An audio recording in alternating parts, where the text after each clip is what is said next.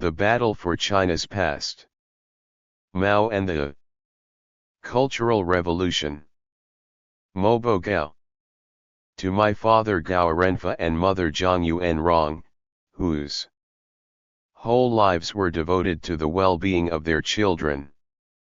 To those who sacrificed their lives for the improvement of living conditions of the poor and the disadvantaged. Introduction. 1. Debating the Cultural Revolution. Introduction.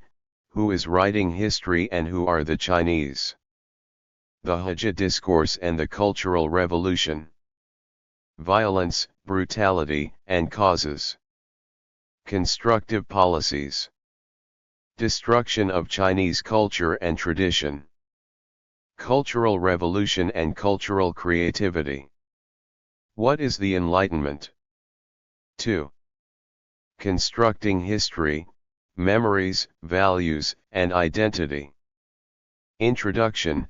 Speech act of identification. From the wounded to the mentalite, the re-rehearsal of May 4th. Be American citizens in thinking. Sinological Orientalism. To whateverism. The politics of joining the civilized world. Media agenda and identification with the West. Memoirs, values, and identification. The intellectual, business, political complex in contemporary China. Conclusion. Memories, identity, knowledge, and truth. 3. Constructing history, memoirs, autobiographies, and biographies in Chinese. Introduction, scope and rationale. Memoirs, autobiographies, and biographies in Chinese, a literature survey. The truth, the whole truth, and nothing but the truth. Some common themes on Mao and the Cultural Revolution. Memories as history. Conclusion, discourse, narratives, and memories. 4. Mao, the unknown story, an intellectual scandal. Introduction. Hyper-promotion of a book. Scholarship. What scholarship? Misleading claims and absurd explanations. Further evidence of scholarship. Further evidence of flaws and misleading claims. Logical inconsistency within the text. Mao, China's Hitler, and Stalin. Fairy tale and how scholarship changes. Does it matter? It does not matter so long as the politics is right. 5. Mao, the known story and the logic of denial. Introduction. Mao, the known story, a general outline. Evidence of the known story. So what was the problem? The famine death toll. The economy in the Mao era. The yardstick of Hitler, a favorite European comparison. Mao's personality, the known story. The logic of denial of the known story. Academic reception.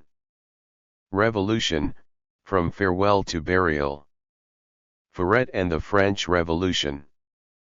Is revolution inevitable? An alternative model of development. 6. How a medical doctor doctors history, a case study of Les Issues. Introduction, expatriate Chinese memories, a literary phenomenon. Memories and the politics of knowledge production. The book. Knowledge gap. Knowledge production and the market. The logic of the differences in two versions. Who is to be fooled and why? Protests from the insiders. Was Li Mao's personal physician? How much did the doctor know?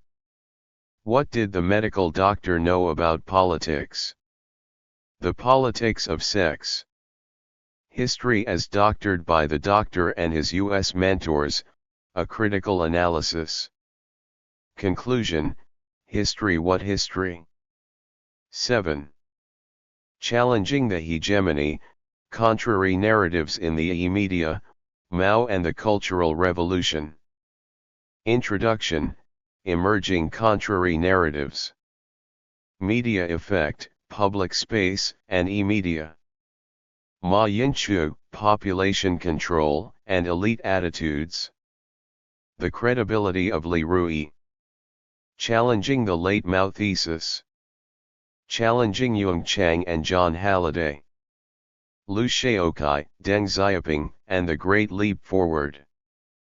Debates on issues related to the Cultural Revolution. Disagreement between Mao and Liu Shaokai, the two-line struggle thesis. Other unofficial views of the Cultural Revolution. See change of attitudes. Wang Ziji the dissident. Kong Qingdong and the Cowshed. Memoirs of different narratives. Challenging Wang Yukin. Conclusion, the question of truth. 8. Challenging the hegemony, contrary narratives in the media, the Mao era. Introduction, history in socio-economic context. The state of the economy in the Mao era and during the Cultural Revolution. Manufacturing truth. Signs of a re-evaluation of Zhongcheng. The issues of healthcare and education. A re-evaluation of Kongsheng? The Chinese themselves say so. Manufacturing truth and e-media counteraction. The legacy of Mao and the e-media. Conclusion, voices from the bottom for a battle that has just begun. 9. The problem of the rural-urban divide in pursuit of modernity, values and attitudes. Introduction, the year 2003. The rise of China, but the risk of collapse. The urban-rural divide. 3 stories of rural pain. Rural Chinese, beasts of burden on whom modernity is built. The rural-urban divide, values and attitudes.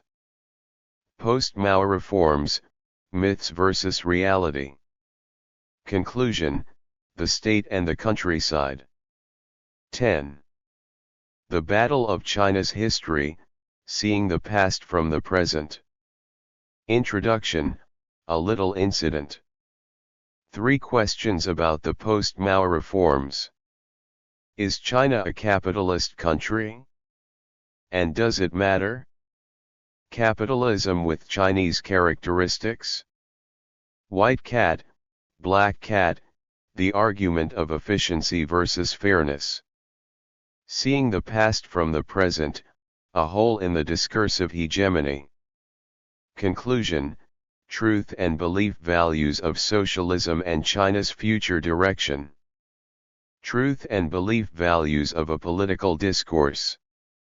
Truth and belief value of exploiting the peasantry. Do the values of socialism matter? Learning from past failures. The socialist truth and belief value of land ownership. The socialist truth and belief value of labor law. The socialist truth and belief values of healthcare and education. The battle of China's history. China's future direction. Notes. Glossary of Chinese terms and names. Bibliography. Introduction. In 2004 at a friend's party I met a Mr. Chen, an energetic recent migrant from the People's Republic of China in his late 50s. Chen works for a profitable company in Australia and his main task is selling timber products to China. He mentioned to me that he was in the process of signing a large deal. Chen was confident that in 20 years' time China would overtake Japan economically, and he talked about how China has been developing fast and so on.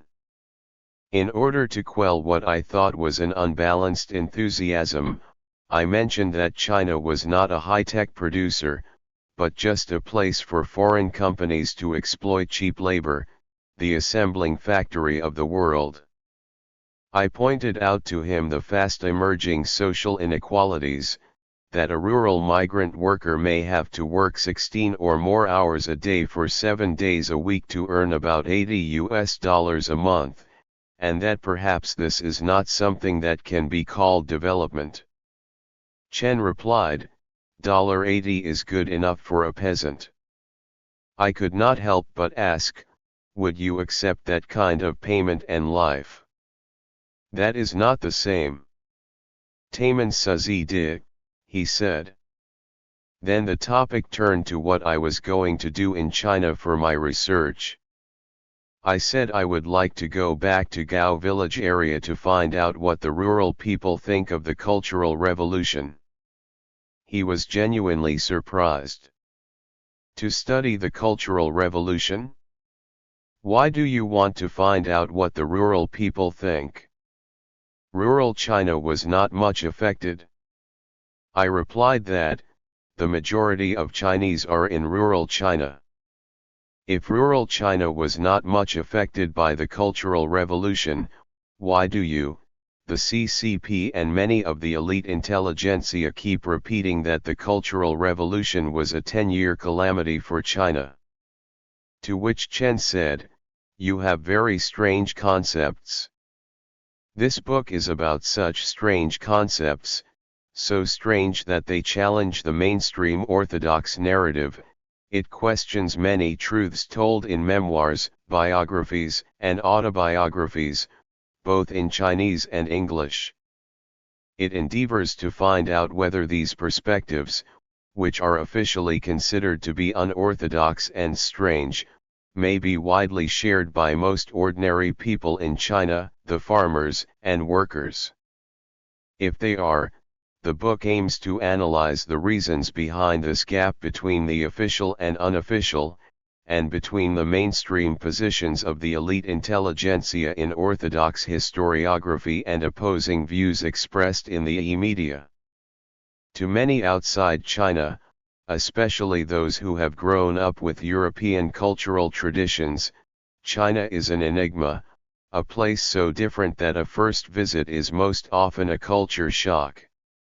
On the other hand, and somewhat paradoxically, China's increasing similarity to the developed world is seen as a threat. For many inside China, however, despite the Maoist revolutions, the West has for over a century and a half been the yardstick of material progress and development, and also of spiritual and personal development. Yet, notwithstanding this view within China, there is a Western perception that the Chinese were or are anti-Western, China-centered and xenophobic. On the other hand, almost every time a politician or head of a state visiting China does not take a tough stand against China, as is perceived to be necessary on, for example, the issue of human rights, the mainstream Western media accuses that government or that politician of kowtowing to China. The apparently huge gap between these conflicting images and perceptions of China requires interpretation and understanding. This book engages with that task. The possibility, and I still think it is only a possibility, that China may rise to a leading position on the international stage makes China a hot contemporary topic. The notable economic development in China is being hailed not only as a result of post-Mao reform but also as a proof that the era of Mao was a communist-inspired disaster.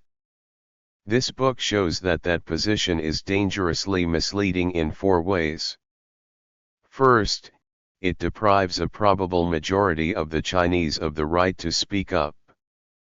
Second, it hides the ugly fact that there are millions of people who are actually worse off since the post-Mao reform years. Third, it denies the enormous achievements made during the Mao era that paved the way for later development.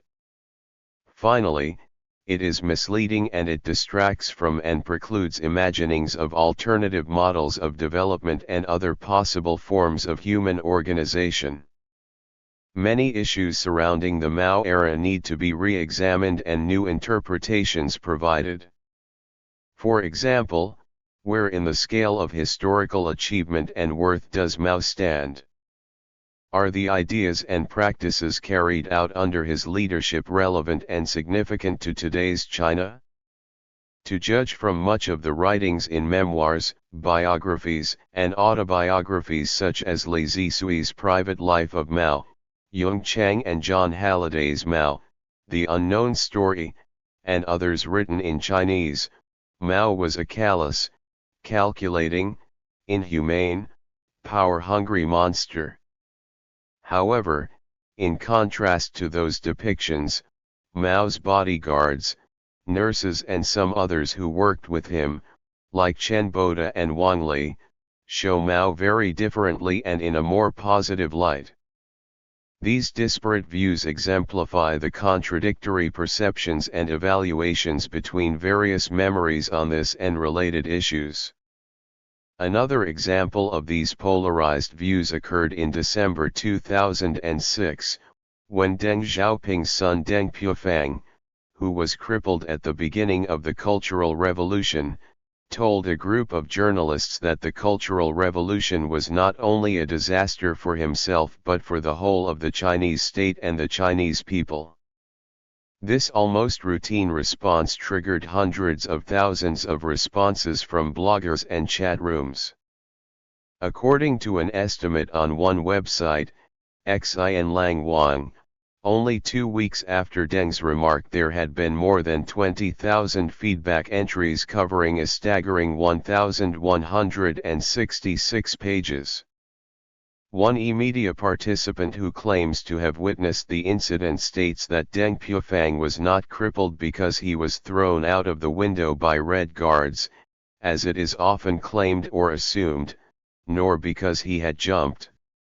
Deng was trying to escape from the room where he was confined by climbing down a sewage pipe.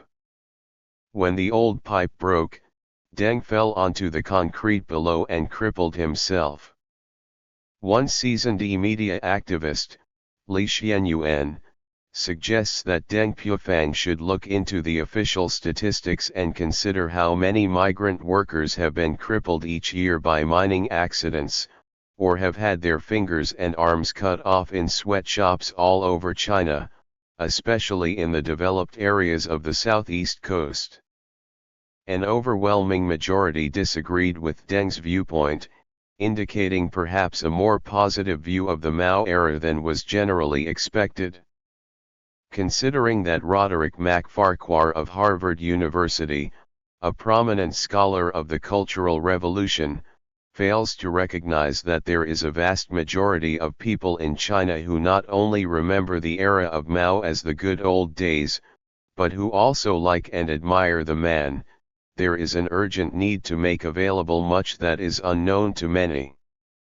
It is important to hear the voice that may resonate among the vast majority of the Chinese, who cannot simply be dismissed as ignorant and brainwashed.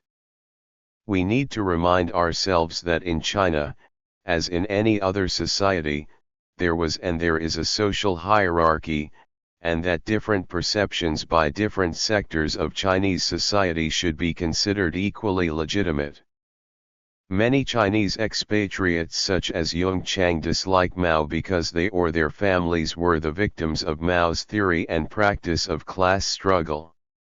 On the other hand, people such as rural farmers and urban workers might not have a reason to dislike Mao. For many of them there may be reasons to think positively of him. History is not simply a picture or reconstruction of what happened, it is our present construction of the past. The way we construct the past depends on how we conceptualize our world and ourselves in the present. Therefore, how one sees the worth of the Mao era depends not only on what one's present circumstances are but also on one's present values and beliefs. In other words, the way we conceptualize ourselves in the present frames our perception of the past. This book analyzes the present values and beliefs of those remembering and retelling the past, and examines the way that these values and beliefs frame our understanding of the past. Of course, there are always a variety of values and beliefs at any given time in any society. But there is always one set that is actually dominant.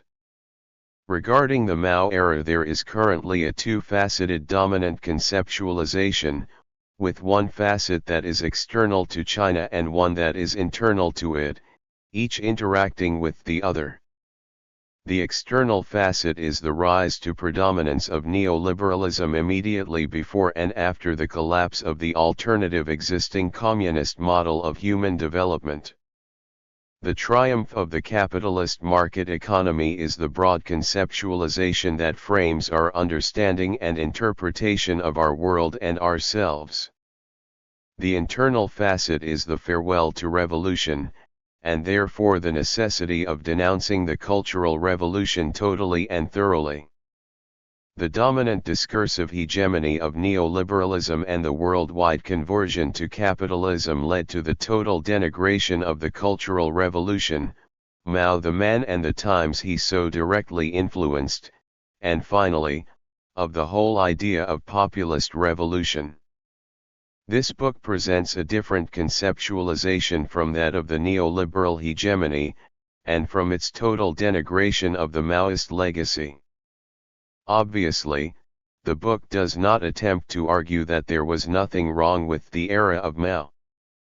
Nor does it attempt to argue that Mao was not responsible for any of the problems and disasters in China under his leadership. It does not attempt to deny that there was violence and brutality inflicted upon millions of people in the name of revolution. Instead, this work attempts to demonstrate that there are other possible interpretations, other evidence, and other arguments than the dominant ones. Take the case of the Great Leap Forward as an example. There has been a continuous debate about the death toll of the resulting famine, with scholarly estimates ranging from 18 million to about 30 million deaths, but with recent estimates by an e-media participant as low as 200,000. So the claim by Chang and Halliday that Mao murdered 38 million people, and other claims that he was only partially responsible and that the death tolls were much smaller, need to be reconsidered. There are now so many different interpretations of the Great Leap Forward and Mao's part in it that they need to be re-evaluated. Clearly, one's values and beliefs orientate one's direction of understanding and even one's selection of evidence for an argument or premise. The Cultural Revolution discourse is a prime example.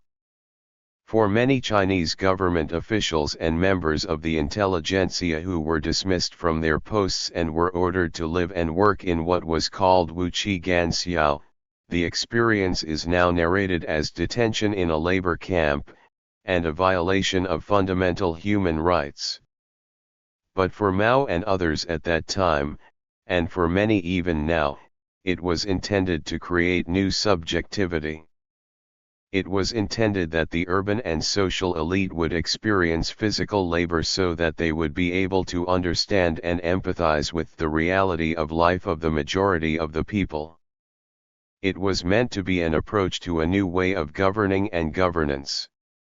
The Chinese Communist Party's official view of the Cultural Revolution, corresponding to the mainstream Chinese intelligentsia understanding and interpretation, is well received and supported by the Western media and most of the scholarly community.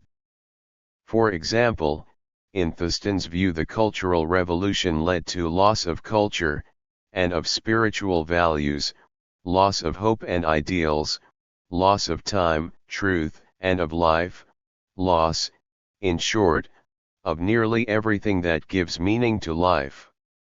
What Thurston says here more or less summarizes the general evaluation of the Cultural Revolution held by the mainstream Western political, cultural, and scholarly elite. This quote, for instance, is cited by Lucian Pai, a prominent U.S. scholar of Chinese political culture, and by Li, another U.S. scholar on the very subject of the Cultural Revolution. Many others would argue, however, that while the first 2 years of chaos and destruction have been highlighted by the Cold War warriors and neoliberals alike, the positive and constructive years from 1969 to the early 1970s have been forgotten or obscured.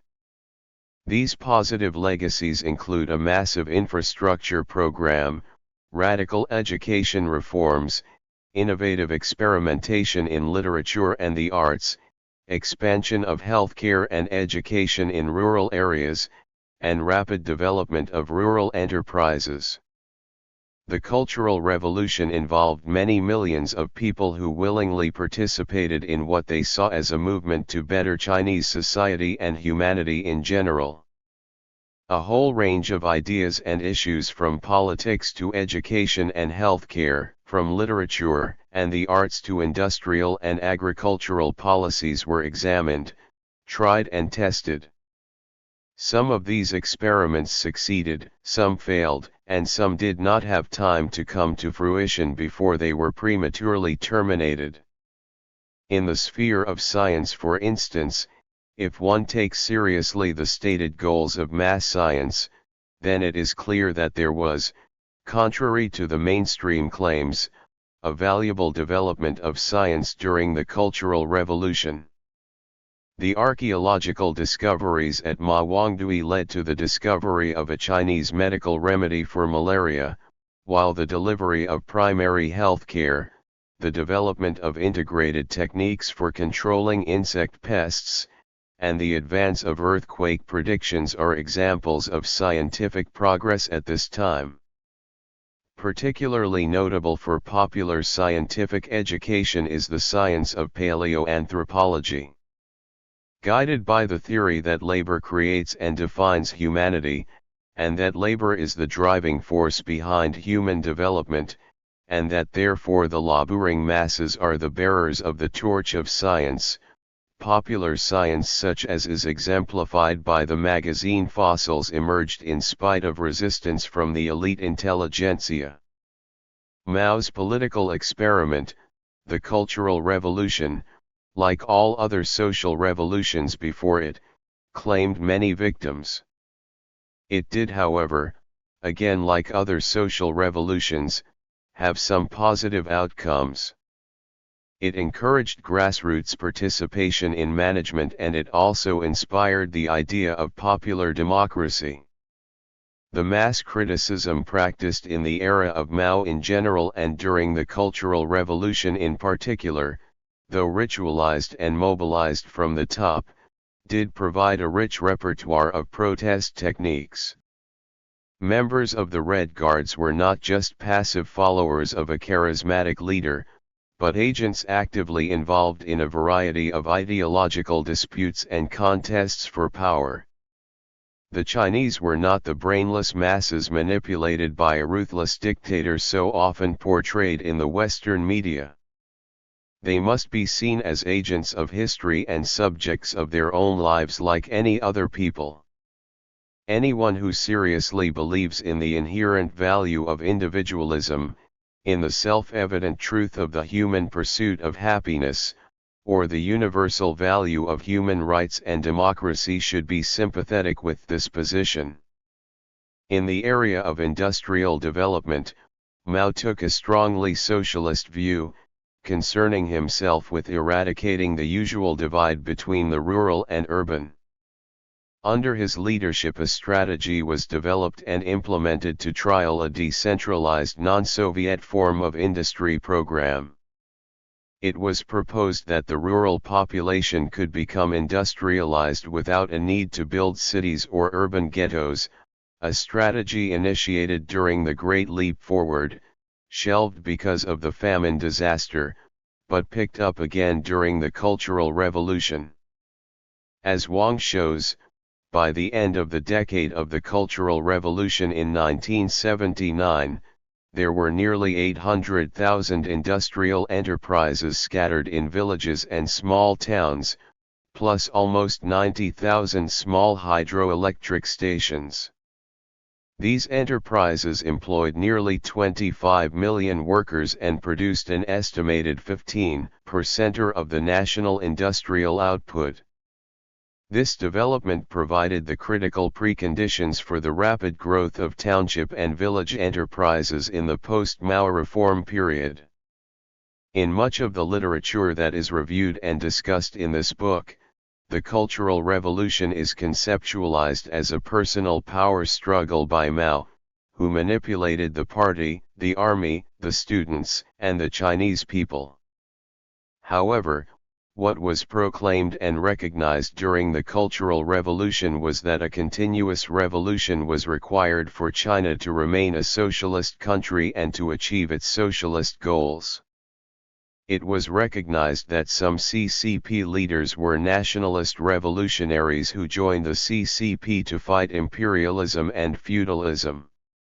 Although these leaders tolerated land reform and nationalization of capitalist industry with foreign connections, they did not like the program of rural collectivization and the confiscation of properties owned by the Chinese nationalist capitalists.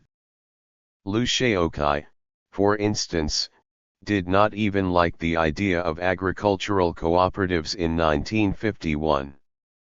There was, therefore, a danger that China would return to capitalism unless there were a revolution ostensibly concerned with changing cultural values and beliefs. And that was why it was called the Cultural Revolution. Within the conceptual framework of human rights and neoliberalism, the revolutionary goals and strategy of the Cultural Revolution are seen as pointless victimization of all the political and cultural elite. It is either forgotten or ignored that at the time Mao stressed that those who really wanted to restore capitalism were a tiny minority, about 1 to 2% within the party. Among this small percentage of capitalist voters, most could be educated to correct themselves and only a few could not be changed. Among the small group of die-hard capitalist voters, Mao stressed that their sons and daughters should not be stigmatized as being the same as their parents. It was clear at that time that the Cultural Revolution was aimed at educating and was not meant to victimize a whole class of people. However, today this kind of revolutionary conceptualization of tempering new subjectivity is totally forgotten or has become an alien concept. Just as there are alternative views to the official and dominant judgments of the Mao era, there are also alternative views concerning the reform period. Take the case of rural migrant workers as an example of how different conceptual paradigms can frame different interpretations and understandings. Since the late 1980s, every year approximately 100 to 200 million people from rural China have been either looking for jobs or working in the cities. For many neoliberals, such as Professor Qin Hui, this rural exodus has been the second liberation for the peasants, because he says they now have the freedom to move from rural villages to urban areas to work. For many rural Chinese, however, this liberation is deceptive. It provides a sense of freedom to the rural young, who really have no other choice. Teenagers working for an average 14 to 16 hours a day, 7 days a week to earn about 600 RMB a month under dangerous and hazardous conditions, is this really liberation? Mr. Chen would certainly think so. Perhaps we should consider whether those teenagers would feel more liberated by going to school and college like their urban counterparts. Throughout the book I argue that our conceptualizations may frame our research methodology and our selection of evidence. However, I am not saying that there should not be methodological conventions or that one method may not be more rigorous than another. Nor am I suggesting that there are not undisputed facts. It is an undisputed fact that the Great Leap Forward contributed towards a famine.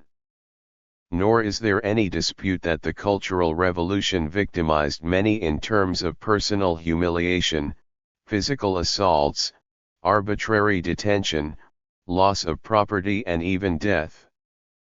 But I do argue that there are other facts that should not be ignored and need to be included in any balanced account of China's history. Parallel to the understanding of the Cultural Revolution as a total disaster is the belief that the post-Mao reforms, supposedly designed by the paramount leader Deng Xiaoping, have achieved economic miracles in China. This claim has been repeated in so many different versions that it has become a cliché. However, a counter-narrative is available from some who know Chinese society well. Lao's comments are an example of this. Now, what can they offer their children? If they make enough money, they hope to send their children abroad so that they have a better life in the United States and never come back to China, because China is going to be hell. Through in-depth analysis of memoirs, autobiographies, and biographies, by presenting the debate over the Cultural Revolution between liberals and the New Left, and with information gained from fieldwork in rural China and the e-media, the book provides the following: a critique of the contemporary discourse concerning the Mao era, with an emphasis on the Cultural Revolution and a re-evaluation of the man and his legacy. Documentation of the various narratives, and debates, especially in the increasingly important e-media, concerning this period. Analysis and evaluation of these narratives and debates. A general evaluation of the post-Mao reforms in relation to the legacy of the Mao era. A conceptual framework which shows that our present values and beliefs frame our memories of the past. The book is therefore not just about memories of the past, but also about what is happening in the present. It is not just about the Cultural Revolution, Mao the man and the Mao era. It is also about contemporary China. On a deep level it is about liberalism versus revolution and about continuity versus change. It is about alternative models of development, and in a word, it is about our quest for betterment and our understanding of human existence. Chapter 1 opens with a debate on the Cultural Revolution and asks whether it was 10 years of catastrophe, who were the Chinese who were adversely affected by it, what were the causes of the violence, and what was the extent of violence, whether there were constructive achievements during the Cultural Revolution and if so what were they, and what was the impact on Chinese culture and tradition. This chapter argues that the Cultural Revolution, while very violent, was not a 10-year calamity for China, that the party and elite intelligentsia cannot speak on behalf of all Chinese, that the causes of violence were many and the extent of violence has been exaggerated, that there were many constructive and creative developments during the Cultural Revolution that have been ignored or denigrated by the post-Cultural Revolution narrative, and that the destruction of culture and tradition has been exaggerated.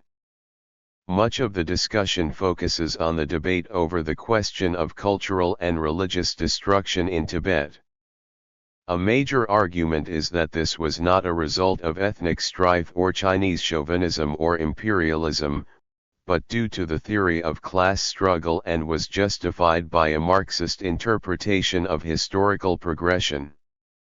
In this regard, this chapter will render support to scholars such as Sodeman, who argues that the Western world in particular has been hugely misled by claims of the Tibetan exiles that ethnic or cultural genocide has been committed there, and that the same conception that should inform our opinions about China generally applies with regard to Tibet. That conception is that the oppression of the old society was much more widely experienced by its majority over many centuries than any of the mistakes made during the course of transforming Tibetan society. Chapter 2 develops the argument that memories are not only about events, but also constitute a form of knowledge. The narrative of atrocity of the Cultural Revolution is not just a retelling of past experience but also an act of identification with certain political and cultural values. From the literature of the wounded to the calamities discourse of the Cultural Revolution, the retelling of the past can be seen as an act of political identification with certain hegemonic Western political and cultural values. It was a neo-Enlightenment act to retrieve what was seen as being abandoned by the May 4th movement, the striving for a Western vision of humanism and democracy. Since the late 1990s, the denunciation of the Cultural Revolution and the era of Mao has gone hand in hand with the discursive hegemony of neoliberalism.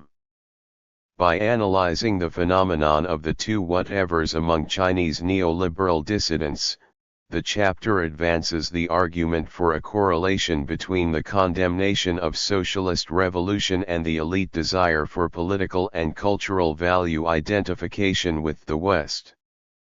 Chapter 3 is an analytical review of memoirs, autobiographies, and biographies on the Mao era published in Chinese language.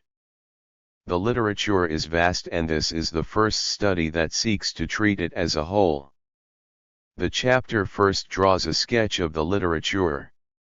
It then analyzes several themes in light of traditional Chinese historiography and shows that the literature focuses on personal struggles and court intrigues, while ignoring contentious political and socio-economic issues in society at that time. The resulting history justifies those writers' present views and opinions but neglects many inconvenient historical facts. In this history, remembered personalities are often portrayed in a Peking opera style, analogous to pure good confronting evil incarnate, and many legitimate memories which might have a different voice and different views are silenced. Chapter 4 focuses on a critique of Yung Chang and John Halliday's book Mao, The Unknown Story. It first summarizes how their book is promoted by hype in the media. It then examines the book in detail and reveals how it misinterprets evidence, ignores the existing literature, and makes sensationalist claims without proper evidence. It is argued that it is intellectually scandalous that the Chang and Halliday book has received so many positive reviews given the fact that its scholarship is obviously questionable. By presenting arguments and discussion in the e-media that are neither available in print and broadcast media nor accessible to those who do not read Chinese, and by in-depth analysis of claims made in the Chang and Halliday book, the chapter reveals how the co-authors have constructed a deeply misleading version of history. The chapter concludes with a discussion of why such intellectual scandal matters to the academic community. As a counter-narrative to Chang and Halliday's constructed story, Chapter 5 argues that there is a known and readily available story that Chang and Halliday chose to ignore. This is the story that gives primacy to the Chinese people and to their part in the revolution led by the CCP under Mao's leadership, a revolution in which Chang's parents participated, a revolution from which Chang herself benefited. It is a story that does not deny or forget that it was due to this revolution that the average life expectancy of the majority Chinese increased from 35 in 1949 to 63 by 1975, that it was a revolution that brought unity and stability to a nation tortured for so long by disunity and instability, and a revolution that laid the foundation for China to become the equal of the world's great powers. It is a story about a revolution of the people that enabled land reform, that promoted women's status, that improved popular literacy and health care, and that eventually transformed Chinese society beyond recognition from its parlous state prior to the revolution. In this connection, the chapter dissects the comparison of Mao with Hitler, since Mao has been compared to Hitler on many occasions. The chapter concludes by analyzing why Chang and Halliday are so universally popular in the mainstream media in spite of scathing scholarly criticisms. It is argued that there are strong connections with the discourse of anti-revolution, including the French Revolution, which gained preeminence amidst the triumph of market capitalism and liberal democracy. Chapter 6 confronts the issue of the involvement by U.S. academics in the production of the memoirs of Li Zisui, and questions the reliability and credibility of his book. The discrepancies between the Chinese and English versions and the reasons behind these discrepancies are discussed in detail. By presenting evidence from publications that repudiate the claims about and representations of Mao and the Mao era, as presented by Li Zisui, the chapter aims to show how many of the claims Li makes are fraudulent. It is argued that the constructed history in Li is history that is analogous with that which is seen and presented in Peking operas. Chapters 7 and 8 present a groundbreaking study on Chinese language e-media debates about Mao, the Mao era and post-Mao reforms. Important events and issues such as the Cultural Revolution, the Great Leap Forward, the ideological dispute between Mao and Liu Shaokai, the Red Guard violence, the differences between the Red Guards and rebels, Jiang Qing the person, and the state of the economy are debated by e-media participants. While Chapter 7 focuses on Mao the man and the Cultural Revolution, Chapter 8 is devoted to the state of the economy and other related issues. Chapter 8 presents the way farmers and urban workers feel and think about the Mao era in contrast to the post-Mao reform period. Also discussed in Chapter 8 are case studies of how the anti-Maoist and anti-revolution discourse is constructed. The two chapters basically argue that although the conventional and mainstream media exercise a discursive hegemony by denouncing and condemning the Cultural Revolution in particular and the Mao era in general, there is growing evidence of a counter-response to this hegemony. There is clear evidence that the New Left critique of the neoliberal discursive hegemony is gaining ground rapidly as the effects and consequences of the post-Mao reforms are more visibly and keenly seen and felt within Chinese society.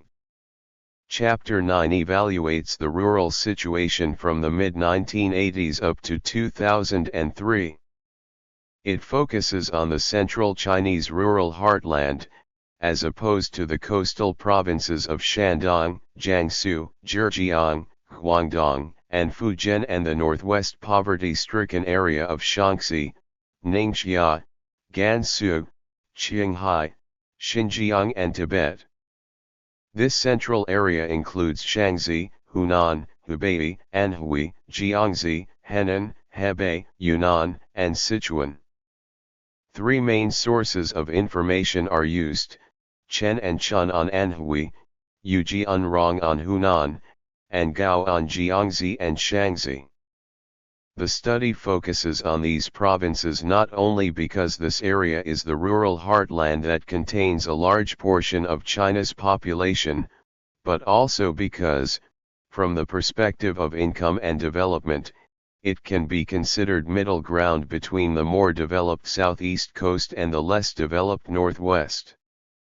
It is argued that even though many are better off in material terms such as food and clothing in the post-Mao era, social problems abound and the social fabric has been eroded by corruption, oppressive taxes and levies, crime and the unaffordable cost of education and health care.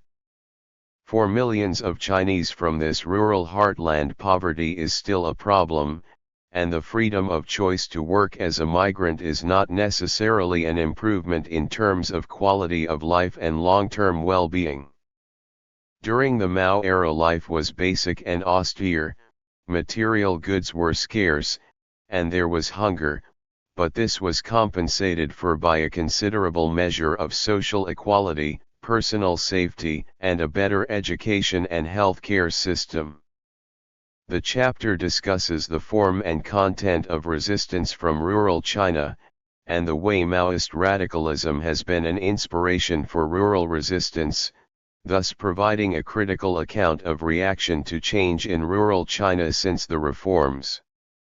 This chapter advances the idea that the urban-rural divide and related discriminatory policies against Chinese farmers are based on a developmental discourse which induces a kind of development that is detrimental to the environment and cannot be sustained. Chapter 10 presents an overall evaluation of the post-Mao reforms in relation to the legacy of the Mao era. This evaluation addresses the issue of how different parts of Chinese society experience life differently today. Its findings present a cautionary picture of mixed results, less rosy than that portrayed in the media. It also enters the discourse which asks whether China is a capitalist country or a socialist country with Chinese characteristics.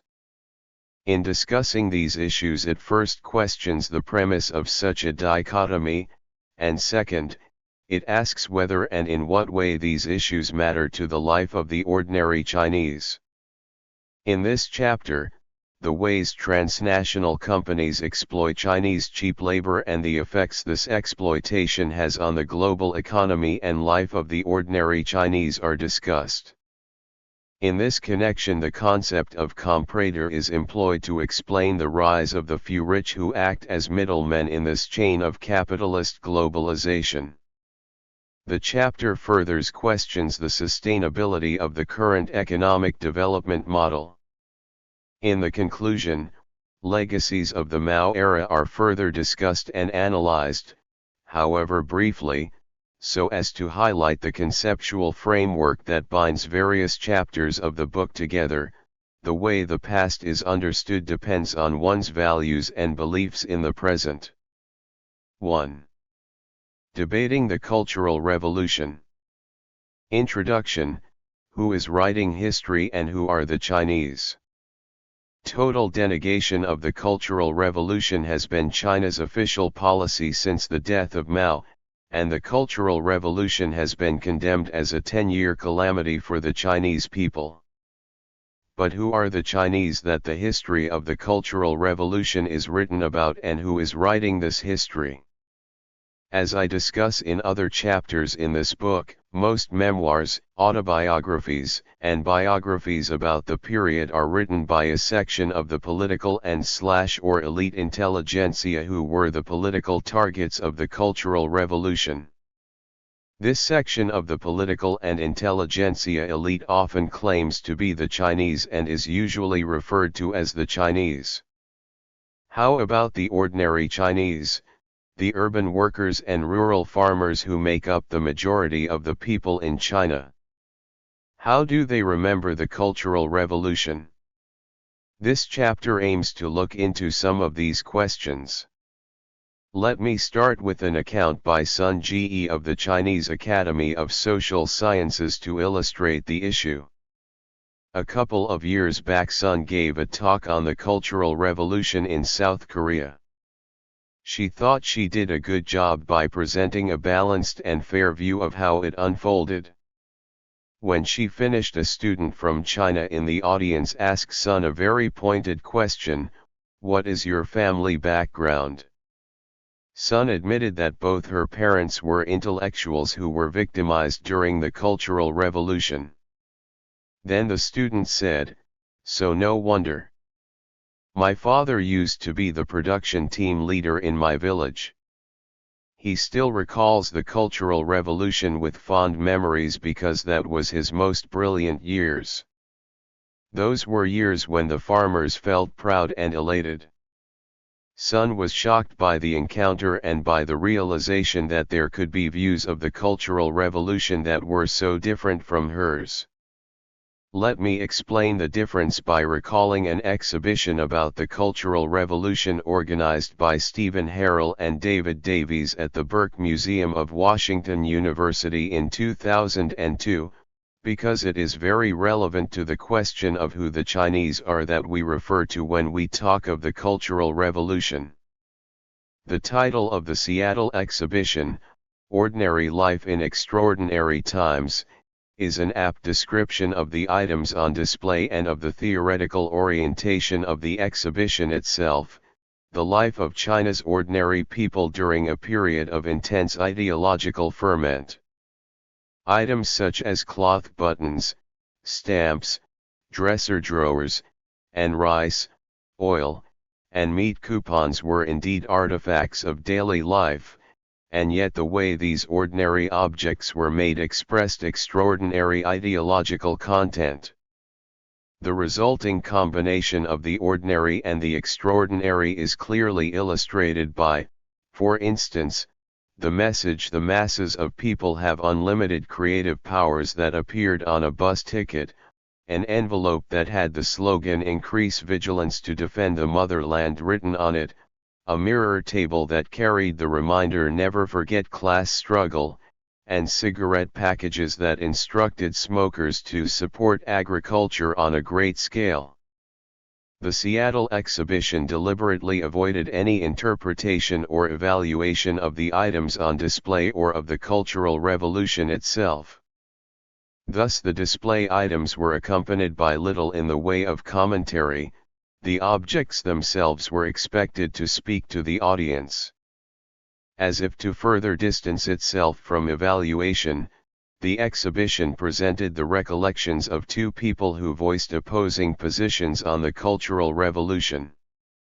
The first recalled the Cultural Revolution with nostalgia, saying that Mao's ideals were good for us average people, while the other indignantly condemned the Cultural Revolution as barbaric and a period of Red Terror. That the exhibition did not take a conspicuous stand against the Cultural Revolution clearly annoyed many visitors, if comments left in the guest book are any indication. Some accused the exhibit of trying to be politically correct, others were frustrated that they left without any clear understanding about whether the Cultural Revolution was good or bad. Some registered their complaints that the exhibition was too positive about the Cultural Revolution. One unhappy visitor wrote 2 sentences in Chinese characters in the guest book, the first of which declared that the 10 years of the Cultural Revolution were a disaster for the Chinese people. Along similar lines, a couple of visitors, who identified themselves as American physicians, wrote that when they visited China they heard people describe their experiences of the Cultural Revolution as terrible. Those American physicians suggested other visitors to read Yung Chang's Wild Swans and Yen Cheng's Life and Death in Shanghai.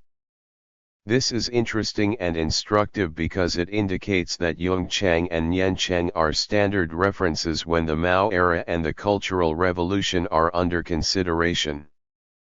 It probably did not occur to those visitors that the exhibition was not meant to show that the claims of people like Yung Chang and Yen Cheng had any legitimacy. The Chinese hosts of visiting American physicians might not view the Cultural Revolution in the same way that an urban worker or a rural farmer would, nor would anyone classify Yung Chang and Yen Cheng as ordinary. Visitors to the exhibition who came to Washington from China, either as tourists, students, or migrants, and who complained that the exhibition was biased cannot be ordinary Chinese either. These visitors used the general term Zhongguo Renmin as if their views represented those of everyone else in China. They wrote that they themselves or family members or friends of theirs had suffered an injustice because they were sent down to the countryside during the Cultural Revolution. As the majority of Chinese live and work in the countryside, and did so before and during the Cultural Revolution, should not these critics pause and reflect before they declare that life in the countryside was inhumane? the Hajj discourse and the Cultural Revolution. It is therefore not surprising that some visitors question the moral legitimacy of a cultural revolution exhibition. One visitor asked whether one could imagine an exhibition like this for Hitler, Stalin, or Pol Pot. The assumption, of course, is that the Cultural Revolution was a type of Holocaust and that Mao was a monster like Hitler. This is an important question, one that has to be faced by Western and Chinese academics alike. The label Xinian Hejia is frequently used to refer to the Cultural Revolution in the Chinese media, in conversations, and even in official Chinese documents. Xinian means 10 years, referring to the standard official Chinese periodization that the Cultural Revolution lasted 10 years. Hejia is ambiguous because it can be a modern term for Holocaust or a traditional term to mean great calamity or catastrophe.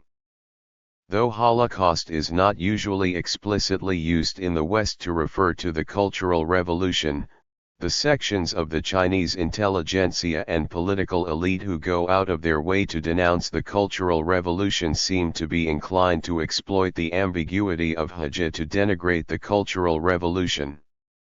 The CCP, under the direction of Deng Xiaoping, adopted a resolution in 1981 on the history of the Mao era. In the resolution, the Cultural Revolution is not referred to as a 10-year Hejia, but, by judicially declaring that the 10 years of the Cultural Revolution were the period when Mao deviated from Mao Zedong thought, the resolution opened a door for total denigration. 1. In her writings, Vera Schwartz specifically draws our attention to the meaning of Holocaust in Hejia when she talks about the burden of the memory of the Cultural Revolution. Schwartz herself does not think a comparison of the Holocaust with the Cultural Revolution is appropriate. In this connection, it is worth noting that an edited volume by Law is titled The Chinese Cultural Revolution Reconsidered, Beyond Purge and Holocaust. The book does not set to prove the thesis that the Cultural Revolution was a Holocaust, but contains criticism that make implicit assumptions in that direction. More recently, in one of the most popular electronic publications produced by Chinese dissidents, Cai Yingshen states that Mao was China's Hitler and that the Cultural Revolution was the same as Nazi fascism. In Wild Swans, Yung Chang puts the Red Guards on a par with Hitler's stormtroopers.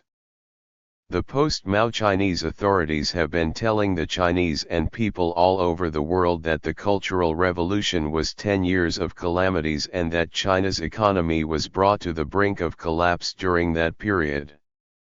However, when they first started their journey to abandon the Chinese Revolution, they could not afford to be seen as throwing away the whole package of China's revolutionary legacy. Their way of getting around this dilemma was to claim that the period of the Cultural Revolution, when most of them were out of favor, was an aberration and that the ideology of the Cultural Revolution, if there is any for them, was misguided. Along similar lines, most of the Chinese elite intelligentsia, who possess a dignified sense of owning Chinese history, keep repeating that the Cultural Revolution was the darkest age of Chinese history. The story propagated by the Chinese authorities and elite intelligentsia spreads fast and wide among the non-academic community in the West. This of course has much to do with the legacy of the Cold War, and the relentless push of democracy and a human rights agenda after it. It was evident at the symposium sessions that took place during the Seattle exhibition that once the Holocaust meaning of Hejia was accepted, anyone trying to say anything different about the Cultural Revolution ran the risk of being accused of Holocaust denial. At least 2 visitors accused the Burke Museum exhibition of being politically correct, though the political correct line both in and outside China is actually to condemn the Cultural Revolution. There's no doubt that many suffered and died during the 10-year period. Some committed suicide, others died in factional fighting or after being tortured. Some died because of the harshness of their circumstances, and the lives of others were shortened as a result of their experiences during the Cultural Revolution.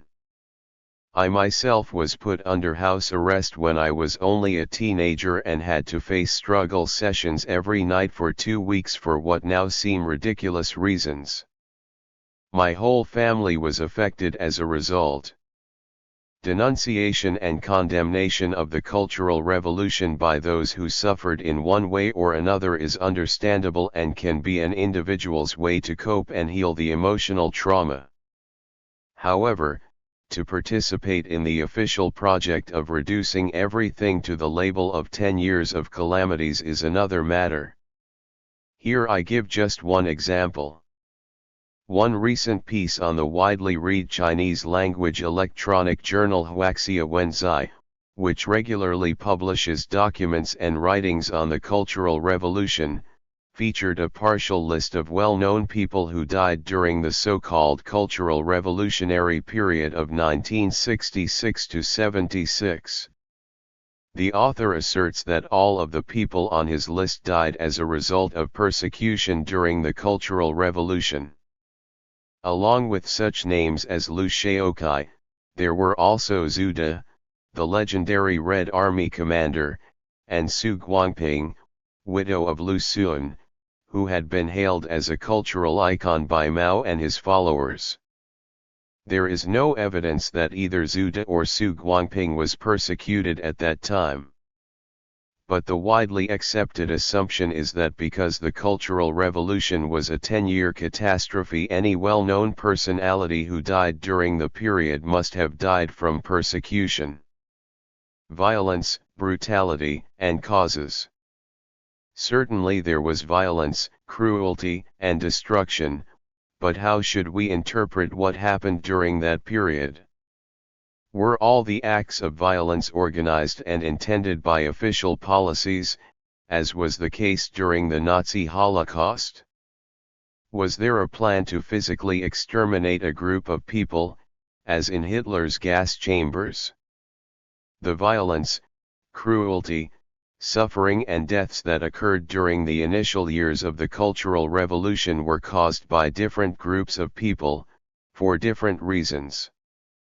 Some conflicts were of a class nature, others were social in character, some of the violence involved personal grudges, in other cases the violence was due to blindness, ignorance, and stupidity. The fact that there was no planned policy for violence can be seen in the sequence of events in those years. Recognizing the terrible consequences of the Red Terror in 1966, when in Beijing homes were raided, people judged to be class enemies were beaten up, and detention centers were set up, and determined to stop further terror of this kind, the Central Committee of the CCP approved a decree drafted by the CCP of the Beijing municipality and issued it to the whole of China on November 20, 1966. The Zhonggaiao Tongjiao decreed that no factory, mine, school, administration, or any other unit should be allowed to establish a detention house or makeshift court to persecute anyone. Any violation of the decree would be a violation of the law of the state and of disciplines of the CCP and would be punished accordingly. It is true that documents like this did not stop the violence completely. It is also true that verbal provocations, gestures, and instructions by Mao and other leaders incited a new type of violence in early 1967 and at later times. Yet the official policy was clear: Yao Wendibu Letin Yao Wudu. This policy was recorded in an official Cultural Revolution document, the Shiliutiao, and was stressed in speeches from time to time by various leaders. Neither the so-called 1967 January storm that originated in Shanghai and encouraged the rebels to take over power from the CCP apparatus, nor the suppression of the so-called 1967 February anti-cultural revolution current were meant to include physical fighting and certainly not physical elimination, though both did lead to violence of various kinds. Much of the violence, brutality, and destruction that happened during the 10-year period was indeed intended, such as the persecution of people with a bad class background at the beginning, and later action against the rebels, but the actions did not stem from a single locus of power. To use stormtroopers in reference to the Red Guards, for instance, is conveniently misleading. There was no such singular entity as the Red Guards or the Red Guard. First, we must differentiate between university students and school students. It was the latter who invented the term Red Guards and who engaged in acts of senseless violence in 1966. We should also note the difference between school children in Beijing, where many high-ranking CCP officials and army officers were located, and those in other places such as Shanghai, the hometown of 3 of the so-called Gang of 4 radicals. It was not in Shanghai, the supposed birthplace of the Cultural Revolution radicals, but in Beijing that school children beat up their teachers most violently. It was also in Beijing that the children of high-ranking CCP members and army officials formed the notorious Liandong and carried out the so-called Red Terror in an effort to defend their parents. What they were doing was exactly the opposite of what Mao wanted, to bombard the capitalist voters inside the party, that is, parents of the Liandong Red Guards. Liandong activists behaved like those of the stormtroopers, but these were not Mao's stormtroopers. Mao supported those rebels who criticized CCP officials, including the parents of the Liandong Red Guards. These facts can easily be confirmed by documentary evidence, yet the post-Mao Chinese political and elite intelligentsia either pretend not to see them or choose to ignore them. Violence such as the Qinglijijiduo movement in 1968 was premeditated, but this movement was not meant to result in the physical elimination of class enemies, though this clearly happened in some places. In any case, much of the violence that took place during the later 1960s was not initiated by either the Red Guards or the rebels. In fact, many of the rebels became victims themselves, in campaigns such against the May the 16th elements. Constructive policies. All the documentary evidence suggests that the initial intention of the Cultural Revolution by Mao, the chairman of the CCP, was to teach an ideological lesson to the officials within the CCP. Emotional humiliation was intended, but physical violence was not. While the Cultural Revolution radicals wanted to stir up more movements for change, the pre-Cultural Revolution establishment wanted to maintain the status quo. As Mao's plan of regenerating the CCP unfolded, new developments emerged and unforeseen violence of one kind led to another. If anything, the CCP under the leadership of Mao, and chiefly managed by Zhou Enlai, tried hard to control violence. Eventually the army had to be brought in to maintain order. By 1969, a little more than 2 years after the start of the Cultural Revolution, the political situation was brought under control and China's economic growth was back on track. From then on, new socio-economic policies were gradually introduced and these had a positive impact on a large number of people. These policies were intentionally designed. These included the creation of a cheap and fairly effective healthcare system, the expansion of elementary education in rural China, and affirmative action policies that promoted gender equality. Having grown up in rural China, I witnessed the important benefits that these policies had for the rural people. When the post-Mao regime under Deng Xiaoping reversed the Cultural Revolution policies on these issues, the systems and practices that had benefited the vast majority of China's rural people were allowed to disintegrate. In terms of health and education, many of the rural poor became worse off than they had been during the Cultural Revolution. Similarly, many of the gains made in achieving gender equality have been lost. The positives should also include developments in China's military defense, industry, and agriculture. The politically correct line announces that the Chinese economy was brought to the brink of collapse during the Cultural Revolution. However, documentary evidence and special studies of the period all demonstrate that this was not the case. True, China's economy was disrupted in 1967 and 1968, but throughout the rest of the late 1960s and through all of the 1970s, China's economy showed consistent growth. Even U.S. official estimates had to acknowledge the state of affairs.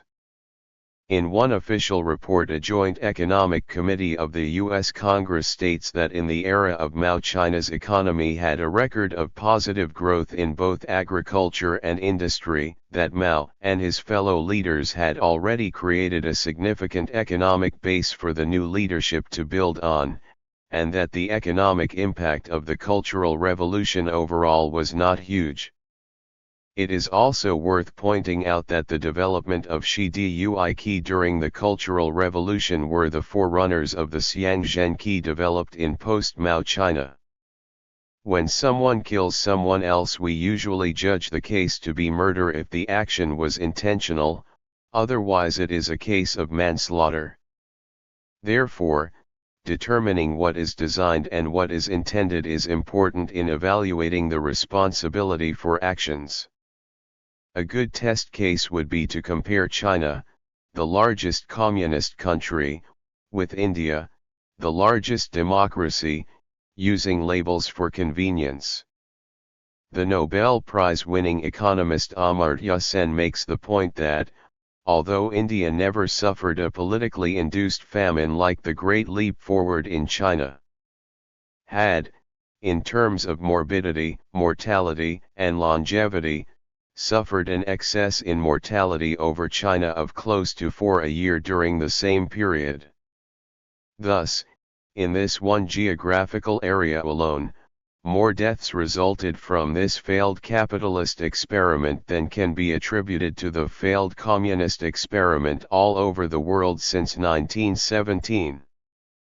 This interpretation may be disturbing to some and uncomfortable to others, but Sen's argument does show that it is important to distinguish between what was intended and what was not intended during the Cultural Revolution. Destruction of Chinese culture and tradition. Another issue to consider is the extent of destruction of Chinese culture and tradition during the Cultural Revolution. It is commonly thought that the Cultural Revolution was not only iconoclastic but also barbaric in its destruction of Chinese culture. The Cultural Revolution slogan "Po Siju" certainly adds conceptual weight to this perception. The perception in the West, especially in the non-academic community, that everything traditional in China was destroyed is often reinforced by the grotesque pictures and photos of Red Guards burning books and destroying religious temples and historical relics. There is no dispute that there were many instances of destruction of this kind. However, it is important to determine, first, whether the destruction was universal and, second, whether it was the official policy of the Cultural Revolution to destroy physical objects. Despite every effort by the Chinese authorities to denounce the Cultural Revolution, no evidence has ever been put forward to support charges that physical destruction was officially organized or sanctioned. On the contrary, the official policy at the time was to protect cultural relics from wanton destruction. For instance, on May 14, 1967 the CCP Central Committee issued a document entitled Guanyu Zai Vuchenjiji Wenhuada Jeming Zhong Baohu Wenwu Tushuda Jidian Yujian to protect traditional cultural institutions and relics. It is noteworthy, as well, that archaeological discoveries of historical significance such as the Terracotta Army and Ma Wangdui tombs in Hunan province made during this period have been well preserved. In fact, the number of archaeological discoveries was very high and their preservation was swift and effective during the period. It has to be pointed out that tension between maintenance and destruction of tradition has existed in China for thousands of years. It is not just the so-called communist regime that had to face this problem. Two examples will be sufficient to illustrate this point. First, many aspects of Chinese tradition were abandoned or destroyed by the Chinese themselves but preserved in a modified way by the Japanese instead. Second, since the May 4th movement at the beginning of the 20th century, anti-tradition has been held up as a beacon for modernization for progressive Chinese of all political persuasions. This is generally understood to be the Enlightenment. It is true that the leaders of the PRC, in general, and of the Cultural Revolution, in particular, did encourage a more radical ideology of anti-Chinese tradition. However, they tried at the same time to preserve some aspects of it. It was Mao who said the Chinese traditional medicine was a treasure house that needed to be exploited. It was during the Cultural Revolution period that Chinese medicine was intensively supported by official policies. The use of acupuncture-induced anesthesia was promoted during the Cultural Revolution and many foreign visitors were invited to observe the use of surgical operations at that time. It was among the Ma Wangdui discoveries that the earliest known account of the medical properties of the plant Qinghao was unearthed, along with other cultural relics. The Chinese worked from 1967 onwards to screen a broad range of compounds drawn from traditional medicine, but it was in 1971 that they developed an unusual extraction method that isolated what is called Qinghasu, the drug that is now recognized as the world's best hope for a malaria cure. It is worth pointing out here that David Lang, who trumpeted this scientific breakthrough, quoting Hong Kong University's Richard Haynes as saying that there has got to be a Nobel Prize here somewhere, subtitled his report, A Little-Known Tale of Scientific Intrigue, Post-Cultural Revolution Researchers Using Rudimentary Equipment Unearthed What Is Now Recognized as the World's Best Hope for a Malaria Cure. Contrary to the headline, the content of Lang's report shows clearly that this discovery was made during the Cultural Revolution and the poster that accompanies his report confirms this as well. The caption in Chinese below a large figure of a female scientist reads Kexu Yu Zianzo Ku Zhan Nanguo Guan, a typical Cultural Revolution poster. It is clear that Lang either consciously or unconsciously made the decision not to report the Cultural Revolution in a positive light. There's no doubt that artists and cultural professionals were persecuted and stopped from working, especially during the early period of the Cultural Revolution. However, efforts were also made to restore cultural activities. Radicals at the time were trying to find a new approach toward literature and art. Take the case of the Peking Opera. Thanks largely to the efforts of artists such as Yu Huiong, the model Peking operas had some amazing achievements in those years. The artistic technique and skills in music, acting and language developed at that time were the highest of their kind and have not been surpassed since. According to Zhang Guangtian, a playwright and director who has made a huge impact on the stage in recent years, model Peking operas created during the Cultural Revolution were not only revolutionary in content but also in artistic form, a revolution equivalent to the Anhui troops' performance in Peking 2 centuries ago. Zhang argues that the characteristics of the performing art of Peking opera, that is, the formalism and style of simplification and concision, were raised to their highest level during the Cultural Revolution. Zhang further argues that by making use of Western wind and string instruments and by combining them with traditional Chinese musical instruments, and by wedding the art of Western ballet with that of the Peking opera, the model Peking operas not only developed a theoretical framework for managing change and continuity in the Chinese theater, but also demonstrated a successful effort to counter the seemingly unstoppable tide of Western cultural imperialism. I witnessed an unprecedented surge of cultural and sports activities in my own hometown, Gao Village.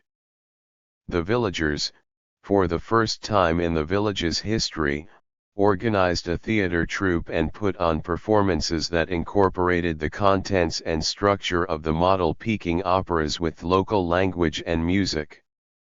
The villagers not only entertained themselves but also learned how to read and write by getting into the texts and plays. And they organized sports meets and held matches with other villages.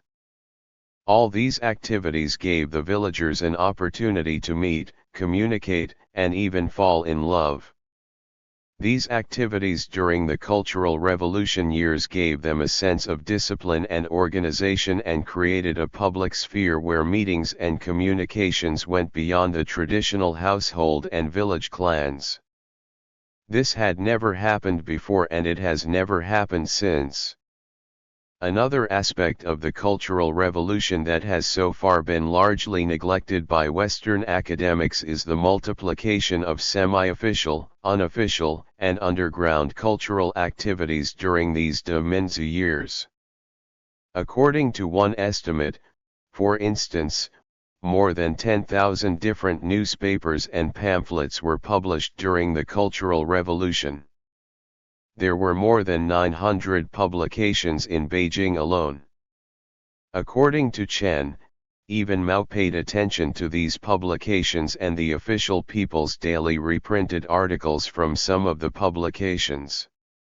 Western academics have made and still do make use of the so-called Red Guard publications to assess China, the CCP, and the Cultural Revolution. There was unprecedented freedom of association and freedom of expression, though in non-institutionalized ways. Religion and minority cultures, with a special focus on Tibet. As indicated above, modernity and the Enlightenment project have been attacking Chinese tradition for more than a century. As in any country, religious beliefs are an important part of tradition that has been under attack by modernity. On top of and as part of modernity, an important part of the Enlightenment project has been the Marxist ideology, which is known to have been hostile to religion. The extent and degree of religious destruction in the PRC in general and during the Cultural Revolution in particular is undoubtedly serious. Tibetan culture bore the full brunt of this ideological onslaught because its culture is so closely intertwined with religion. It is understandable therefore that there has been outrage against this kind of destruction. However, how to write and read history in this case is, again, another matter. Reflections by Wang Lixiang, a Chinese expert on Tibet, are worthy of some discussion here. In one of his publications in English, Wang disputes the claim that 1. The destruction of Tibetan temples during the Cultural Revolution was by Chinese Red Guards, and 2. That it was part of the CCP's systematic, methodical, calculated, planned and comprehensive destruction. Instead, Wang argues that only a limited number of Han Red Guards actually reached Tibet. Even if some did participate in destroying temples, their actions could only have been symbolic for, as Wang argues, most of the destruction was done by rebels of Tibetan ethnic origin. The destruction of Tibetan culture, just like the destruction of Chinese traditional culture, has to be discussed in relation to the complicated and painful process of modernization and China's official ideology of Marxism. Furthermore, Wang argues that the Chinese authorities were trying to rein in the wanton destruction in Tibet. The authorities in Tibet often tried to restrain radical actions, with the PLA, for example, consistently supporting the more conservative factions against the rebels. Temples and monasteries survived best in the central cities and areas where the authorities could still exercise some control. In contrast, the Gondan Monastery, some 60 kilometers outside Lhasa and one of the three major centers of the Yellow Hat sect, was reduced to ruins. This description fits well with the general picture all over China. There was factional fighting between radical and conservative forces. The authorities tried to reduce the destructive consequences of the ideological ferment, and the PLA tended to support the authorities. Of course, not everyone agrees with Wang, as can be seen in Tsering Shakya's response, which is a spirited defense of Tibetan cultural and religious tradition and a passionate cry for Tibetan nationalism. Shakya's criticism of Wang's speculation about Tibetan psychology is, to me, entirely justifiable and convincing.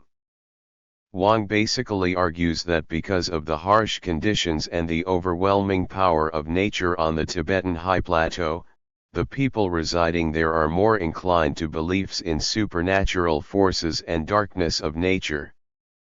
In a most charitable interpretation, this is a kind of geographical determinism, like Wittfogels' argument that the nature and scale of rice agriculture induced bureaucratic despotism in China, that lacks solid evidence, and is unfalsifiable.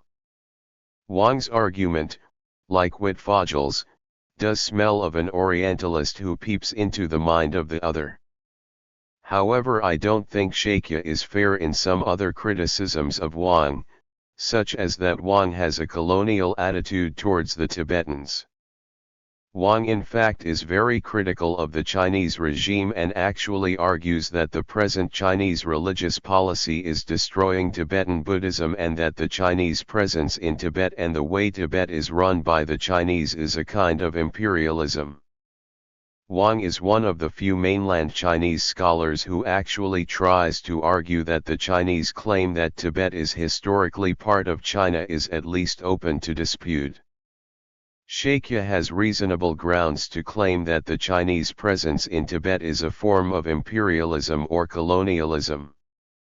However, we have to make a crucial difference between what we may term Chinese imperialism and Western imperialism elsewhere, or the British imperialism in India and Tibet, for a number of reasons. The first reason is that China and Tibet have had a long historical relationship because of geographical proximity. You can call it suzerainty or tributary or whatever relationship, but there is a long historical relationship and therefore there are areas that were already part of Chinese provinces before the communist takeover where both Tibetans and non-Tibetans, including Han Chinese, have been living together for generations. The second reason is that no major state recognized de facto independent Tibet because China had a claim to sovereignty. A United States State Department spokesman noted in 1999 that since 1942 the United States has regarded Tibet as part of China, and during the 1940s United States actions repeatedly affirmed that view. Let us remember that this U.S. acknowledgement was not made in the 17th or 18th century when colonialism was rife, but in the 1940s when nationhood, national liberation, and national independence were the main features of the day and when the CCP had yet to take over power in China. Therefore, it is hard to sustain an argument that the communist regime was a colonialist that invaded an independent state. The second reason why the PRC was not colonialist in the traditional sense is that as an ethnic group the Tibetan population has increased under the current Chinese control. While the Chinese government has implemented a family planning policy to control China's population, it has much more lenient policies towards ethnic minorities, including Tibetans. This is in contrast to what Western colonialists have done. As Sodeman points out, under Western colonialism the colonized perished in droves through famine, disease, and repression while colonial settlers gained demographically. This happened in America, where Native Americans lost up to 95% of their population, and in Australia, where the Aboriginal Australians have almost been wiped out. In Tibet, however, ethnic Tibetans have proliferated on a scale never before experienced by that ethnic group. Our main concern here is not about historical claims of sovereignty but about destruction of Tibetan religious life during the Cultural Revolution. While Wang admits the seriousness of the destruction and condemns it, Shakya also admits to Wang's argument that the destruction was largely done by people of Tibetan ethnic origin. What Shakya argues, and is therefore critical of Wang for failing to realize, is that the destruction of religious institutions in Tibet during the Cultural Revolution was a logical consequence of Chinese colonialism and that Tibetans participated in the destruction because they were either coerced or brainwashed. On the other hand, Wang explains Tibetan participation in the destruction of their own religious institutions by arguing that these Tibetans believed in Mao and his ideas and even took Mao as their god. What underlies Wang's argument is the theory of class and class struggle. Lower-class Tibetans responded in the way they did during the Cultural Revolution because Mao was perceived to have changed their lives by a revolution of land reform and emancipation of slaves. In the context of the two explanations, it is worth spending some time to discuss the contents of a book recently published in Taiwan. The book is an edited version of interviews with people living in Tibet, mostly Tibetans, about the Cultural Revolution. The author Wei Se2 is a PRC citizen of Tibetan ethnic origin who has been banned and censored by the Chinese authorities. The book is a result of several years' work and consists of a selection of 23 interviews out of more than 70 that she had conducted. It is also worth noting that the author is aware of both Wang's and Shakya's arguments, and the Chinese versions of both their articles are included as appendix in the book. One of the chief aims of Wei Se was to find out why Tibetans participated in the destruction of their own religion. As Wei Se states in her preface to the book, both Wang's and Shakya's views and arguments are confirmed by these interviewees. However, from my reading, the evidence and arguments coming out of this book as a whole are tipped more towards Wang's interpretation and understanding. According to the interview with her mother, Wei Se's father was very enthusiastic at the beginning of the Cultural Revolution and he loved Mao. Another interviewee states that at that time belief in the CCP was like belief in religion. Another interviewee says that he really believed Mao was right and many others did as well. Another Tibetan who used to be a servant of one of the religious teachers of the Dalai Lama also states that he likes Mao because Mao respects the Dalai Lama, and because Mao supports the poor. He reaffirms that at that time medical services were good for the poor people, and the first thing he said when he recovered from a hospital operation was "Long live Chairman Mao." Another Tibetan says that at that time people believed that Mao was a living Buddha, and thinks that there are still many Tibetans who, having been liberated by Mao's revolution, have the same feelings for Mao. A former serf declares that without the CCP there would not have been a life for serfs like him. Another interviewee, the son of a well-known living Buddha and the most outstanding Tibetan photographer, states he really believed in Mao and thought everything said by Mao was the universal truth. In the 1980s, when he was received by His Holiness the Dalai Lama, he told His Holiness that it was the truth that the majority of the Tibetans supported the CCP because the CCP really liberated the serfs. The first interviewee, an ordinary Tibetan woman in Lhasa, states that Mao helped a lot of people, that the world cannot do without people like Mao, that Tibet used to be unfair when some were rich while some did not have enough to eat, and that Mao's revolution changed everything. Many of the interviewees hold that there was not much ethnic conflict in the era of Mao. One interviewee of Hui ethnic background states that the Hans and the Tibetans were the same in making revolution. Other interviewees affirm the idea that the dominant discourse was class struggle and the words on everyone's lips were Qin Buletin Qin Jiji Fen. Whether one feels close to another depends on class. A Tibetan interviewee who used to be a neighborhood committee leader is very upset by the current Chinese policy of giving so much privilege to Tibetans who belong to the former ruling class. Finally, the majority of the interviewees, when questioned, affirm that it was the Tibetan activists of the neighborhood committees, not the Red Guards, who did most of the damage in religious destruction. These activists were mostly from poor social backgrounds, and some of them were considered by some interviewees to be rascals, thieves, and thugs. The interview findings by Wei Se give support to scholars like Sodman, who refutes the claims of cultural genocide in Tibet that was supposedly carried out by the Chinese. It is on record that on October 15, 1966, the Chinese Premier Zhou tried to persuade a group of 11 Tibetan students to go slow in destroying the Four Olds because, he said, the wiping out of superstition requires a long-term transformation. He suggested that temples and monasteries should not be destroyed because they can be converted to schools or storehouses. One example illustrates the very delicate and yet complex situation at that time, when activists went to destroy the Jwala temple in the autumn of 1966. The resident Lama Mamakiran refused to open the gates, but his own son Labya climbed onto the wall and opened the main door from inside. Cultural revolution and cultural creativity. The accusation of destruction of culture and tradition has overshadowed the achievements of cultural creativity during the Cultural Revolution. Take the example of the fine arts.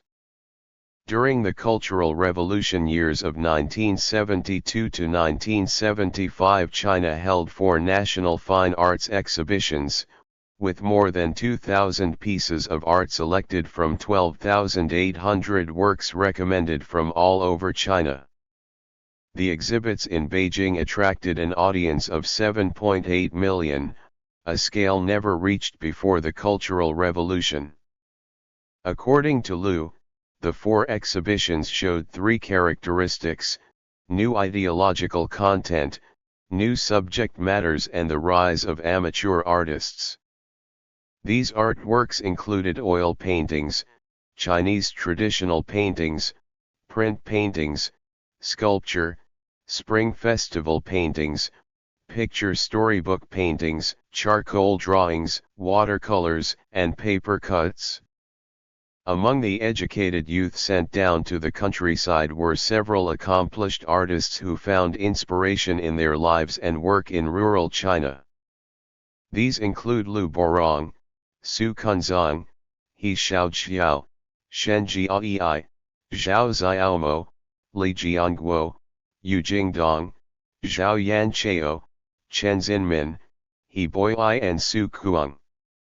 In addition to the much publicized Rent Collection Courtyard, which was conceived before 1966 but finalized during the Cultural Revolution, large-scale group sculptures of revolutionary subject matter also reached its peak of artistic form during this period.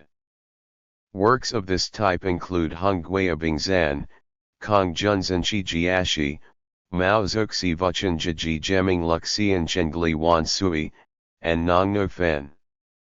One might hate the content of this kind of art, one might even hate its form, but to say that there was no artistic creativity during the Cultural Revolution is to create a myth. Another myth created and accepted, at least by the non-academic community, in the West is that during the Cultural Revolution people were forbidden to read anything except Mao's Little Red Book.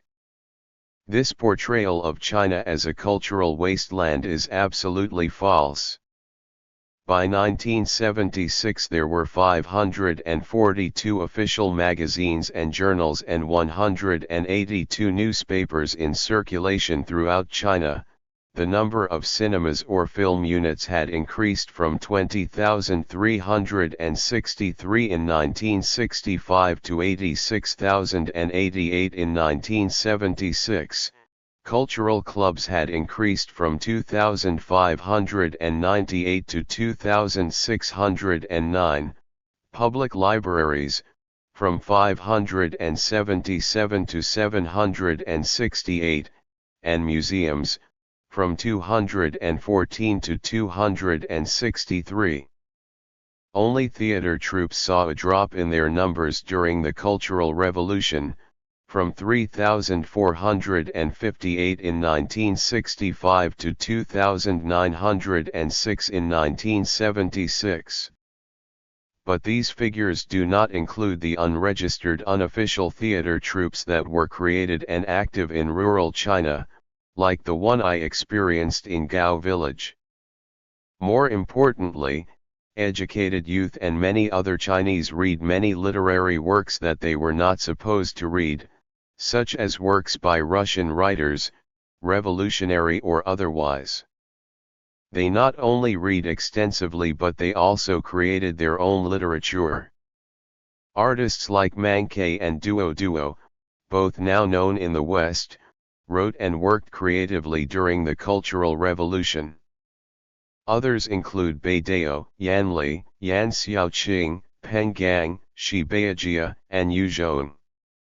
Another example of collective creativity is the Hanying Sidian, compiled by a group of academics who worked collectively at the Beijing Foreign Language Institute for 10 years. First published in 1978, the dictionary, in my opinion, remains the best of its kind inside or outside China, past or present. The objects on display at the exhibition in Seattle are evidence that there was an upsurge of creativity among the popular masses during the Cultural Revolution. The chopsticks holder, for instance, is a beautiful piece of art. It is itself made of chopsticks and reflects the tremendous resourcefulness of the laboring Chinese. It is cheap to make and it is practical. Moreover, it cleverly combines the content with the form. If we treasure art and artifacts that have been inspired by religions, institutions with brutal and murderous records, and if we value modern artifacts that are driven by commercialism, then I do not see why we should denigrate the value of art from the Chinese Cultural Revolution just because it came out of a political movement. Culture is not an abstract entity. It is lived experience and creative activities. By living their ordinary lives, the ordinary Chinese may continue practicing what has been passed on, but they may also cut ties with their past. They may want to set up new practices for their future. In the midst of all the change and continuity, culture was destroyed and culture was created, as the displays in the Burke Museum exhibition show. If we accept the truth that the Cultural Revolution was 10 years of catastrophe, then there is no room for voices that differ from those of the Chinese authorities and the Chinese elite intelligentsia who condemn the Cultural Revolution and who exploit the Holocaust discourse to construct the Cultural Revolution history. The best example of how the Cultural Revolution history is constructed can be seen how the Cultural Revolution is remembered. As it is true in the case of other histories, the history of the Cultural Revolution is in its telling. But who is doing the telling? Who remembers what? Who is allowed to voice her/his memory? Who is able to tell her/his memories either orally or in print? What channels and space of memories are provided by whom, for whom? Answers to these questions will be provided in later chapters. What is the Enlightenment? In contrast to early Western anthropologists, who took their theories to exotic places in order to interpret exotic societies, the Chinese expatriates, who are financially supported and academically or politically mentored by the West, do not tend to situate themselves more on the ship of history than on the shore, but rather depart the airport lounge of China on a plane to the West to receive instruction about the history of the Cultural Revolution as, for instance, Dr. Li Zisui did in Recounting the Private Life of Chairman Mao.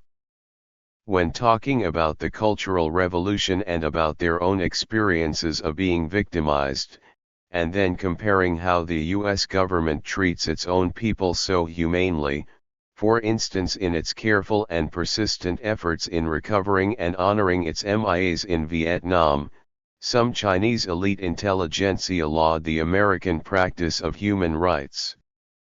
The element missing in this humanitarian discourse is any consideration of the fact that millions of Vietnamese, Cambodians and Laotians who were killed or bombed to dust were also human beings.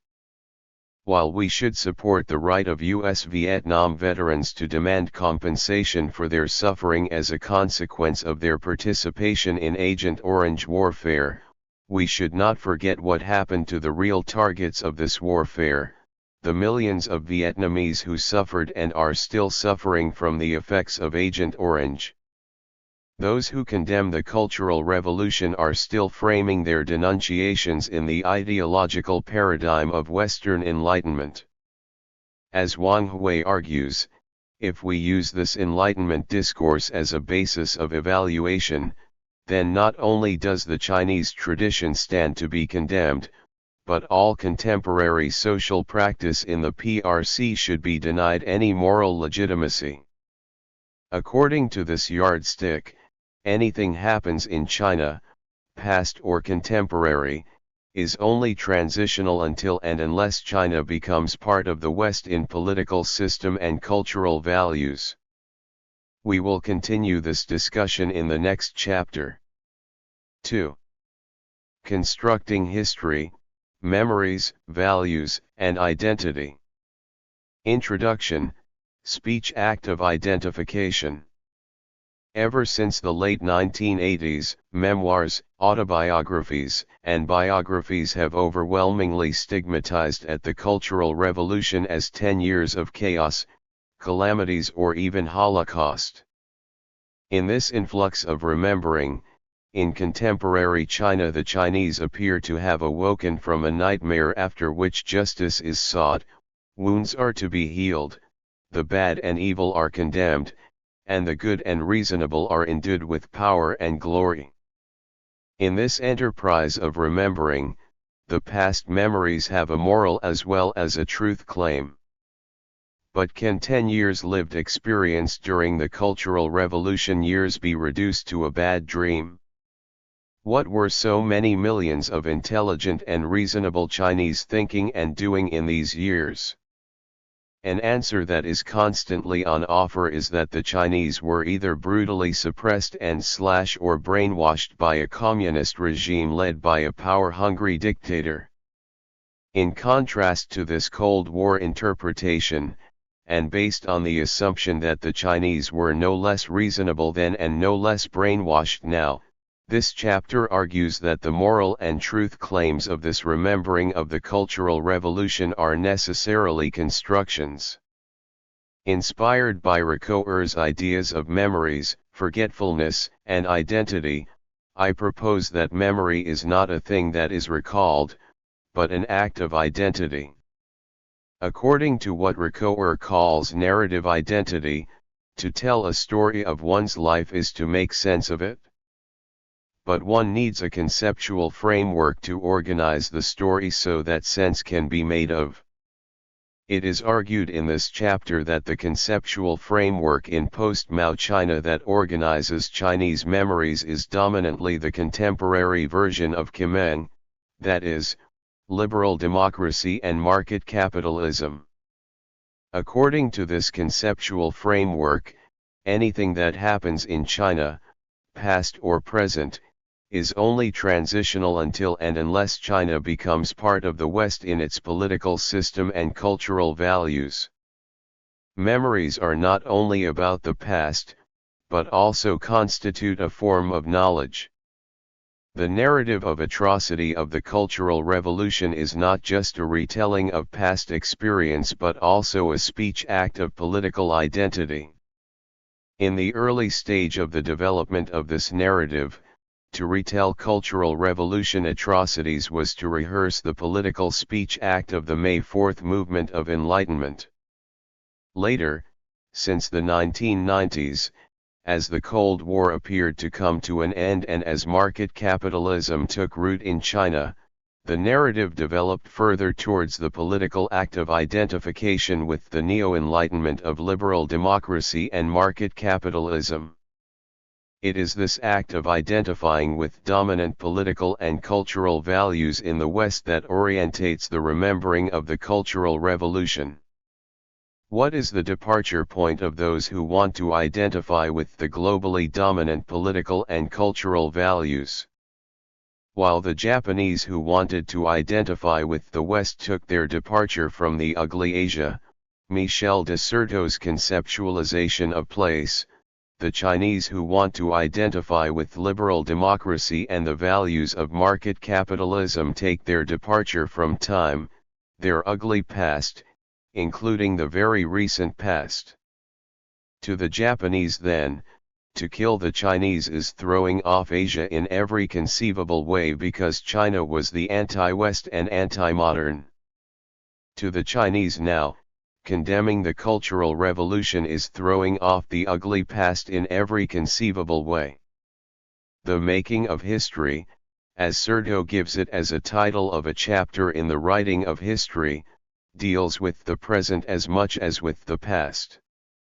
What is required of the present is the framework to construct the past. The writing and debates about the Cultural Revolution are political speech acts of identification. This chapter aims to demonstrate how the identification with the dominant values of liberal democracy and market capitalism and the remembering of the Cultural Revolution are connected. From the wounded to the mentalite, the re-rehearsal of May 4th.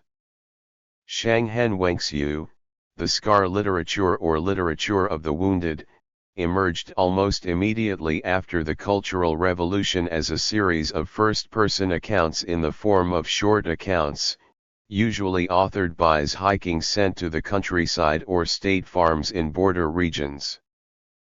Prominent writers include Lu Xinhua, Zhang Xianliang, and Lu Xinhua. 1 The so-called scar literature was initially encouraged by the Chinese leadership to place blame at the door of the Gang of Four for whatever was considered wrong or bad in China at that time so as to legitimize the destruction of Maoist policies. It was the emergence of the scar literature that symbolized the beginning of the condemnation of the Cultural Revolution both in and outside China. Subsequently, another literary genre, known as reportage, also helped the progression of denunciation of the Cultural Revolution and denegation of the era of Mao. When the Chinese elite intelligentsia further reflected, they became critical not only of the Cultural Revolution but also of a whole package of CCP policies and practices which were condemned as feudalistic. Condemnation of the past thus developed from the personal to the state and from the body to the discourse. The theoretical framework that organized such a condemnation was largely the May 4th legacy of Enlightenment, which blamed Chinese traditional cultural values, that is, the Chinese mentality, for China's impotence when assaulted by the Western powers and by Japan, a brilliant student of the West. The May 4th movement discourse was picked up again and, for those members of the Neo-Enlightenment Chinese intelligentsia such as Li Zihao, Jing Guantao, Liu Xiaobo, Bao Zhongzhen, Wang Yuanhua, and Gan Yang, the Chinese Revolution crystallized in 1949 was a result of nationalism that derailed the proper course of enlightenment of Western liberal values such as individualism, self-autonomy, and democracy. It is ironic that while some of the potent slogans at the beginning of the Cultural Revolution were those that were meant to break down Chinese tradition, such as the Po Siju, the Cultural Revolution is narrated by the Neo-Enlightenment intelligentsia as the manifestation and logical consequence of a Chinese feudalist tradition that values despotism, servile obedience and blind loyalty to authorities. It is doubly ironic when one considers the documented evidence that it was Mao who called the Chinese youth to rebel against the authorities, who provoked them not be obedient and not to follow their leaders blindly. "Throw the emperor off his horse" was one of the most inspiring slogans used by the Cultural Revolution rebels. Indeed, every figure of the CCP hierarchy, including the Cultural Revolution radicals themselves such as Jiang Qing, Zhang Chunqiao, and even Mao, was attacked during the Cultural Revolution. At the beginning of the Cultural Revolution, when the newly promoted Tao Zhu was accused of protecting Liu Shaokai, Tao immediately issued a statement declaring that anybody, including himself, could be criticized except Mao and his deputy Lin Biao. For the Neo-Enlightenment warriors, however, it was the idea that Mao's authority could not be questioned that was the manifestation of feudalism in the form of blind loyalty and servile obedience. Mao somehow had to have unquestionable authority to call the rebels to question the authority of the party chiefs at every level. It is a permanent and universal human paradox that one cannot question the authority of somebody or something without having the authority to do so. The questioning of one authority requires another for legitimacy. There are, of course, also Western scholars who seek to find explanations from Chinese tradition for what has happened during the Cultural Revolution. Berend Terhar argues that violent struggle was no innovation of the Mao era but had important roots in traditional Chinese culture, which has a demonological paradigm and its messianic correlate that contribute to cultural expressions of mass political campaigns of a violent nature. There are similarities between those that happened in historical times and those that happened post-1949 in general and during the Cultural Revolution in particular. The CCP might have tried to root out the Chinese traditional religious infrastructure, but it still used the basic demonological categories and it filled the categories with new contents. Equally, Stefan Landsberger argues that the unifying symbol of Mao's messianic leadership is rooted in Chinese culture and popular religion. Some other influential Western academics, however, argue that it was the May 4th radicalism that was to blame for the violence and inhumanity of the Communist Revolution. For Lees, China was subjected to the tyranny of Marxism-Leninism gone mad. For Lin, it was the totalistic anti-traditionalism of the May 4th movement that led to subsequent developments in China. In Li's understanding and interpreting of contemporary China, there is an academic Great Wall of China of 1949 that divides the traditional China and contemporary China. For the Neo-Enlightenment intelligentsia, however, the wall never existed and Mao was a peasant-turned-emperor-dictator.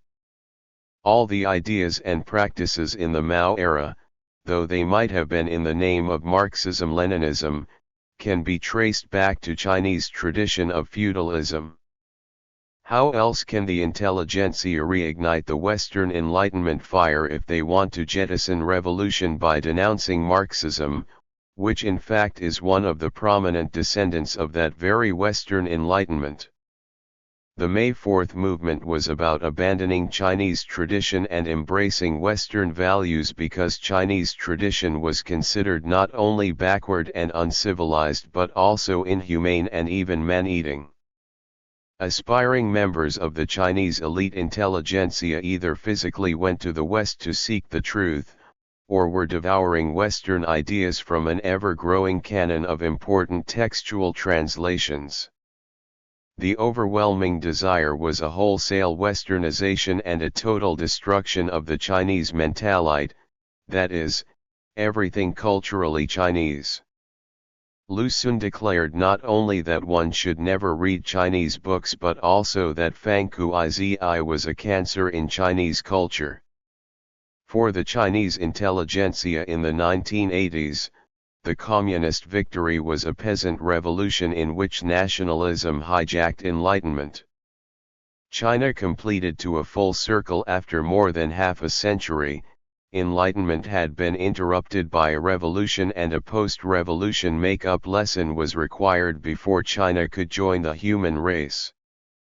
Thus there was Li Zihao's re-enlightenment thesis and his embracing of Christian individualism, Liu Xiaobo's rejection of collective progress and his advocacy of the Nietzschean hero. Furthermore, such writers all trace the root of the Cultural Revolution to the faults of Chinese tradition, as their predecessors such as Lu Xun and Hu Shi traced the weakness of China to Chinese tradition. This neo-enlightenment teleology either assumes or argues that Chinese backwardness is largely due to the peasantry, and Chinese peasants are thus objectified as being detrimental to modernization. Those who adopt the neo-enlightenment position interpret Chinese politics in terms of what they call Nongmen Yishi or peasant consciousness. Feng argues that without considering the peasant consciousness, it is impossible adequately to explain not only what happened in China but also the revolutionary histories of the countries of the former Soviet Union and all the socialist countries, the development of fascism in France, Japan, and Italy, and what currently happens in all third world countries. According to Feng, China's close-mindedness, power worship, moralism, benightedness, the Taiping Uprising, the Boxer movement, and above all the Communist Revolution all have much to do with Nongmen Yishi. The CCP bureaucrat and modernist writer Li Shenzi was hailed as the liberal leader because he condemned the CCP as remnant of despotic Chinese tradition. Point 2. Clearly, the literature of the wounded by the Zhiking started the Suku, telling of bitterness of the Cultural Revolution. The narrative then developed from personal grievances to a theoretical reflection on the Mao era, on Mao himself, and on the very idea and practice of the Chinese Communist Revolution. The theoretical framework disposable at that time was the legacy of the May 4th movement. As the popular television documentary He Shang tried to show, not only the Chinese political system but also the Chinese civilization was backward and actually uncivilized. The way forward to join the civilized world was to leave behind the Yellow River mentality and the close-mindedness of the Great Wall and look towards the open blue ocean civilization of the West. By the standard of the currently dominant discourse of liberal democracy, Shangshan Xiaxiang was violation of human rights. This identification with the globally dominant value means that it is irrelevant that most, if not all, educated youth, at least at the initial stage, volunteered to take part in the movement. It is also irrelevant that for all intents and purposes educated youth suffered only from an urban perspective and to large extent only from hindsight. From the perspectives of the rural residents, the educated youth had a good life. They did not have to work as hard as the local farmers and they had state and family subsidies. They would frequently go back to visit their parents in the cities, and they had money to spend and wore fashionable clothes. They would bring food in cans and tins that the rural people had never seen. They had the privilege of being allowed to violate local rules and customs, and sometimes behaved waywardly by stealing fruit and vegetables and killing chickens raised by villagers for their own benefit. For most of the rural people, the educated youth were the envy of their life and were respected. Finally, those educated youths whose family backgrounds were of class enemies actually enjoyed a period of relief because the rural people respected them all without bothering about the class line. Ever since the 1980s, the urban Chinese intelligentsia elite who had dominated the public space have not thought of their experience from this perspective. They compare their life with, and identify with, the affluent West. Their common complaint is that they missed the best formal education that they deserved, even though they witnessed the fact that the majority of their compatriots could not even dream of such an opportunity. As Sosmakot argues, the structure of their account is shaped by their current social situation as well as the dominant public discourse. The dominant public discourse in China since the late 1980s is no longer that of narrowing the gap between the urban and rural, between industry and agriculture and between mental and manual labor, but of narrowing the gap between the West and China. As Davies argues in his doctoral thesis on the educated youth, the dominant narrative is not about the historical cultural revolution, but about the way it exists and persists in contemporary China. In other words, it is not about what happened. Rather, it is about what is happening. History refers to both the totality of past events and reporting of these events. The problem is, however, that these events are only known through reporting. They become events because they were reported. Reporting, however, is framed in narrative, and we perceive the past in the present through the construction of narrative. What is reported and the way it is reported is not only selective but also subjective to discursive context. History then can be talked back and is a meaningful terrain for articulating the present. Be American citizens in thinking. Just as our ways of talking depend upon the world depends our way of talking about it. Therefore our way of speaking becomes central because we speak in order to create, maintain, reproduce, and transform certain modes of social and societal relationships.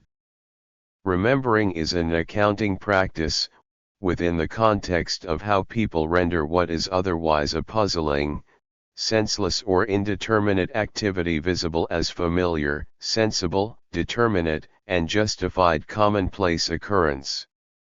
An account is not a description, which by the provision of evidence could be proved true or false, but it works as an aid to perception, literally instructing one both in how to see something as a commonplace event, and, in so seeing it, appreciating the opportunities it offers for one's own further action.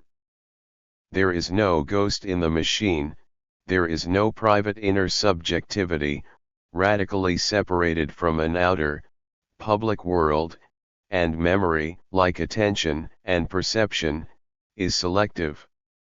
When one remembers one's experience of the Cultural Revolution, there is no such thing as retrieving in recall. Instead, recall constructs the memory. If any single theme informs of Foucault's seminar, it is not a quest for political theory, but an appreciation of historiography as a political force, of history writing as a political act. Those who write memoirs and autobiographies of the Mao era in general, and of the Cultural Revolution in particular, tend to recall their memories with bitterness, condemnation, and even horror, as if what happened was a nightmare from which they had just woken up. This is because they are using the current discourse to identify with certain values, doing that to construct the past. In this enterprise of constructing the past through the discourse of the present, remembering the Cultural Revolution as a nightmare identifies with the West, its values, and its way of life, especially these of the United States. This is not surprising due to the hegemonic position of the West headed by the United States. The political, economic, and military superiority can easily be translated as superiority in cultural and life value. These globally dominant values are therefore taken as universally and transcendentally true. The case of Li Yunlong, a Guizhou journalist working for the Baiji Raibao, illustrates the point. Under the pen name of Ye Langley wrote an e-media chat piece in which he called on the Chinese to become an American citizen in thinking. Li declared that he could not help but raise his head to pay respect to the United States, a country that has a beautiful environment, a developed economy, and freedom of speech and religion, and that practices political democracy. The United States is a real Meguo. I wish to migrate to that country but could not, he laments. What should I do? I have decided to become its citizen in my thoughts. Sinological Orientalism. Professor Jiao Qiaobiao of Beijing University bemoans how unfortunate it is that the United States had not, during the Korean War, marched straight to Beijing to take over China. He swears that if he had the power he would turn China into the 51st state of the Union. When the United States invaded Iraq in 2003, Jiao posted a poem on the e-media in which he declared that if he was called he would serve in the U.S. Army without the slightest hesitation. But he could only wish to be a U.S. soldier in his next life. Not surprisingly, in 2005 Professor Jiao was invited to visit the United States for 6 months by the U.S. National Endowment for Democracy to research the subject of the Chinese news industry, past and present. Point 3. This identification with Western values confirms the sinological Orientalist view of Oriental despotism. Leon Trotsky called Stalin an Asiatic who, like other Asiatic leaders, was cunning, brutal and peasant. Marx's proposition of the Asiatic mode of production, a convenient way of avoiding the discussion of evidence that might be messy for the grand history of teleological human development, differed very little from the views of Hegel, Montesquieu, Smith, and many other thinkers in relation to China. Oriental despotism reached its logical conclusion when Wittfogel, a communist defector turned Cold Warrior, preceding Feng, applied the concept of despotism to China, Tsarist Russia, Persia, Mesopotamia, Egypt, the Incas, even the Hopi Indians of Arizona. However, the veteran theme of the Oriental other takes on some variations when applied to the Cultural Revolution. In contemporary Western images of China, the Cultural Revolution is a potent symbol of the ugly face of Chinese society, as the Nazi era is a symbol of the ugly face of German society. The Cultural Revolution has been a lucrative tool for the West in its critique of the Chinese government. It has given the West the moral high ground in this debate. To whateverism 4. Chinese in and outside China who want to identify with the globally dominant values are not only encouraged but constantly promoted by Western governments and some academics alike. The cultivated image of America as the paradise for freedom and as the avenger against the brutal Chinese political system is so strong that some members of the Chinese elite would go as far as to support whatever the US government says or does, and to oppose whatever the Chinese government says or does. Their speech acts coordinate well with Western political agenda that in China they are often referred to as Fanqi Pai. This crude adversarialism is nicknamed on the Chinese media Lianga Fanqi, whatever China does is wrong and whatever the United States does is right. The logic is that since the United States is the #1 liberal and democratic country it cannot do anything wrong, and since the PRC is ruled by a dictatorial CCP it cannot do anything right. A website contributor lists more than 40 whatevers, contrasting attitudes towards the United States and China. These include, whatever the US does is democratic and whatever China does is dictatorial, every popular protest against the US government is an exercise of democratic rights, and every Chinese protest against the United States is parallel to the Boxer rebels or angry young men. Whenever the United States increases military expenditure it is for peace, and whenever China does so it constitutes a military threat. Whenever the United States does anything against China it is to protect American interest, and whenever China does anything that it is not in the interest of the United States it is xenophobia. Whenever US civilians are attacked it is terrorism, and whenever Chinese citizens are attacked by separatists it is activity for self-determination. Whenever the US uses forces abroad it is to overthrow dictatorship and rid the world of evil, and whenever China defends its own territory it is changing the status quo. After the US bombing of the Chinese embassy in Belgrade in 1999, which killed 3 Chinese and injured a dozen more, there were angry and ugly demonstrations in the streets of some cities in China. Some of the Chinese elite intelligentsia in and outside China responded to these demonstrations by making 2 points which are very telling. The first point is that the Chinese government should apologize and compensate the millions of victims of the regime first before they had the audacity to ask Washington for an apology. The second is that those anti-US demonstrations were repeating the behavior of the Boxer rebels, irrational and anti-modern. Some of the Chinese intelligentsia openly declare that they worship America. One well-known Chinese dissident in exile declared that he would rather be an animal in a foreign country than a China person. When the invasion of Iraq started, one dissident academic in Hong Kong said that he envied the Iraqis because people all over the world protested against the US invasion and against the death of innocent people.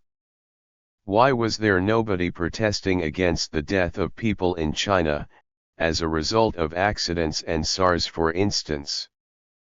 UG, the initiator of the letter, a declaration by Chinese intellectuals supporting the US government's destruction of Saddam's dictatorial regime, says that Mao is the predecessor of Saddam, that human rights takes priority over national sovereignty and that the United States behaved multilaterally because US values were universal values of democracy and human rights.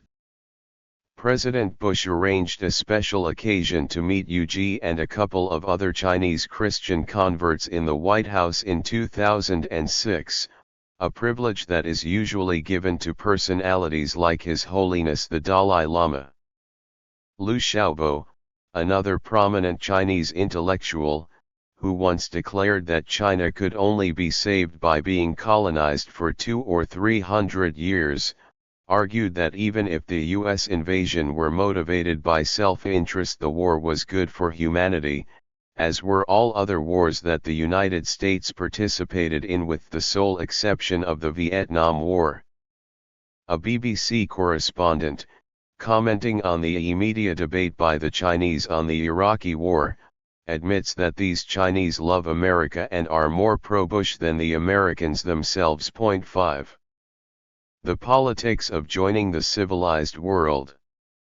The desire to identify with the currently dominant values and worldview is not only strong among the intelligentsia, but can also be seen implicitly within official Chinese government policy and personal statements.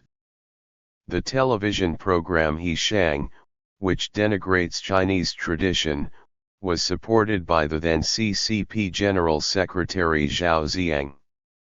In a recent book published in Hong Kong that details Zhao's ideas as conveyed in his conversations during the years of house arrest after his downfall during the Tiananmen crackdown in 1989, Zhao argued that China should follow the United States because the interest of the United States corresponded to the interest of humanity.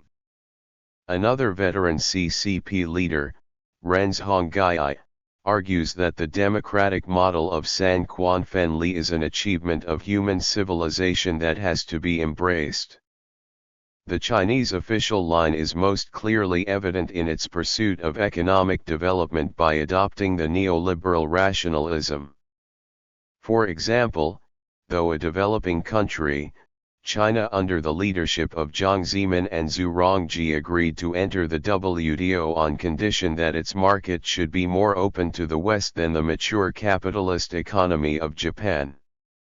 The former Deputy Foreign Trade Minister and Chief Negotiator of China's entry into the WTO, Long Yingtu, declared that the day when the world's major car manufacturers all settled their production in China would be the day China's motor industry won. The development of special economic zones and the huge state investment in cities like Shanghai and Beijing are considered by some as designed to Europeanize China's south coast cities at the expense of what is referred to as Africanization of the rural heartland. Media agenda and identification with the West. That the Chinese political and intellectual elite are willing to identify with what they perceive to be advanced Western values can also be seen by how very often the Western, especially the US, media set the agenda of what is news and what is important for the Chinese. 24 hours, day and night. For 20 days a billion Chinese viewers sat glued to their television sets as soldiers fought in Iraq. They watched live coverage of government leaders' speeches one after another, government press conferences one after another, official slogans and national flags one after another. They were watching government and military-approved journalists traveling, eating, sleeping, chatting, and laughing with soldiers. These journalists were broadcasting live with their troops. You might have thought it was just the classic propaganda of the communists and the communist-controlled media. In actuality, the Chinese were watching CNN and Rupert Murdoch's channels. From the first day of the war, the Chinese government handed over the country's 5 most popular TV channels to CNN and Murdoch. All the images and messages the Chinese audience got from their TV sets were filtered by CNN and Murdoch's people. The Chinese official media has done an excellent job in promoting positive images of the United States.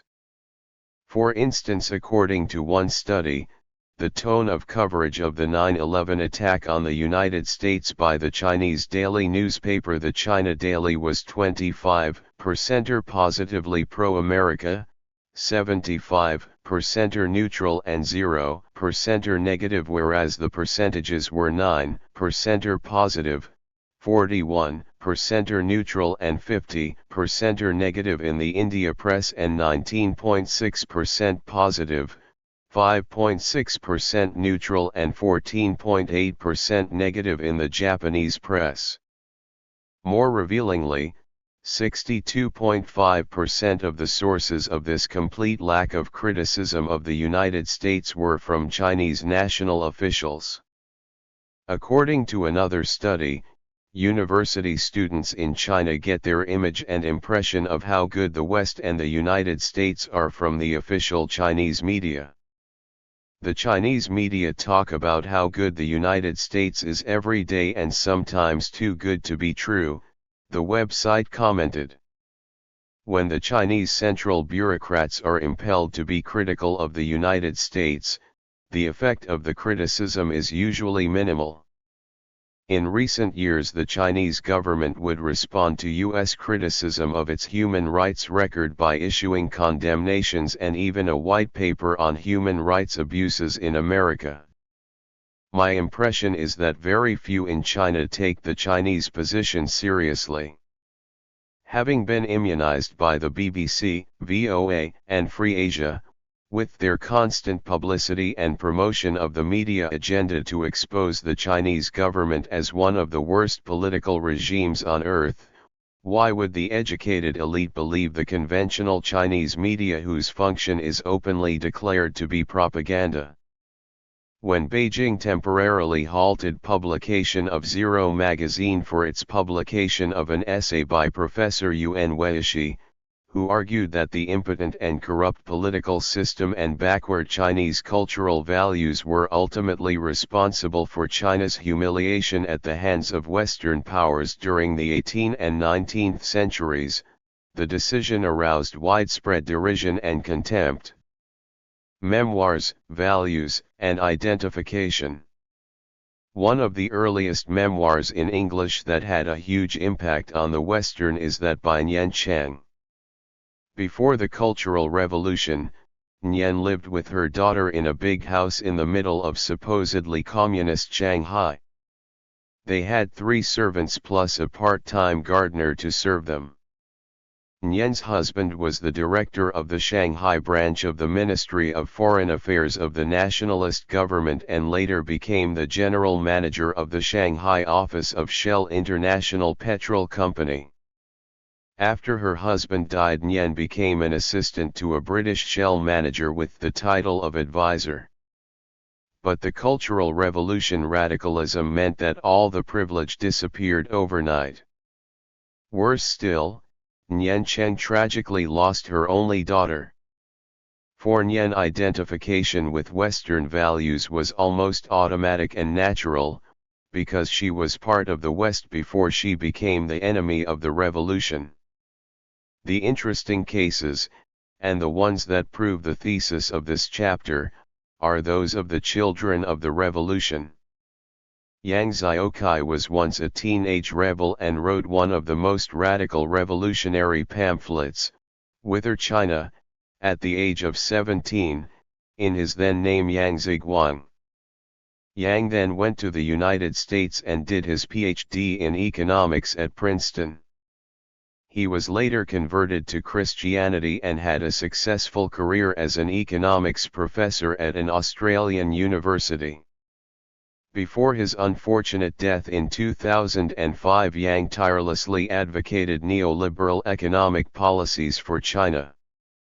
The most successful, that is the most popular and influential, memoir is surely that by expatriate Chinese Yung Chang. Chang naturally assumes that students of peasant background are semi-literate and had little aptitude, while she was clever and deserved the best, including a generous Chinese government scholarship to study in Britain. Chang claims that she was the victim of a brutal regime, but, in fact, as well as being a Red Guard, Yung Chang was the privileged daughter of China's communist elite. It is a peculiarity of the reception of Wild Swans that it was told and read as a story of great personal suffering, when its author grew up with a wet nurse, nanny, maid, gardener and chauffeur provided by the party, protected in a walled compound, educated in a special school for officials' children. As a grade 10 official, her father was among the 20,000 most senior people in a country of 1.25 billion, and it was in this period that children of high officials became almost a class of their own. Still, the enthusiastic Western audience of Wild Swans found something to identify in Yung Chang's perennial fear of being reduced to the level of the rest of the population, shuddering with her at the prospect that Mao intended me to live the rest of my life as a peasant. It was during the supposedly most difficult times of her family that Chang managed to leave the countryside a few weeks after she was sent down, become a barefoot doctor, an electrician, and then a university student, and finally receive a generous scholarship to study in the UK, the kind of career moves that were dreams for millions of young Chinese, all accomplished during the Cultural Revolution years before her father was officially rehabilitated. For anyone to consider that such a personal account of contemporary China is less political is an illusion.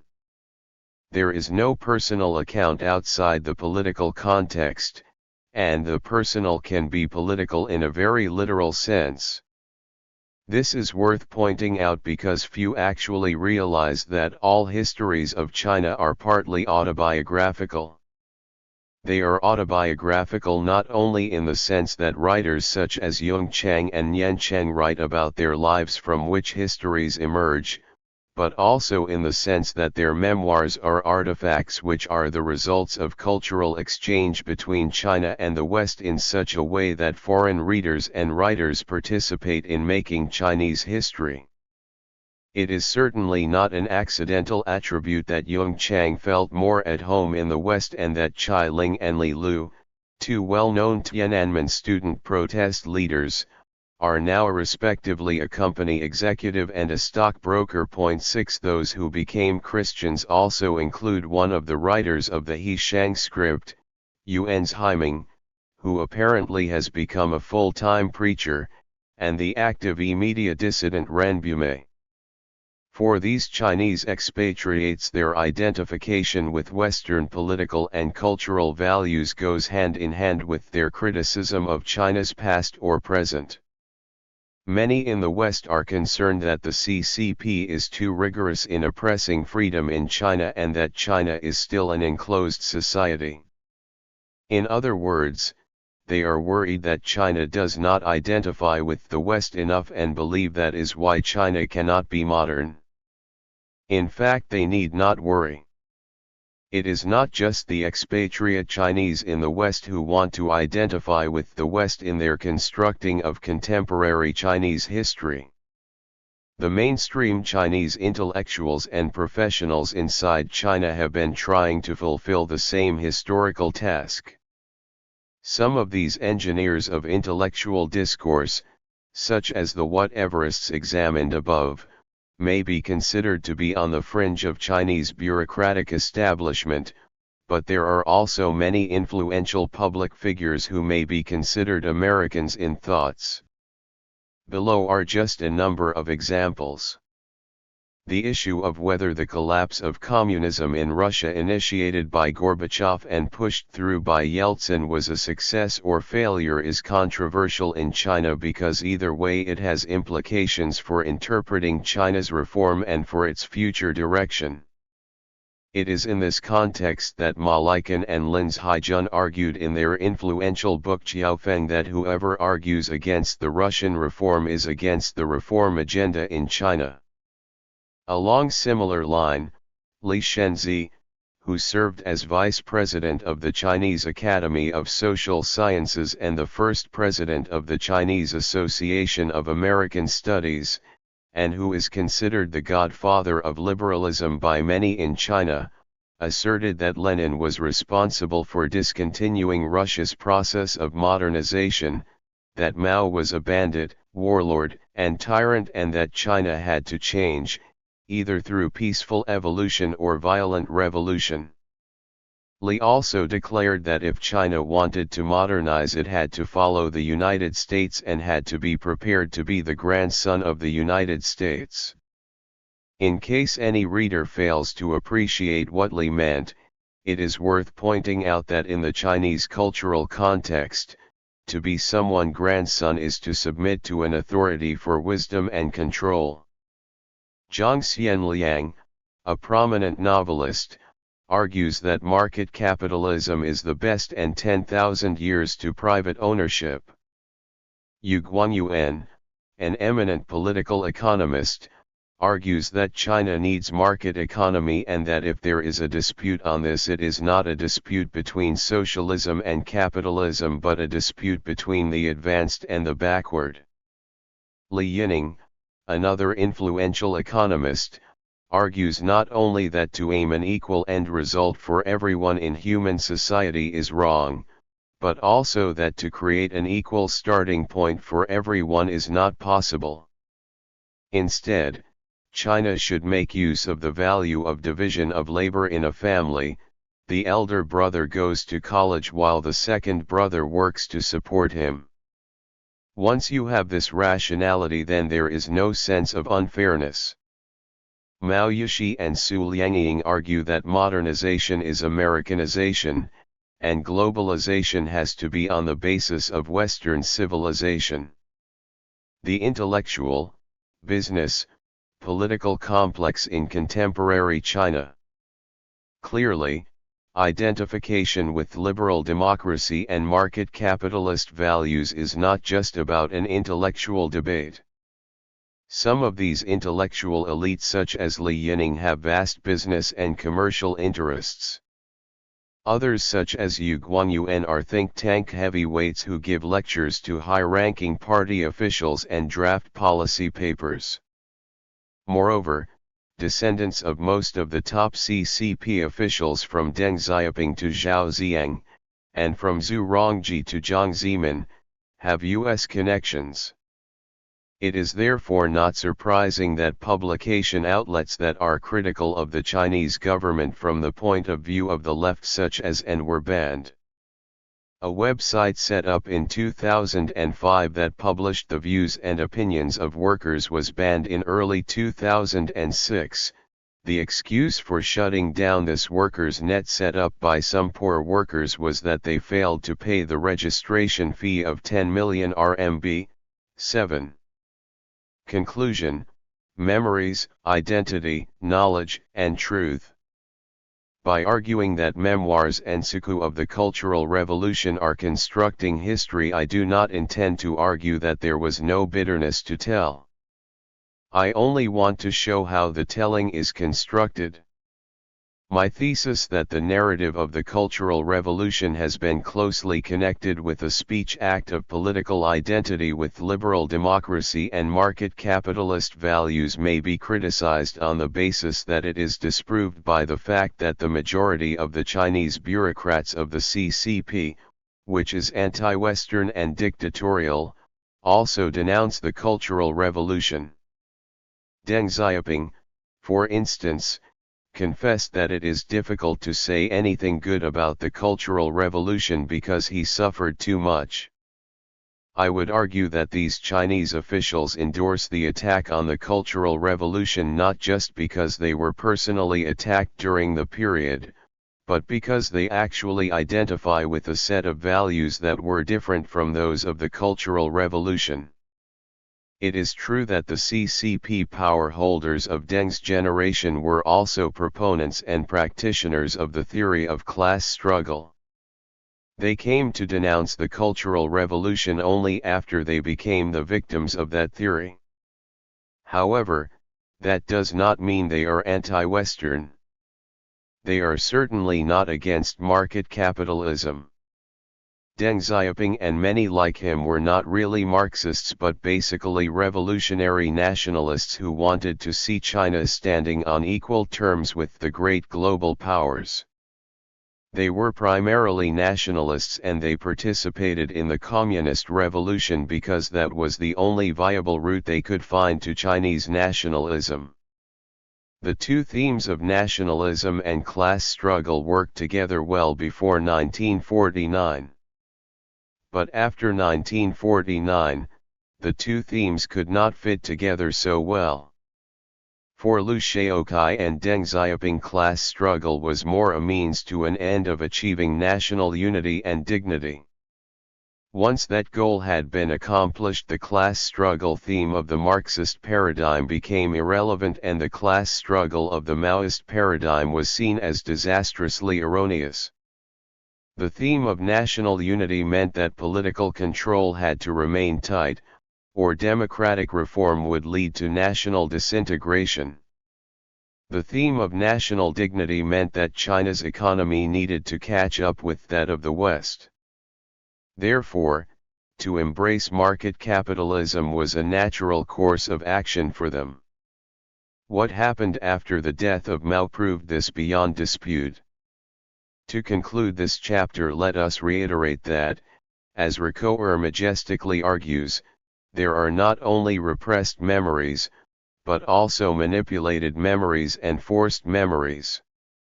Both memory and forgetfulness are subject to an intense manipulation by power. The power that manipulates memories can be that which suppresses certain kind of memories while promoting certain others. It is certainly in the interest of those in power within the CCP to promote the telling of bitterness and to ban memories that show the positive side of the Cultural Revolution. What happened in 1985 in Xianyang of Shaanxi province is a telling example of this interest. A poster was put up on a wall on Northwest Cotton Factory No. 1 in a very busy district. The title of the poster is Wen Huade Geming Hao.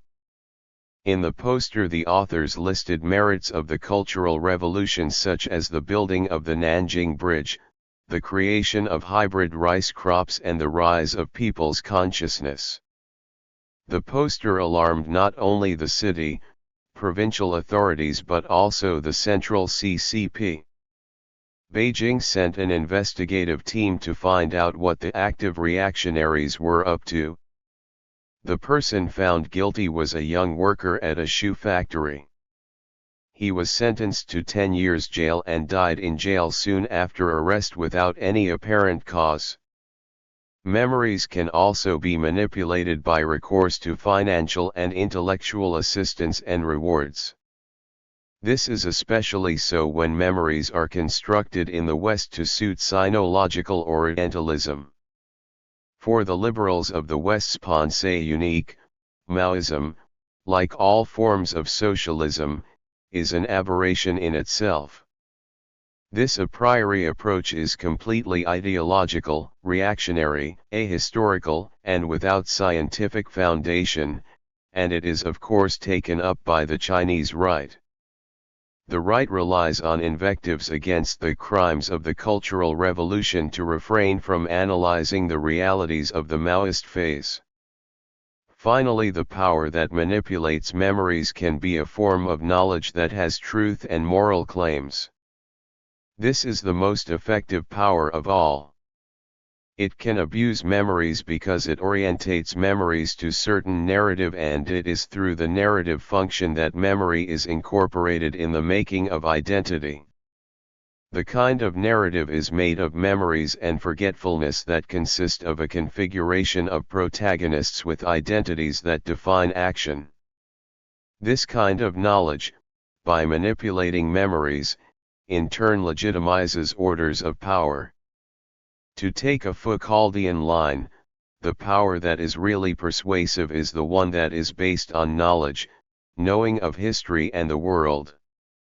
The prevalent knowledge held to be true globally is liberal democracy and market capitalism. The narrative of the Cultural Revolution that is true has to be premised on this knowledge. 3. Constructing history, memoirs, autobiographies, and biographies in Chinese. Introduction, Scope and Rationale. Many memoirs, autobiographies, and biographies have been written by authors who have a PRC national background. One category that has dominated the field comprises those written in Western languages, mainly in English, and published in the West. Another has included those written in Chinese and published in mainland China, Hong Kong, or Taiwan. while memoirs, autobiographies, and biographies published elsewhere appear to be more objectively critical of Mao than those published in mainland China, both English and Chinese language publications, ever since the 1980s, have tended to join the chorus of total condemnation of the Cultural Revolution whenever the subject is mentioned. These two categories of writings appear to have increasing importance in formulating specific political discourses and historical narratives and in influencing public perception and opinion of Mao and the Cultural Revolution. Since the late 1990s, however, voices that challenge the dominant official or semi-official political discourse and historical narratives have also started to appear. Because no challenge to the mainstream discourse of total condemnation is officially allowed in mainland China, particularly in the conventional media, dissenting voices are mostly heard only from unofficial sources such as private conversations as well as the increasingly flourishing but technologically difficult to control e-media. This third category of unofficial literature consists of piecemeal memories and personal testimonials as well as essays or even blogs about Mao and the Cultural Revolution. An evaluation and comparison of these three categories of literature is not only useful but also necessary. Very little has done in this respect. Joshua A. Fogel is one of the few who have written about memoirs by Chinese writers. Fogel's work, however, is only a short study of what has been written about the Chinese communist philosopher A.I. Psyche. Zhao and Kong have made some very thoughtful and insightful comments, but only on memoirs and biographies in English. Taiwes also touches on the subject but only talks about the benefits and pitfalls of interviewing CCP party historians and historical participants. In this chapter I will not talk about the first and third categories, that is, memoirs, autobiographies and biographies in English, and immediate challenges to the mainstream historical narratives. These are discussed elsewhere in this study. Instead I will focus on the second category, that is, memoirs, autobiographies and biographies in Chinese. Memoirs, autobiographies, and biographies in Chinese, a literature survey. Since the late 1980s, memoirs, biographies, or autobiographies of some sort or another have become a publication phenomenon in China. Volumes and volumes turn out every year, and almost every known public figure of the older generations, be it in the field of military, politics, or literature and art, has been written about. 1 After going through more than a couple of hundred of them, I find that many writers of this group are cautious and tend to write impersonally without naming names when sensitive personalities are involved. Being sanctioned and encouraged by the Chinese authorities, they tend to fervidly denounce the fallen gang of Four and Lin Biao while praising other rehabilitated CCP leaders. Their narratives are very often shrouded in the standard official rhetoric, full of statements and propositions but short of supporting evidence. When referring to sensitive political events or figures, they usually toe the official line. Two of the most influential biography writers are Quan Yanqi and Ye Yongli. 2 Quan's biography of Mao, based on interviews with Mao's bodyguard of 15 years, Li Yinqiao, was a runaway success, so much so that some Hong Kong publishers published a couple of his later books. Ye Yongli, a professional writer from Shanghai, has published biographies of Mao Zedong, Zhou Enlai, Jiang Qing, Chen Boda, Zhang Chunqiao, Wang Hongwen, Yao Wenai Yuan and many other well-known figures such as Ma Siking and Fu Lei. Ye has managed to tread very cautiously between what is allowed by the Chinese authorities and what can attract a readership. Because he never steps out of the official line politically, he was also allowed to interview and write about sensitive personalities such as Wang Li and Guan Feng, the famous radical leaders during the Cultural Revolution. Sometimes, Ye would simply admit that there are things that cannot be revealed. Biographical series. Apart from individual efforts, there are a number of coordinated efforts in writing about a group of personalities as series. These include Dang De Zongguo Renwu's Wanji, under the editorship of Deng Liken, Ma Hong, and Wu Heng, the biographies of the 10 marshals edited by Li Yong, and anecdotes of and meaningful remarks by well-known cultural figures, a series. Another series started since 1987 is the Memoirs of the Generals of the PLA, organized and published by the official army publisher in Beijing. These party and army officials usually have a special writing team with special funding from the government. When Peng Zhen wrote his memoirs, he had a team of 40 to work for him. According to He Fang, who has researched the memoirs of CCP personalities for his 2-volume history of the CCP, very few memoirs can stand up to documentary examination, and many of those who write do so not only to glorify themselves but also to settle scores. The grand historian Sima Qian was supposed to have set up a paradigm for Chinese historiography which depicts personality vividly and provides realistic biographical accounts. However, modern Chinese historiography is full of examples of depicting personalities as caricatures, like Peking opera characters. Even Yan Jiakai, who considers himself a serious political scientist, now in exile, could not avoid this tendency in his portrayal, for instance, of Zhang Qing. 3. Memoirs by veteran party leaders. Not surprisingly, most of the memoirs and biographies include something about the Cultural Revolution. However, while writers like Ye and Quan concentrate on personal lives to avoid political topics, social themes, or taboo areas of the Cultural Revolution, some sensitive personalities themselves may avoid the subject of the Cultural Revolution altogether when writing memoirs.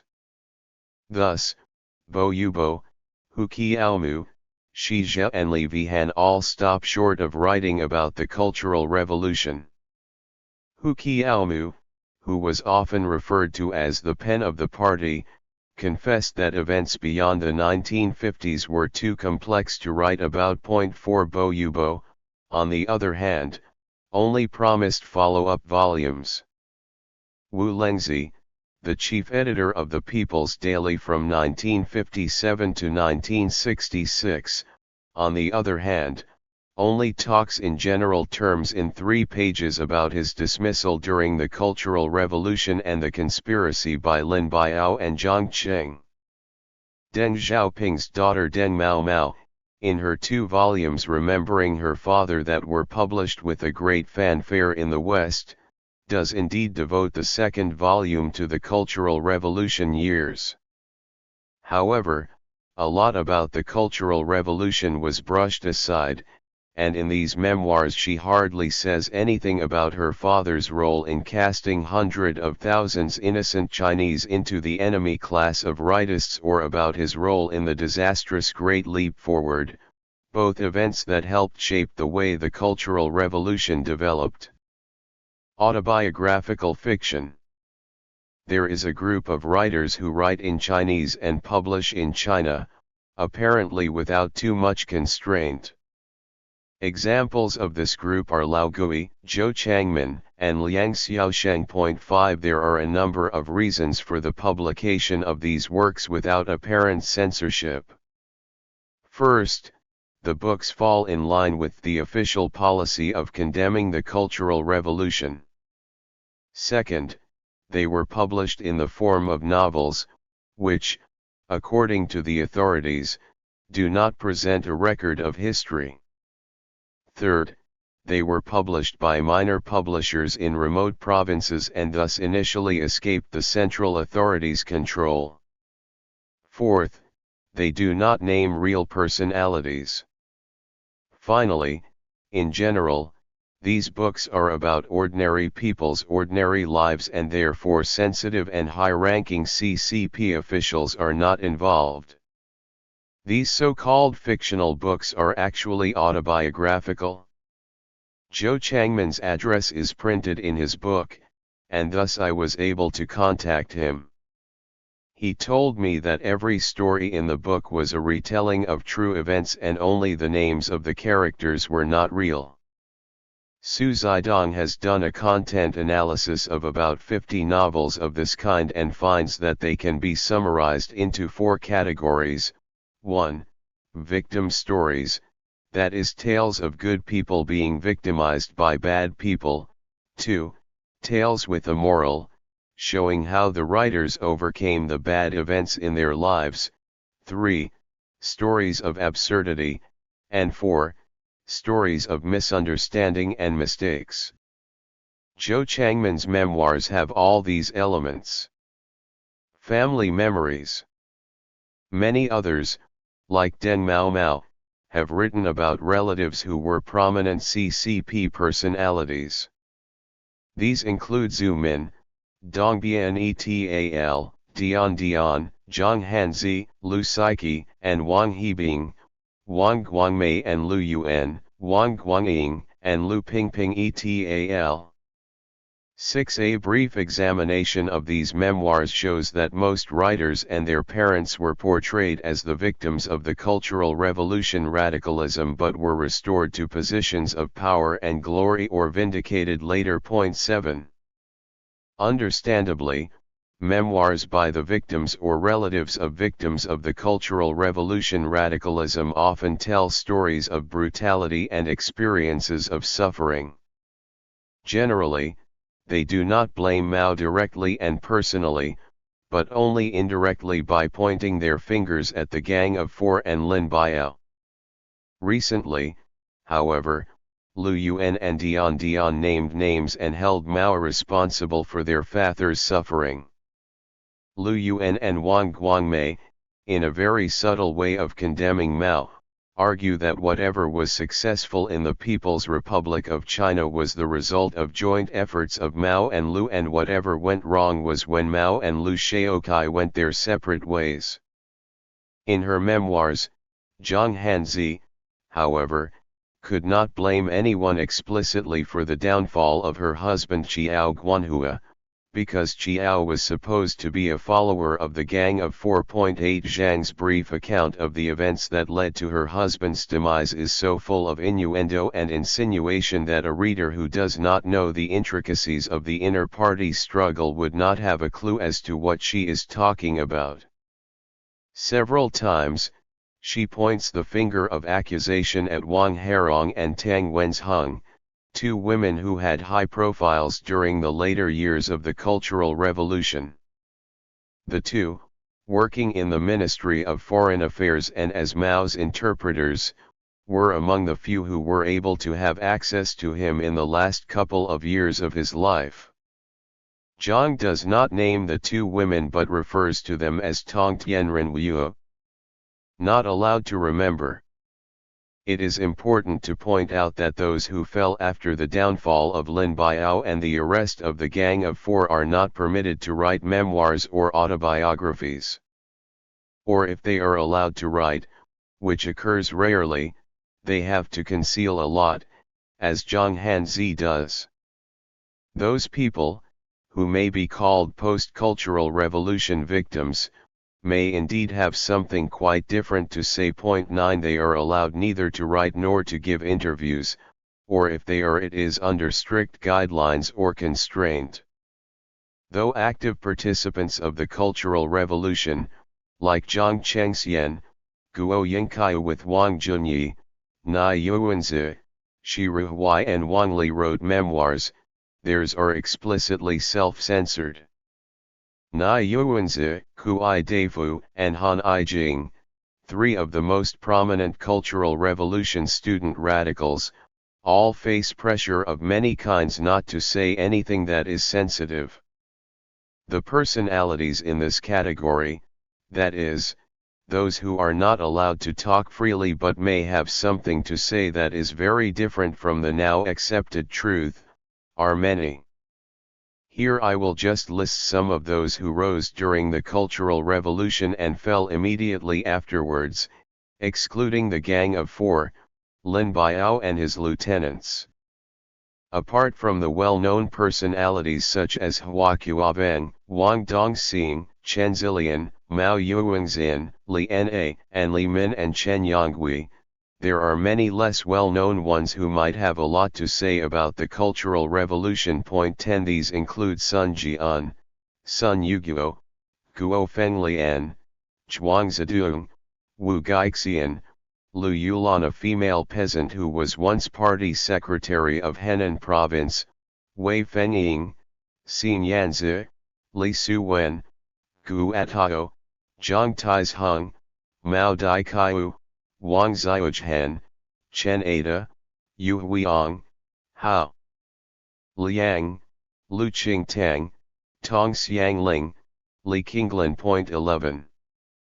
It is worth pointing out that the people mentioned above were mostly promoted to top positions during the Cultural Revolution from very low social status, and many of them were women.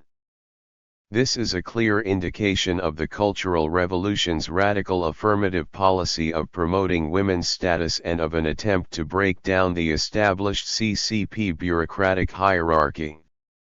These people were swept out of the CCP officialdom as soon as Deng Xiaoping and his followers came back to power and have been silenced since. Recently, there has been some relaxation of control, and memoirs of such personalities appeared in Hong Kong as in the case of Chen Boda and Nai Yuanzi. All the same, the trace of strong censorship or self-censorship is obvious in these accounts. The truth, the whole truth, and nothing but the truth. In any case, there is no reason to believe that all those who are allowed to talk are telling us the truth, the whole truth, and nothing but the truth, even if they actually want to. Yu Erkson provides a good example to illustrate the point. In the memoirs General Mo Wenhua wrote in 1961, he stated that Deng Xiaoping, then political commissar of the 7th Army, left the army in the middle of a fierce battle and went to Shanghai via Vietnam, ostensibly to report the situation to the CCP leadership. Soon after the publication of his memoirs, Mo was dismissed from his army post, for no apparent reason. Then in August 1966, when Deng was stripped of his official positions because he was accused of being the number 2 capitalist roader, Mo was informed that the 1961 disciplinary action against him had been wrong. In his revised memoirs, which appeared in the 1990s, however, Mo says nothing of his assertion that Deng ran away in the middle of a battle. And he blames Lin Biao for his own dismissal in 1961. Another example of how the Chinese authorities work to make sure publications follow what is allowed officially is the inclusion or exclusion in selected volumes of important CCP leaders' speeches. During the 1980s, speeches of Liu Shaoqi were collected into volumes for publication. 12 None of Liu's speeches made between June 1958 and the summer of 1960, a gap of 2 years, were included in this official publication compiled by the CCP Central Office of Documentary Research. The reason why those speeches are not collected seems to be that some of Liu's speeches during this period were clearly advocating reckless policies and practices of the Great Leap Forward. The post-Mao official line is that the Great Leap Forward famine was all Mao's fault. Some common themes on Mao and the Cultural Revolution. Most writers of these memoirs, autobiographies, and biographies in Chinese assume or argue that the Cultural Revolution was a 10-year disaster and that China's economy was on the brink of collapse by 1976. On the other hand, few writers writing within China openly denounce Mao completely. Mao was blamed for being the initiator of the Cultural Revolution, but many accusations were made against the evil people, such as the Gang of Four, Lin Biao and Kang Sheng, who had usurped power and abused their positions to persecute the loyal, upright, honest, and intelligent people. Most of these writers in China do not dwell on the subject of Mao's intention to launch the Cultural Revolution. Among those who do, few are inclined to argue that Mao was ideologically motivated, even though the ideological interpretation was officially presented by the CCP 1981 Resolution Point 13. Mao the person and absence of ideas. These writers tend to accept that Mao was a supreme military strategist, a brilliant peasant leader, an unbeatable politician, the only person who could lead the CCP to final victory, the father of national unity and founder of the PRC. Many writers indicate that Mao was not interested in reading original works by Marx and Engels, that he always wanted to read classic Chinese books and that his huge bed was surrounded with xianzhuangshu. Meng Jingyun, one of the two women who stayed with Mao in his later years, witnessed that the classic Zizi Tongjian was with Mao all the time and he read it again and again. As for Mao's ideas and policies after 1957, few writers bother to contemplate them.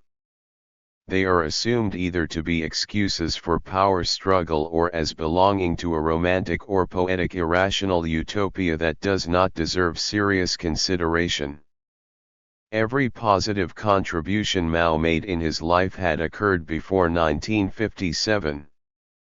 After 1957 Mao did nothing right and contributed nothing positive to China and the Chinese people.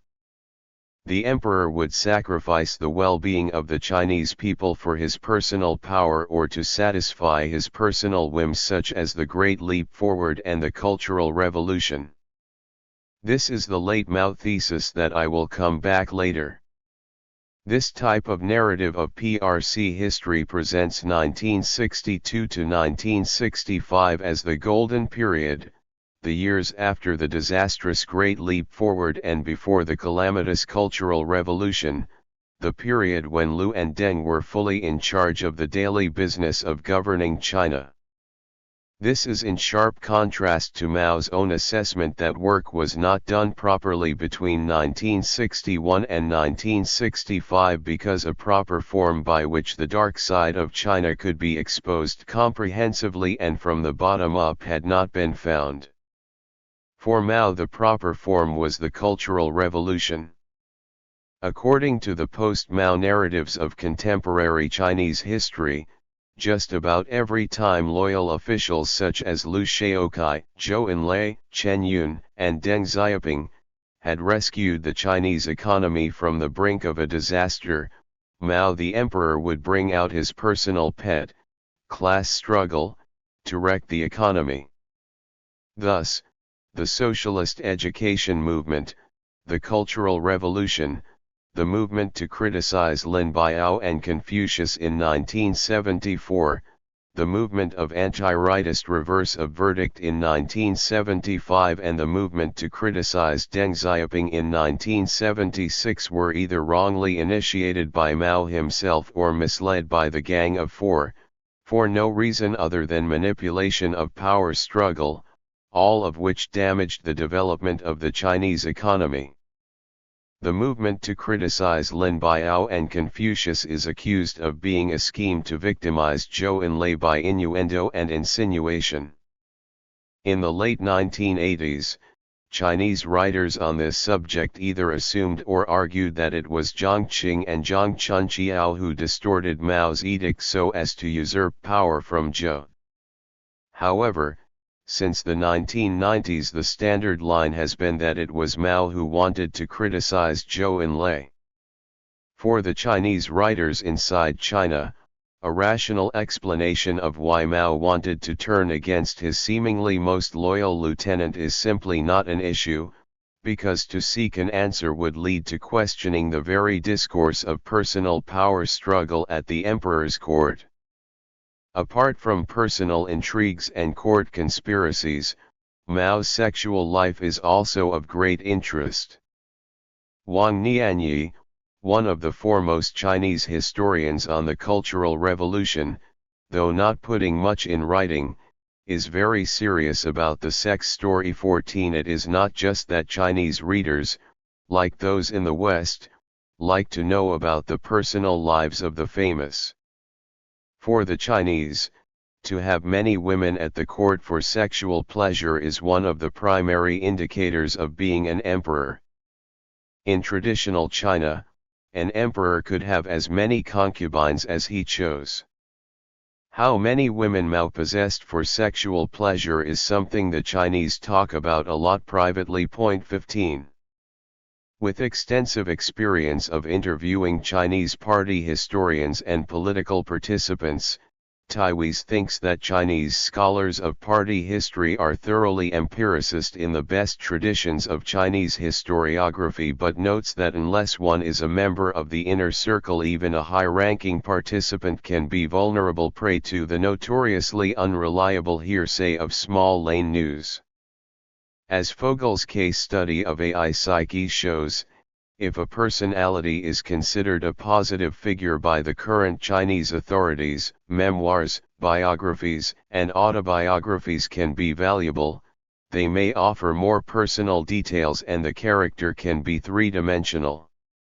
Even in these cases, however, much of the literature is organized to settle the old score, to enhance and advocate certain positions and to discredit other positions or personalities. Despite the fact that those writers of memoirs, autobiographies, and biographies come from diversified backgrounds, have had different experiences in their lives and write with a variety of motives, the uniformity in their approach and technique is striking. This uniformity cannot be explained away by only referring to official censorship in China. There must be something deeper and more fundamental, perhaps some traditional legacy of historiography. Personal power struggles at Mao's court. The theme of the power struggles and conspiracies of the inner court is the first common denominator of these writings. Although the CCP official version of the Cultural Revolution dictates that Mao launched the Cultural Revolution because of his misperception and misunderstanding of the issue of class and class struggle, writers like Ye Yongli do not bother to refer to the issue, let alone take it into consideration. The popular storyline of power struggle goes like this: Mao first wanted to get rid of Liu Shaokai, then he wanted to finish with Lin Biao, and then he wanted to topple Zhou Enlai. In other words, whoever held the most powerful position after himself, and was therefore most threatening to his personal power, was Mao's target. Many of these writers accept the late Mao thesis of two different Maos, the early and later Mao. The later Mao became an emperor, like any other emperor in Chinese history, only more talented and more brutal.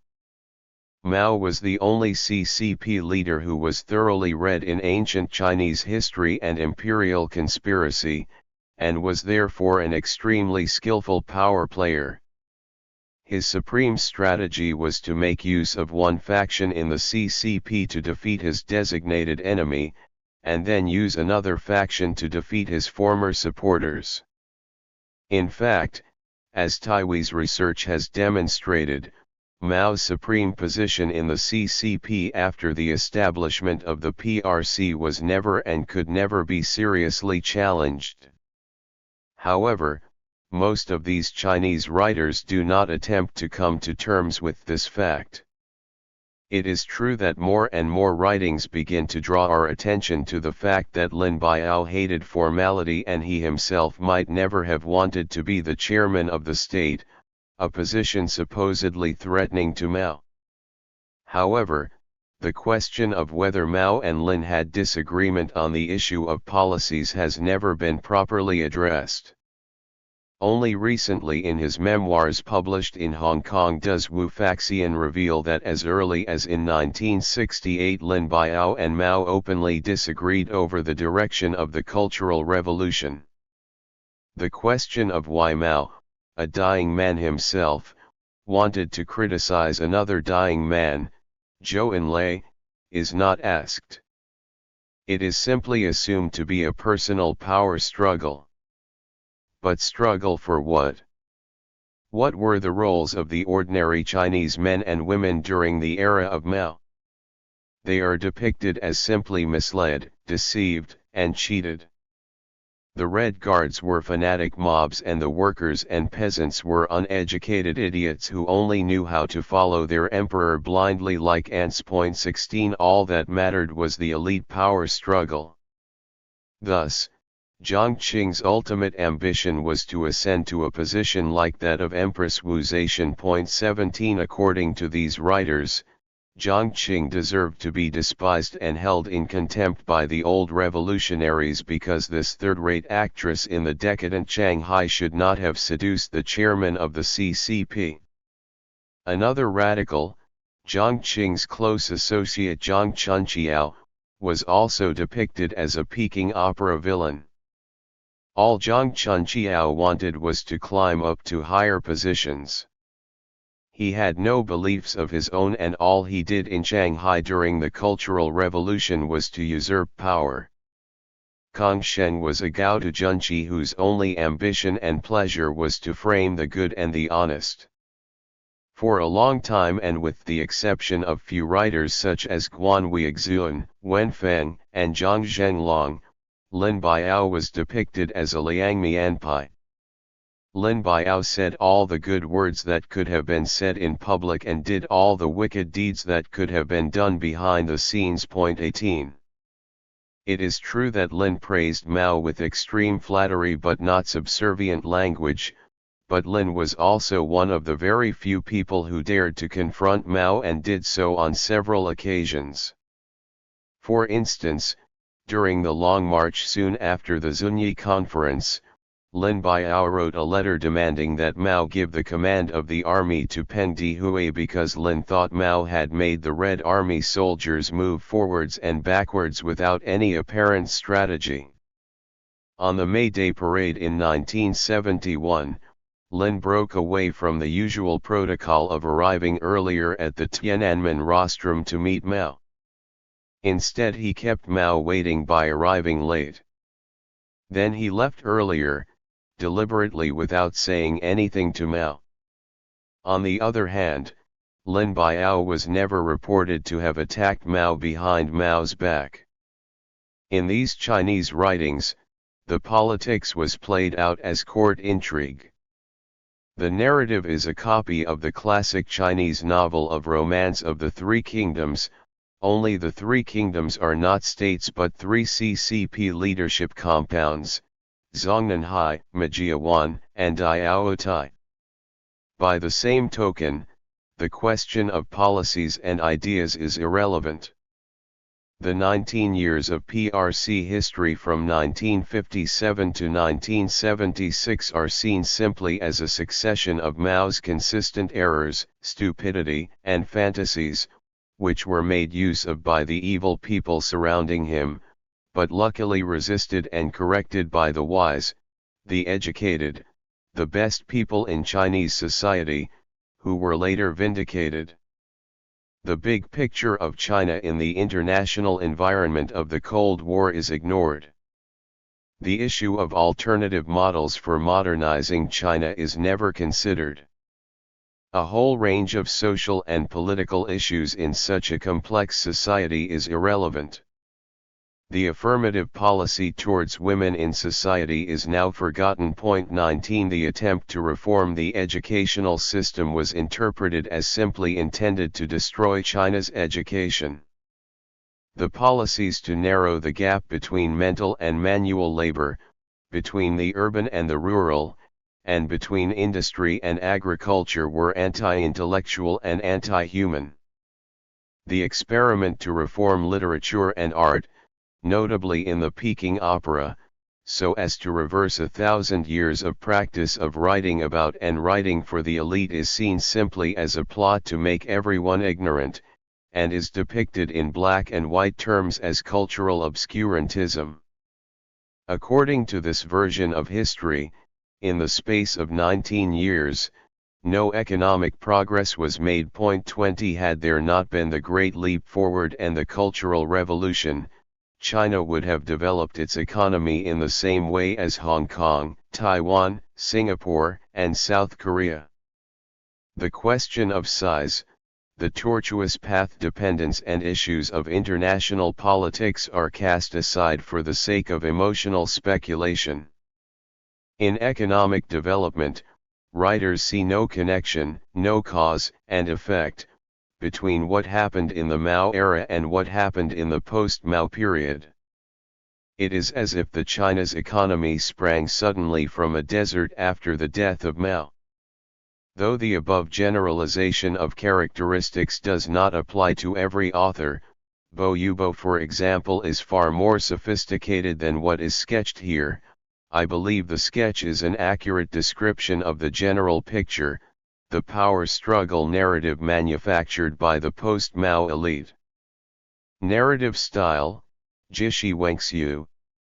A common characteristic employed by most biographers in China, though not so much by memoir and autobiography writers, is the Jishi Wengxiu style of writing, literally meaning literature of recording the actual events. In the name of being Shengdong Bijhen, said to be the heritage of China's ancient historian Sima Qian, anecdotes are turned into a story of real characters, with their dialogues presented in quotation marks. It is fiction in form, but claims to consist of historical facts. Thus, facts are mixed with imagination and arguments are replaced by fantasies. Few writers bother to give any footnotes and there are never any citations of sources. In the extreme version of this Jishi Wengxiu, positive characters have dignified postures and movements. They speak the right language and think the right thoughts. They look good and they walk straight. Negative characters are ugly and stupid. Whatever they do or say is despicable and to be condemned. Positive characters are models to be copied and their behavior is to be imitated, whereas negative characters are to be despised and hated. There is no ambiguity or ambivalence and the characters involved are either clear-cut goodies or straightforward baddies. The goodies possess no vices and are thoroughly good, even before they are born. The baddies are bad from the beginning to the end. The case of Chen Yi, the Minister of Foreign Affairs when the Cultural Revolution started in 1966, is a good example of this version of history. Chen is portrayed as an upright and outspoken goody who was against the Cultural Revolution from the very beginning and was critical of the bad Lin Biao from the start. But in fact Chen was very active in following the Cultural Revolution ideas initially. He named 3 of his senior officials as Niugui Sheshan at the beginning of the Cultural Revolution. Chen openly called his audience to support Mao's struggle against the capitalist reactionary line and he said he had to learn from Lin Biao because Lin Biao was Mao's best student. Like Chen Yi, Zhou Enlai also tried very hard to follow Mao during the Cultural Revolution. The Chinese official version of history tries to avoid these inconvenient facts. Another example can be seen in the way Ye Yongli portrays Chen Boda as a traitor of the Communist Party. In the history of the CCP revolution, the issue of renegade or traitor to the revolutionary cause has been treated very seriously. This is understandable in a sense because the CCP started as an underground movement and had enormous damage done to its organization by insiders who changed their code. Liu Shaoqi was expelled from the party during the Cultural Revolution because he was supposedly proved to be a traitor. The accusations against Liu and others such Bo Yubo have been judged groundless since the Cultural Revolution, but the post-Mao authorities still continue the practice from which they themselves had suffered. Chen Boda had been accused of being a traitor, and Ye Yongli, in his biography of Chen, still writes as if it was a fact that Chen was a traitor. Chinese tradition of historiography. Writers such as Ye Yongli are not only very much immersed in these techniques but also seem to be aware of their role of constructing history along the Chinese historiographic tradition. Traditional Chinese historiography concentrates on four techniques: Jizu, Zhuangziu, Keizu, and Hongping. The last is the most powerful and most practiced. The task of historiography is to make judgments of who is good and bad so that later generations can follow and copy them as examples and counter-examples. In this tradition there was very little practice of evaluating the methodology of historiography, very little criticism of historiography itself. The idea of historical methodology started in Tang Dynasty, very late in Chinese history, when Liu Ziji wrote Shitong. But Liu was ignored by later establishment historiography. Even Yongledian, which was meant to include everything known by humans at that time, did not include Shitong. This is not surprising as Chinese historiography was designed to write history that serves the present. As early as the spring and autumn period, historians were determined to make the disloyal, treacherous officials fear. Qing historians were ordered to use the same technique and ideology to evaluate Ming history so that examples could be set for Qing officials. The function of historians was to establish examples for officials by condemning the bad and by praising the good.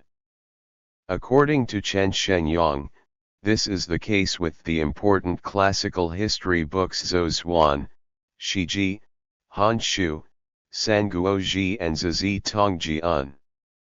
Memories as history. Despite the limitations of this category of literature, occasional exceptions can provide insights and valuable information if one plows through them with a critical attitude. In one book, for instance, Quan provides some personal insight into Peng Dehui's downfall.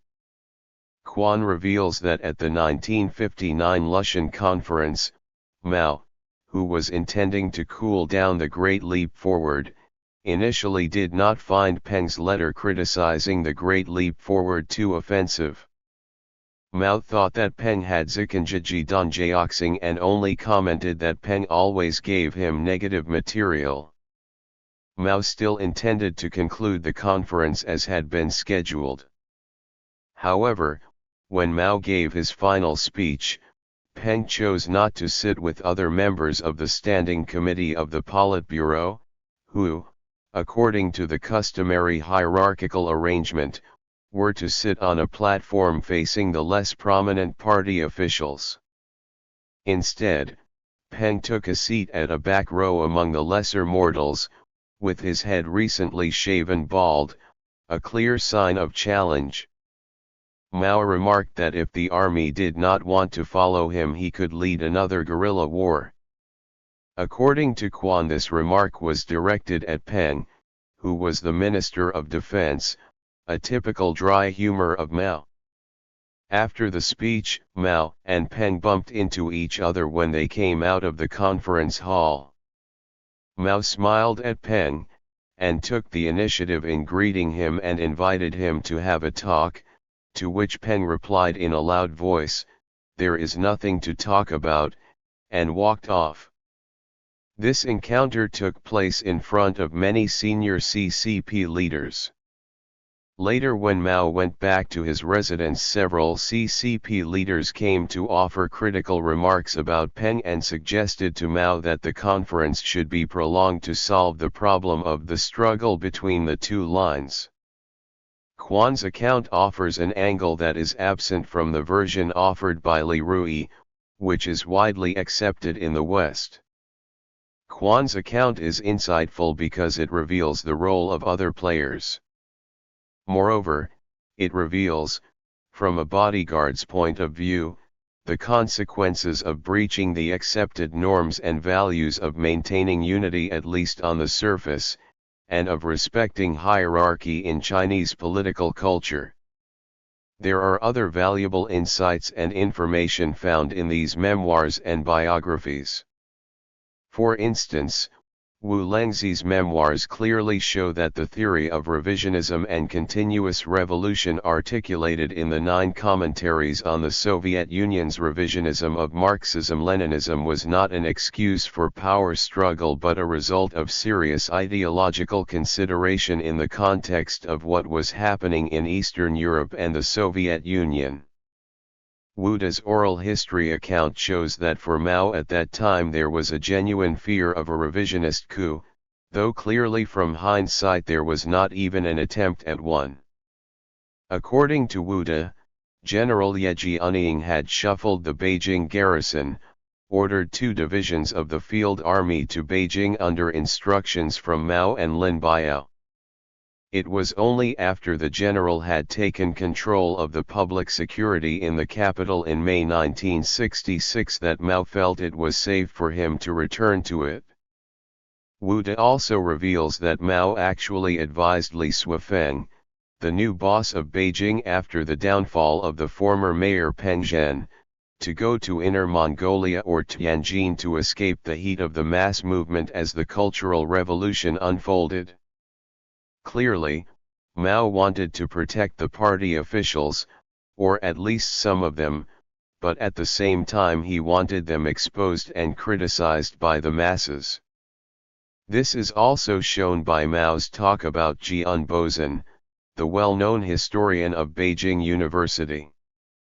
Mao said that Jian wrote so many books that we could not criticize him since we had not read them. We had better let the students who read him do the criticism, Mao said. Mao applied the same mass line with the issue of education reform. He said that as we did not know the profession we had to rely on the masses, that is, the students and teachers to carry out the reforms, hence the rationale for closing down schools before the students had a say on education reform. Some of the memoirs, biographies, and autobiographies by army officers reveal that though they never wanted to question their loyalty to Mao, they passively resisted and actively undermined some of the Cultural Revolution efforts. For instance, some army officers recalled how they did not like Jiang Qing or Yao Wenyuan's instruction to criticize Deng Xiaoping. According to Su Hailiang's recent interview study, in the Wuhan incident of 1967, the army officers of the local garrison not only kidnapped the Cultural Revolution radicals Wang Li and Xiefuzi but also directly challenged Zhou Enlai when he went to Wuhan to deal with the Wuhan situation. In fact, the incident, which took place under Mao's nose, was intended to give him a warning, as the army officers knew he was in Wuhan at that time. Mao indeed took notice of the warning, and the Cultural Revolution radicals Wang Li and Guanfeng were dismissed not long after the incident. Conclusion: discourse, narratives, and memories. Just as there is reason to question the historiography approach taken by the Confucian scholars, so there is no reason not to question contemporary memoirs, biographies, and autobiographies whose approach is similar. Even in the Western context, where there is a higher degree of scholarly scrutiny, memoirs, biographies, and autobiographies cannot be taken at face value. As the distinguished English biographer Richard Holmes says, biography is essentially and by its very origin disputable. That this is the case can be demonstrated by a book in this genre that is widely known in the West, Wild Swans by Yung Chang. In a fine study of Chang's Wild Swans and Yang's Spider Eaters, Kong argues that Chang's memoirs are self-invention, idealized self-justification, and full of imaginative reconstruction of events, using hindsight to alter her recollections. Chang has altered her story to suit the wishes of hindsight and her market audience, and her memory has changed past events to make her behavior seem more decisive and less shameful. Throughout this book, I have consistently argued that how one understands the Cultural Revolution depends on what theoretical framework or approach one adopts.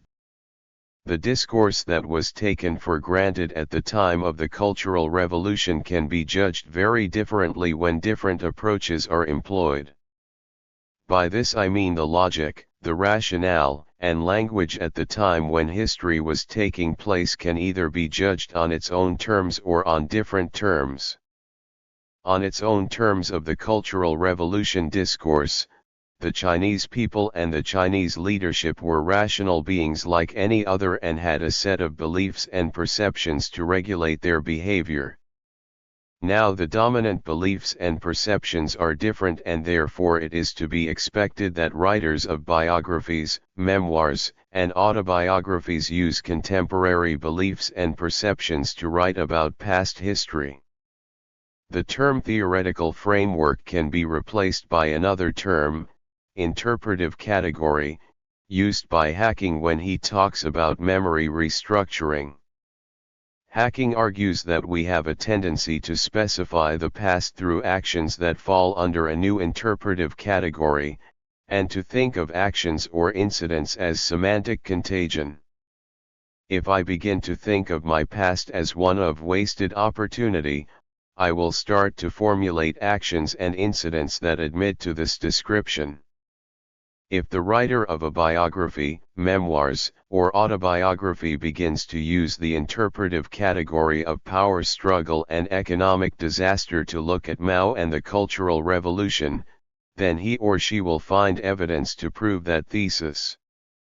The category of memoirs, biographies, and autobiographies in Chinese has done exactly that. 4.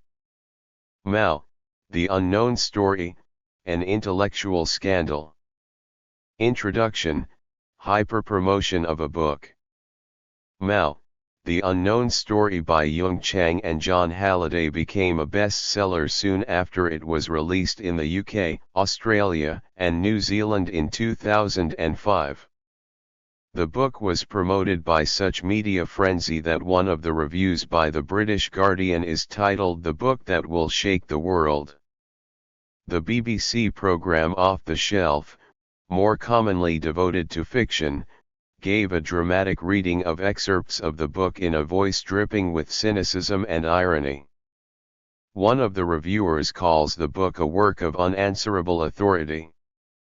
Mao is comprehensively discredited from beginning to end in small ways and large: a murderer, a torturer, an untalented orator, a lecher, a destroyer of culture, an opium profiteer, a liar. The Australian newspaper, a broadsheet paper, collected various trend-setting writers and journalists in Australia and asked them to choose a 2005 Book of the Year. One of the choices by a senior journalist, Nicholas Rothwell, is Mao, the Unknown Story. This is what he said: "Reading the book about the 20th century's most blood-stained dictator was a litmus event. I cannot recall finishing a book that inspired in me such sharp feelings of nausea, horror, and despair." Jonathan Mirsky, a seasoned journalist who writes for papers such as the British Observer and New York Times, states that the book proves that Mao was as evil as Hitler or Stalin, and did as much damage to mankind as they did.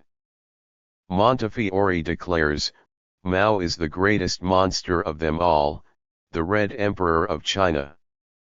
China's Monster, Second to None is the title of another review in the New York Times, whose author declares that the book makes an impassioned case for Mao as the most monstrous tyrant of all times. In the New York Times book review, Nicholas D. Kristof declares the book is magnificent biography and a magisterial work. The last governor of Hong Kong, Chris Pattern, and the influential German Spiegel declared their endorsement of the book. Andrew Nathan could not bring himself to endorse the blatant violation of scholarly norms in the book, but still thinks the book contains jade. For William Hutton, an influential British political commentator, whether it's the news that Mao never actually marched in long stretches of the Long March but was, instead, carried in a bamboo litter he designed himself, or of the scale of his purges and executions, this is a catalogue of disclosures that overturns almost all our received wisdom. The impact will be substantial. It's an impressive achievement. Chang's new book is actually a vast work of scholarship rather than an emotionally charged personal attack, asserts Thorpe.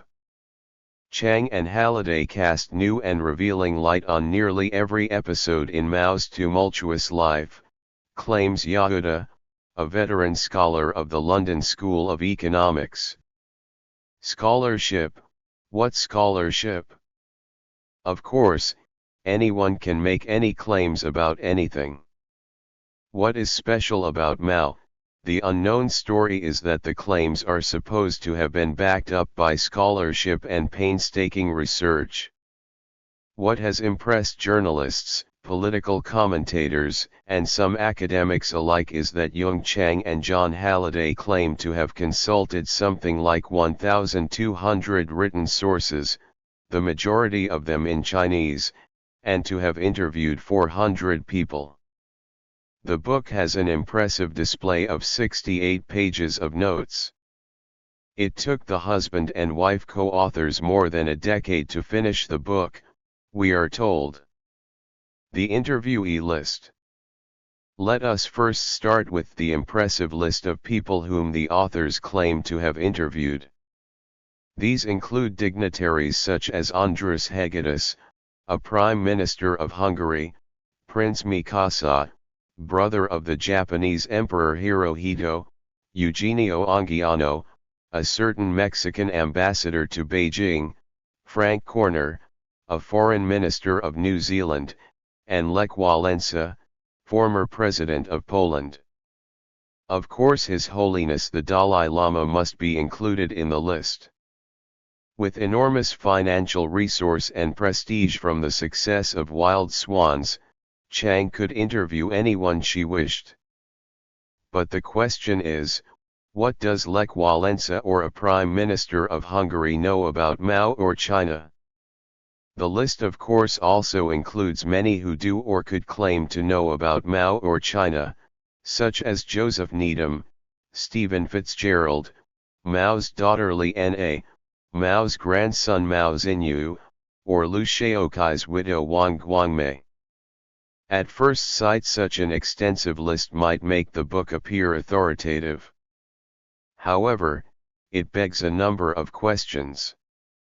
First, one would like to see whether the interviewees have said anything that is relevant to the content or arguments of the book about Mao. Second, we would like to know how Chang and Halliday dealt with interview information that was contrary to what they set out to prove.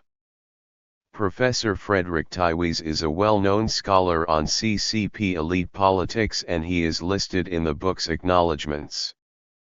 According to Tywes, he had met Yung Chang a couple of times but could not say anything substantial about the subject on Mao because Chang would not listen unless what he had to say suited her predetermined ideas. An indication of what Taiwes thinks of the book is that he declined to participate in the special issue to review the book organized by the China Journal.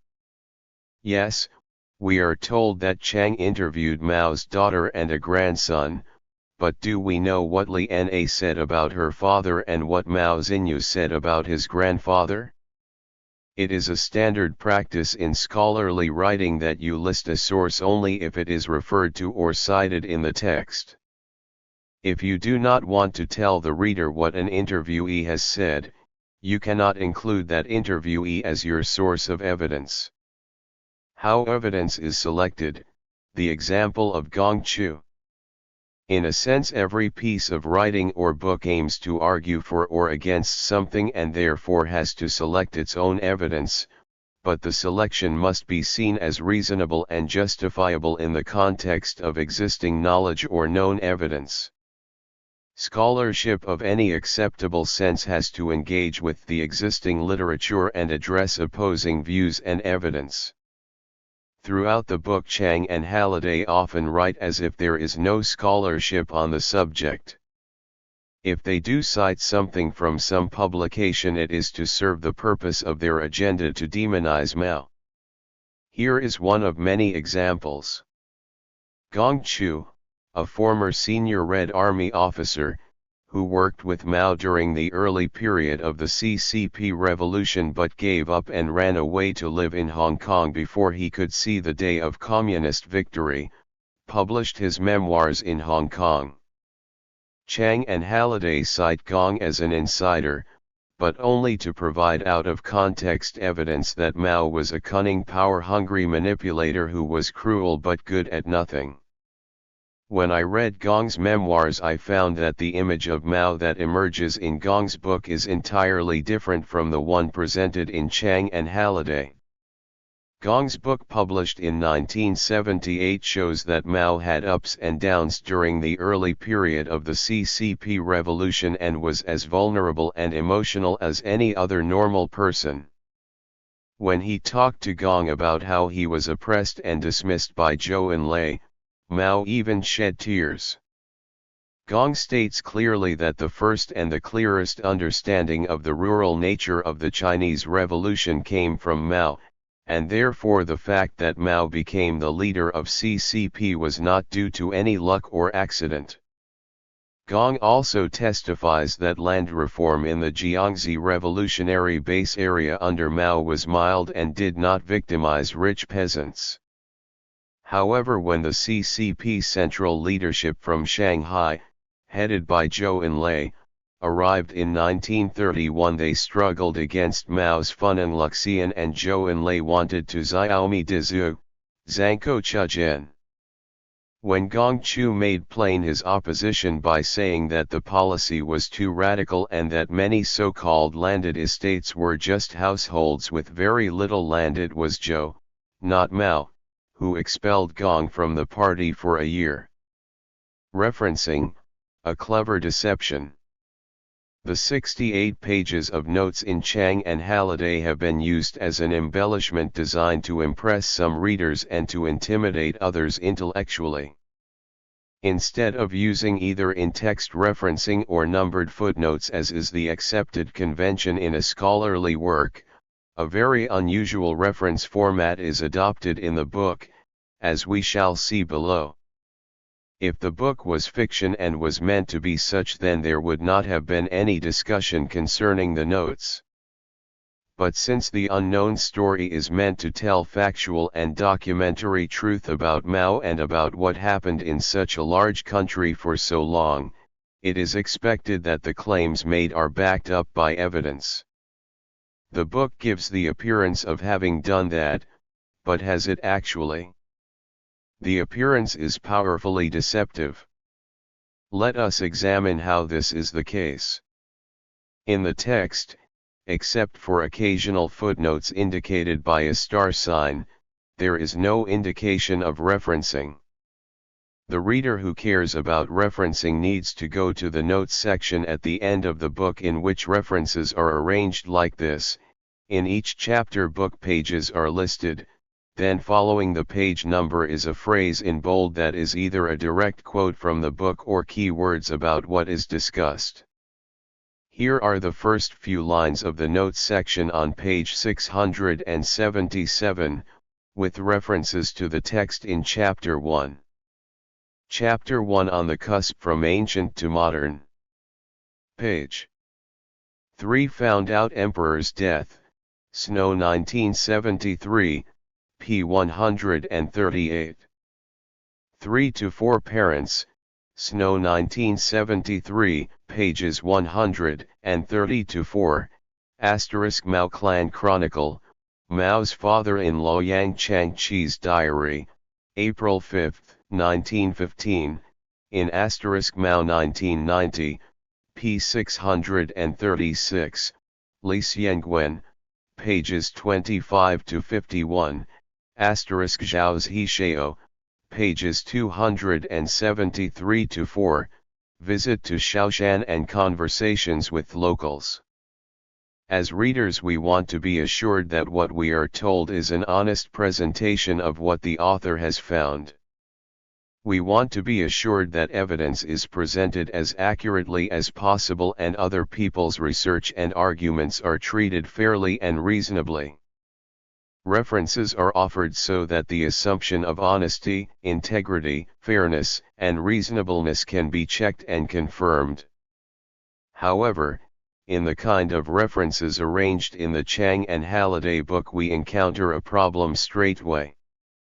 For instances, on page 3 and 4 of the book there are quite a few things said about Mao's parents, but in the references shown above it is not clear how to check the information because there is no indication as to which reference is the source of which bit of information about Mao's parents. There can be many references listed in the notes section for one page of text. This gives an appearance of scholarship and painstaking research. No wonder so many journalists take the claimed findings seriously.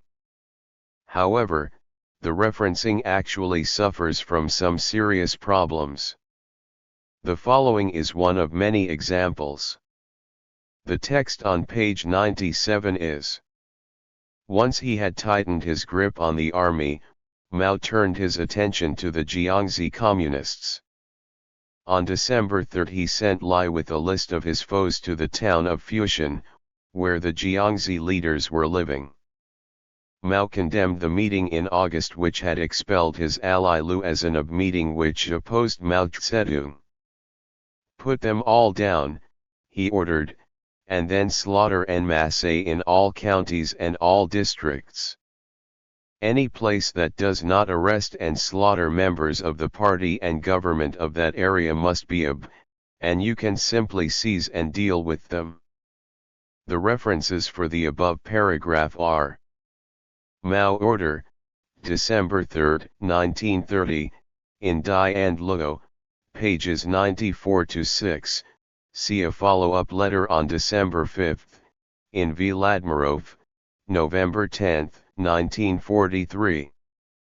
Meeting, Mao to Shanghai, December 20, 1930, *ZDJC Volume 14, p. 636, Liu Di, Letter to Shanghai, January 11, 1931, Regaspi, CIT, Provincial Action Committee, Emergency Announcement No. 9, December 15, 1930 Regaspi, 514/1/1008. Lai torture, Ibid. The text is meant to say that Mao ordered the slaughter of his opponents in large numbers. But how do we know whether this is not just Chang and Halliday's claim that is not supported by evidence? First of all, the first note entry Mao order, December 3, 1930 is not exactly the wording in the text. We therefore cannot be sure what Mao ordered. Second, The text aims to show Mao ordered the mass slaughter of his opponents, but which reference is it that is cited for this claim? Is it the citation of Dai and Lugo and Vladmirov? According to the order of appearance, these two references are cited only to refer to the text before a meeting, but the slaughter sentence appears only after a meeting in the text. Are we to understand then that it is the citation of Mao to Shanghai, December 20, 1930, *ZDJC Volume 14, p. 636, Liu Di, Letter to Shanghai, January 11, 1931, Regaspi, CIT, Provincial Action Committee, Emergency Announcement No. 9, December 15, 1930 Regaspi, 514/1/1008 that supports the slaughter statement? Or are these references actually citations for the meeting? Third, the sentence "put them all down," he ordered, and then slaughter en masse in all counties and all districts does not make sense. Does it mean that Mao ordered his opponents to be put down and then slaughtered? One would think that the sentence in quotation marks is a translation from Chinese or Russian by the co-authors.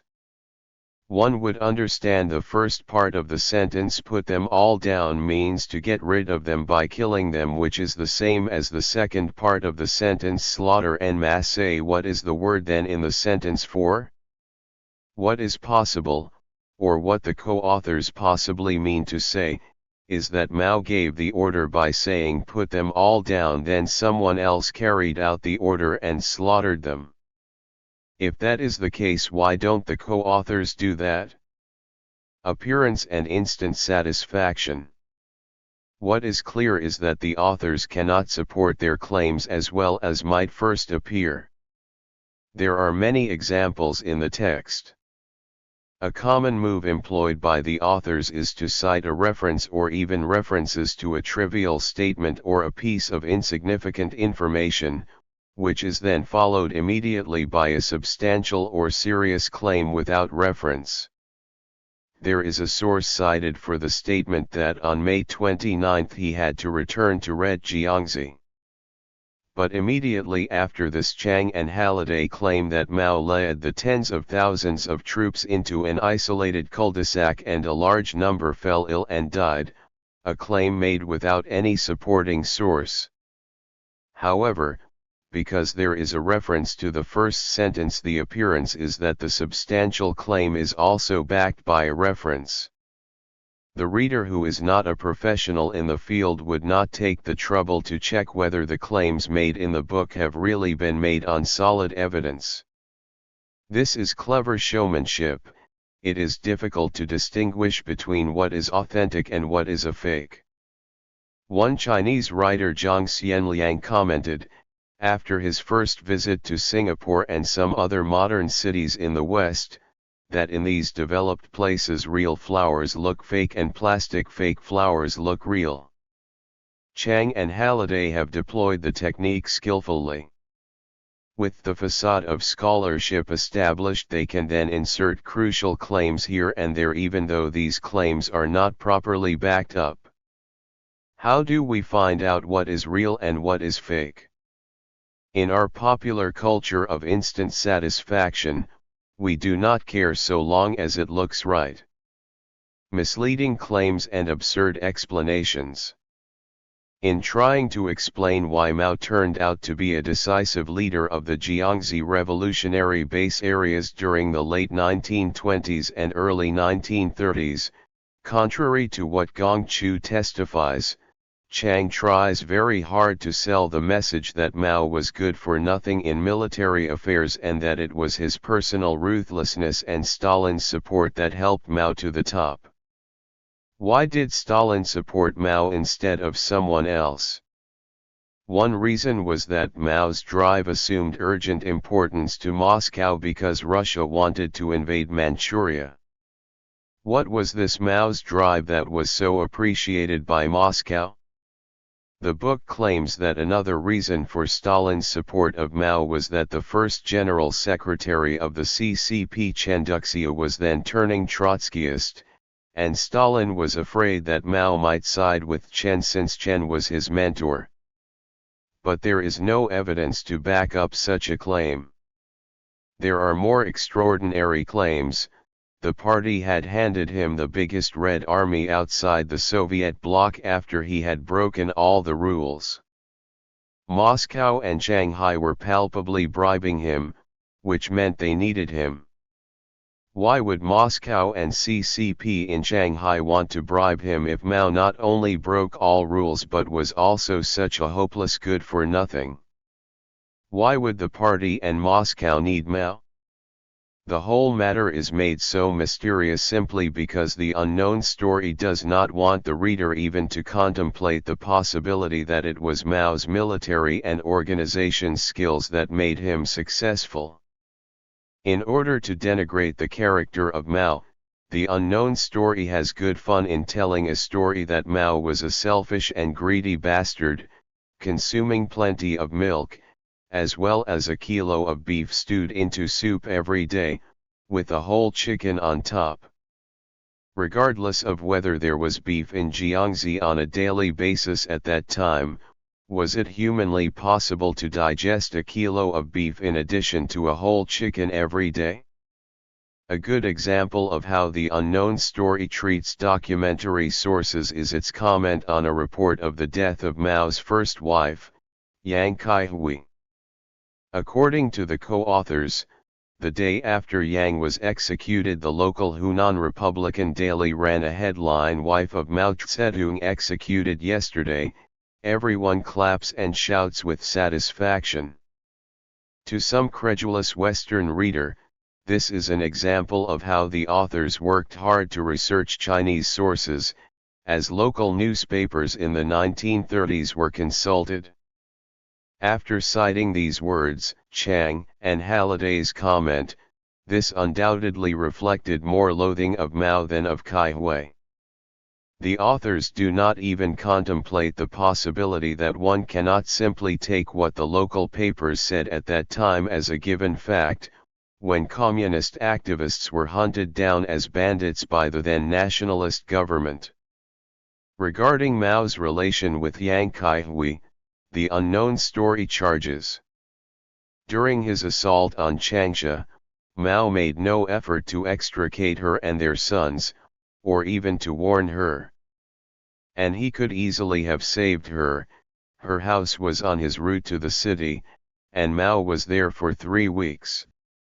Yet he did not lift a finger. There is no evidence to back up such an extraordinary charge.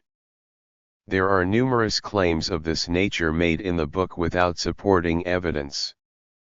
For example, here is the first sentence in the book: Mao Zedong, who for decades held absolute power over the lives of 1/4 of the world's population, was responsible for well over 70 million deaths in peacetime, more than any other 20th century leader. And there are more. In late September started his slaughter, and Moscow also appointed Mao head of the state. Given that escapes were few, this means that altogether some 700,000 people died in the Rujan base. More than half of these were murdered as class enemies, or were worked to death, or committed suicide, or died other premature deaths attributable to the regime. The book is filled with accusations like these without any evidence or sources to back up.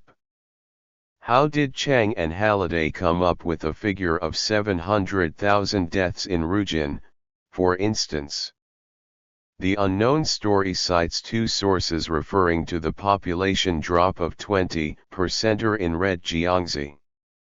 Even if these figures of population drop were true, they do not give any evidence to the claim that all these people actually died. They could have migrated to other areas because of the civil war, or the claim that more than half of them died as class enemies of the revolution, Some of them could have been killed by the nationalists who would not allow the existence of a revolutionary state within a state.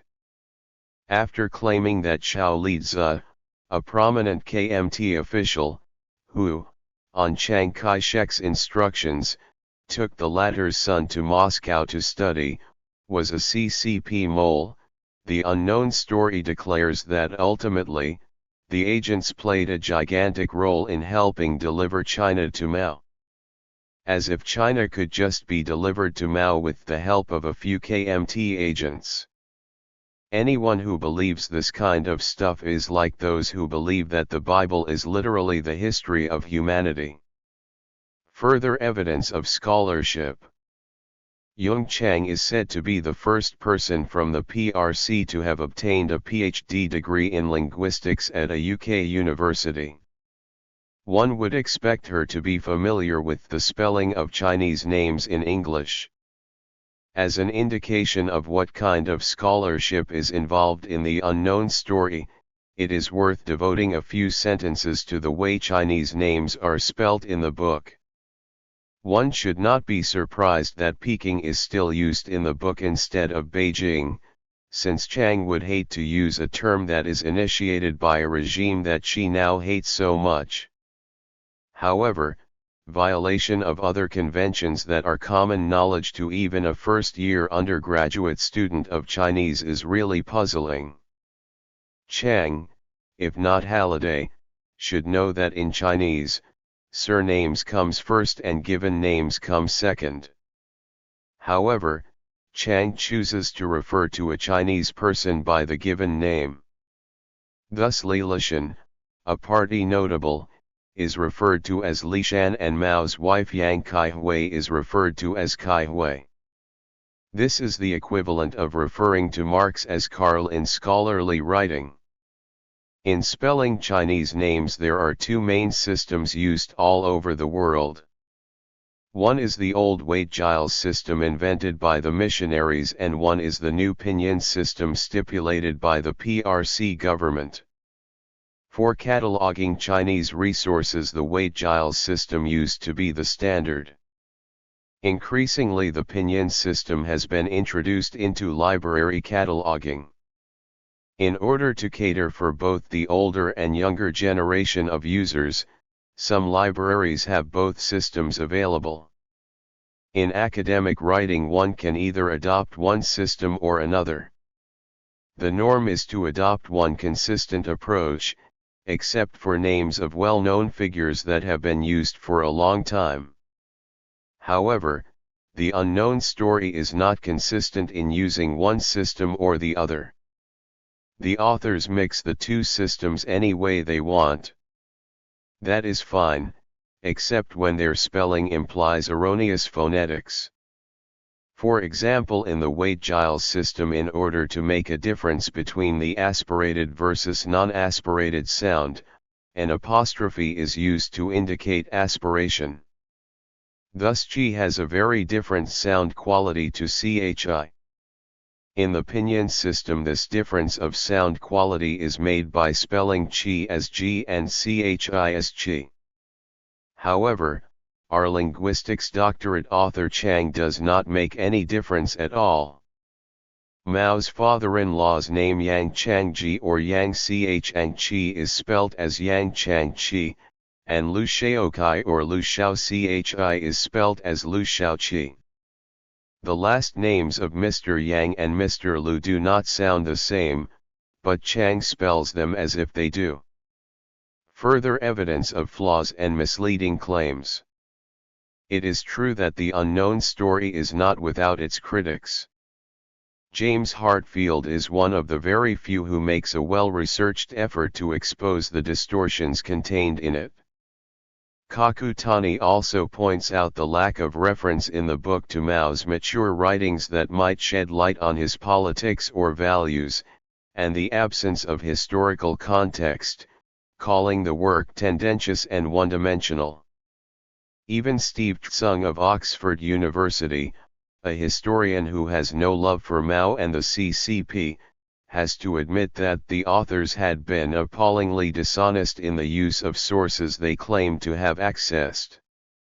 Of course Tsung readily agrees that Mao was a monster, but regrets that their distortion of history to make their case will in the end make it more difficult to reveal how horrible Mao and the Chinese Communist Party system were, and how much damage they really did to the Chinese people. To approach the subject of Mao, or anybody really, it is perfectly legitimate to have an attitude. You don't feel cold analysis in this book, you feel hatred, which helps make it a wonderful read. But history should not work this way, Francesco Ciscus of La Stampa in Italy states with regret. Taiwes also regrets. When someone is responsible, and I believe he was, for upwards of 30 million deaths, it's hard to defend him. But on the other hand, to paint him as a totally monstrous personality who just goes out to kill people and protect his power at all cost is not only over the top but a bit crazy in terms of what actually went on. In order to do that, she just had her views so set, and was unwilling to entertain other opinions or inconvenient evidence. Yung Chang claims to have interviewed the last surviving eyewitness at Looting Bridge who was said to have confirmed that there was no battle at the bridge during the Long March. When MacDonald went to Looting, he did not find a trace of Yung Chang's witness. Instead, he found another eyewitness confirming that a battle indeed took place. Davin points out in the Times Literary Supplement a number of historical errors and speculative assumptions.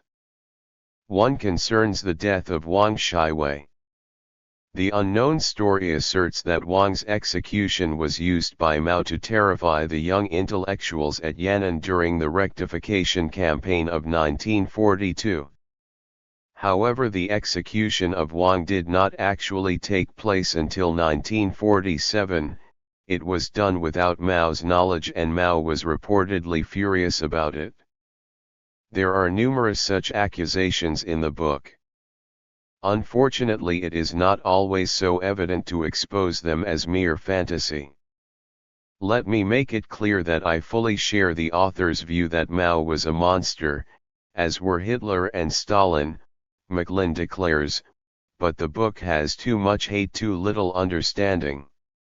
Even Nathan, whose published political stand is clearly in line with that of Chang, has to admit that many of Chang and Halliday's claims are based on distorted, misleading, or far-fetched use of evidence. Another good example of how Chang and Halliday distort and misquote to make misleading statements is provided by Ball. When discussing the Great Leap Forward, Chang and Halliday claim that Mao did not care that people were dying from starvation. Chang and Halliday quote Mao's words at the Vuchame conference that working like this, with all these projects, half of China may well have to die as evidence to support their charge that Mao was ready to dispense with half of China's population for the sake of Mao's industrialization plan. But as Ball points out, the quote is taken out of the context of the whole speech. If one cares to examine the context, what Mao actually meant to say was exactly the opposite of the Chang and Halliday claim, to warn his audience of the dangers of overwork and over-enthusiasm in the Great Leap Forward. When questioned about the sensational claim that the Chinese nationalist leader, Chiang Kai-shek, intentionally let the Red Army escape on the historic Long March of 1934 to 1935, the authors, in their defense, point to their seemingly impressive references, the 26 sources for the claim about the Long March. Nathan was compelled to ask of these 26 items, which one, 2 or 3 unequivocally support the improbable claim that Chang let the Reds escape intentionally. The answer, my friend, is none. Logical inconsistency within the text. Jin, not a scholar of any known standing in the field, demonstrates that one does not have to bring in any documentary evidence to repudiate 17 of Chang and Halliday's major claims. All one has to do is find logical contradictions in the book itself. Here rephrased are a couple of examples pointed out by Jin. Red Army let go by Chang. Chang and Halliday claim that Chiang Kai-shek let Mao's Red Army escape during the Long March. This claim is important for Chang and Halliday's thesis that Mao was good for nothing.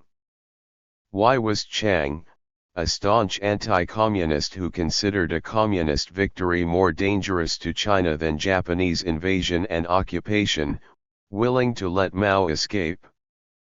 Because he did not want to risk the life of his son, who was in the Soviet Union at that time, so Chang and Halliday say.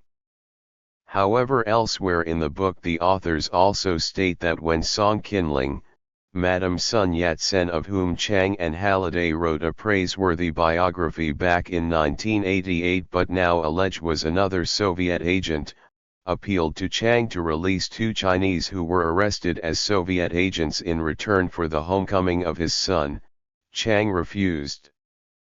Jin asks, rightly, was the imprisonment of 2 little-known Chinese more important than the defeat of Mao's Red Army to Chang? Mao didn't walk during the Long March.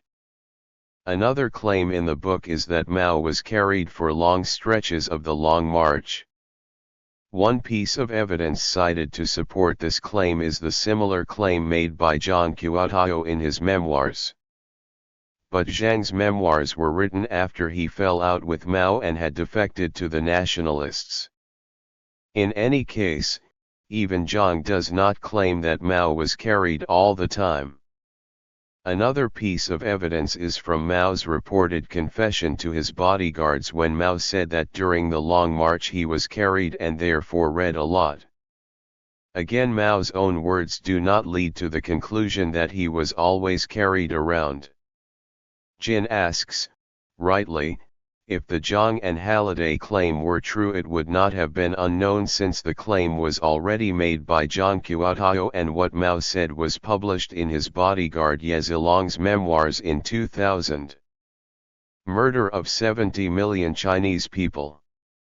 The first sentence of Chang and Halliday states that Mao was the murderer of 70 million Chinese.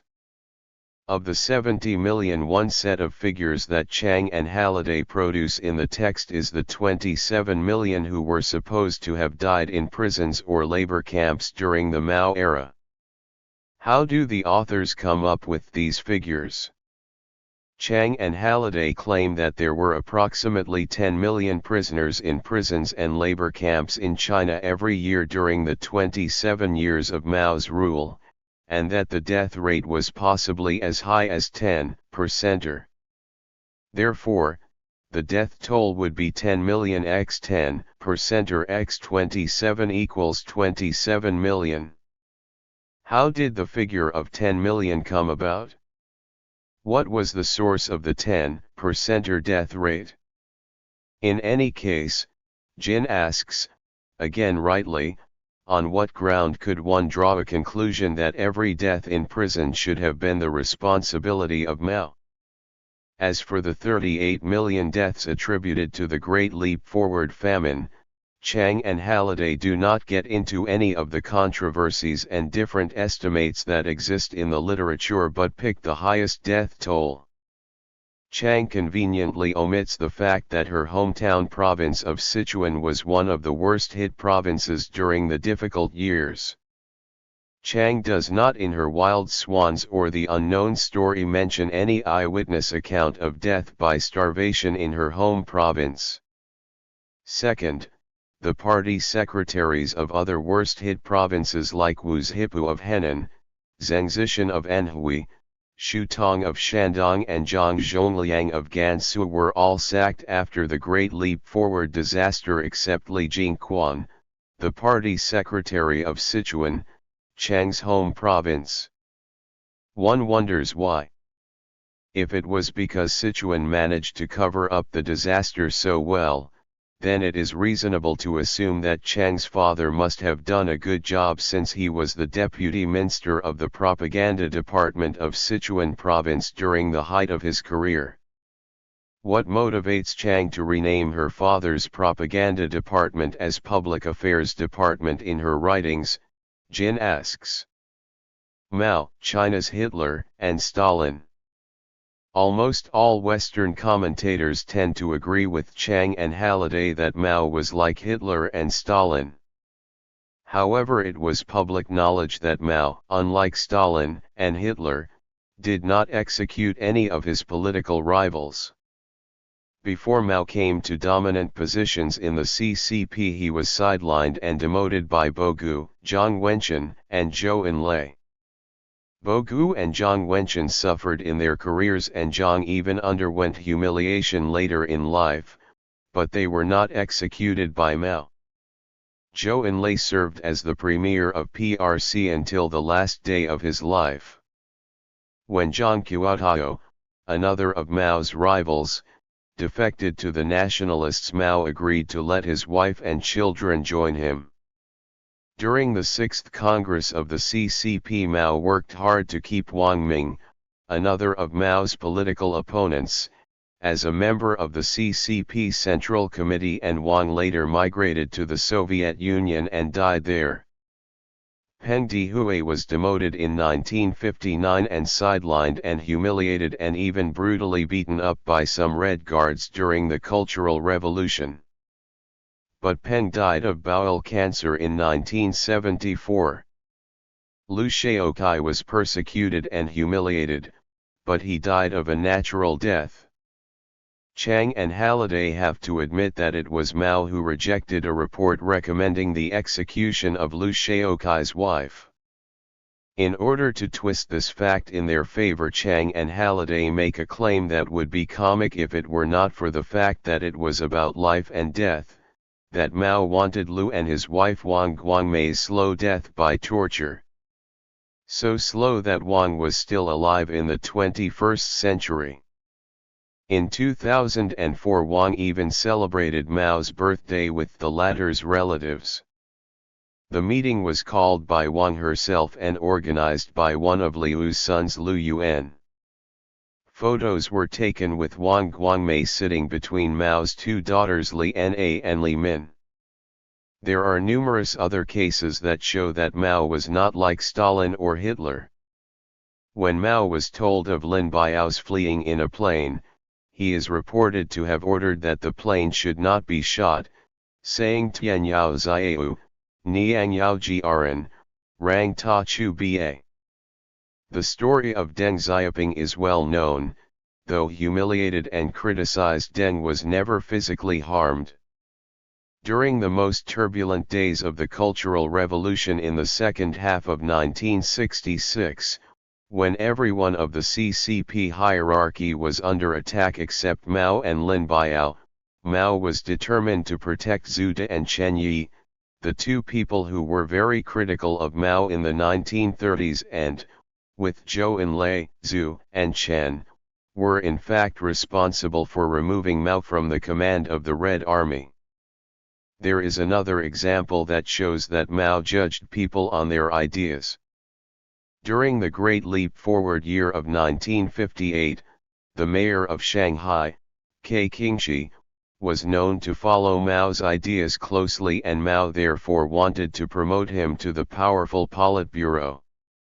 But Liu Shaoqi opposed Ke's promotion, on the basis that Ke had objected to Liu's push in the 1940s for everyone to take Mao as the central leader of the CCP. Mao then asked Ke to talk to Liu and persuade him to forget about that incident. Fairy tale and how scholarship changes. It is incredible how unreflecting and how shameless modern show business can be. As Hartfield points out, it was Chiang, in Wild Swans, the best ever selling family memoirs, who tells us that Chiang Kai-shek had adopted a policy of non-resistance in the face of the Japanese seizure of Manchuria and Japan's increasing encroachments on China proper. Chiang also claims that it was Chiang who, instead of mobilizing forces to fight the Japanese invasion, had concentrated on trying to annihilate the communists. But in many instances, the unknown story flatly contradicts Wild Swans. In the unknown story, Mao is claimed to have engineered Jiang's abduction by his own general Zhang Suiliang in 1936. But if you read Wild Swans, Chiang was partly saved by the communists. If the unknown story is intended to correct the claims made in Wild Swans for the sake of its 10 million readers, then Chiang should have indicated these corrections either in text or footnotes, Hartfield rightly points out. Chiang's co-author Halliday says that being married to Chiang is like a fairy tale. In his non-fairy tale days, Halliday condemned the Japanese invasion of Manchuria and China. But now he agrees with his fairy tale princess that the Japanese war in China was more or less the result of a Mao/Stalin conspiracy. How does Halliday compare Chiang's and his interpretation of the Korean War now with that in his own book Korea, The Unknown War, or his understanding of the Cultural Revolution now with his previous interpretation that the riots in 1967 in Hong Kong were anti-colonial and were against an administration where there is no democracy? In those days he wrote about the British colonial oppression in China and Hong Kong. Now Halliday goes along with his princess and blames the bloody repression in Hong Kong in 1967 on provocation by Mao. The Korean War is largely blamed on Mao, whereas in his earlier book he stressed the role of Truman as warmonger. How times change. So does scholarship. Does it matter? What is surprising, or not surprising, is that very few take the trouble to question the methodological flaws in the book. An exception is Philip Short, whose own biography of Mao was published in 1999. Short says that Chiang and Halliday have reduced Mao from a complex historical character to a one-dimensional cardboard cutout of Satan, and yet almost no reviewers really think that this is a problem. The case of Christoph is a good example. On the one hand, Christoph tells us that one of those listed as a source is Zhang Hanzi, Mao's English teacher and close associate.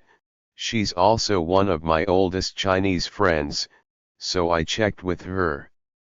Zhang Hanzi said that she had indeed met informally with Chiang 2 or 3 times but had declined to be interviewed and never said anything substantial. Moreover, Christoph complains that in the book, Mao comes across as such a villain that he never really becomes three-dimensional, and that he is presented as such a bumbling psychopath that it's hard to comprehend how he bested all his rivals to lead China and emerge as one of the most worshipped figures in history. Nevertheless, Christoph still declares this is a magisterial work. Professor Perry Link of Princeton and one of the editors of the Tiananmen Papers, while feeling compelled to say something about the book's methodology, has a largely positive review of it. The academic community in general seems critical of the book, as seen in a special issue of the China Journal, whereas the media seems to be generally positive. The function of the media is discussed further in later chapters, but it suffices to say here that it will take years, if ever, to deconstruct the Chiang and Halliday truth promoted by the media. I totally agree with Thomas Bernstein, who thinks that the book is a major disaster for the contemporary China field. Because of its stupendous research apparatus, its claims will be accepted widely. It does not matter so long as the politics is right. To demonize Mao is the right politics, of course. When someone pasted some criticism of the Chiang and Halliday book on the Amazon sales website, it was immediately attacked as ugly Chinese propaganda. On the other hand, Jin's critique of the book was met with absolute silence by the Western media.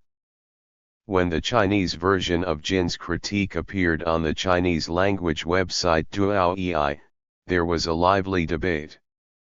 Yung Chang had to admit, when asked, that Jin's 17 questions are good questions but refused to provide convincing replies to them.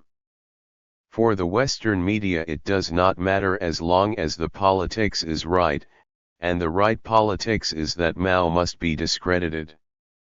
In the next chapter I will consider why. 5. Mao, the known story and the logic of denial. Introduction, Mao the known story, a general outline. In the previous chapter I showed in detail how Mao, the unknown story by Yung Chang and John Halliday cannot be taken as an authoritative, scholarly work. The fact that the book has been taken as serious scholarship by the popular media is an intellectual scandal. I have indicated that it should be read as a politically motivated piece of show business aimed at discrediting Chinese revolutionary ideas and practices. In this chapter I will focus on what we do know about the Mao era to show that there is already a known story that cannot be untold by clever tricks. The unknown story is supposed to be a biography of Mao, a leader of a party that transformed the landscape of China and beyond, whose ideas and sayings still have an impact around much of the world. However, apart from devoting a few pages to an article that Mao wrote when he was in his early 20s, Chang and Halliday in general do not talk about his ideas and policies in relation to his written work or speeches.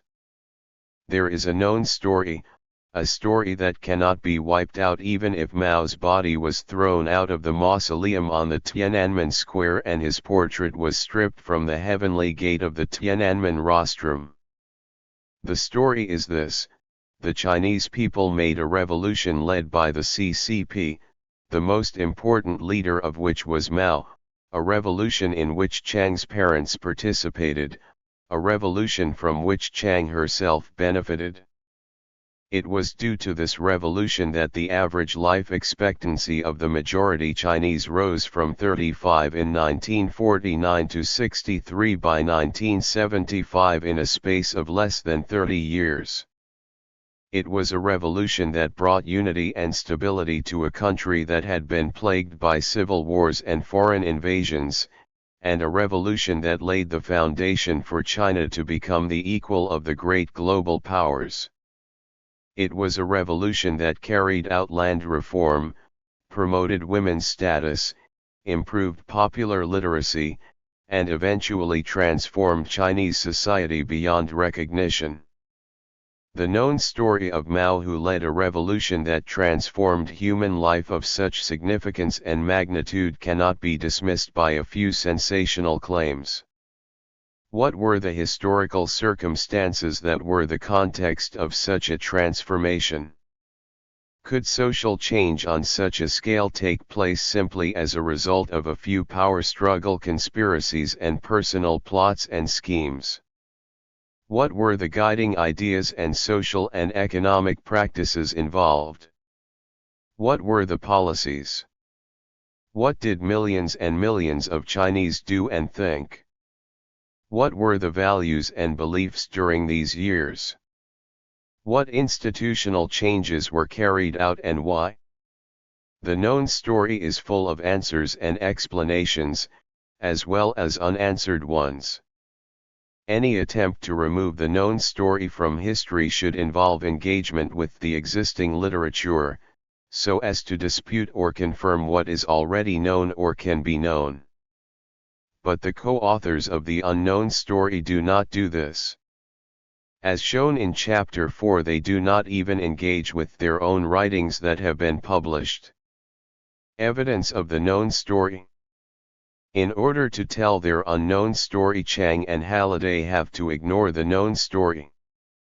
For instance, Mao is accused of callousness and of not caring about starving peasants during the hard years after the Great Leap Forward. but the known story supported by documentary evidence is that Mao did care.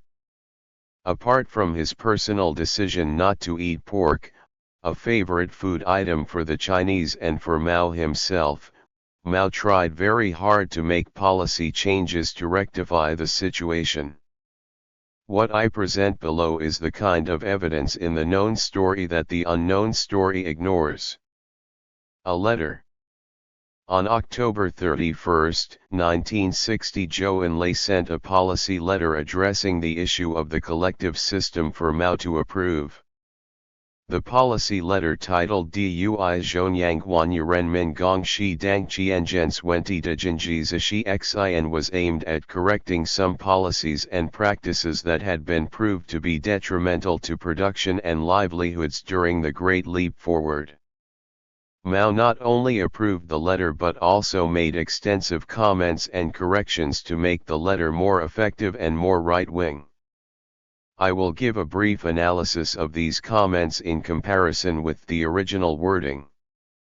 The original letter had 12 points to which Mao made 6 comments.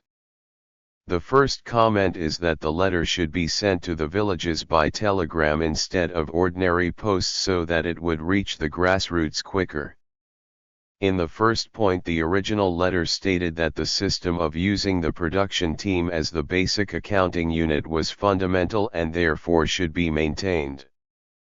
This was to counter the practice of big communes involving several villages in which absolute equality was the norm and in which labor supervision could not be adequately implemented.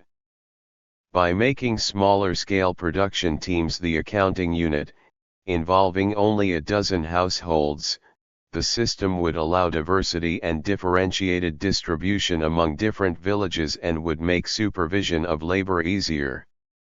To this point, Mao added that the system of production teams as the basic accounting unit should not be changed for at least 7 years. This change by Mao was intended to give the grassroots a sense of stability and certainty. In point 7, the original letter stipulated that 70% of the produce should be distributed as salary and only 30% in the form of equal supply.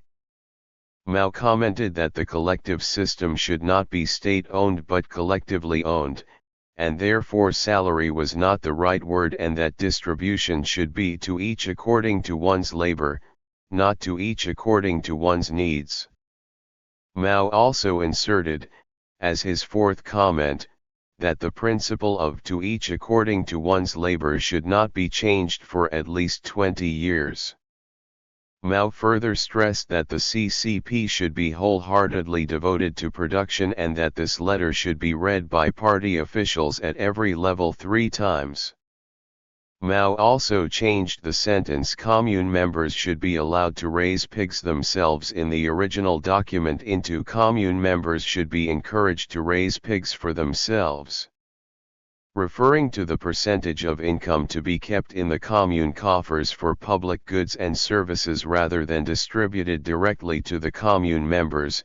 The original letter stipulated a level of 10%. However, Mao wanted more to be distributed and less to be reserved and therefore changed this to 5%. In the original letter it was stated that in poor communes or areas that had suffered a decline of production the percentage to be reserved can be even lower or none at all. Mao changed "can be" into "ought to be." The letter, revised according to Mao's comments, was sent out on that very day. This is only one example to show that if one cares to examine documentary records there is evidence for a known but different story.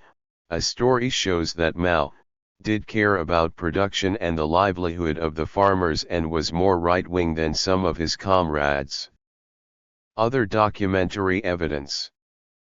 In fact, as early as April 29, 1959, Mao wrote a letter to address 6 crucial issues about food, grain production, and the truthful reporting of production outputs, all stressing moderation and calling for cooling down the Great Leap hype. By doing this, Mao confessed that he was a conservative. In order to make sure that his letter reached the grassroots, Mao took an unprecedented step by addressing it to 6 levels of government officials, from provincial leaders to district, county, commune, and production brigade, right down to production team leaders in villages. Mao was obviously afraid the party bureaucracies at higher level might not pass on the instruction to the grassroots. In this letter he stressed to his audience that the responsibility system, which by the way was similar to the so-called reform by the post-Mao authorities, must definitely be implemented regardless of any other instructions from higher authorities. Mao also pointed out that for the next 10 years at least caution had to be taken so as not to boast about grain production, and that any boastful unrealistic rhetoric would be dangerous because for such a big country food is the #1 priority, as shortage of food was no small matter. Again during early April 1959, Mao at a Shanghai Politburo meeting criticized the zealots at the Central Planning Commission and praised Chen Yun for his cool-headedness. Mao wanted the steel and iron production quotas to go down, as suggested by Chen Yun. In fact, as early as 1958 Mao warned the CCP leaders not to report false achievements. According to evidence published on September 7, 2007 in Luoyang Ribao, it was Mao who during the Zhengzhou Conference in March 1959 decided to cool down the Great Leap hype, against the prevailing trend at that time, after he met a village leader Li Changwu on March 8, 1959 and listened to what he had to say. So what was the problem? The 2 letters and other documentary evidence clearly show that there were other CCP leaders at various levels that were so irrational that Mao had to restrain them or to bypass them. They also show that the Great Leap Forward was a genuine policy mistake and that Mao was not the only person who was responsible. However, ever since the post-Mao reforms, Chinese historiography has been attempting to place the blame on Mao alone.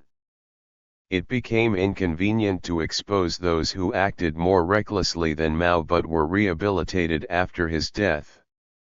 Li Jie, one of the main writers of the 4-volume Mao Zedong's 1949–1976 published in 2004, said that it was difficult to write the Mao biography, but not because there were things about Mao that could not be published.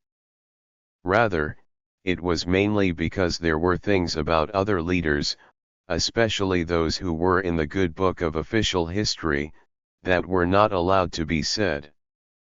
Mao of course should bear the primary responsibility for the Great Leap famine, but other Chinese leaders such as Deng Xiaoping were also responsible, and Liu Shaoqi was one of them.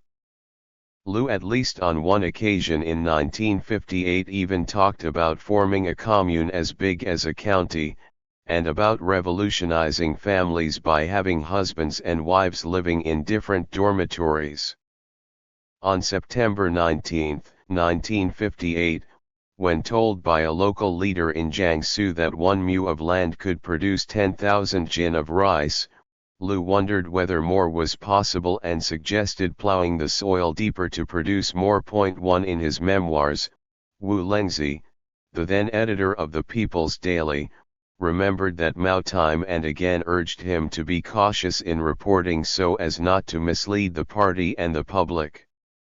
Wu confesses that he made mistakes by not having really understood what Mao meant and what the consequences were.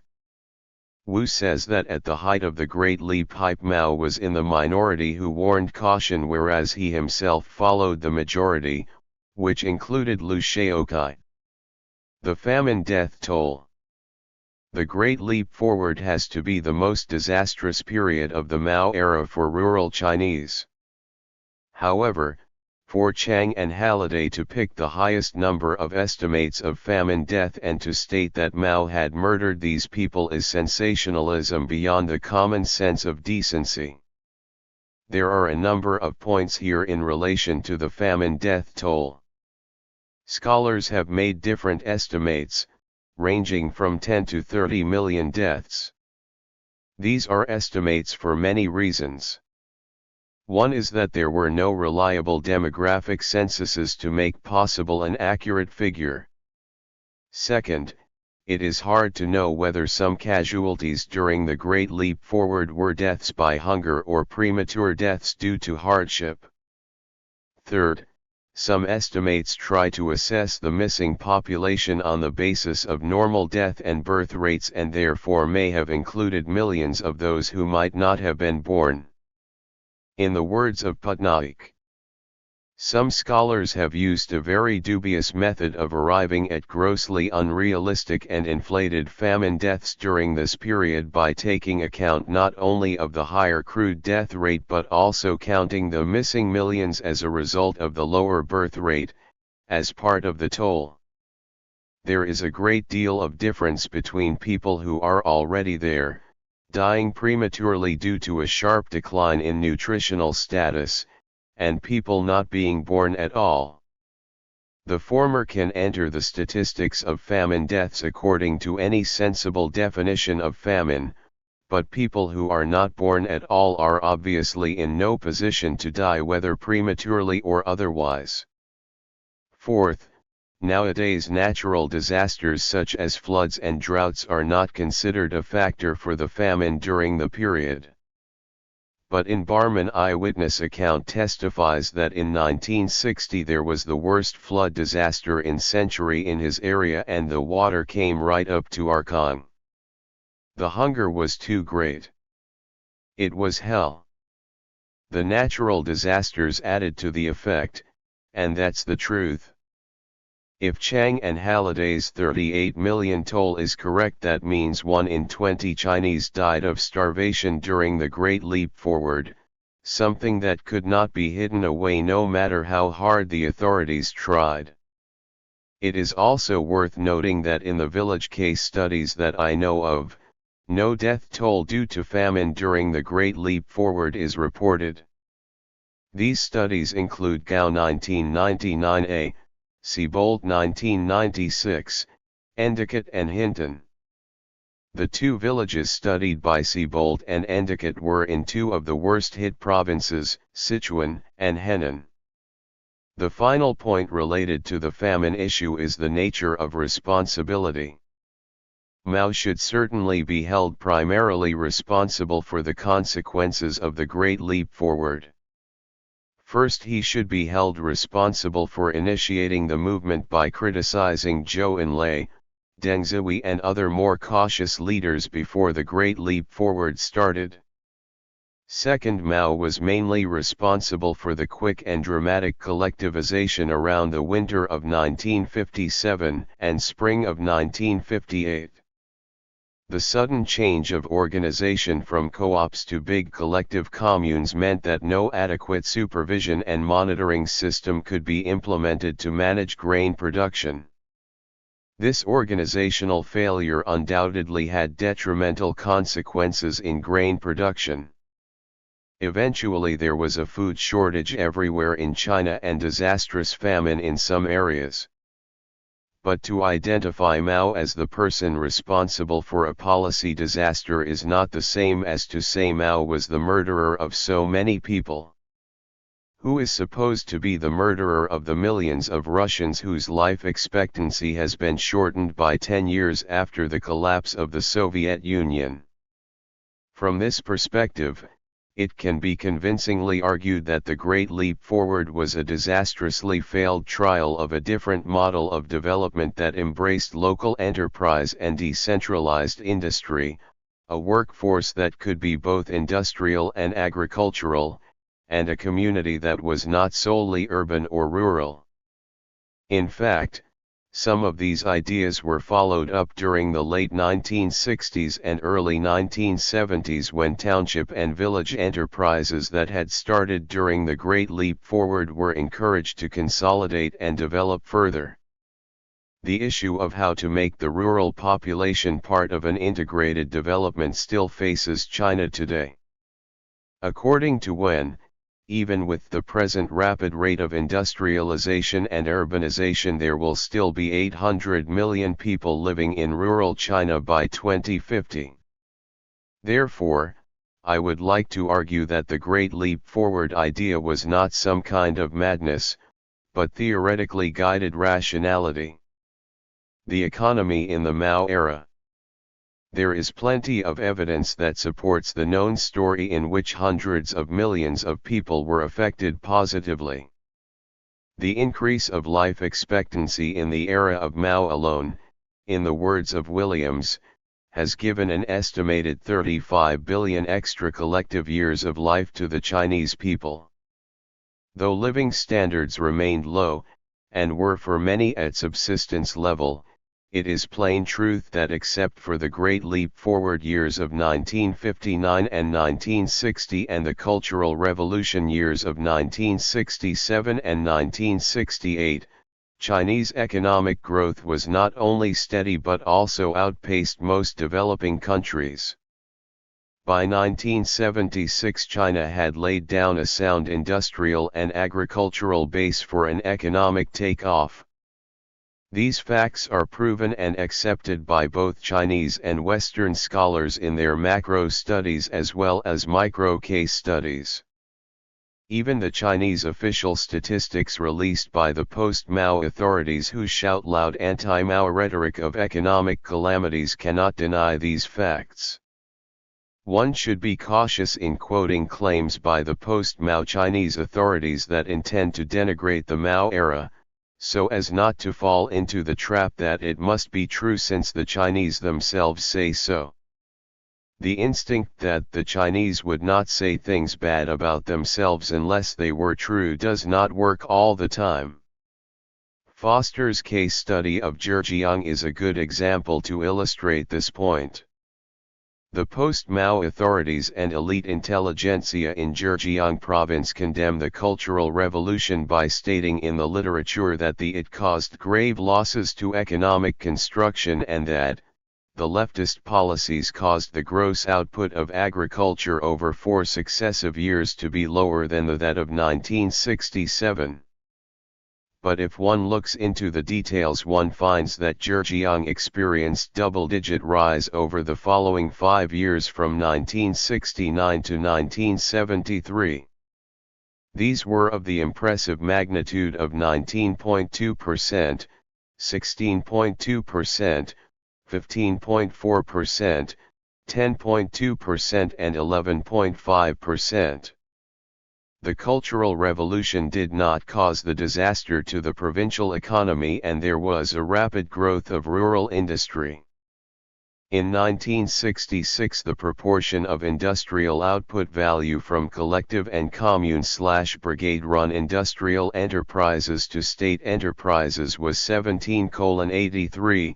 In 1976 it was 37:63, with the output value of collective industry growing at the annual average rate of 15.8% over the 10 years. Forster's research shows that during the period, the tea industry in Zhejiang province grew rapidly. The yardstick of Hitler, a favorite European comparison. Instead of discussing Mao, a political figure of such consequence, in the context of political, social, and economic importance, Chang and Halliday focus on character assassination. Of course, one can write a biography that focuses on personality, on private life and private thoughts. Such a biography may indeed bring insights and understanding that cannot be found in biographies of a non-personal nature. However, this cannot be achieved with the single-minded intention of personality attack. One needs to reveal the personality's inner tension and conflicts. We need to see the complexities, paradoxes, ironies, and tragedies, in other words, the unintended consequences of human life, individually or collectively. The development of a complex character is applicable to all good biographies. In the particular case of Mao, there is another dimension to his character. That is, the personality of Mao has to be examined in the context of Chinese history, tradition, and culture. Any decontextualized comparison of Mao with a European figure is intellectually infantile if not politically motivated. In The Unknown Story and elsewhere, such as in the media reviews of the book, we are constantly urged to compare Mao with Hitler. Point 2. However, in my understanding, Hitler and Mao belong to completely different worlds. Mao became a leader in the long process of a popular revolution that transformed the political, social, and economic landscape of a large country, whereas Hitler was the leader of a regime that invaded other countries for no understandable reasons other than the desire for conquest. Hitler was the leader of a regime that designed scientific means and methods to physically wipe out other ethnic groups. Hitler and Mao worked for very different causes and were utterly different personalities.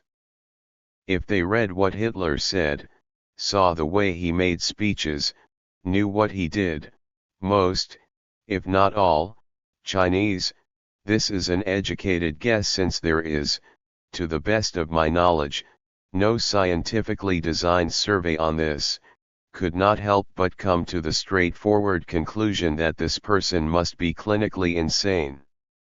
Quite simply, a personality like Hitler would never have risen to prominence in politics in Chinese society.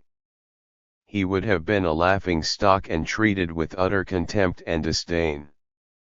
On the other hand, Mao was viewed then and still today by many in China as a philosopher, a thinker, a military strategist, a revolutionary statesman.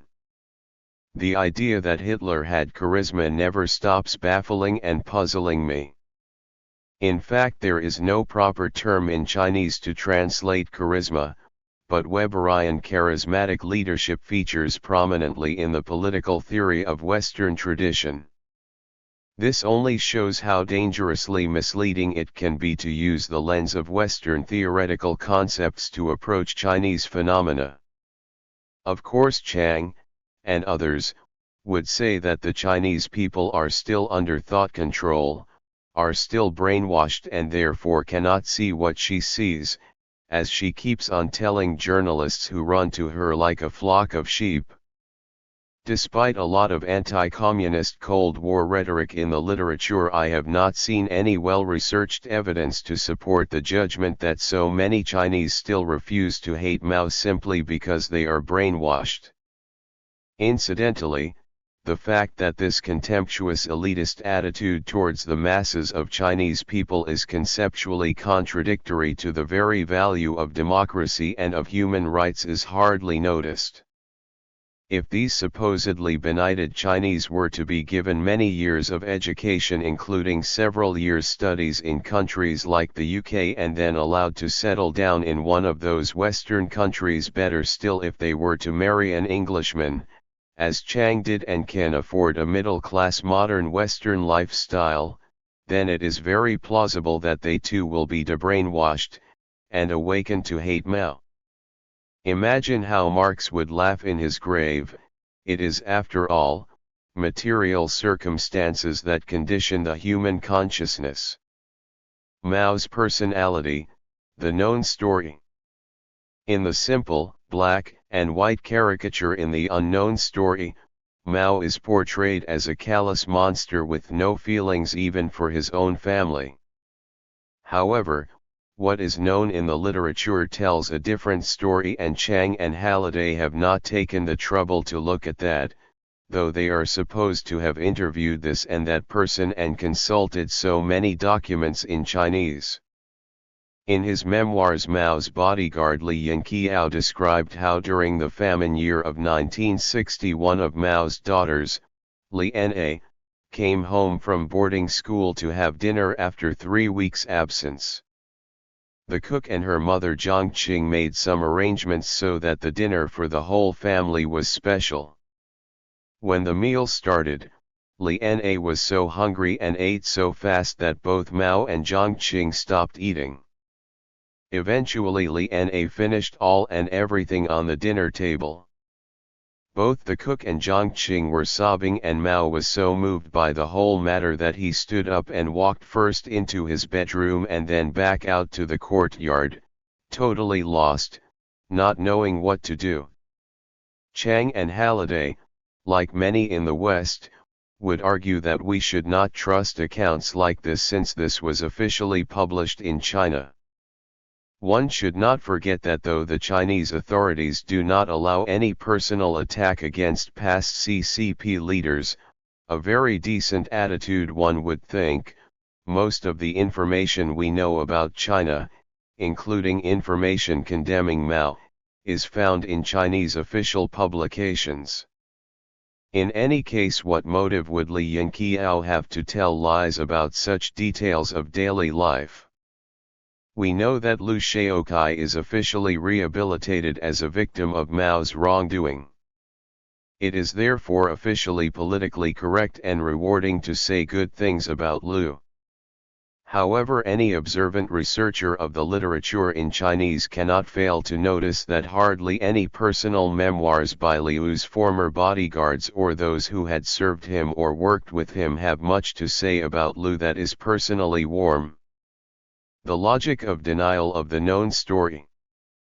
The Taiwanese publisher Yuan Liu had contracted to publish the Chinese version of the unknown story, but abandoned the project after it became clear that the authors could not factually back up at least some of their claims.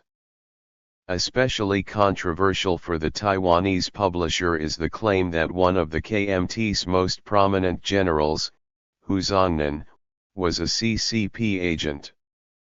Descendants of Hu demanded that the publisher delete such a claim or they would face a lawsuit. For Chang and Halliday, it is important for such claims to be kept in the book. The book sets to prove that two known stories are not true. One known story is that the CCP triumphed over the KMT because, among other factors, the CCP leader Mao was an excellent military strategist.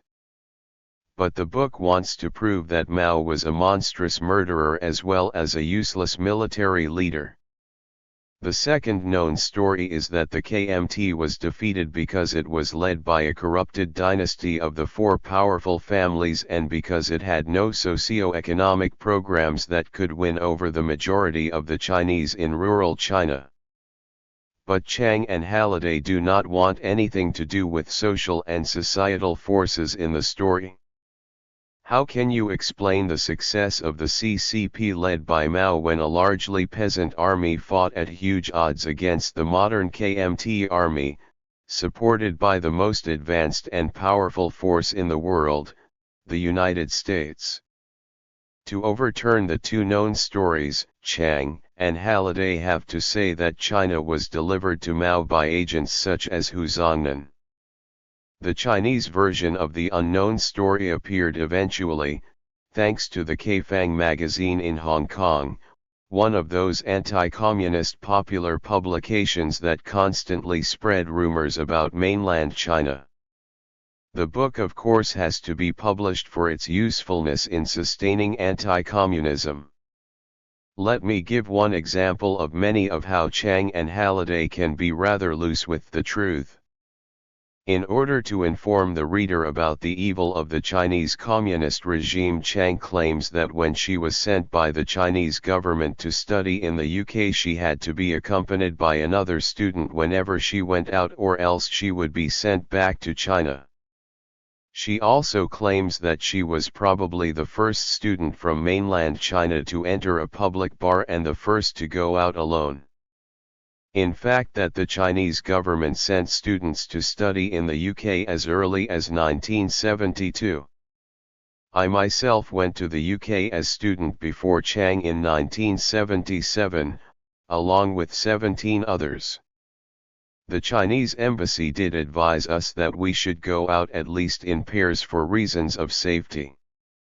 But we were never told that if we ventured out alone we would be sent back to China.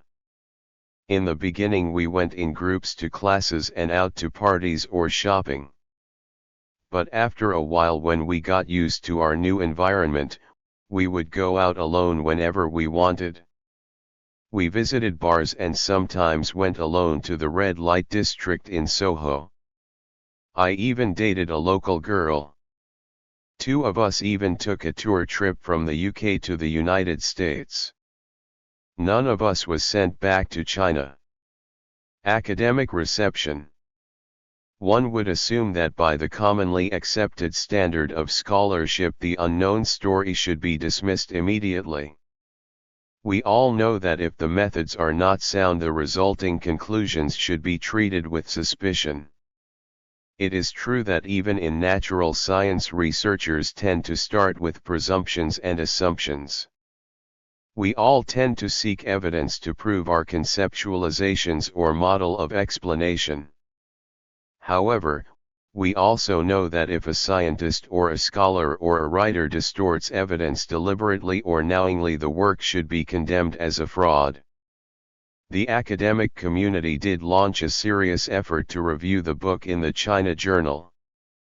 Benton and Tsung in their review criticized Chang and Halliday's flawed assertions, for the fact that they misread sources, use them selectively and out of context.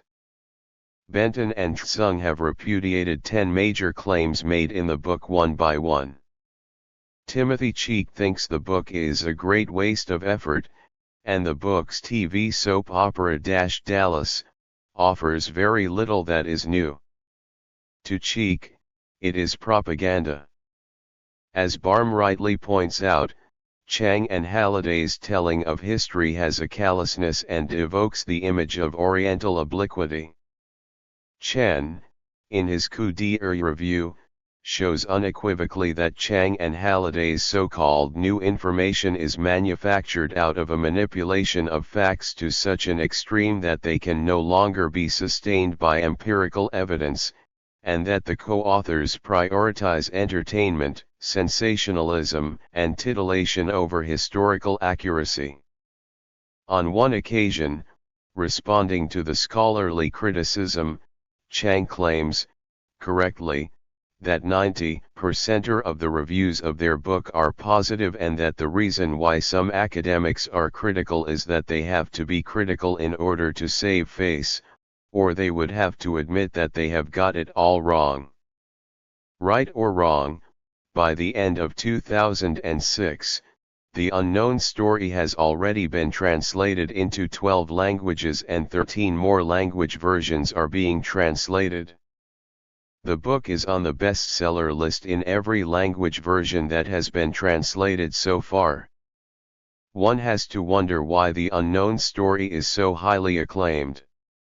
Even the supposedly left-wing or progressive British flagship paper The Guardian takes the book tremendously seriously. Perhaps a self-proclaimed serious paper also has to fashion some market. Together, however, they make a formidable literary partnership, a yin and yang of exotic glamour and scholarly erudition, declares The Guardian. A Western yang and a Chinese yin together are really exotic, a fairy tale of glamour. But scholarly erudition? You must be joking. It is obvious that in writing her biography of Mao, Chang starts with an attitude of hatred and therefore the desire to bring down Mao's personality in the scale of history. This can be achieved, and all indications are that Chang already has.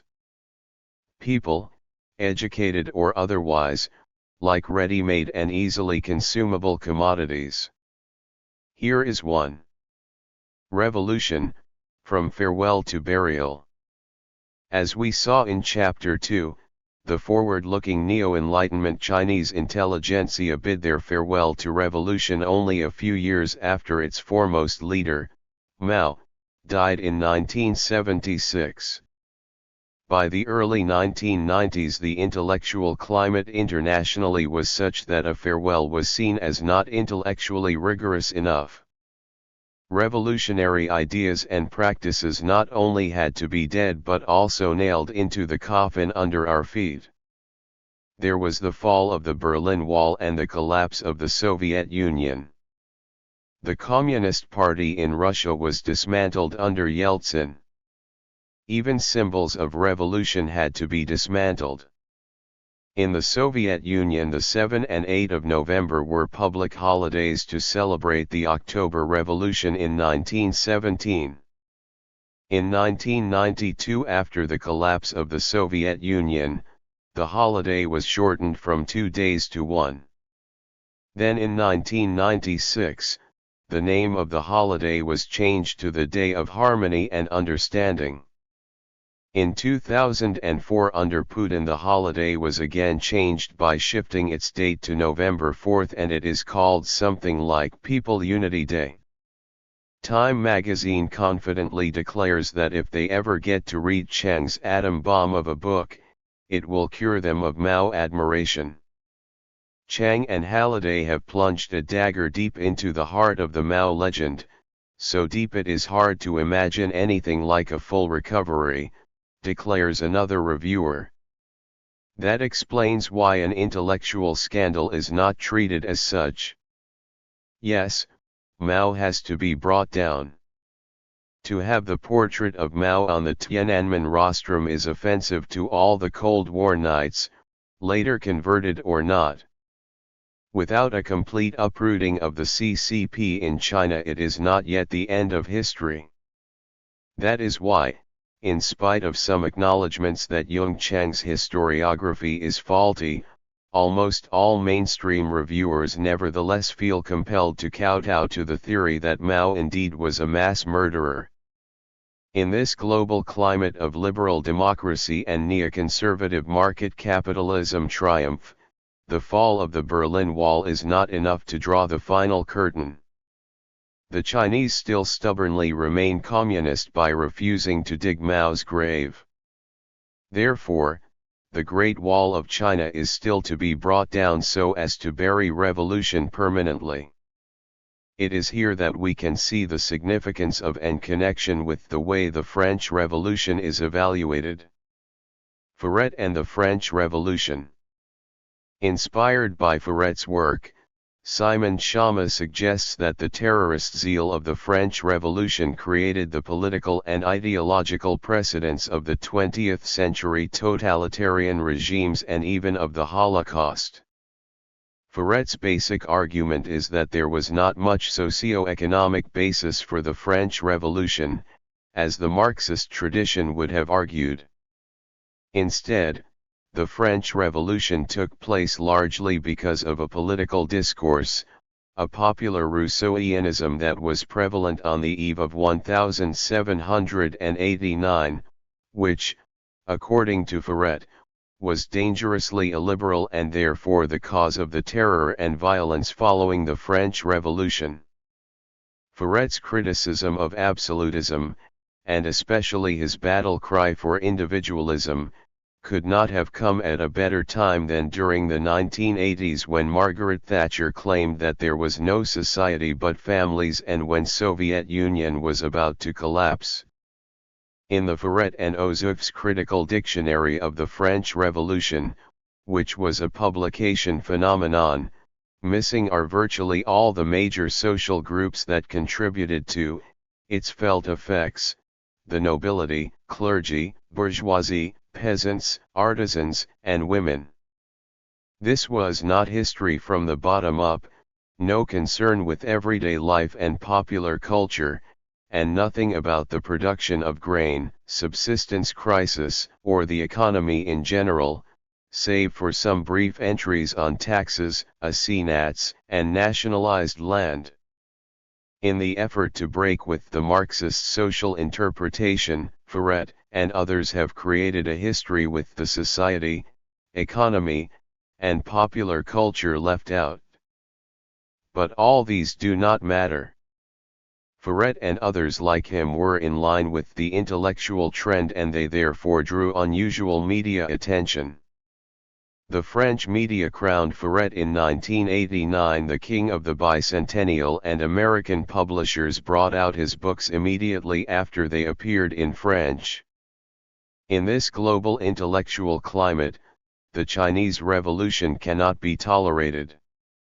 The foremost leader of this revolution, Mao, is a symbol, a metaphor, a battle cry of an alternative set of values that is still threatening, or at least offensive, to the capitalist domination of the globe. Now we are inundated with arguments and comments by China's neoliberal dynasty that the spread of liberal market capitalism is not only good for the Chinese but also for humanity. Burial of revolution is the watchword. In any case, one can afford to bury the revolution after it has done its job. Is revolution inevitable? Revolution in human history is not the manifestation of a design by someone, deity or human, but a process in which some events, though not necessary, become inevitable at a certain point whether one likes it or not. Collective actions take place under certain circumstances in spite of any particular person's wish. In an insightful socio-economic ecological study of Hubei peasant rebellions, Perry argues that peasant insurrection is a sustained, structured, and sensible form of collective action, and that under conditions of scarcity, violence against fellow competitors is often a rational strategy, and denial of essentials to others is seen as contributing directly to one's own chances for survival. In other words, persistent worsening of socio-economic conditions will lead to violent collective actions.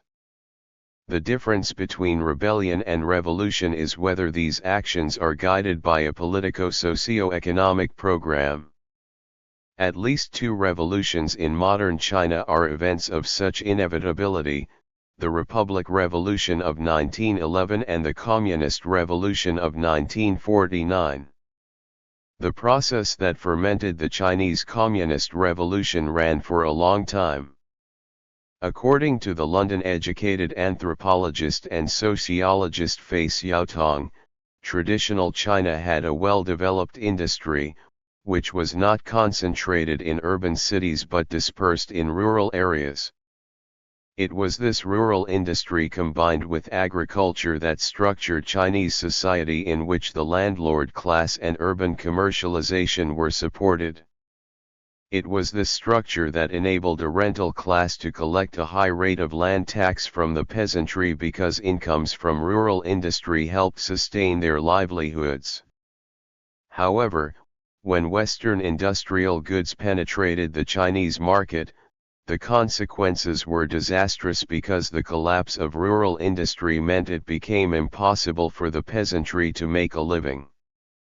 Fei here only talks about normal capitalist trade penetration into China's interior. He was not even talking about colonial plunder and the opium trade, for the defense of which the British launched a war. Therefore, Fei argues, conditions were ripe for a peasant revolution.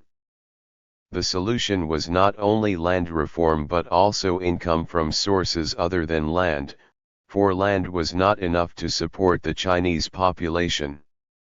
Both solutions required the restructuring of the Chinese society. Today, with hindsight, when the job of restructuring Chinese society has been accomplished, amid the triumph of liberal democracy and market capitalism, revolutionary solutions are seen not only as excessive but as senseless destruction.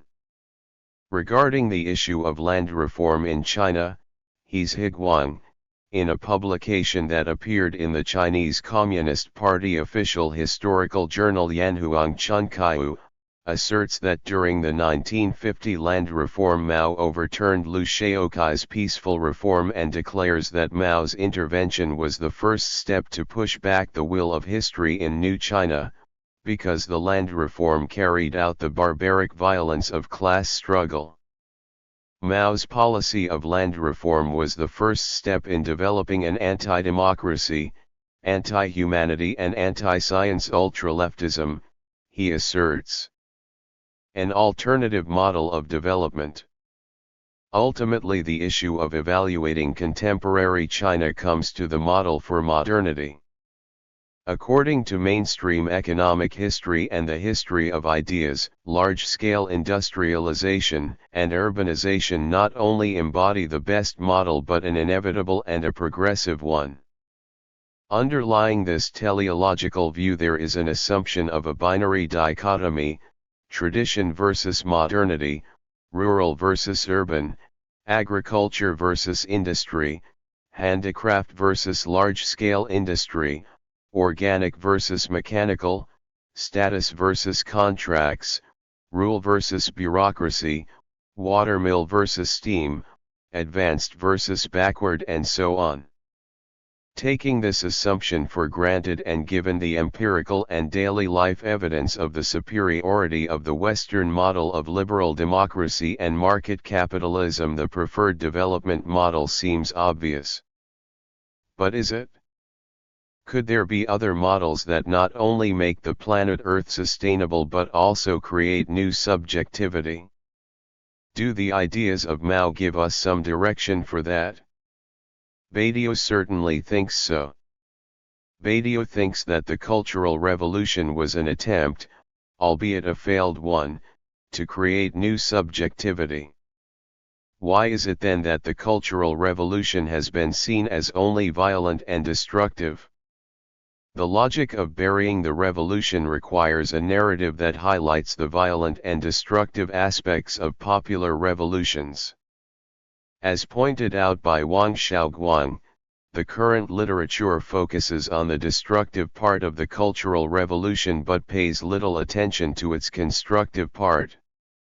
The destruction mainly occurred at the beginning of the Cultural Revolution, in the years 1966 and 1967, and to some extent even in 1968, but the constructive period lasted from 1967 onwards until 1976.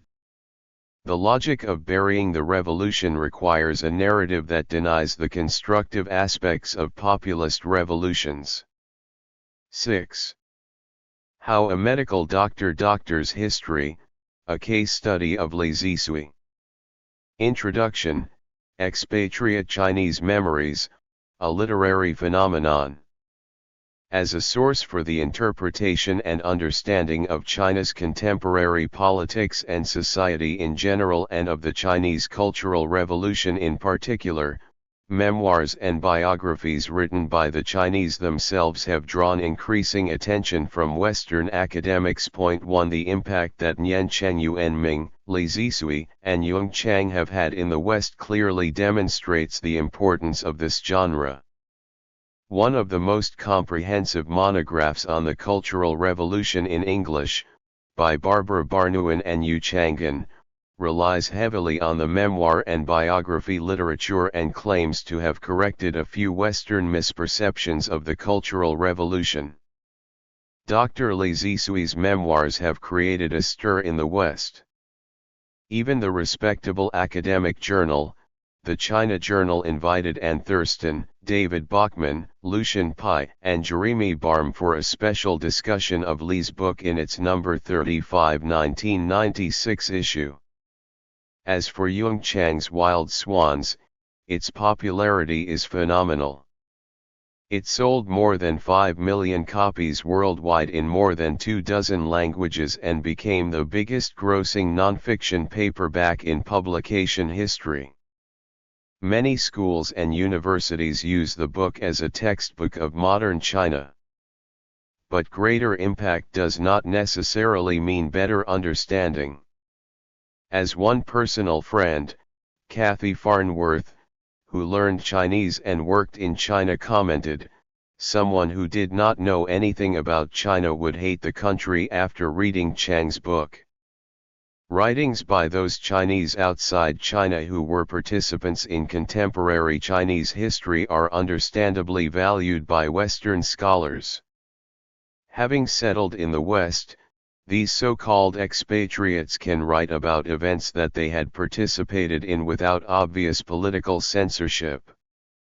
The underlying assumption is that they could tell the truth without external pressure. These writers can therefore provide an insider knowledge that a Western writer does not have. The main aim of this chapter is, by a case study, to demonstrate that we are well advised not to take at face value the accounts by former Chinese who now reside in the West. We have to be aware of their backgrounds, their personal interests and prejudices in the production of our knowledge of history, memories, and the politics of knowledge production. As an indication of personal interest in constructing history, we may first take Yuan Ming as an example.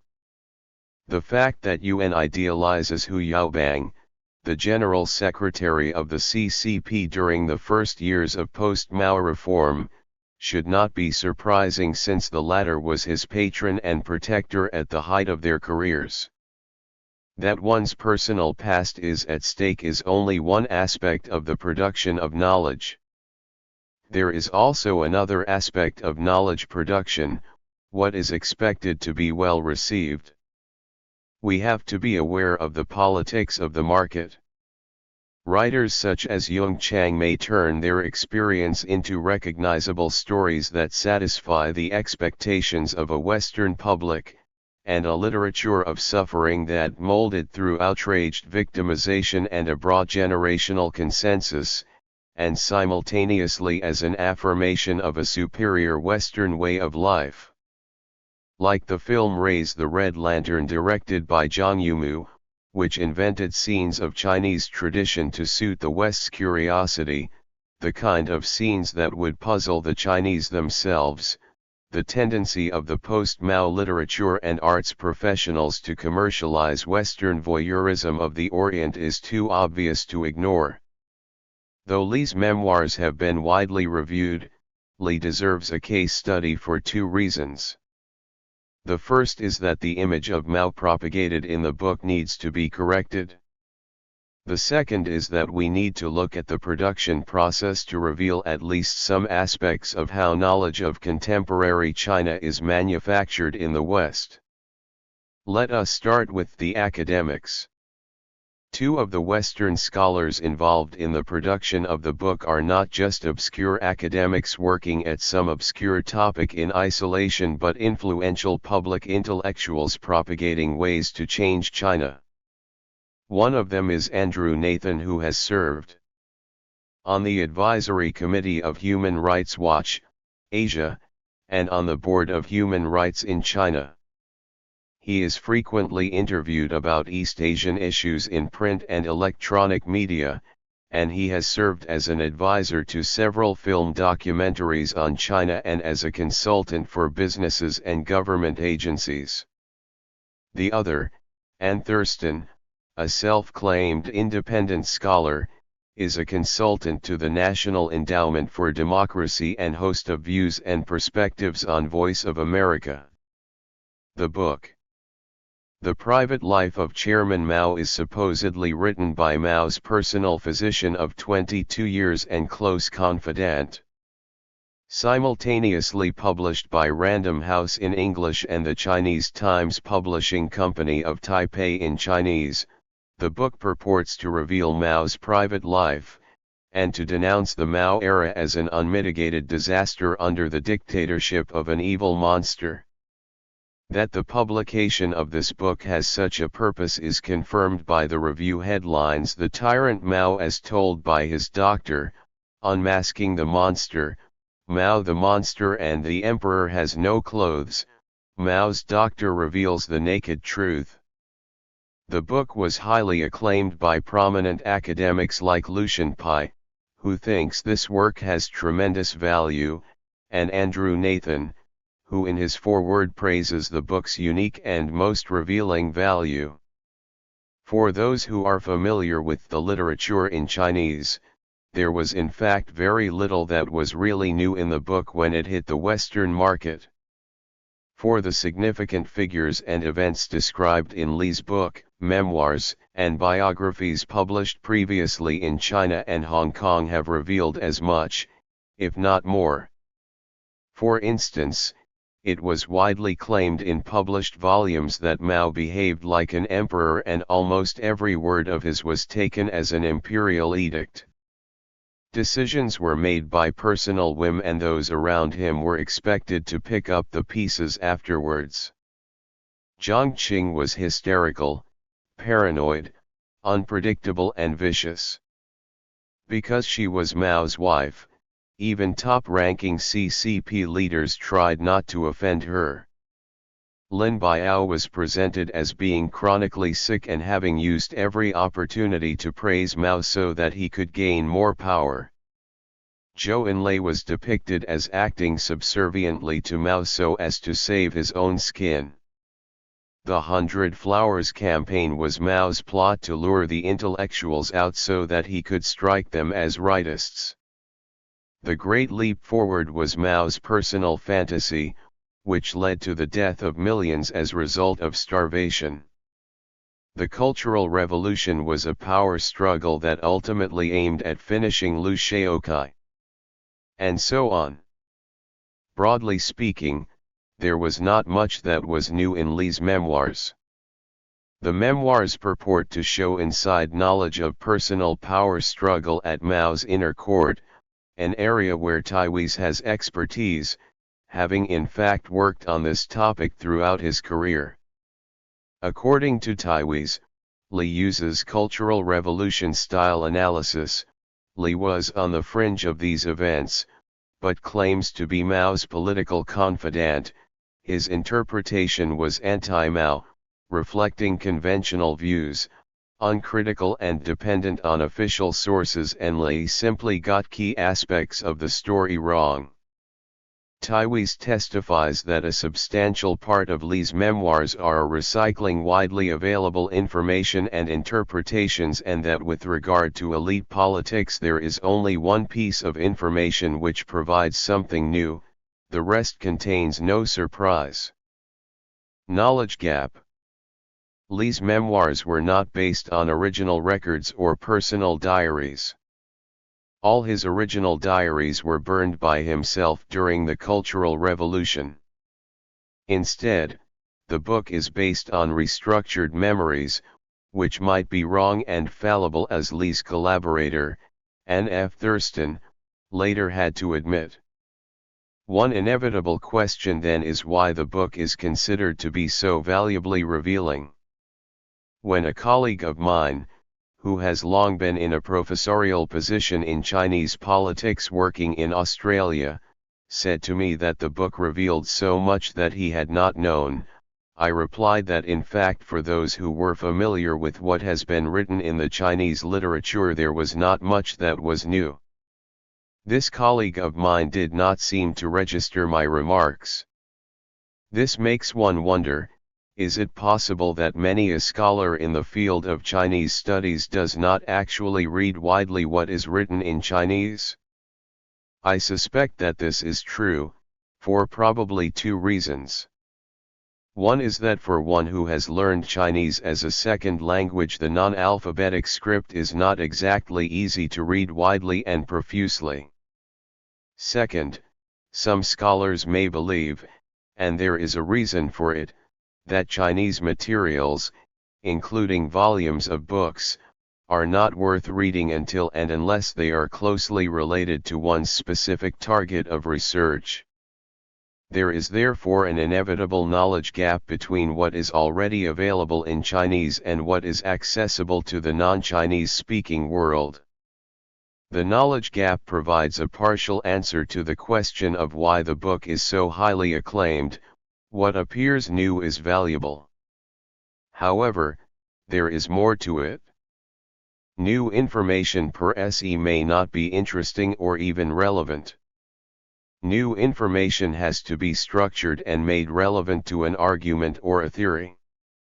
It is therefore worth stressing a truism that scholarship is not independent from politics, knowledge production and the market. At any given time of human history, scholarly research has been orientated or even dictated by a particular ideology, or by strategic national interest. This is not only a question of the intention of individual scholars but also a question of resources that are available.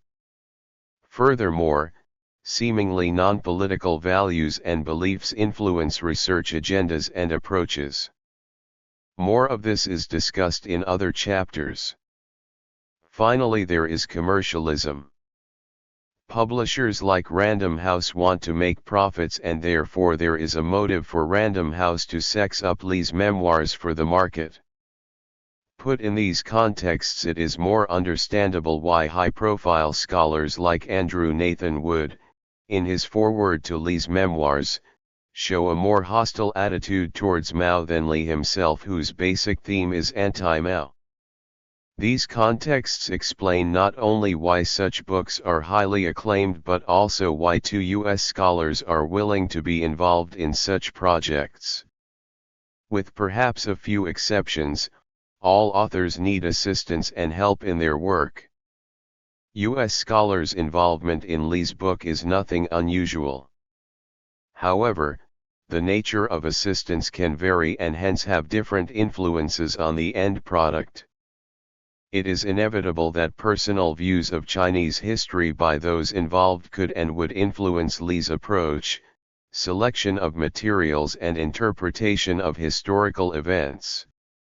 One is particularly struck by the peculiar fact that both the Chinese and English versions of Li's book are products of translation. The English version is acknowledged to be translated by Professor Tai Hung Chao, while the Chinese version is acknowledged to be translated by Li himself. One wonders what the original manuscript was.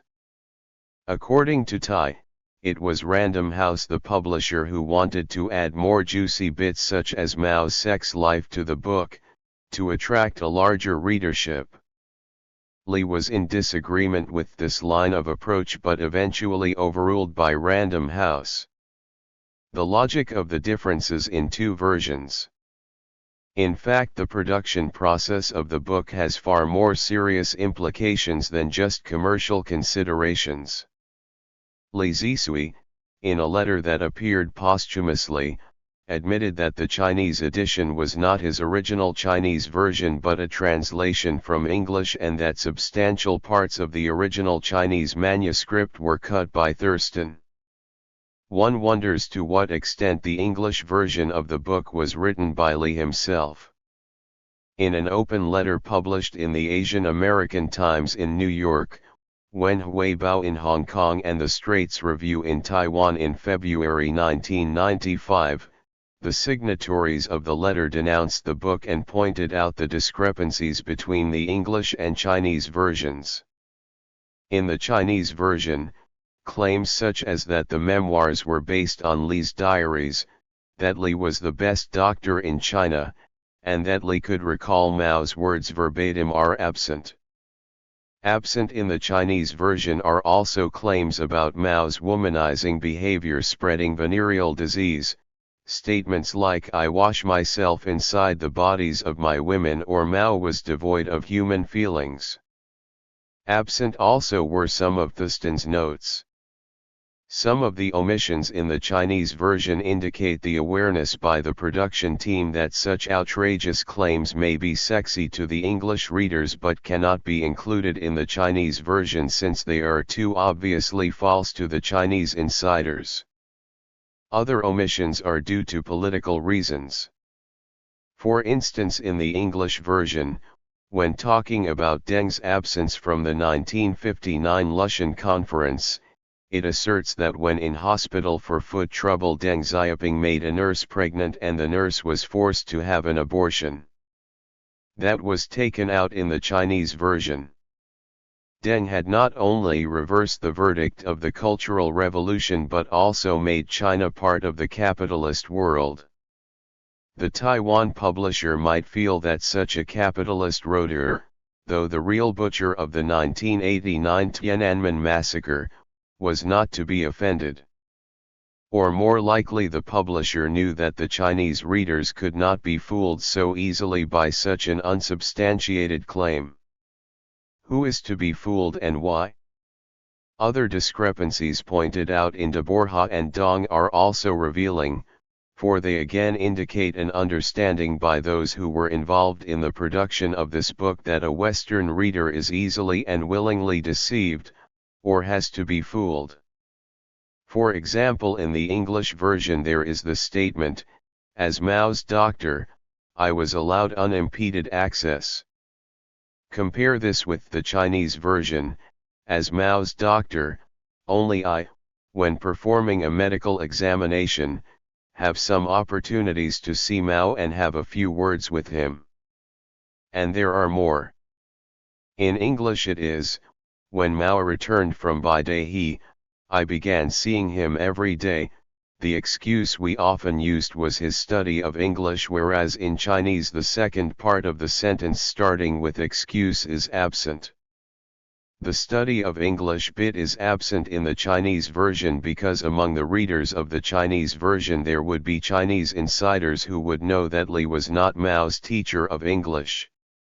The Chinese version of Mao stated in his speech at the Chengdu meeting becomes "during our talk in Chengdu" in English. Different wording is required here because a Chinese insider would know that what follows the opening of the sentence is actually from Mao's officially published words, not words conveyed to Li in a personal chat. This kind of truth cannot be shown to the English reader because the selling point in the English-speaking market that claims to show why the value of Li's book is that Mao revealed Chinese politics to Li personally, the kind of information that is not available officially. Protests from the insiders. Apart from the open letter, a statement of protest signed by Wang Dongxing, Li Yinqiao, Ye Zilong and others, altogether 150 people who worked with Mao or for Mao, was issued. A great deal of fuss was made when Li, supposedly Mao's personal doctor, claimed that Mao was sexually promiscuous. The statement protests strongly against this claim. The Chinese authorities, predictably, also denounced both Li's book and a BBC documentary that echoed his account. Both the protest statement and the Chinese authorities' apparent indignation were dismissed by the Western media, of course. However, another response cannot be dismissed so offhandedly. Lin Ke, Su Tao, and Wu Sujun, who worked as Mao's secretary, personal doctor, and chief nurse respectively, have presented a scathing critique of Li. The very fact that these people are either speaking or writing inside China means that many Western scholars may not take their views seriously. This is a legitimate concern since there is heavy censorship by the Chinese authorities and all kinds of political risks in speaking against the Chinese government. But to be critical of Li's anti-Mao book is not exactly supporting the then Chinese government either, since there was a powerful faction inside the CCP that had been very critical of Mao. In any case, like all other writings, including that by Li Zisui and Andrew Nathan, we have to assess Lin Ke et al.'s account against known documentation, its internal consistency and its compatibility with well-researched knowledge. This is what I am going to do next. Was Li Mao's personal physician? Lin Ke et al. Claim that Li's memoirs contain many errors and falsehoods. One of the most obvious is the claim that Li was Mao's personal physician as early as 1954. It is logical to assume that Li's claims are more trustworthy than Lin Ke et al. Because Li was writing outside China. However, Lin Ke et al. Do present original documentation as evidence.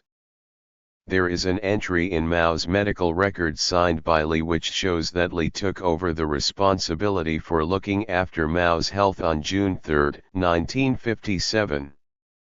On the other hand, there is no original documentation in Li's book that unambiguously shows that Li was Mao's doctor before 1957. In the book there are only 2 pictures of Li dated before 1957. One is of him standing alone at the Zongnanhai compound and the other shows him swimming with two people. The caption of the swimming picture claims that Li is swimming with Mao, but Mao is not in the picture. Wu Sejun, who was Mao's chief nurse, argues the other photo also makes a false claim. The caption of that photo claims that it was taken at Mao's residence.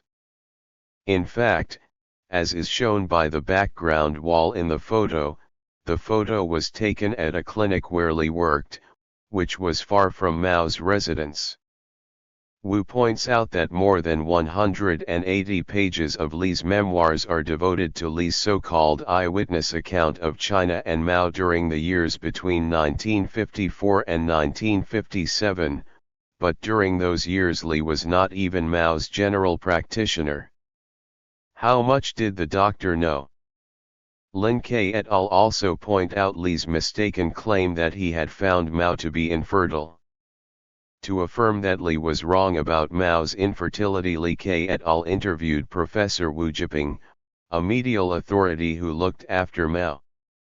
Yet Li was a doctor, how could he make such a mistake? The reason, according to Lin K et al., is that the book has to say somehow that Mao was infertile. Otherwise the book has to answer the inevitable question of where Mao's illegitimate children are, since the book claims that Mao had slept with so many women.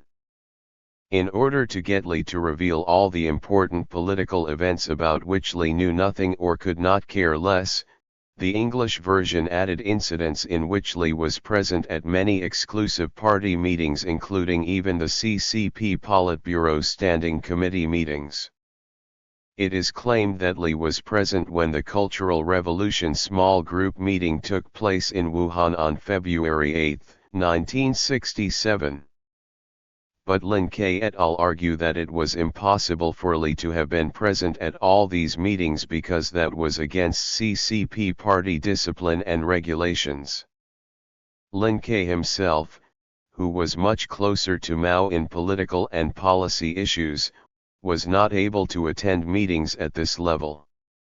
Lin K et al. Point out that personnel such as nurses, bodyguards or secretaries who worked with Mao and had Mao's trust all have some personal memento from Mao, like his notes, instructions, letters, or calligraphy. But Li could not produce even one such personal item. Lin K et al. Point out, as Li himself admits, Mao did not like doctors interfering with his life habits and therefore would not like to have a doctor around him unless absolutely necessary. Moreover, Li did not seem to be someone whom Mao could trust personally. Therefore it is logically inconceivable that Mao would confide to Li his important thoughts that he would not confide in with others who were closer and more trusted, like Lin K or Wu Sejun, who was Mao's trusted chief nurse. Li Zisui was only Mao's general practitioner, and Lin K et al. Find it laughable that in the memoirs Li is portrayed as omnipresent and omniscient person, as if in 20 years Li had been with Mao every day wherever he went for a meeting, whether in or outside Beijing. Li not only pretends to have attended the CCP 8th Congress with Mao, but also claims to have witnessed the clashes between Mao and Liu/Deng. Specifically, Li claims that it was Deng, against Mao's own wishes, who proposed statements that opposed personality cults and who proposed deleting a stipulation in the party constitution that Mao thought should be the guiding thought in every line of work. In fact, it was Mao who in April 1956, when he made comments on the document evaluating the historical lesson of the Soviet Union, suggested that China should guard against personality cult. It was Mao who suggested that Liu Shaokai, Zhu De, Zhou Enlai and Chen Yun be elected as additional deputy chairman of the CCP and that Deng Xiaoping be promoted to be the CCP general secretary. It was also Mao, as early as 1954, who made the suggestion of avoiding the term Mao Zedong thought, as it was too arrogant. The CCP, following Mao's suggestion, issued a guideline to refer to Mao Zedong's instructions and work by Mao Zedong instead. All these facts can be confirmed by official documents such as those in Mao's collected volumes of speeches. Li's memoirs make a claim of Mao sleeping with women under a big quilt. Lin K et al. Ridicule such a claim because it was a well-known fact that Mao never used quilts after he moved to Beijing but always used toweling coverlets. How could someone who claims to know Mao intimately get such a simple fact wrong? The answer is simple, because the story is fabricated.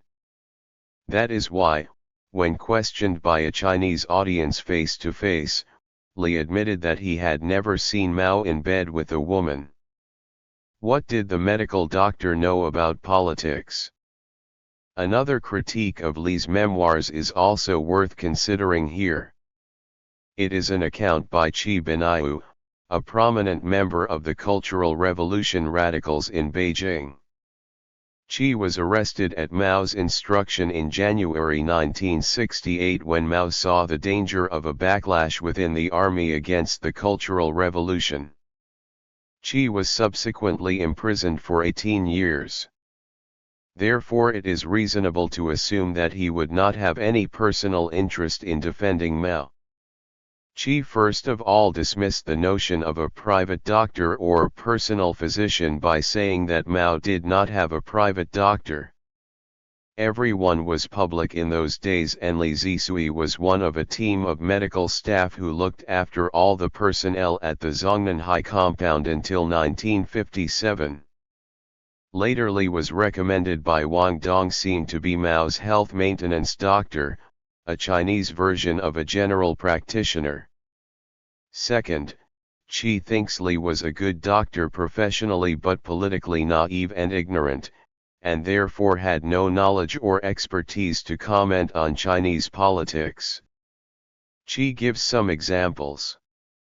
Regarding the Great Leap Forward, Li did not know or does not say that it was in fact Mao who first made suggestions to cool down the CCP elite and to make corrections to rectify the exacerbated situation.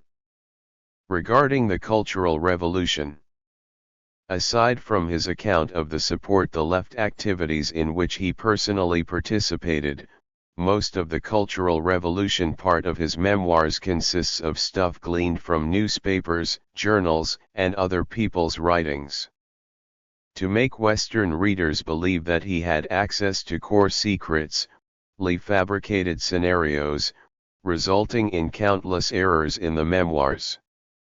Qi thinks it's really preposterous that Li claims that he was present at so many meetings because even Mao's most trusted Red Army veteran Dr. Fu Lianzhang, who had been on the Long March and later was promoted to be deputy health minister, was not allowed such access. Nor were Mao's personal secretaries and bodyguards. Up to the beginning of the Cultural Revolution, even Wang Dongxing, the chief of Mao's personal guards, was not allowed such access. The politics of sex. Qi lived in the vicinity of Mao Zedong for many years and had frequent contacts with all the people who worked for Mao. Therefore he should have known if Mao had been fooling around with women. Qi does think that Mao should not have married He Zicheng when his first wife Yang Kaihui was arrested by the local KMT warlord but still alive. At the beginning of the Cultural Revolution in 1976, Qi even asked Zhou Enlai about Mao's extramarital affairs. But Qi declares that in all those years he had never heard even a rumor of Mao sleeping with any women outside his marriage and that Li's accusations about Mao's philandering were lies and fabrications. Qi states that Mao's bedroom had no locks and was never locked. The duty office of the guards, secretaries, nurses and attendants was just outside the door. The office operated on a round-the-clock basis, and was staffed 24 hours a day. All activities were entered into records. Qi states that Mao was very respectful to female comrades and he had never heard of any complaint of sexual harassment against Mao. He did hear such complaints against other powerful people on the compound. Qi continued to hold these views in another interview that took place in 2004. History as Doctored by the Doctor and His U.S. Mentors, a Critical Analysis. Compared with memoirs and biographies written in China, Li gives a more sympathetic and more believable portrayal of Jiang Qing, who was isolated, lonely, depressed and desperately wanted attention. However, Li's assertion that Jiang Qing wanted to be a modern Wu Zetian, a powerful empress, was blatantly parroting the Chinese official propaganda and Chinese intelligentsia's accustomed Confucian approach to history. The most surprising aspect of Li's book is his portrayal of Wang Dongxing as understanding, intelligent, skillful but not at all fearful. Wang was one of the few most powerful men in the Mao era and carried out routine duties to implement Mao's personal instructions. It is very hard to reconcile Li's two portraits, on the one hand his description of a vengeful and power-paranoid Emperor Mao and on the other of a benign Wang Dongxing who was director of the Central Office of the CCP and head of Mao's bodyguards. Li claims that Wang Dongxing is his friend, but Wang nonetheless joined the protest against Li's book. Li's account of events such as Mao's meeting with his former wife He Zijian, his quarrel with Peng Dehui at Lushan and the dismissal of his bodyguard Han Qingyu, are claimed by Lin K et al. To have contained errors of detail that were exactly the same as those told by Ye Yongli. The fact that dancing parties were organized for the top leaders and that Mao had many young women around him in his later years was no secret before Li's book was published. For someone who claims to have had Mao's confidence even in political matters, Li fails to offer any insight on many significant figures and events. For instance, he gives no explanation as to why Lin Biao, who hated ceremonies, and hated meeting foreigners, and who was designated as Mao's successor in the state constitution in 1969, wanted the position of chairman of the state, the primary function of which would be to meet foreigners. According to Quan Yanqi, far from being a good-for-nothing coward who acted subserviently to Mao in order to gain power, Lin Biao was arrogant and was one of the very few who dared to confront Mao personally if he disagreed with him. The only thing Lin Biao would not do was to criticize Mao publicly or behind his back. That Lin Biao wanted to take power from Mao was a conventional view touted by the Chinese government official line. According to Wang Nianyi and He Xiao, there was very little evidence that Lin Biao wanted to pursue a power struggle with Mao at the fatal Lushan Conference in 1970.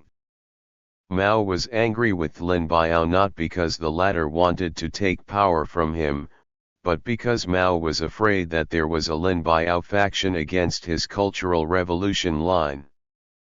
The Chinese intelligentsia liked to use Mao's own words of luring snakes out of holes to argue that Mao had conspired to strike down intellectuals by inviting their criticisms of the CCP leadership prior the anti-rightist movement in 1957. Li not only believes this but also goes further by claiming that Mao's real aim was to incite attack against the political foes who had challenged him during the Eighth Party Congress in 1956. However, Mao's own words should not always be taken at face value to interpret his intention and action. It is not only possible but likely that Mao used the phrase to lure snakes out of holes to strike to justify his backfired plan of the 100 flowers to those of his comrades who were against the idea at the very beginning. In a book based on his doctorate thesis, Zhu Di argues convincingly that Mao's 100 Flowers policy to rectify the party was intended to reduce the tensions and conflicts made manifest by protests and strikes in Chinese society in 1956 after Khrushchev's secret report denounced Stalin and the political events in Poland and Hungary. There were a whole range of complicated theoretical and practical issues, which cannot be discussed here, that worked together to lead to a nasty anti-rightist movement. Zhu Di's arguments may well be just one interpretation, and the book was published in China, a fact that reduces its credibility for many in the West. However, the fact remains that Zhu Di's book is well researched with footnotes and is based on documentary evidence that can be checked and examined. In contrast, even if Li was Mao's personal physician since 1954 as claimed by Li himself, what Mao actually said to Li in private cannot be confirmed by supporting evidence. There are other questionable claims made by Li about Mao that cannot be backed up by documentary evidence. Point 2 to support the theme that all Mao's moves after 1956 were aimed at toppling Liu Shaoqai. Li claims that Mao wanted to close down the special clinics for top-ranking CCP leaders because he heard that Li Shaoqai had suffered lung disease. However, according to Lin Ke et al., Mao ordered the closure of the special clinics in 1964, whereas Liu Shaoqai's lung disease was already cured in 1963. Mao's accusation in 1965 that the Ministry of Health was the Ministry of the Urban Lord not only had nothing to do with any power struggle, but had much to do with policy direction. Towards the end of the 1950s, Mao retreated to the second line of leadership and let Liu Shaoqai, Deng Xiaoping, Zhou Enlai, Chen Yun, and Peng Zhen run the day-to-day affairs of China until 1965. It was during these years that China's healthcare became more routinized, bureaucratized and professionalized. In this process of professionalization, healthcare became a system that catered for the urban sector, especially the CCP, PLA, and professional elite.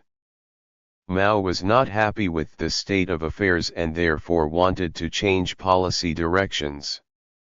To do so he had to upset the establishment, and therefore particular individuals in the establishment were affected.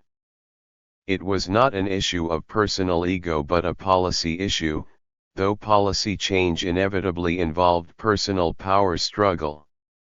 What happened during the late 1960s and early 1970s, like sending many urban doctors to rural areas, setting up the barefoot doctor system and the policies and practices that improved health care for tens of millions of rural people, clearly confirms that the change in the health system was not a power struggle issue but a policy issue.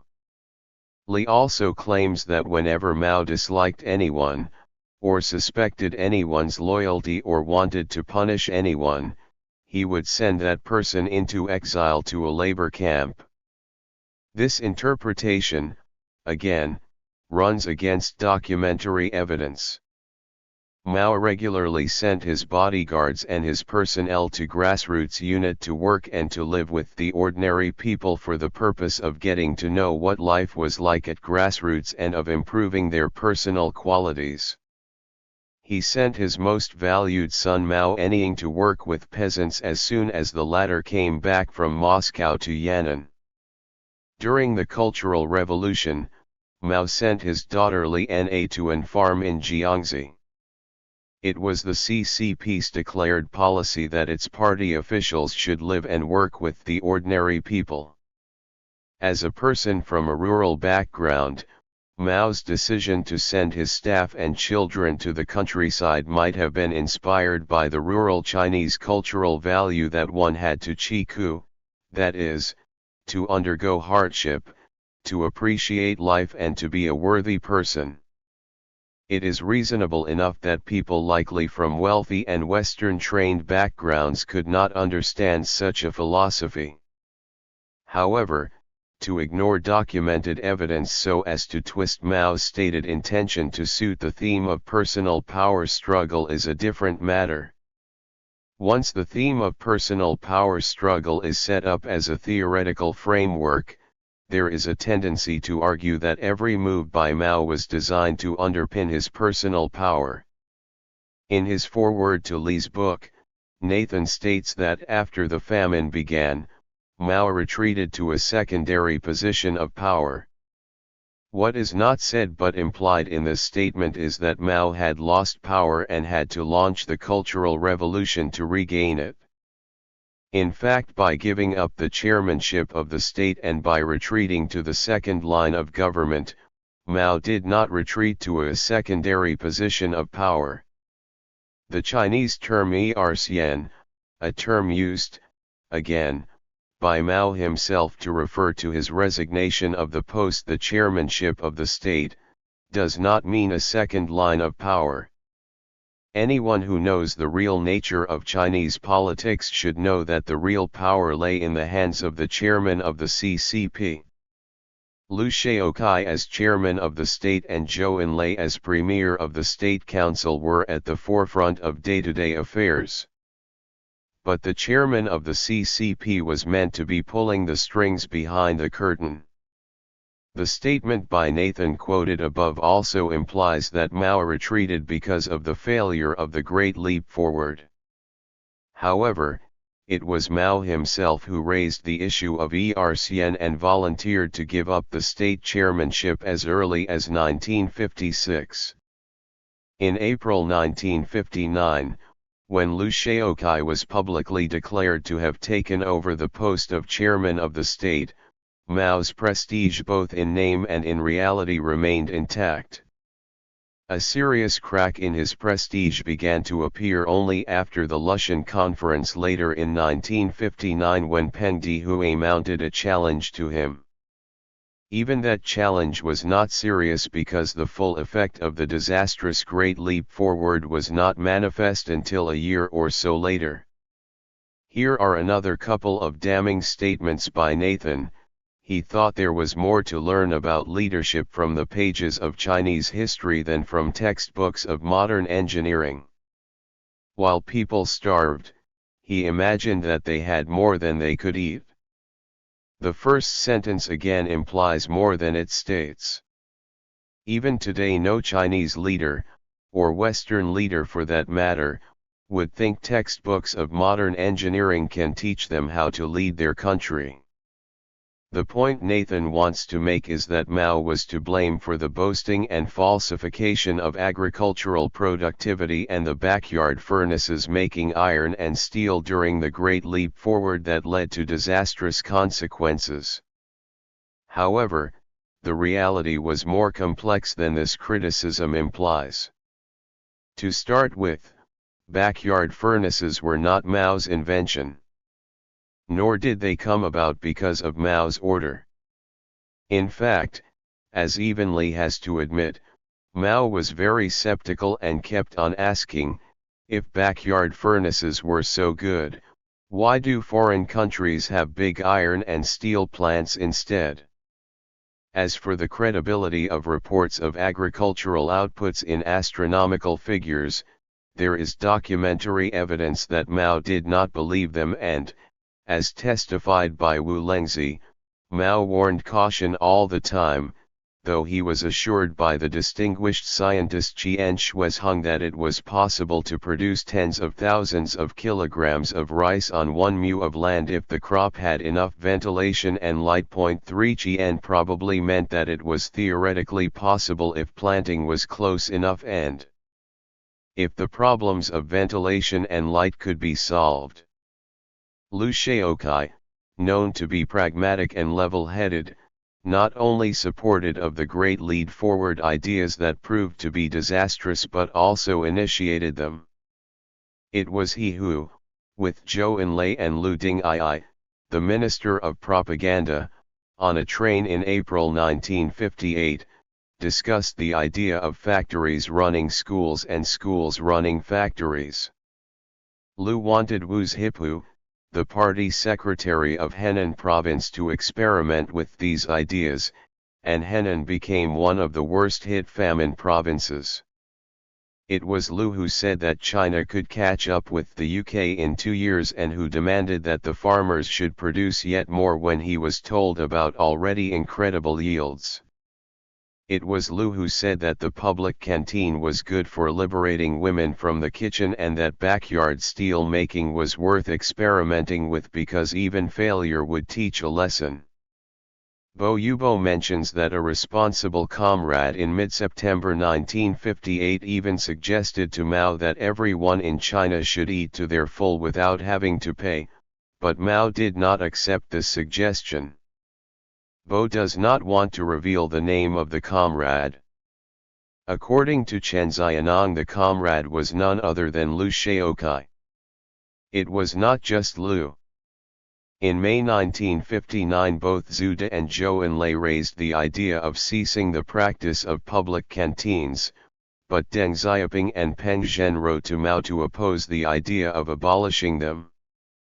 During the 1961 Guangzhou Conference, Chen Boda, after an investigative tour, also submitted a report to Mao suggesting the abolition of public canteens.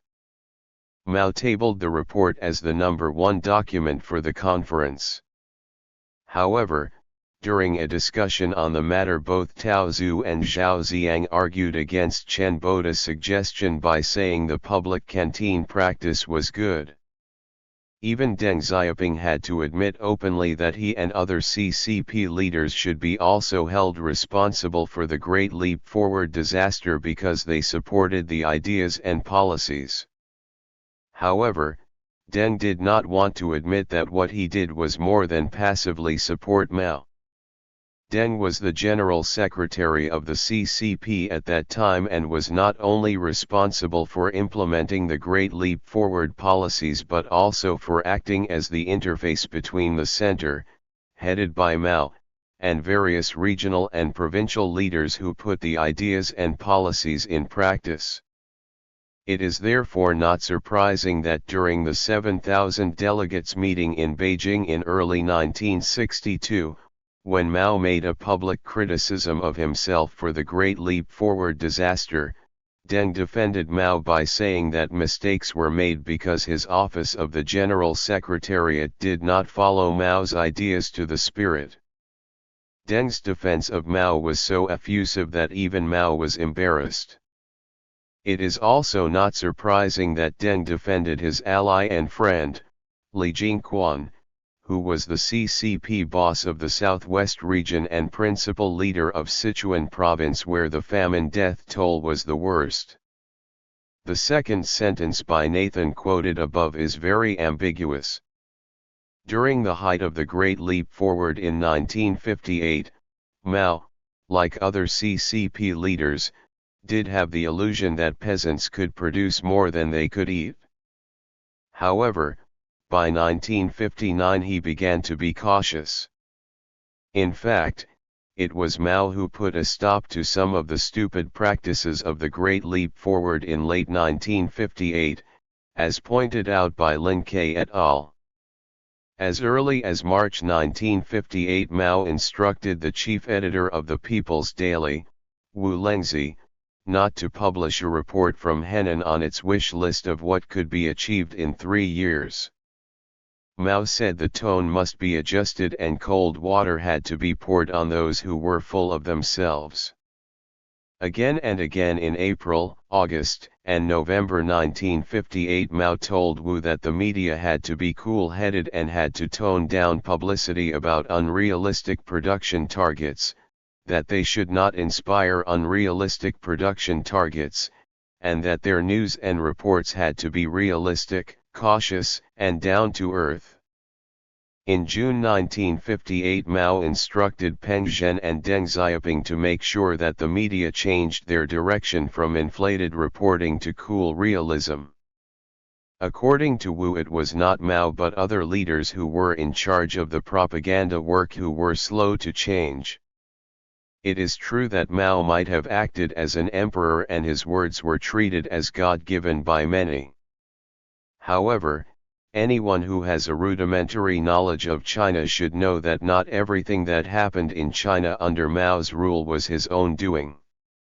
It is therefore incredible for a scholar of international standing to make simplistic and naive statements such as he froze the people's standard of living at subsistence level in order to build a massive wasteful industrial structure. Mao is taken as a god who had not only the power but the intention of freezing the Chinese people's standard of living. As it is common knowledge, most of the concrete economic policy measures that were responsible for the people's standard of living were not designed, let alone implemented, by Mao himself. The policies of monopoly sale and purchase of agricultural produce, the rationing of commodities and the grades of salaries, some implemented before the Great Leap Forward and some after, were designed by people like Chen Yun, Li Fukun, and Bo Yubo. The policy of squeezing the peasantry and controlling consumption was based on the Soviet model to accumulate capital for industrial development. In fact, Mao was not happy with China's copying the Soviet model of economic development in which everything was planned from the center. The Great Leap Forward was an attempt to find an alternative in which planning was not concentrated in Beijing. An indication of this idea is the fact during the Great Leap Forward all the important conferences about policies were not held in Beijing but locally, Zhengzhou, Wuhan, Hangzhou, Shanghai, and Nanning. Clearly Mao wanted a decentralized model of development in which various levels of leadership and the broad masses of workers and farmers participated in the planning process of economic construction. It was largely due to the work along this direction during the Great Leap Forward and later in the Cultural Revolution that China's post-Cold War reforms were able to develop differently from those of the former Soviet Union and to succeed.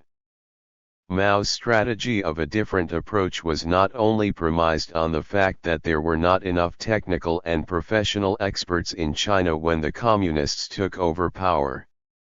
More importantly, as brilliantly analyzed by Schumann, Mao did not want the professional and technical elite to monopolize economic planning and management.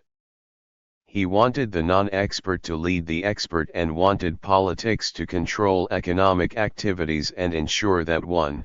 A correct political line was upheld and 2. The masses and revolutionaries who were not experts were not marginalized in production and construction. Of course, to do that Mao had to bring the others along, and in trying to bring his colleagues along he was very often bullying and dictatorial. At the end of the day, most, if not all, of Mao's colleagues did go along and some of them even went further than Mao intended. According to Chen Boda, it was Bo Yubo, chair of the powerful Economic Commission, who was responsible for the backyard furnaces. In fact, the three fatal ideas all came from Bo. China could catch up the UK in 2 years, that industry should focus on the production of iron and steel, and that the target output of iron and steel in 1958 should be double the 5.35 million tons produced in 1957. Li Rui, the self-proclaimed secretary of Mao, on the other hand, chose us not to reveal these suggestions of Bo Yubo's in his influential A Record of the Lushan Conference because that would weaken the anti-Mao thesis of his book. Mao must be held principally responsible for the Great Leap Forward disaster, since he not only was at the center of the policy-making process but also encouraged the leap from co-ops to the commune system and even bullied Zhou Enlai and Deng Zhihui for their initial cautious attitudes. However, documentary evidence and recently available testimonials do suggest that the picture is much more complex than what is usually presented as in Li Rui and Alfred Chan. It is certainly not as simple as Nathan wants us to believe. Of course, there was a power struggle within the CCP, as there is a power struggle in any political institution, past or present, Oriental or Occidental. Like any politician, Mao wanted power and control. However, to reduce everything to personal power and control not only lacks insight but is actually naive and fanciful. To reduce every event or policy change to a personal power struggle is exactly what Li does. For instance, the fact that Mao was critical of Khrushchev's secret report denouncing Stalin is interpreted as Mao's attempt to maintain the need for a personality cult and to avoid the potential danger of his being demoted. This kind of interpretation is infantile. As a leader of the largest communist party in the world, Mao's criticism of Khrushchev was not only not personal but also logical and consistent. Personally, Mao should have felt vindicated by Khrushchev's denunciation of Stalin, who had never really trusted him. From Mao's point of view, Stalin could and should be criticized, but the criticism must be constructive. Mao actually thought that a correct evaluation of Stalin should be 70% positive and 30% negative. For many, this judgment did not do enough to condemn Stalin's brutality and reflected Mao's identification with Stalin's murderous ways of dealing with his political rivals. But the matter was far more complex than that. Pragmatically, Mao's defense of Stalin was a tactical defense for the sake of the strategic cause of communism. In Mao's view, Khrushchev's denunciation of Stalin would seriously damage the cause of communism all over the world. Subsequent events proved that Mao was right. Theoretically, he had serious ideological disagreement with Khrushchev. To start with, he did not agree with Khrushchev's argument that peaceful transition from capitalism to communism was possible. Furthermore, Khrushchev had not the intellectual capacity to entertain the Maoist idea that a capitalist class might develop inside a communist party. It was those principled differences between Mao and the Soviet leaders that finally led to the fallout between China and Soviet Union. Within the existing theoretical framework of the communist movement at that time, Mao's worries were entirely logical and non-personal. What Khrushchev initiated was revisionism, which was the primary ideological target during the Cultural Revolution launched by Mao. Subsequent developments also proved that Mao was right. Capitalist rotors were inside the CCP, and the reversion to capitalism in the former Soviet Union and China were initiated by communist leaders themselves. If our evaluation of Mao is made within this framework, Mao's criticism of Khrushchev, which anticipated the Cultural Revolution, made political and ideological sense. Conclusion: History. What history? This chapter has presented some critical analysis of Li Zisui's memoirs in relation to the process of the production of knowledge, and to many claims about Mao and CCP politics and events. Clearly, the value of such books is very limited, much more so considering the production process. Of course, we cannot demand that all writers of memoirs and biographies should address all the social and political issues. To write memoirs especially, every individual writer is bound to write from his or her own experience. Not everyone is a political scientist or sociologist or historian. However, the reader would demand a little more from a book on Mao, especially one that is assisted and managed by scholars on China. In Li's memoirs, however, there is no social history and there are no policy issues. There are only power struggles and personal intrigues. In a sense, the issue comes down to whose history we are talking about. Li and his mentors want to write a history that is not only anti-Mao and anti-communist, but also elitist and sensational. It is ironic, and if not that ironic, it is certainly curious, that prominent scholars in the West, who obviously take themselves to be cold warriors and therefore guardians or promoters of democracy, actually take the same approach as elitist Confucian historiography. No social policies and political theories are important enough to be discussed unless they are related to the personal power struggle of Mao, who led one of the most important social revolutions in the 20th century. Li's approach to history can be seen by the claimed exchange between him and Mao on the subject of Qin Shi Huang, the first emperor of China. Li says, but the Chinese people hated him because he executed the Confucian scholars and burned the classic books. Point 4. The term Chinese people is used here of course to contrast himself with Mao the dictator, who is known to be less critical of Qin Shi Huang. This is a standard line of the elitist Chinese historiography. The real Chinese people, that is, the majority of the Chinese population, are denied their history, but they are always spoken on behalf of. The peasants rose against the Qin regime not because of the execution of scholars and the burning of classic books, but because of the heavy levies and coolie labor. It is doubtful whether the majority of the Chinese, past or present, even know that Qin Shi Huang executed scholars and burned classic books. It is no less doubtful whether they care about it. Li, who was praised and trusted in the West because he was Western trained, says of Empress Wu Zetian that she was too suspicious, had too many informers, and killed too many people. In reality, Wu Zetian might be very different from the caricature of a bitch and a witch portrayed by the Confucian scholars, whose attitudes towards women are well known. In responding to Li's opinion, Mao tried to insert some politics and social history into the interpretation of Wu Zetian, telling Li, well, Wu Zetian was a social reformer.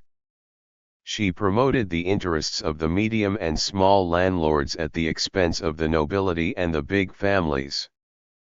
If she had not been suspicious, if she had not relied on informers, how could she have discovered the plots the nobles and the big families were hatching to overthrow her? And why shouldn't she execute the people who were plotting to kill her? However, to Li, this only shows that Mao wanted to copy the cruelest rulers in Chinese history. He observes that Mao's view of history was radically different from that of most Chinese. Morality had no place in Mao's politics, he asserts. It was no wonder that Mao had to say to Li that the latter's view of Chinese history was all taken from Peking operas. 7. Challenging the hegemony, contrary narratives in the media, Mao and the Cultural Revolution. Introduction, Emerging Contrary Narratives. Discussions of various biographical and memoir writings in previous chapters clearly show that the dominant narrative is a total denigration of the Cultural Revolution and almost instinctive denunciation of the Mao era, either explicitly or implicitly. I have argued that this hegemonic narrative, in many ways methodologically similar to traditional Chinese historiography, does not only purport to serve the present but is also framed by the present. This construction of an anti-Maoist and anti-revolutionary history went hand in hand with the collapse of existing socialism and ascendance of neoliberalism in China. Hegemony can never be total, and there have been dissenting voices from the very beginning when the anti-Maoist and anti-revolutionary were forming alliances in and outside China. The dissenting voices in China have gathered pace since 1997 after the American bombing of the Chinese embassy in Belgrade, as represented in the journals Dushu and Tianjia. There have, however, also been dissenting voices from another source, and that is the media, both inside and outside China. These dissenting voices have been getting louder and louder as the consequences of post-Mao reform have been more and more visible and more keenly felt. The issue that draws most attention in the media is the evaluation of Mao the man. Very much related to that evaluation but often discussed separately is the issue of assessing the Cultural Revolution. For a long time in China it has been taken for granted that the Cultural Revolution had nothing positive to talk about, and the 10-year disaster of the Cultural Revolution had become the accepted wisdom, just as it was once accepted that the sun revolved around the earth. However, the wisdom is increasingly being questioned now in the media. In May 2007, a familiar media participant with the pen name of Jinggan Zheshi proclaimed, China should objectively and historically evaluate the merits and demerits of Mao. Media effect, public space, and e-media. That media set the public agenda and have an effect on what the public thinks is a well-known social phenomenon in contemporary life. McCombs and Shaw are credited as the first to have researched agenda setting. They found that there was an almost perfect correlation between media agenda and public opinion. Funkhauser also demonstrated a strong correlation between U.S. media agendas and public concerns, as measured by the ranking of issues in opinion polls. A study in West Germany by Brocius and Keplinger demonstrates that while people's own previous knowledge was important, media coverage did indeed raise public awareness. The media might not tell the public what to think, but they do tell them what to think about. Brocius and Keplinger also show that public awareness in turn exercises a significant causal influence on media coverage. Again, Deering and Rogers show that among the agenda-setting research studies reviewed in their research, 60% confirm a correlation between media and public agenda. They also find that news organizations tend to hunt in packs, continually monitoring each other's output and following very similar editorial strategies, and 2, that real-world indicators are relatively unimportant in setting the media agenda. Members of the Glasgow University Media Group also confirmed these findings. People are able to resist dominant messages if they can deploy personal experience in a critical way or have knowledge acquired through alternative sources. For example, those with direct experience of life in Northern Ireland were more likely to question the dominant news definition of the Troubles.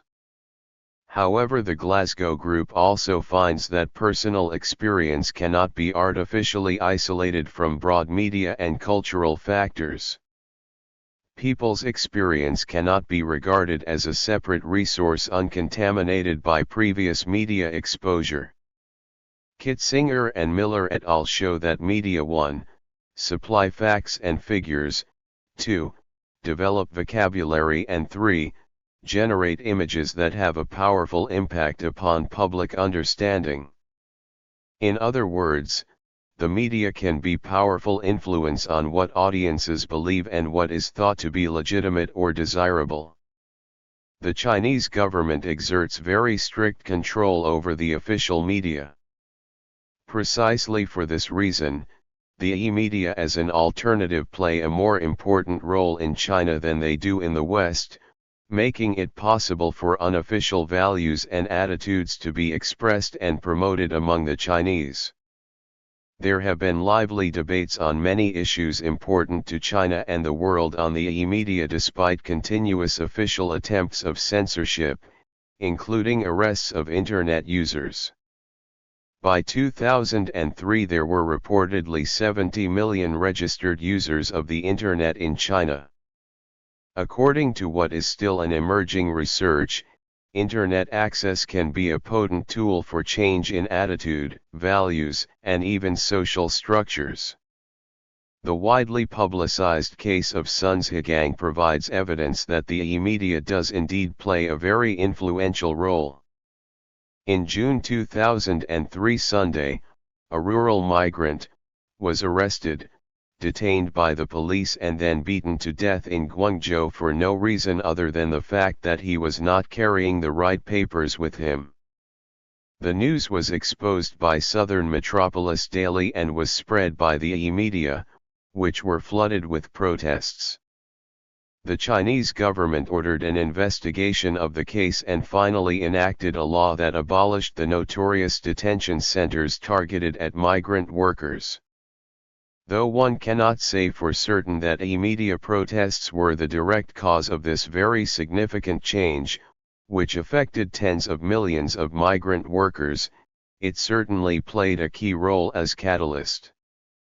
There has been another example in 2007. Having failed to find any conventional ways to get themselves heard, 400 fathers signed an internet petition that asks the public to rescue their children working in illegal brick kilns as slaves.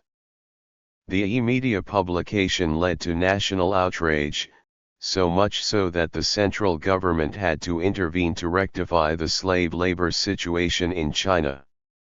It is within the context of this great surge of media that the hegemony of the public space by the state media and official media has been challenged. It is within this context of challenge that the media counter-narratives of Mao, the Mao era and the Cultural Revolution emerged. In this chapter, the first part of a study of the media challenge to the mainstream narratives, I examine how attempts are being made in the media to re-evaluate Mao and the Cultural Revolution. In the second analysis of the media challenge in the next chapter I will outline some of the main arguments for repudiating the mainstream narrative regarding issues of the Chinese economy, the Great Leap Forward, Zhongqing, healthcare, education and so on. Obviously the issues of the two chapters overlap and the discussion of the state of the economy cannot be separated from the evaluation of Mao. Even so, the issues are divided between two chapters here so that each chapter is not too long and that the discussions can be structured for easy reading. Media coverage in these two chapters focuses on the Internet, excluding any coverage of media such as SMS, MSN, and QQ.1. Ma Yinchu, population control, and elite attitudes. Mao was a very complex personality, and as a political leader his ideas and work had impacts on the lives of millions of Chinese. Evaluation of a man of such historical importance inevitably requires us to engage with almost every issue of human life in China. One of these involves China's population. There has been a consensus among the public policy makers that there are too many people in China and the population has to be controlled. If, for the sake of argument, we put aside the moral or theological issues of whether human life is intrinsically and inherently sacred, we should note that there can be endless debates on how many people within a national boundary are considered to be too many and whether people are valuable resources or a waste of resources. For a brief period of time, at least during the 1950s, Mao happened to be one who thought that humans might be resources rather than constraints on China's economic development. However, this does not mean Mao did not agree to some control of the population.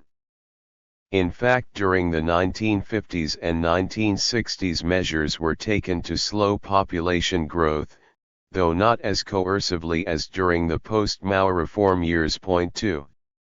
Nevertheless, one of the crimes that Mao is being accused of is that he made the Chinese population explode because he wrongly criticized a demography professor who advocated population control. Yi confronts the issue head-on by arguing that it was groundless to blame Mao for the great population surge in China and that the accusation was politically motivated. According to Yi, in 1979 Hu Yaobang, then the Minister of Organization and Secretary of the CCP, is reported to have shed a few tears when he read the file of Professor Ma Yinchu of Beijing University and said something like, "If the chairman listened to Ma Yinchu, China would not have had more than 1 billion people now." This wrongful criticism of one person led to a population increase of many millions. On 5 August 1979, an article with the rhythmical and poetic headline "Kuo Pai Yi Ren, Wu Zheng San Yi" appeared in the so-called intellectual paper The Guangming Daily. 3 The headline summarizes what has been the accepted wisdom on the issue of population in contemporary Chinese historiography. When Ma was rehabilitated, he was hailed as a Marxist. Yi, however, argues not only that Professor Ma was not a Marxist but also that he said nothing original but just repeated a platitude of Marx's adversary Malthus, whose view on population has been proved to be wrong. Yi argues that China's population increased so much not simply because there were too many births but also because there were fewer deaths. This was the result of the social and economic revolution and improvement of living conditions for the majority of the people in China. But that is precisely the issue: should the state waste money on the uneducated, low-quality people? On a social occasion in June 2007, I met a professor from the prestigious Beijing Normal University, Huang Ziyu, a highly educated member of the Chinese intelligentsia, who looked smooth and urbane. When Huang told me that Chinese government at all levels had so much money these days that officials did not know how to spend it, I asked why they did not spend the money on education and health care for the poor. Professor Wang's response was something classic: "There are too many people in China, and if you spent $1 on each person it would be too costly." This is a professor who, during our conversation, not only thought it acceptable to build en-suite bathrooms in professors' offices at some leading Chinese universities but even expressed pride in the plan. Pointing out that the Chinese elite all jump onto the wagon of condemning the Great Leap Forward famine as if it was Mao who had murdered millions of people, Yi then asks, why don't they condemn the population control policy for murdering so many millions? What about the 1.7 million girls that are missing according to the normal gender ratio? Shui Han, another e-media participant, argues that the missing girls actually number as many as 40 million. Shui Han presents detailed historical evidence, elaborate charts, figures and statistics to show that Mao was right in not advocating a coercive population control policy because the very strength of China lies in its population. In order to combat a population control policy that is considered to be disastrous, Shui Han has created a population policy website to encourage debates. The credibility of Li Rui. One influential argument constructed by memoir, autobiographic and biographic writings about Mao is that after 1956 he did nothing positive for China. This is the so-called later Mao thesis. One person who is very influential in promoting the later Mao thesis is Li Rui. Following the veteran tradition of constructing China as an Oriental despotism, Li Rui thinks China under the late Mao was ruled by autocracy.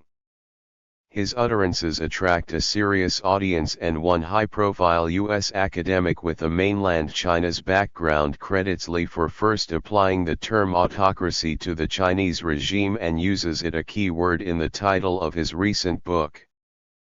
In a list of the 50 most influential people in China produced by Carrie Brown for Chatham House and Open Democracy, Li Rui is included ahead of Jiang Zemin, the General Secretary of the CCP for 8 years, and His Holiness the Dalai Lama.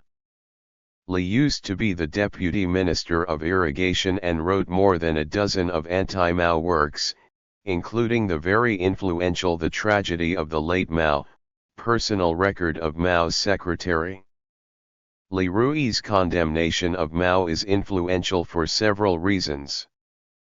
One is that he is one of the high-ranking party officials, a so-called insider's insider. Another is that he claims to be a Mao expert since he has written a biography of the young Mao that had inspired many Mao admirers. However, what seems most compelling is that Li claims to be Mao's secretary and to be recognized as such in the field. In order to question Li's credentials, one of the media participants goes to a great length to show that Li's claim to have been one of Mao's secretaries is misleading. According to Li himself, he was asked by Mao to be a secretary but declined, pleading the excuse of being too busy. Li then agreed to be Mao's part-time secretary, which in fact meant that Li was, in Mao's words, a Tongsun Yuan. During this period Li was not stationed in Beijing but worked full-time at the Hunan Provincial Propaganda Department in Changsha. How can Li claim to be Mao's secretary when in fact even the role of being a correspondent lasted only 19 months, from January 1958 to August 1959? Mao wanted Li to be one of his correspondents after listening to a debate on the pros and cons of building the Three Gorges Dam. Mao was impressed with Li's argument against such a project and decided to shelve it. As Huang Yunzheng further points out, Li's role as a correspondent secretary was confined only to matters of irrigation and hydropower because of that encounter. Li Rui is accused of being economical with the truth in another instance. During the early years of the PRC's history, China copied the Soviet Union by conducting the May 1 Labor Day parade, during which slogans were chanted to indicate the CCP's policy and ideology. Li Rui claims that for the 1950 May Day parade Mao himself inserted "Long Live Chairman Mao" as the last one on the list of official slogans. Point 4 But Huang avers that Li is lying. First of all, Li said that the information was given to him by Zhu's secretary orally, but Li did not made such a claim until after Zhu's secretary had safely passed away. Second, the official list of slogans published in the People's Daily on April 27, 1950 did not contain the slogan "Long Live Chairman Mao." The last entry on the list was actually "Long Live the Great Leader of the Chinese People, Comrade Mao Zedong." Third, the slogan list was first drafted by the Central Propaganda Ministry, as always, and they did propose "Long Live Chairman Mao." It was Liu Shaokai, not Mao, who crossed it out and changed it to "Long Live the Great Leader of the Chinese People, Comrade Mao Zedong." This can be confirmed by the handwriting of Liu Shaokai as seen in the first volume of manuscripts by Liu Shaokai since the establishment of the PRC that was published in April 2005. Li was once openly challenged when he was an invited speaker at the highly acclaimed Yuexi seminar series in Zhengzhou. As he was repeating his usual anti-Maoist stand by claiming that the upright and honest Peng Dehui had been victimized at the Lushan Conference in 1959 by the dictator Mao, some members of the audience asked why Li and his fellow anti-Maoists did not want to mention the fact that it was not Mao but Liu Shaokai who condemned Peng first in 1959 and then again in 1964, or that the latter wanted to plot with the Russians so that a Chinese coup similar to that in Russia would take place. Li was also asked why he did not want to mention the fact that both General Su Yu and Jiang Qian made the explosive claim that the Russian ambassador to China approached the then Chinese Foreign Minister Chen Yi about such a coup, and that Zhang Wenquan and Kang Sheng claimed that Peng actually said that Russian soldiers should be invited to solve China's problem. Point 6 For once Li was lost for words. Challenging the late Mao thesis. Dai Yugong confronts the late Mao thesis head-on. he argues that the practice and ideas of the later Mao are more valuable to today's China than those of the early Mao. Along these lines, a widely circulated e-media piece cleverly titled Mao's Commentaries on the Current Affairs in China uses Mao's words to comment on some of the salient social developments in post-Mao China.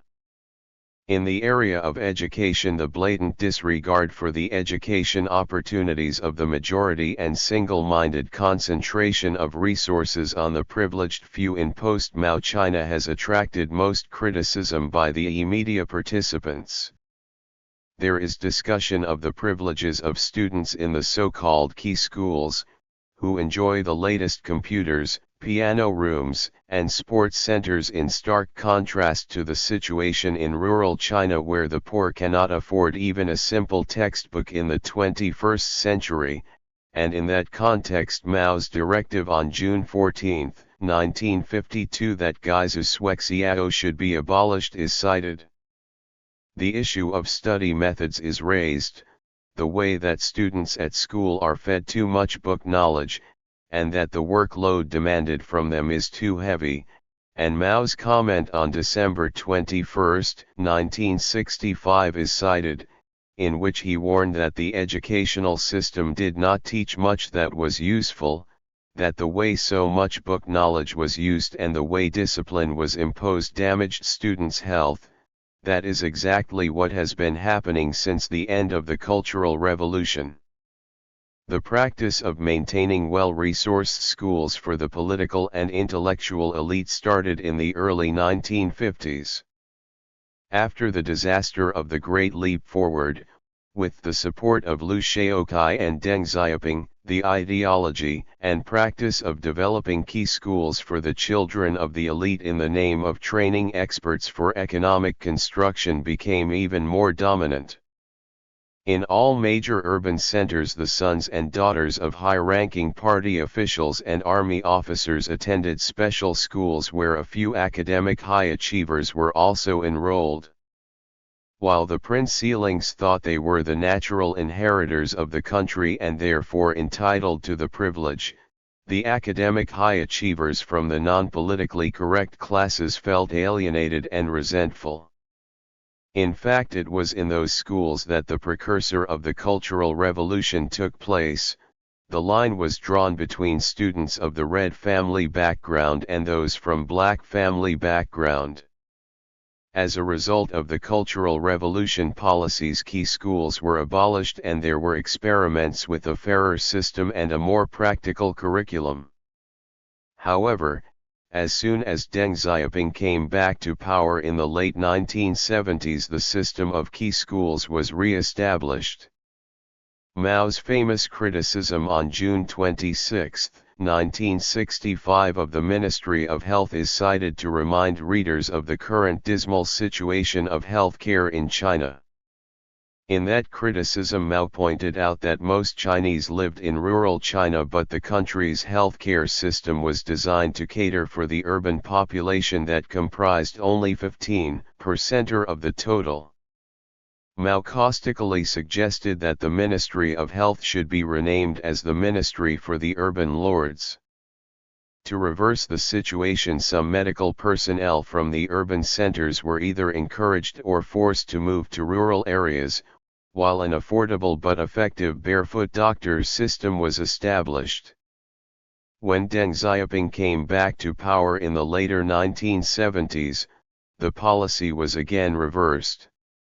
Reminding the reader that television programs nowadays are mostly about emperors, ghosts, sex, or the rich and the famous, Mao's criticism of the direction of literature and arts in 1963 is cited, in which Mao said the many arts and literature departments were ruled by the dead. Along the lines laid down in his talk on the literature and arts at the Yan'an Forum in 1942, Mao wanted literature and arts to change direction so that the work and life of the workers and farmers, who were the producers of food and daily necessities and bearers of a lived culture, became their main subjects. Another comment by Mao is particularly relevant to the issue of land seizure and the dismantling of people's homes for development since the 1990s. On November 15, 1956, commenting on the local protest against removing residents for an airport construction in Henan, Mao told the then General Secretary of the CCP Deng Xiaoping, who ran day-to-day affairs, that even a bird needs a nest. How can you force people to move without consultation and without proper settlement? Mao demolished Deng Xiaoping by saying to him that you Deng Xiaoping also had a nest and what you would do if your nest was destroyed. Mao even said, I welcome the fact that the masses threw stones and waved their hose as protest. This is one of the strategies that media participants employ to counter the demonization of the late Mao era, expose what has gone wrong in the post-Mao era. Another such effort was made by Ping Gu, who laments the fact that post-Mao China has broken 11 world records for bad governance. 7 among these 11 are, the worst healthcare in terms of fairness, the most expensive tertiary education in terms of purchasing power parity, the greatest disparity between the rural and urban, the worst environmental sustainability, the most polluted country, the country most prone to mining accidents, the country with the highest number of suicides, the most expensive bureaucracy, the highest number of death penalties, and the highest absolute numbers of illiterate or semi-illiterate adults. Some of these world firsts were of course the same as in the Mao era, such as the high rate of illiteracy in absolute terms, for the simple reason of China's large population base. But fairness in healthcare, affordable of education for the majority, mining and work safety, the cost of bureaucracy and levels of inequality were evidently better during the Mao era, especially during the late Mao years. Challenging Yung Chang and John Halliday. As soon as Mao, the Untold Story appeared in English, there was a fierce debate in the media in Chinese. Unlike reviews in the West, the majority of the media participants were critical of Chang and Halliday. One commentator says that the book takes the venerable Chinese historiographic approach to its extremity and the result was a moral tale. It is like the new romance of Three Kingdom. Even Zhang Lifen, son of Zhang Naki, who was one of the three most prominent victimized rightists, could not help but join the criticism of the book. Zhang fully supports Chang's political stand, but has to acknowledge that it is a pity that Chang wrote a fiction instead of a history, a mistake that misses the chance of throwing Mao into the rubbish dump of history. Another widely circulated critique of Chang is by a self-proclaimed science student in the UK, Jin Xiaoding. As discussed in Chapter 4, Jin does not have to examine documentary evidence to point out the logical contractions in the Chang and Halliday book. When Jin's 17 questions were posted in the media, Chang's brother Zhang Pu participated in the debate on behalf of his sister. However, his defense is seen as a dismal failure by the media participants since he did not come up with any convincing response. In another contribution to repudiate the Chang and Halliday claim that the famous Looting Bridge battle between the Red Army and the Nationalists did not take place during the Long March, an interview with a veteran solider Tang Jingxin, who is 91 years old and who describes how he participated in the fierce Battle of Looting, is circulated in the media. Liu Shaokai, Deng Xiaoping, and the Great Leap Forward. One important aspect of evaluating Mao has to do with how Mao handled Peng Dehuai's criticism of the Great Leap Forward at the Lushan Conference in 1959. The version of the event that is most widely accepted is the one offered by Li Rui, according to which Mao not only took action to topple Peng but also used the opportunity to further implant reckless leftist policies that precipitated the famine. However, recently there have been a number of contributions on the Wu's Hixiang website that try to reevaluate the event. Wu Lengzi and Zhang Hengzi have presented evidence and arguments that 6 months before the Lushan Conference started in July 2, 1959, Mao made continuous efforts to cool down the Great Leap hype. 2. The purpose of the Lushan Conference was to improve the situation. 3. Initially Mao did not take too much notice of Peng's letter of criticism and intended to conclude the conference as planned in spite of Peng's letter. And 4. It was some other CCP leaders who argued and persuaded Mao to extend the conference to struggle against Peng. Yun, quoting Liu Shaokai's speeches, argues that it was Liu who hunted Peng down by accusing Peng of aiming to usurp power from the party.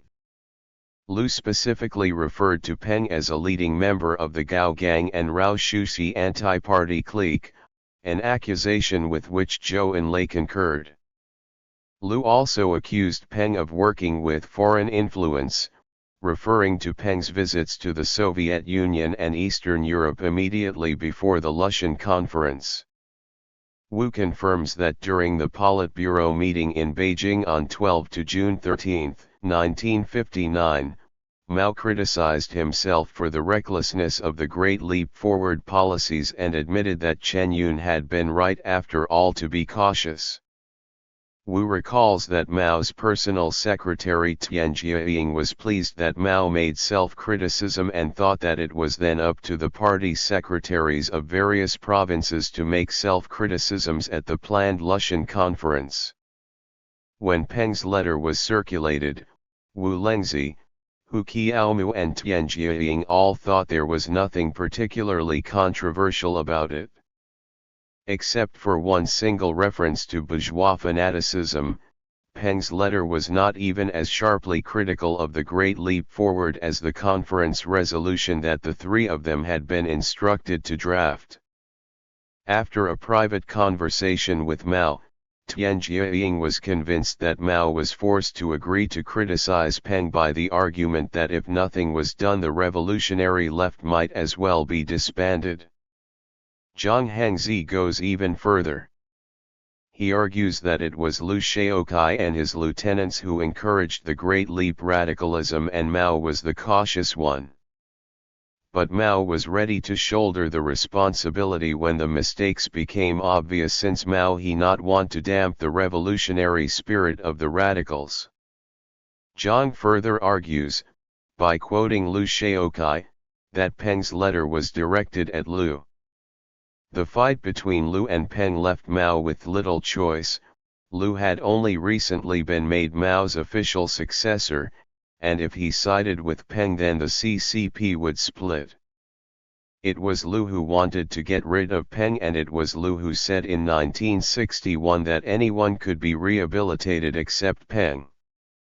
It was Liu who said that Peng, like Wei Yan 8, had a treacherous bone, that he had the character of Zhukov and the hypocritical style of Feng Yuxiang. 9 Mao was drawn into the Peng affair reluctantly, and that was why Mao said on October 24, 1966 that Deng Xiaoping had never come to seek advice from him since 1959, and that he was not happy with the August 1959 Lushan conference because the outcome was pushed through entirely by Liu and Deng and he was given no choice.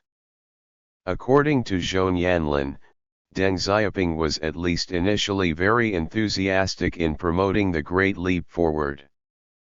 For instance, when the leadership inside Henan province was split on the speed of economic development at the beginning of Great Leap Forward, Deng Xiaoping, as the General Secretary of the CCP, supported the radical Wu Zhipu, the party boss of Henan, by saying that Wu was on the side of truth. Deng also protected Li Jingquan, the party boss of Sichuan province, from any punishment when the Great Leap Forward disaster was revealed. Henan and Sichuan were two of the three provinces worst hit by the famine.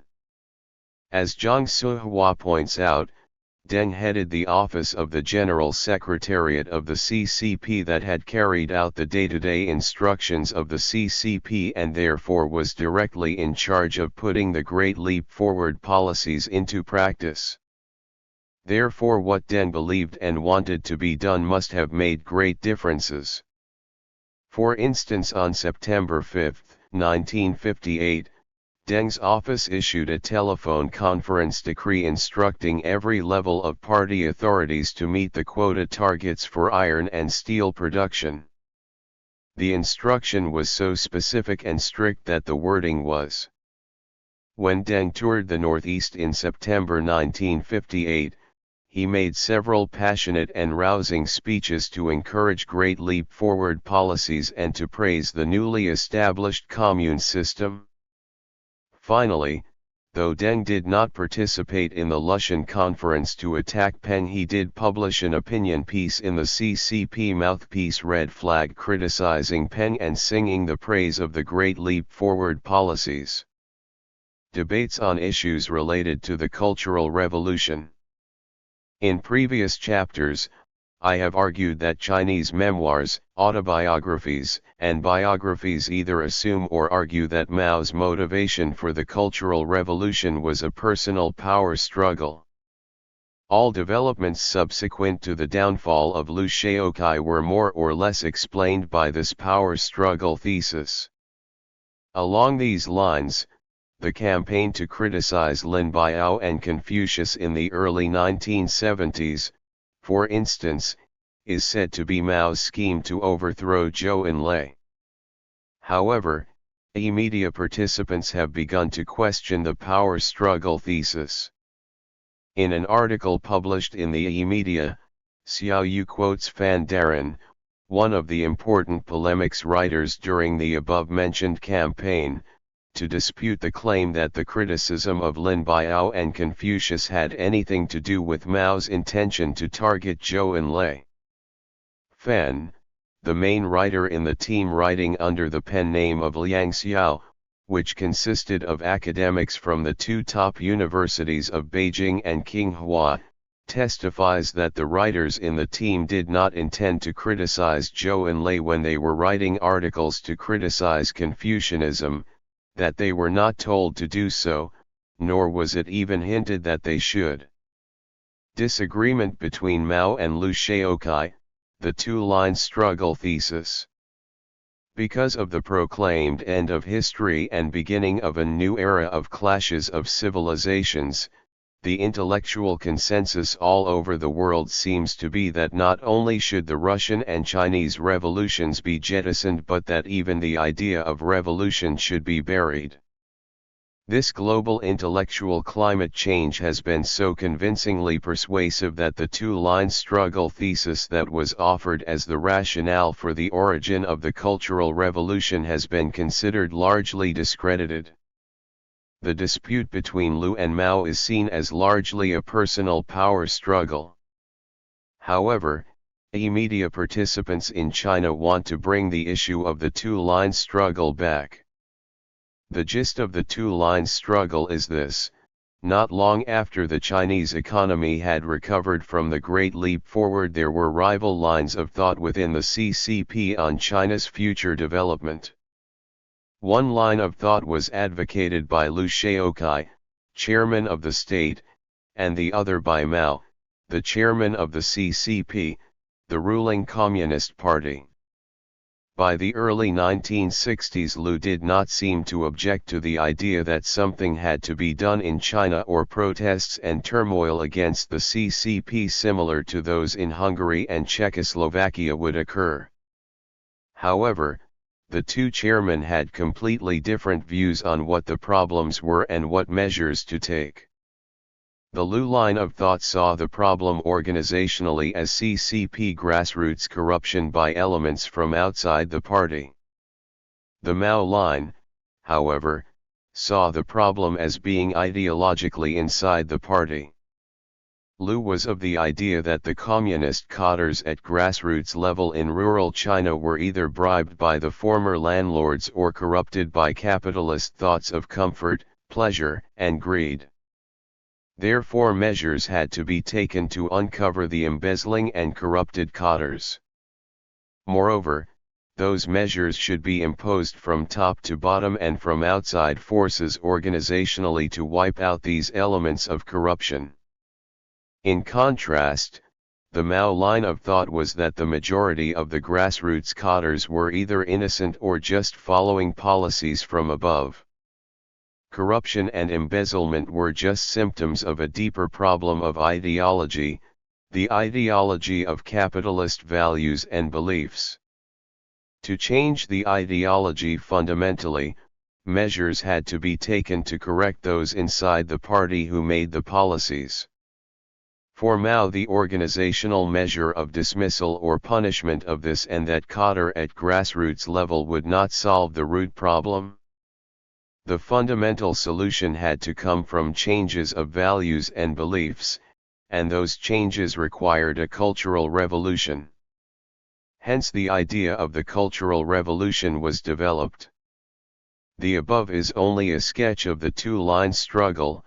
A more detailed explication and articulation can be seen in Wang Li, one of the chief radicals who interpreted Mao's ideas during the beginning of the Cultural Revolution. Point 10. In what follows next I will present a brief case study of how the two-line struggle developed between Mao and Lu during 1964–65. This case is presented here along the lines of Ming Mu, which appeared on Zhurongong website. In the e-media debates most of the participants do not sign their real names, and I believe Ming Mu is a pseudonym.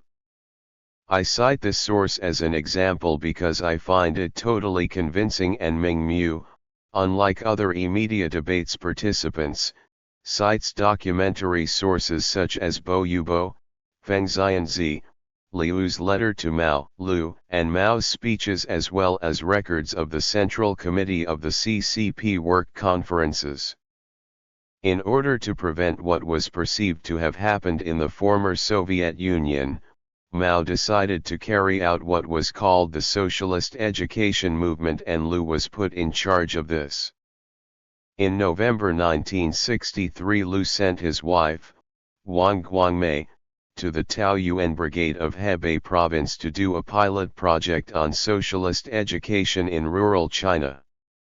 In June 1964, Lu took a work tour in Hebei, Shanghai, Henan, Shandong, and Anhui, promoting his wife's work in what was called the Taoyuan experiment. Lu asserted that Wang Guangmei's pilot project showed grassroots organization in rural China was completely rotten, either corrupted or changed politically to be on the side of class enemies, the landlords, rich peasants, and counter-revolutionaries. Lu ordered all senior party officials to carry out investigations like Wang by staying in one village for a long period of time. Lu shocked his attentive audience when he forcefully told them that those who did not Dundian would not be qualified to be members of the CCP Central Committee. He also added that Mao's work should not be taken as dogma, that Mao's investigative method of group interviews was out of date, and that a new way of encamping in a village to establish contacts was required. Mao's idea was totally different, however. He thought that the majority of grassroots cadres should not be the targets of struggle, and that parachuting in so many people from the outside to one place to carry out struggle was politically wrong and technically impossible. It was wrong politically because the assumption was that the local people could not be trusted. It was technically impossible because there was no way in which resources could be mobilized to carry out the task for the whole country.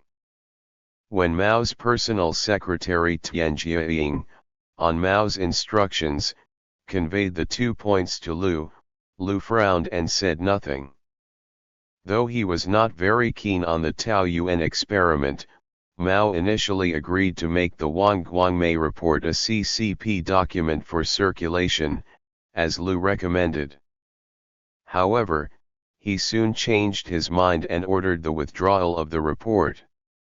According to Wang Li, this was mainly because Jiang Qing had reported Liu's work tour speech to Mao by saying, "Liu is already criticizing you when you are still alive," whereas Khrushchev made the secret report denouncing Stalin only when the latter was dead. However, Wang Li admits that he interpreted Mao's change of mind in that way only because that was what Jiang Qing had told him. He also admits that Mao changed his mind after consulting other provincial leaders such as Li Suifeng, Wu Lanfu, Tao Luya, and Lu Zihao. To carry out the struggle against grassroots cadres, Liu sent work teams totaling 15,000 people from outside into the county of Xinjiang, which had a population of less than 300,000. Mao asked Liu, how could such vast human resources be mobilized to carry out socialist education in the whole country if so many people were required for one county? However, the disagreement about the methods of conducting socialist education was not the real issue, as Yang Shankan realized and noted in his diaries. The real issue was that Mao and Liu had a completely different attitude towards the so-called masses. Mao's view was that the socialist education movement should not be carried out by outsiders. It should be carried out by the masses themselves locally, and the party should rely on the local masses. He said that those who embezzled a couple of $100 Chinese should not be taken as class enemies. So long as they admitted their mistakes and repaid the money, they should allowed to work again, Mao said. Mao's idea was that only the very few top leaders of any organization should be the target of socialist education, and education should be conducted by the members of that organization. In Mao's opinion, Liu's method would strike against the broad sector at grassroots level in order to protect the small group of leading officials. Mao further rebuked Liu by saying that the socialist education movement should not be about money and corruption but about a broad ideology of socialism versus capitalism. Unlike Liu, who still thought that the class struggle in China was between the communists and old class enemies of landlords and capitalists, Mao believed that nature of class struggle had changed after the communist victory, that the old categories of class enemy were toothless, and that there was a new class that was putting the revolution in danger. Mao's line of thought was that the danger of China turning into capitalist state did not lie with the broad masses at grassroots but with leaders inside the party who could take China onto a capitalist road, hence the term of capitalist roaders that was used during the Cultural Revolution. After the disagreement between Mao and Liu over the aims and measures of the socialist education movement surfaced, some senior leaders asked Liu to make a self-criticism to Mao and to others of the central leadership, and Liu did. But Liu's humiliating climb down delayed the final confrontation only for a year. In 1966, Mao launched his attack on the wrong ideological line in cultural and educational spheres, because according to him, a cultural revolution carried out by the broad sector of the masses was the only way to regenerate the party. On the other hand, events proved that Liu either was incapable of understanding, or refused to understand Mao's line of thought. When the Cultural Revolution started to unfold, Liu, being in charge of the day-to-day work, again sent work teams formed by personnel seconded from various party organs into schools and universities in Beijing. The work teams then started to strike against the broad sector of the masses of old categories of class enemies. As a result, hundreds and hundreds of students and teachers in Beijing University alone were targeted as class enemies and counter-revolutionaries. Some were put under house arrest and others were paraded in struggle meetings. Mao was angry and again accused Lu of striking against the broad sector in order to protect the small group of leading officials, and of being the leader of a reactionary line. Lu thus became one of the main targets of the Cultural Revolution. According to Wang Li, Mao only wanted to get the CCP on the right ideological line and did not want to get at Liu Shaoqi personally. Initially, Mao still wanted to keep Liu within the CCP, but also wanted him and other leaders to go through the process of an ideological struggle so as to regenerate the party. When Liu Shaoqi, Deng Xiaoping, and Tao Zhu had been officially deposed from office, Mao sat down with only for a year, at most 2 years. He also stressed that if there was a war, these people should be restored to their former positions straight away. Towards the end of 1966, however, Mao realized that those who resisted his ideological line were many and very strong. But he said that he was determined to carry the Cultural Revolution through to the end and said to Wang Li and his Cultural Revolution radical comrades that if they shoot you I will go with you. Wang Li and others present at this conversation were shocked by Mao's remarks, and Wang did not realize what Mao meant until many years later. Other unofficial views of the Cultural Revolution also circulated in the media is the report of a workshop organized and participated in by some high-ranking retired party officials on 13 to 15 May 2006, which evaluates the Cultural Revolution positively and challenges the post-Mao version of events. This was unprecedented in a number of ways, first because no such workshop had ever been heard of in China before, and second, because it was reported in the media for all to read. Important views expressed at this workshop include: it is necessary to draw a distinction between rebels and Red Guards. The former were supported by Mao to target capitalist roaders inside the party, while the latter were actually followed the party bureaucrats in ideology and political line. In Deng's crusade of denigrating the Cultural Revolution, members of the intellectual elite such as Ji Xianlin, Ba Jin, Ya Yongli and Yan Jiakai constructed a cultural blockade against the rebels and made the rebels appear to be responsible for the destruction and victimization that was initially done by the Red Guards and then by office holders inside the party. 11. The rebels treated the party officials humanely in their ideological fight.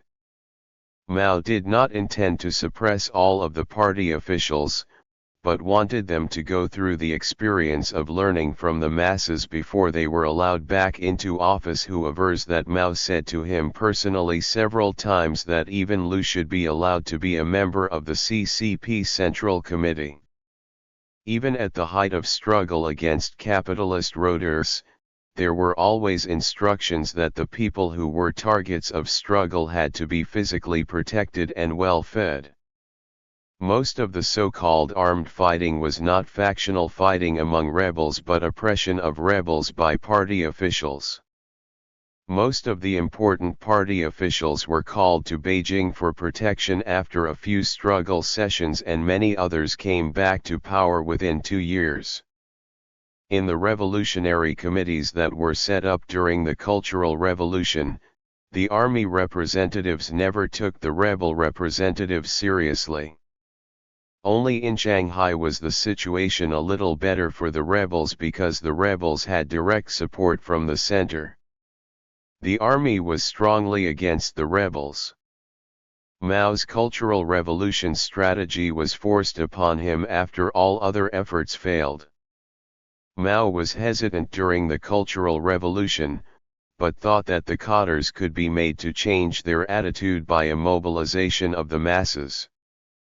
The enemies of the CCP, like the landlords, capitalists, and nationalist officials and officers, were pardoned, but the rebels were still treated as enemies of humanity.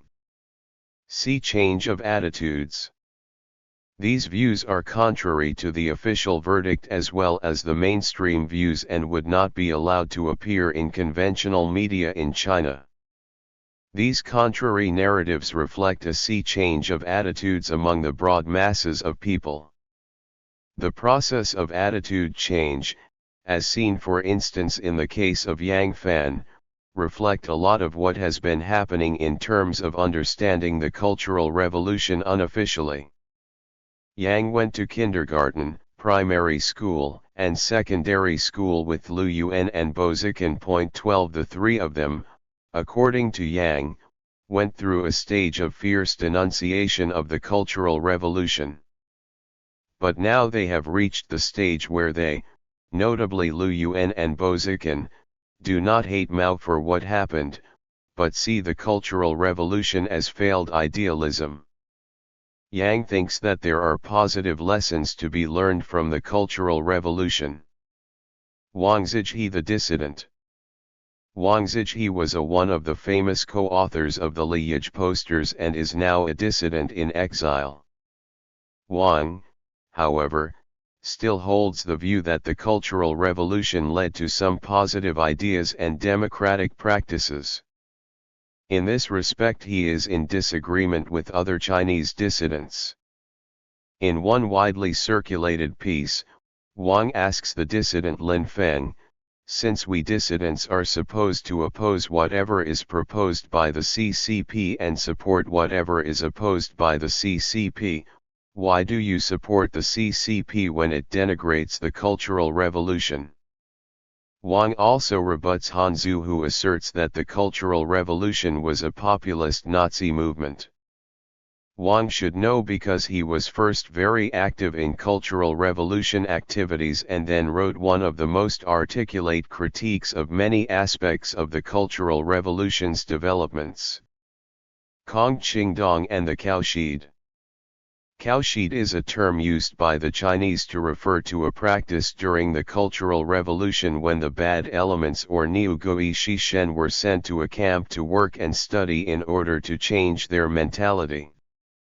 The camp is then termed Niu Peng, a shed for the cow demons. Kong is an outspoken academic but very critical of the fact that condemnation of Niu Peng in memoirs has become a fashion, similar to the Mao-era fashion of Yiku Si Tian.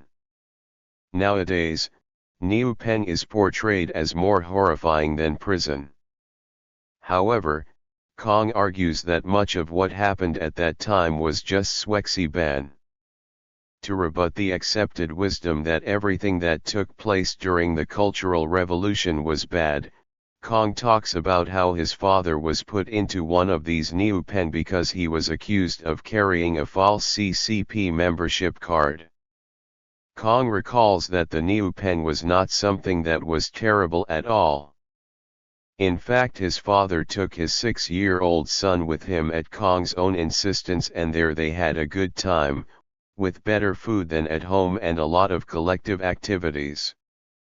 They did not have to work, and it was much like attending a university or school, studying, watching films and sleeping. Or more aptly for Kong, it was like a summer camping holiday. Memoirs of different narratives. There are also attempts to write memoirs of the Cultural Revolution that present different memories from those prevalent in the conventionally published literature. One that has been circulated widely in the e-media is Lao Tian's oral history of the Cultural Revolution in Chongqing. This oral history raises some important points, such as that the Red Guards or rebel groups that defended the established power holders were not persecuted, even though they might have committed greater violence and destruction, and that the February 1967 suppression of the rebels, directed by the powerful Marshal Ye Jianying, led to tens of thousands of victims in Sichuan alone. This oral history shows that even with Mao and the Cultural Revolution radical support in Beijing, the rebels were constantly suppressed at grassroots level because the army supported the old power holders. Even after the establishment of the Revolutionary Committee that included rebel representatives, the management of the day-to-day affairs was still in the hands of the old bureaucrats. Furthermore, the rebels had no legitimacy in criticizing anyone unless they were either supported from above or locally by the army, and despite Mao's appeal for leniency on behalf of the rebels, rebel leaders were time and again detained or jailed or put under house arrest. In one case even Zhou Enlai and Mao's personal intervention did not help one rebel leader. These are revealing and astonishing details that demand new research and new theoretical approaches towards the history of the Cultural Revolution. Challenging Wang Yuqin. Wang Yuqin, a Chinese expatriate now residing in the United States, has become some kind of celebrated expert in archiving assaults on teachers by students during the Cultural Revolution. Wang, for instance, blames the Red Guards for the death of a teacher, Bian's Honggaiyun, in Beijing at the very beginning of the Cultural Revolution. Ma Baiming, a well-known name in the media, however, challenges this. Ma argues that the death of Bian's Honggaiyun might not have been caused by Red Guards for political reasons but for personal reasons. On another occasion Ma also points out that as soon as Song Bingbing and 6 of her classmates saw that Bian's life was in danger, they organized rescue activities to save his life, including upbraiding hospital staff for hesitation. Ma further points out that Wang Yuqin not only withdrew this piece of information when she wrote about the death of Bian but also accused Song of being principally responsible for Bian's death, an accusation that Song denied in The Morning Sun, a critically acclaimed documentary on the Cultural Revolution made by Karma Hinton. Conclusion: the question of truth. With limited evidence and because of the lack of references in Ma's papers, I cannot make a judgment of the dispute between Wang and Ma. It is important, of course, that a judgment is made because that ultimately brings us to the question of truth and which version to believe. But the dispute about the case of Bian does indicate that truth is never simply black and white. What is important for the purpose of this book is to show that no claims can be made without being challenged these days, and increasingly these challenges are arguing in favor of the Mao era. It is also important to realize that what is believed to be true is always based on what is available, factually true or otherwise. Human beings can believe something to be true for many years, generations, or even centuries before the so-called truth is debunked. Therefore, another aim of this book is to show that the media have produced evidence, arguments, and views that are different from those represented in the conventional media available to many readers. Quite likely, this readership is bigger than the readership of refereed journal articles and reputable published books, or even the conventional media. In this sense, whether a particular claim is factually true becomes less significant. What is significant is that counter-knowledge is being produced and another truth is manufactured. 8. Challenging the hegemony, contrary narratives in the media, the Mao era. Introduction: History in Socio-Economic Context. One of the easily accepted arguments in attacking Mao the man is that he was a person of no original ideas, whose dark political maneuvering was simply aimed at gaining and maintaining personal power. Looking from a perspective of this power struggle thesis, all the costs and victimizations on the trail of Mao's political action were not only senseless and distasteful but actually evil. In Chapter 7 I have focused on how media participants challenge this accepted evaluation of Mao the man and some issues related to the Cultural Revolution. One attempt in challenging the power struggle thesis is to bring the two-line struggle thesis back into the big picture. I find the two-line struggle thesis very convincing and believable because it fits more with documentary evidence and because it has more explanatory power in revealing the behavior of the actors both at the top and at the lower levels at the time. It is more convincing and believable also because it involves politico-socio-economic history instead of personal intrigues at Mao's court. In this chapter we will see how e-media participants challenge the mainstream wisdom on the Mao era by relating to the big pictures of political, social, and economic issues. The state of the economy in the Mao era and during the Cultural Revolution. Ever since the arrest of the Cultural Revolution radicals immediately after the death of Mao in 1976, there has been manufacturing of claims to show that Mao did not know and furthermore did not care about China's economy, that the Gang of Four deliberately wanted to destroy China's economy and that towards the end of the Cultural Revolution the Chinese economy was on the brink of collapse. Deng Xiaoping was the architect of the fabrication of this truth. Deng claimed that the Cultural Revolution held China up for 10 years and that for 20 years after 1957 China politically was in a chaotic situation while its economy remained slow and stagnant. Recently, many e-media participants have made strenuous efforts to counter what they consider the groundless demonization of Mao, the Cultural Revolution and the Mao era. The existing literature. To combat the Deng line of denigrating the Mao era, several strategies have been employed by e-media participants. One strategy is to translate and circulate the existing literature that has either been ignored or made unavailable to the Chinese audience. Two examples stand out in this case. One is the extraction of materials concerning China's economy in Meissner's defense of the Mao era. Meissner's careful array of statistics and analysis provide a convincing argument that China's economy performance during the Mao era in general and the Cultural Revolution in particular was better than that of the average third world country. His defense of Mao and the Chinese economy under his leadership appears and reappears on various e-media in its Chinese version. In this regard it is worth pointing out that Hinton's criticism of the post-Mao reform and his re-reflections of the Cultural Revolution translated by David Pugh, first posted on Zhongguo Gongren Wang, is also circulated widely. 1. As another example of the strategy of pasting and repasting existing materials in the e-media, in www.creaders.org forum, Lesson pastes a 10-page piece detailing the economic achievements during the period of the Cultural Revolution.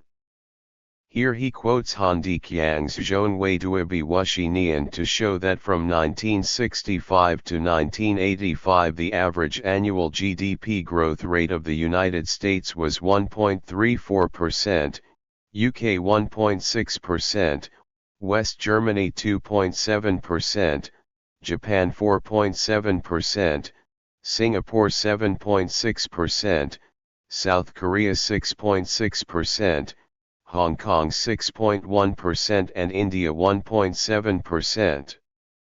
During the same period China's growth rate was 7.49%. Responses to 3 responses. There are 3 common responses to this strategy. One is to claim that the economic growth rate during the Mao era was not that impressive since China's economy was so backward to start with, and it is an accepted wisdom that the growth rate is usually high when an economy starts from a low base. This response actually confirms that PRC took over a legacy of backward economy and the era of Mao made rapid progress. The second response is to claim that statistics based on information provided by the Chinese authorities are not reliable. This response, however, shows a lack of critical reflection in at least 2 ways. First, it was the post-Mao political and professional elite who had conducted a comprehensive statistical evaluation. Those Chinese political and professional elite who had been the victims of Mao's Cultural Revolution and other political movements had no reason to inflate statistics for the benefit of the Mao era but every motivation to show the Mao era in negative light. Therefore, if anything, the officially sanctioned Chinese statistics are most likely to present a more negative picture.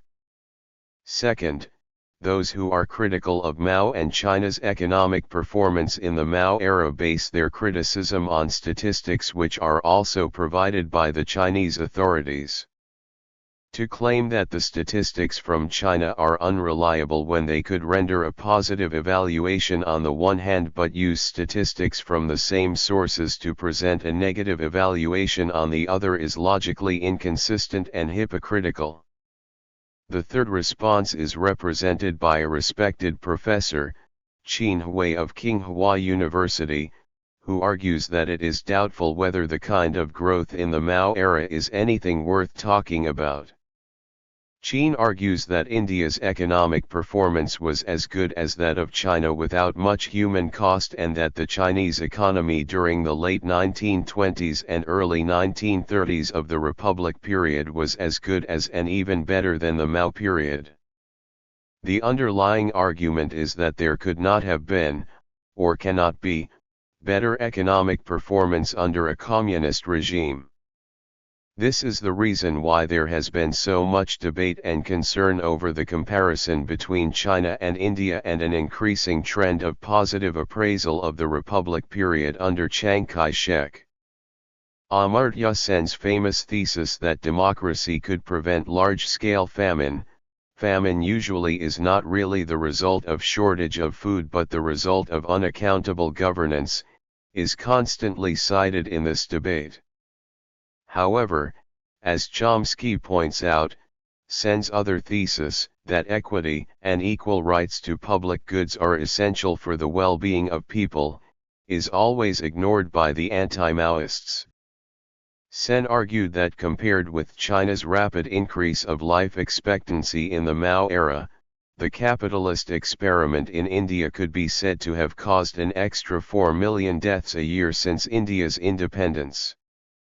That India seems to manage to fill its cupboard with more skeletons every 8 years than China put there in its years of shame, 1958, 1961 is an argument that academics like Qin Hui do not want to contemplate. Debates on comparisons. Ever since the 1980s, a favorite argument of the anti-Maoists has been to compare China with the four Asian tigers of Hong Kong, Taiwan, Singapore, and South Korea so as to demonstrate the superiority of market capitalism. Han Deqiang argues that the fact that people in Hong Kong, South Korea, Singapore, and Taiwan had a higher living standard than the people in China should not be interpreted as an indictment on the Chinese economy in the Mao era. The fact that living standards were lower in China had more to do with the international environment of the Cold War and to the necessity for China to develop a basic industrial and national defense infrastructure. Point 2 Han argues that the post-Mao reforms of 20 years benefited from achievements of the 30-year Mao era. The metaphor Han uses is that the progress in the 30 years of the Mao era was like riding a bike up a hill, and once at the top it was a faster and easier ride downhill, for the reform of 20 years. Recently on the website Wu's Hixiang, there appeared a piece titled Mao Zedong has changed the Chinese nation. In this piece the author attacks the e-media activist Yu Fei, who is nicknamed Yu Minzu because of his rhetoric. Nong attaches 18 tables and diagrams detailing the economic achievements of the Mao era, including one on the economic achievements during the Great Leap Forward, one on the record of major economic events from 1956 to 1976, one on industrial and one on agricultural outputs, one on investments, one on student numbers in education and one on personal income, together with 3 attachments on different economic index and growth rates among China, India, and the United States of America. The data and statistics show that China's economy during the Mao era not only made great strides but also outperformed India. The Great Leap Forward famine. That the Great Leap Forward resulted in a large-scale famine and that even basic daily necessities such as soap and rice were rationed present two powerful arguments that the economy in the Mao era was disastrous. The Great Leap Forward has always been controversial and there have been endless debates about the exact death toll of the famine. Many of the media debate participants argue that the death toll has been greatly exaggerated by the post-Mao regime. However, even the lowest estimate of several million deaths cannot gloss over the disaster. One response to this from the contrary narratives has been to say that famine had been frequent in Chinese history. To counter the argument that it was during the Mao era that greatest toll from famine in all of history occurred, Zhang Chuangang lists how famines occurred frequently in the first half of the 20th century in China, citing the famines from 1928 to 1930 in Gansu and Shaanxi when more than 10 million are claimed to have died of starvation, or the 1936–37 famine in Sichuan when cannibalism is claimed to have taken place, or the 1942 famine that plagued central China and in which Henan's population is claimed to have halved. Zhang also pointed out that, according to statistics compiled by the Information Service of the Research Center of China's Population and Development, the population of 1958, 1959, 1960, and 1961 was respectively 653,460,000, 660,120,000, 662,070,000 and 664,570,000, with an increase of 11,100,000 people in 3 years.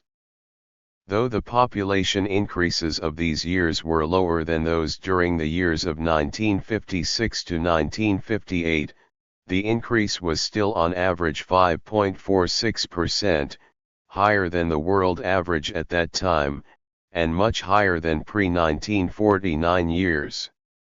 Zhang further points out that the death rate of 1959, 1960, and 1961 was 1.459%, 1.791% and 1.424%, an average of 1.558%, which was about the same as the world average death rate at that time, and much lower than the death rates in pre-1949 years. During the 3 years of famine 30,952,300 people died, and compared with the lower death rate of 11.40% during 1956 to 1958, there were an extra 8.3 million deaths, not as many as the 30 to 40 million claimed by anti-communist literature such as Chang and Halliday. 3. Li Xianyuan is a heavyweight media participant in challenging the anti-Maoist truth. Here is a brief case study of Liao Bakang by Li that shows how anti-Maoist truth is manufactured. Liao Bakang was promoted to important positions by the post-Mao authorities, serving as CCP Party Secretary of China's largest city, Chongqing, and chairman of the Political Consultative Committee of Sichuan Province. In 2004, Liao published an article in the Dangdai Shizi Liao compiled by the Academy of Social Sciences of Sichuan Province. In that article, Liao claims that in Sichuan alone the death toll was 10 million. Liao further claims that he was interviewed in 1962 by the then Secretary of the Communist Youth League Hu Yaobang, as well as by the director of the CCP Central Office Yang Shankan, and reported the 10 million famine death toll in Sichuan to them. When questioned by Yang about evidence of the figure of 10 million, Liao said that the figure was from a Sichuan provincial document. Yang was surprised that he did not know of such a document since every provincial document had to pass through him. It turned out that what Liao meant was that there was a Sichuan province document that recorded that there were a total 62.36 million people in Sichuan in 1960.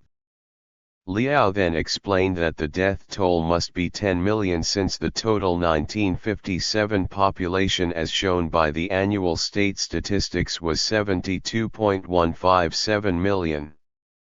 Li Xianyuan then asks three questions. 1. How do the 72.157 million figures come about? 2.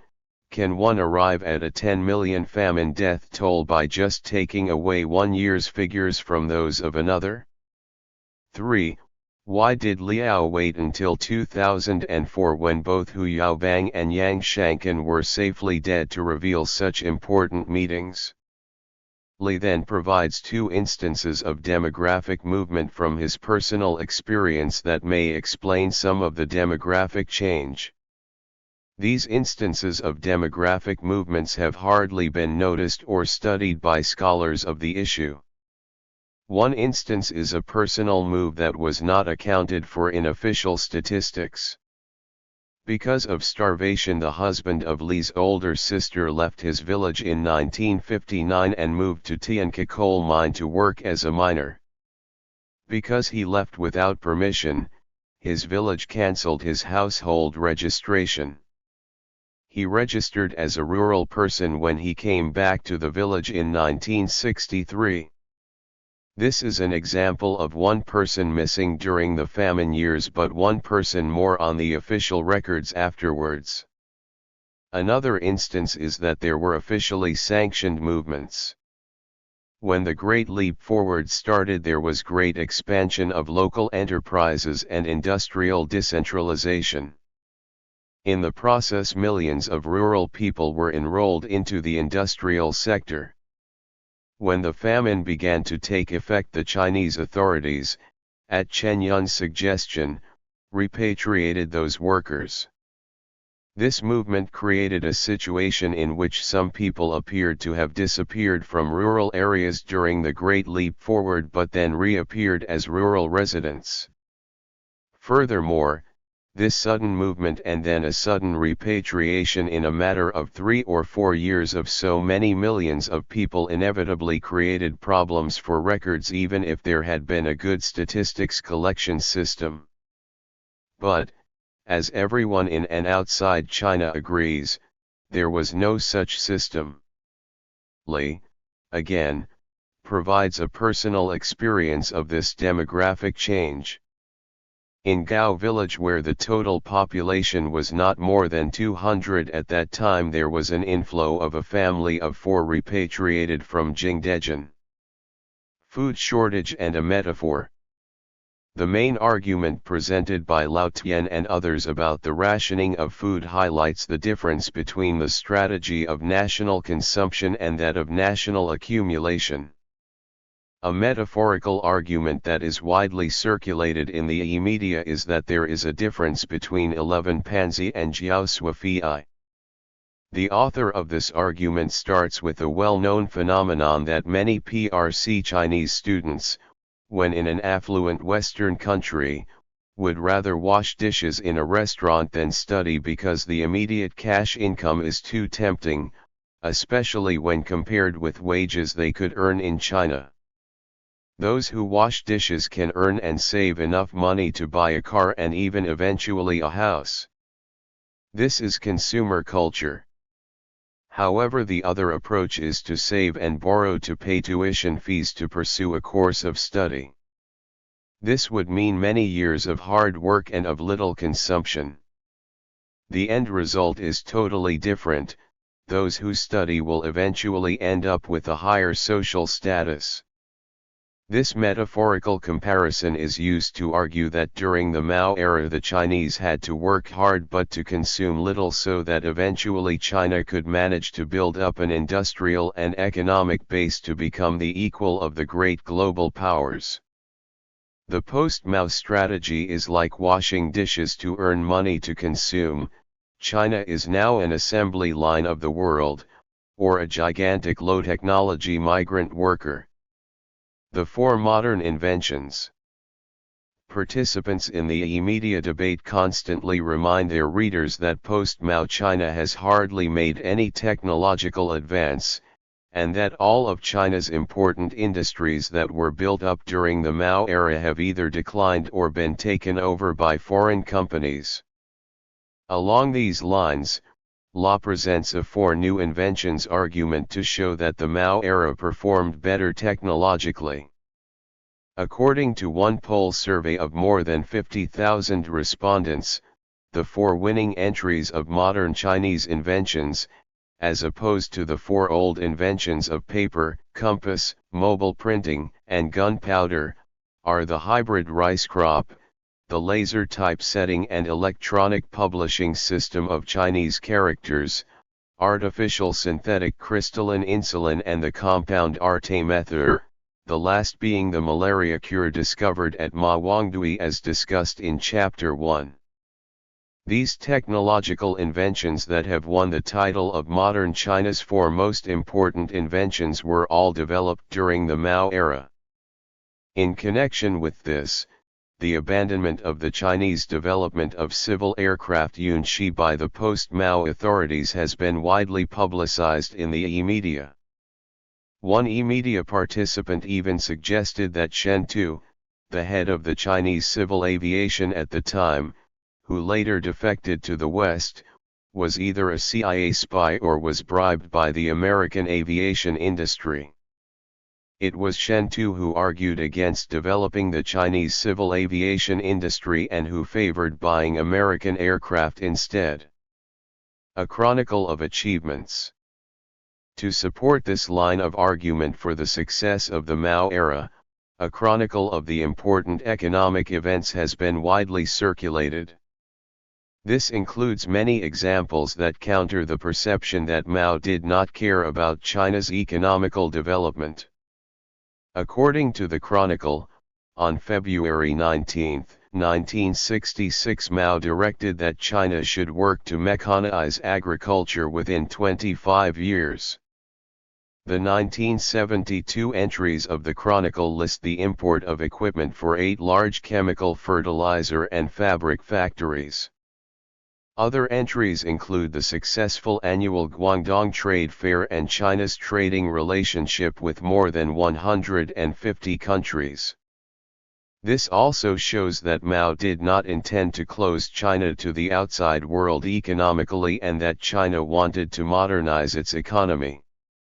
The Chronicle lists many scientific and technological achievements from 1966 to 1976, including the first red flag car, the invention of total synthetic crystalline bovine insulin, the atom bomb and hydrogen bomb, the first Chinese transistor computer and later the integrated circuit computer, the first Chinese automatic three-dimensional camera, the first 100,000-ton tanker, the invention of Kingda antibiotics, the successful launch and recovery of a satellite, the first electron railway, the development of Dagong and Chengli oilfields and the Beijing Yanshan oil refinery and so on. It even lists China's first environmental conference and government policy to combat water pollution. Xiang Nanzi lists the figures for railway construction in China in the Mao era and during the post-Mao reform, and asks the reader to consider the fact that the average annual growth of railways from 1950 to 78 was 942 kilometers, whereas during the period 1978 to 95 it was only 353 kilometers. Therefore, it is false to claim that it was only when Deng Xiaoping carried out the reform that China's economy began to develop. living standards and economic policies. In another contribution to the electronic journal San Nong Zongguo, Chu Su points out that Mao was always careful not to let the Cultural Revolution obstruct economic activity. It was Mao who first raised the formula of Zhuajiaming Chu Shengchan when the Cultural Revolution document of the 16 points was drafted. Mao also inserted this formula in one of Chen Boda's articles, The Two-Line Struggle in the Great Cultural Revolution, which has been recognized as one of the important documents that launched the Cultural Revolution. Mao also refused to approve Chen Yonghui's suggestion of making the production brigade, instead of the production team, as the basic accounting unit. Point 4.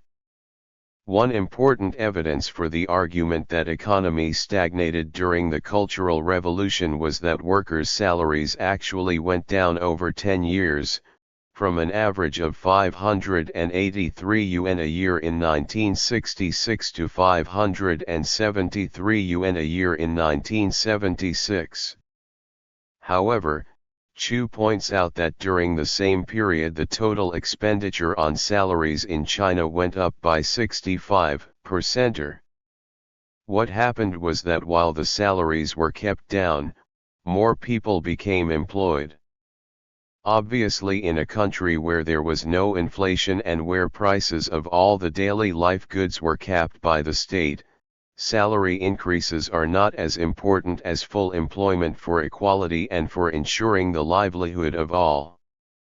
In another contribution, Chu lists detailed figures of how China developed high-tech national defense science, how Chinese petroleum and electronic industries developed, and how local industries and irrigation infrastructure expanded during the Cultural Revolution period. The strategic significance of the third-line industry and the Cold War.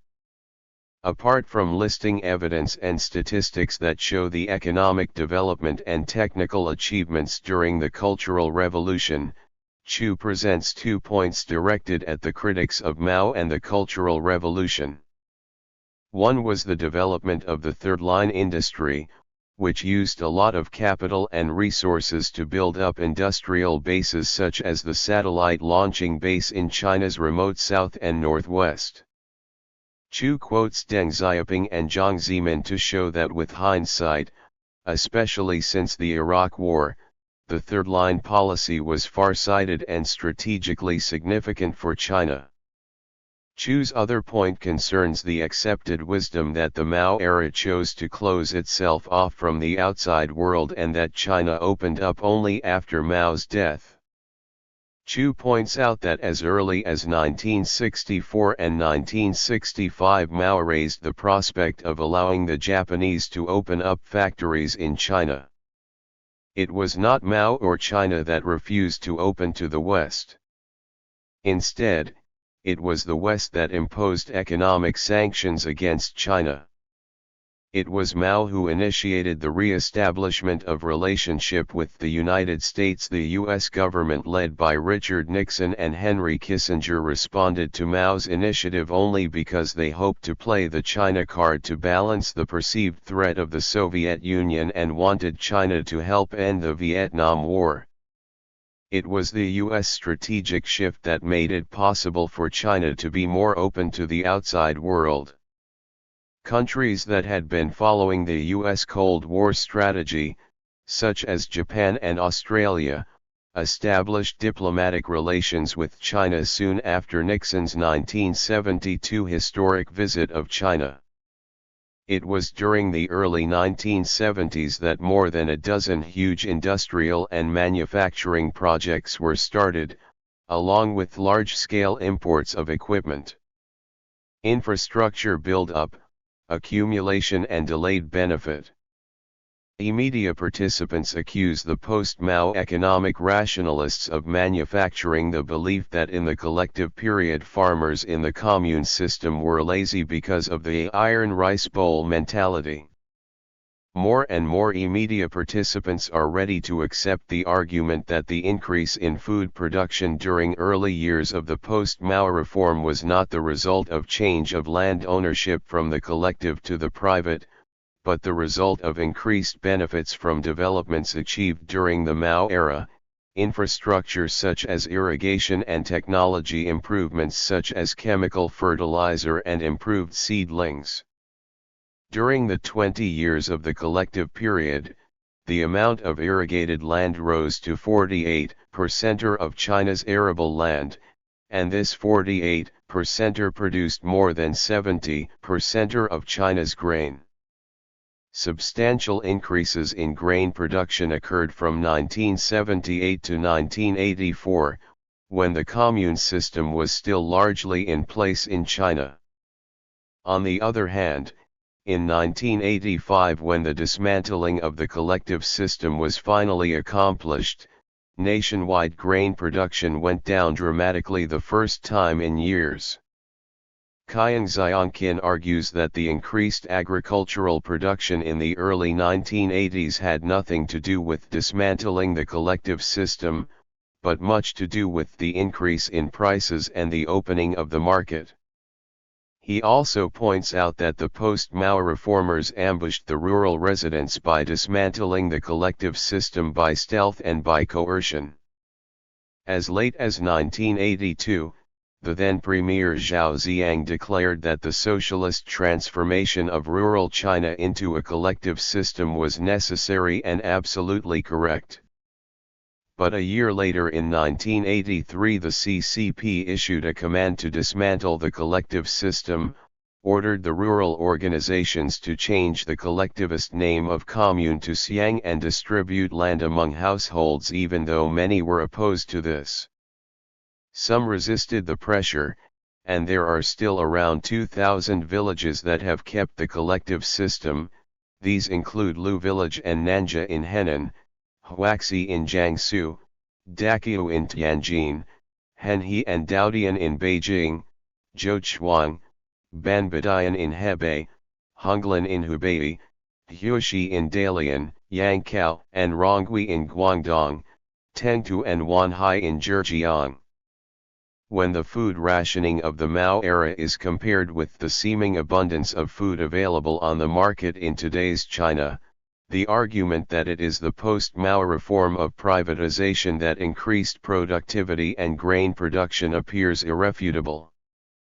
However, media participants argue that it was a matter of timing and that even without the dismantling of the collective system grain production would have increased as much. Recently a piece circulated on the media raises the question of who has solved the problem of feeding the Chinese people. AI's argument is that grain production in China has less to do with the household responsibility system than with technology. The two technological breakthroughs that boosted grain production in China were hybrid rice seeding developed by Yuan Longping and hybrid wheat seeding developed by Li Zhensheng.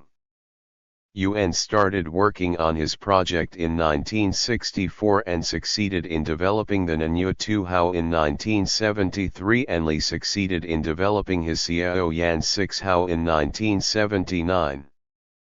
Both scientists worked during the Mao era and during the Cultural Revolution.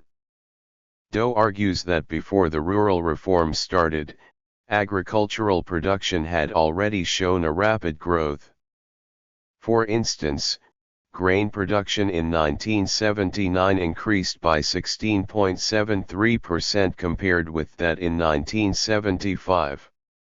And if one looks at the overall period of the Cultural Revolution, the figures were even more impressive. Between 1965, 1 year before the Cultural Revolution started, and 1975, 1 year before it officially ended, grain production increased by a staggering 46.23%.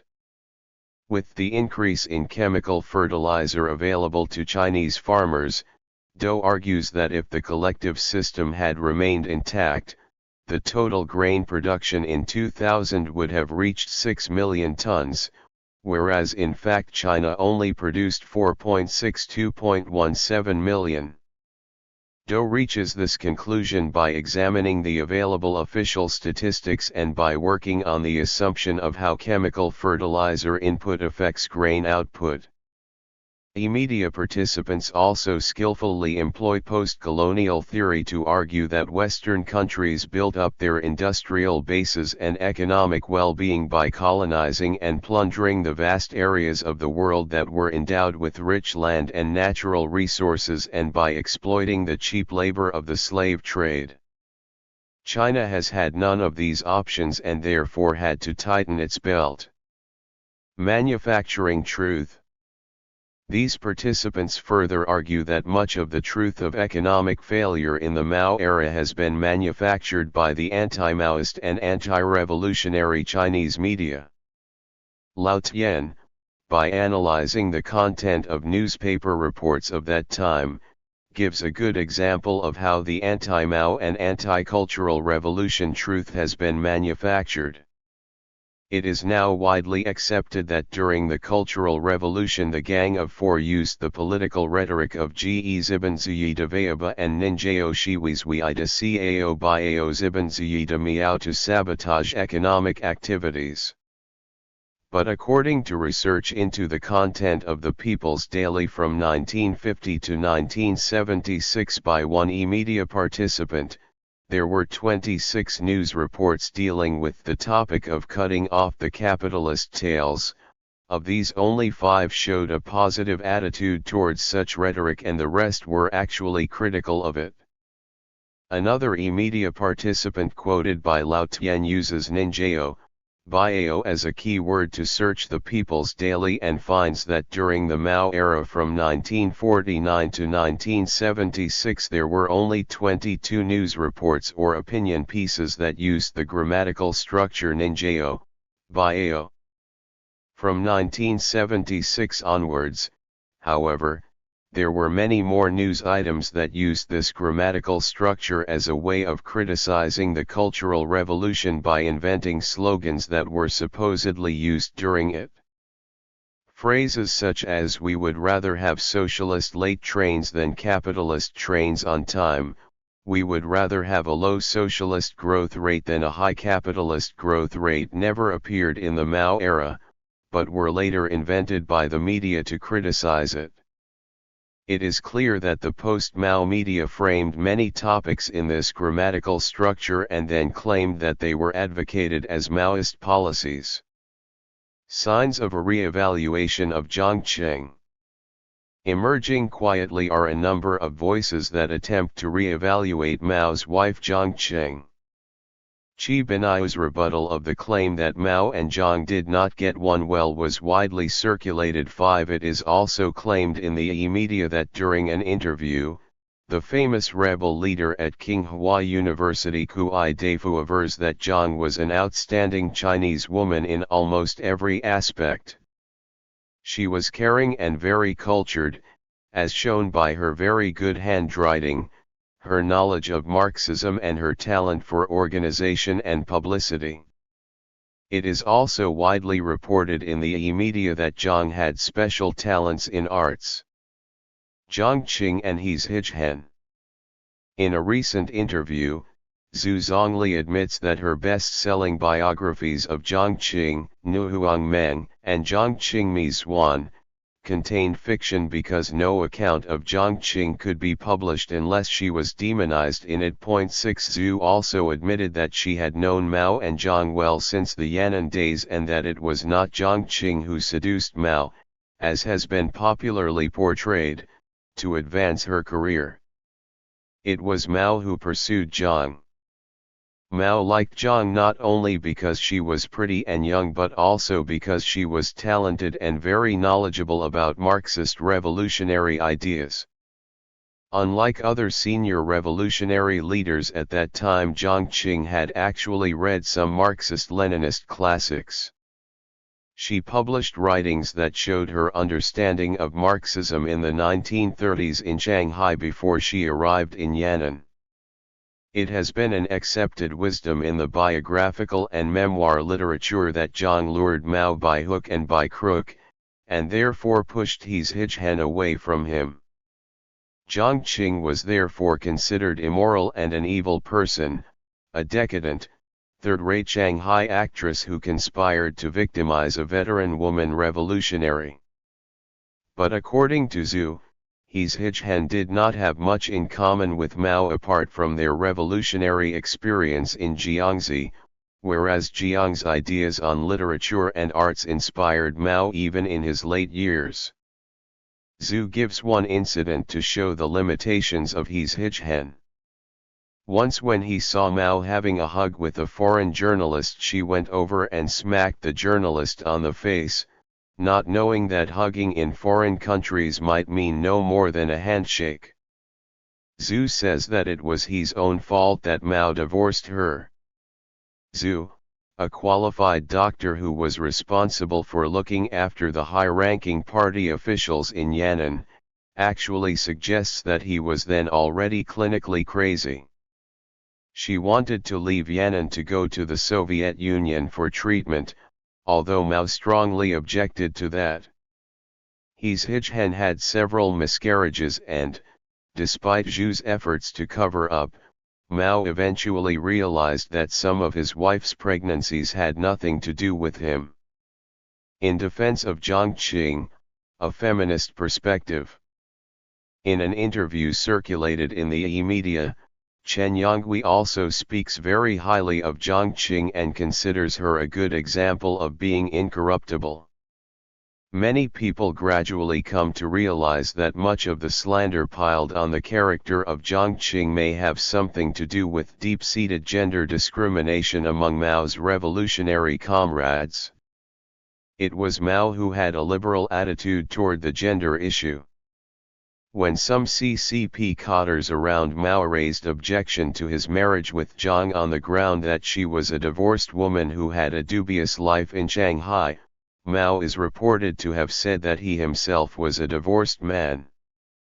Lanyzi argues that so many accusations against Jiang actually stemmed from Chinese male prejudices against women. One accusation leveled at Jiang was that she lived with men without getting married. However, this could also be seen as modern, progressive, and revolutionary at that time. A further counter to the accusation is to ask whether men are accused of the same crime. Lan argues that it is not fair to accuse Jiang of marrying Mao to advance herself. A woman cannot marry anyone without having to answer charges of an ulterior motive. Liu Shaokai married 5 times, and yet that was a non-issue in the official discourse. Jiang Qing and the arts. Jiang Qing is often accused of not only being a third-rate actress but also of being responsible for wiping out artistic expression and creativity. This again is widely repudiated in the e-media.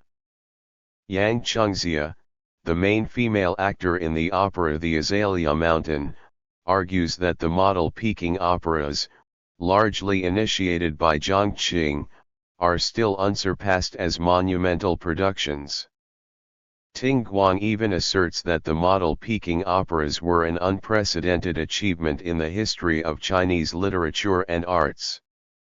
What Jiang was trying to do, with the full support of Mao because the latter found her ideas inspirational, was to create new arts both in contents and forms. The experiment of the Peking opera clearly shows that Jiang and her followers were trying to achieve something new by combing 3 elements into one: organic performance art, revolutionary content, traditional Chinese art, and Western techniques of artistic expression. Of course, Jiang Qing could not take all the credit for this unprecedented artistic revolutionary enterprise. Other Chinese artists had been doing this for decades, even before the well-known talk given at an art forum in Yan'an by Mao in 1942. But it was Mao who articulated this effort by popularizing the idea of Yang Wei Zhonyang, Gu Wei Jin Yang. Jiang Qing was one of the most articulate and most persistent in pursuing this goal. Because of this, she made many enemies among the artistic elite. Resistance to revolutionary arts.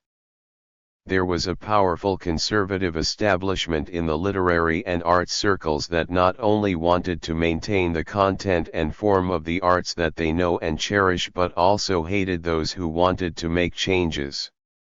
It was precisely for this reason that Mao criticized the pre-Cultural Revolution arts establishment in China for their failure to produce literature and arts along the lines that were sketched out in his talk at the Yan'an Forum in 1942, and it was for this reason that the revolution for artistic change was part of the Cultural Revolution.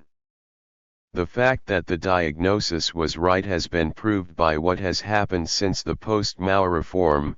The performing and visual arts have been dominated by Daiwang Zhangxiang, Kazhijiaran.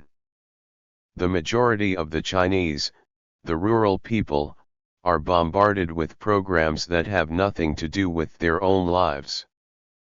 For the elite of the artistic establishment, the very idea of art expressing the life of the ordinary people is an anathema. For them, art can only be created by and for the high class. Mao's ideas of art meant the end of the art world as we know it. The example of Hao Ran, a well-known novelist in the Mao era, is a good illustration. Hao recollects that he was criticized soon after the death of Mao and was not allowed to see foreign visitors, who were told by the post-Mao authorities that Hao was a fraud, an illiterate whose books were ghost-written by someone else. 7 Hao himself, however, has never regretted his work of revolutionary art and is proud of his novels. He claims that his work made a positive contribution to the Chinese people, and the fact that a person like him can be writer of significance is a miracle that can occur only in a country under leaders like Mao. All these revisionist views are widely circulated in the media. The issues of healthcare and education. The provision of healthcare and education to the vast majority of the poor in the Mao era was a historic achievement unprecedented in human history, an achievement that had to be admitted even by those who hated the Chinese Revolution. What is remarkable about these achievements is that even the rural Chinese benefited from them. Inspired by economic rationalism and with the declared aim of making education and healthcare more efficient, the post-Mao Chinese government have carried out reforms that reversed Maoist policies. Guided by the principle of entrepreneurizing education and marketizing healthcare, the post-Mao authorities concentrate their meagerly allocated resources on the elite schools and hospitals in urban centers, while the rest were pushed to the market for their own survival. Many of the media participants are scathing in their criticism of these reforms. The deterioration of healthcare and education services, especially for the rural people, is an indictment of the post-Mao reform regimes in Beijing. However, very few of the Chinese political and intellectual elite want the comparison between the two systems to be made. What happened to Professor Chen Mizia is a good example. In 2001 she wrote an essay in English in praise of the healthcare system during the era of Mao. In this paper, Chen is very positive about the achievements of healthcare during the Mao era and especially during the Cultural Revolution as the result of 4 important health strategies. These were: 1. Healthcare was primarily directed to serving workers and farmers.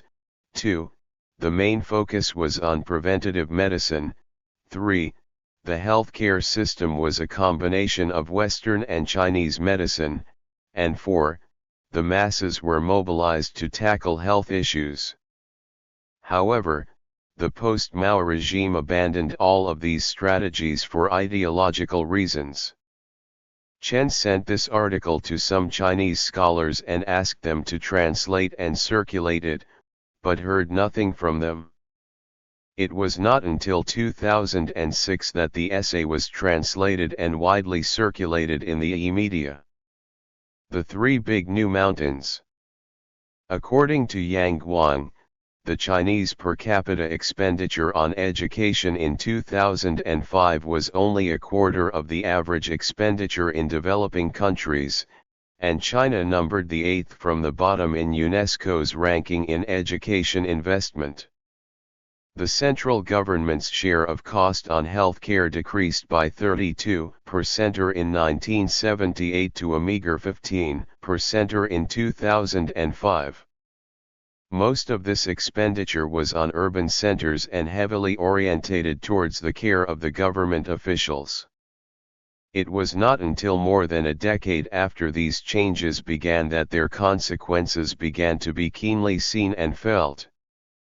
The net result of these reforms is that the vast majority of the Chinese are either struggling or entirely unable to provide their children with education or medical treatment. With housing increasingly unaffordable for all but a few of the urban residents, the Chinese are now talking about the three big new mountains on their backs: healthcare, education, and housing.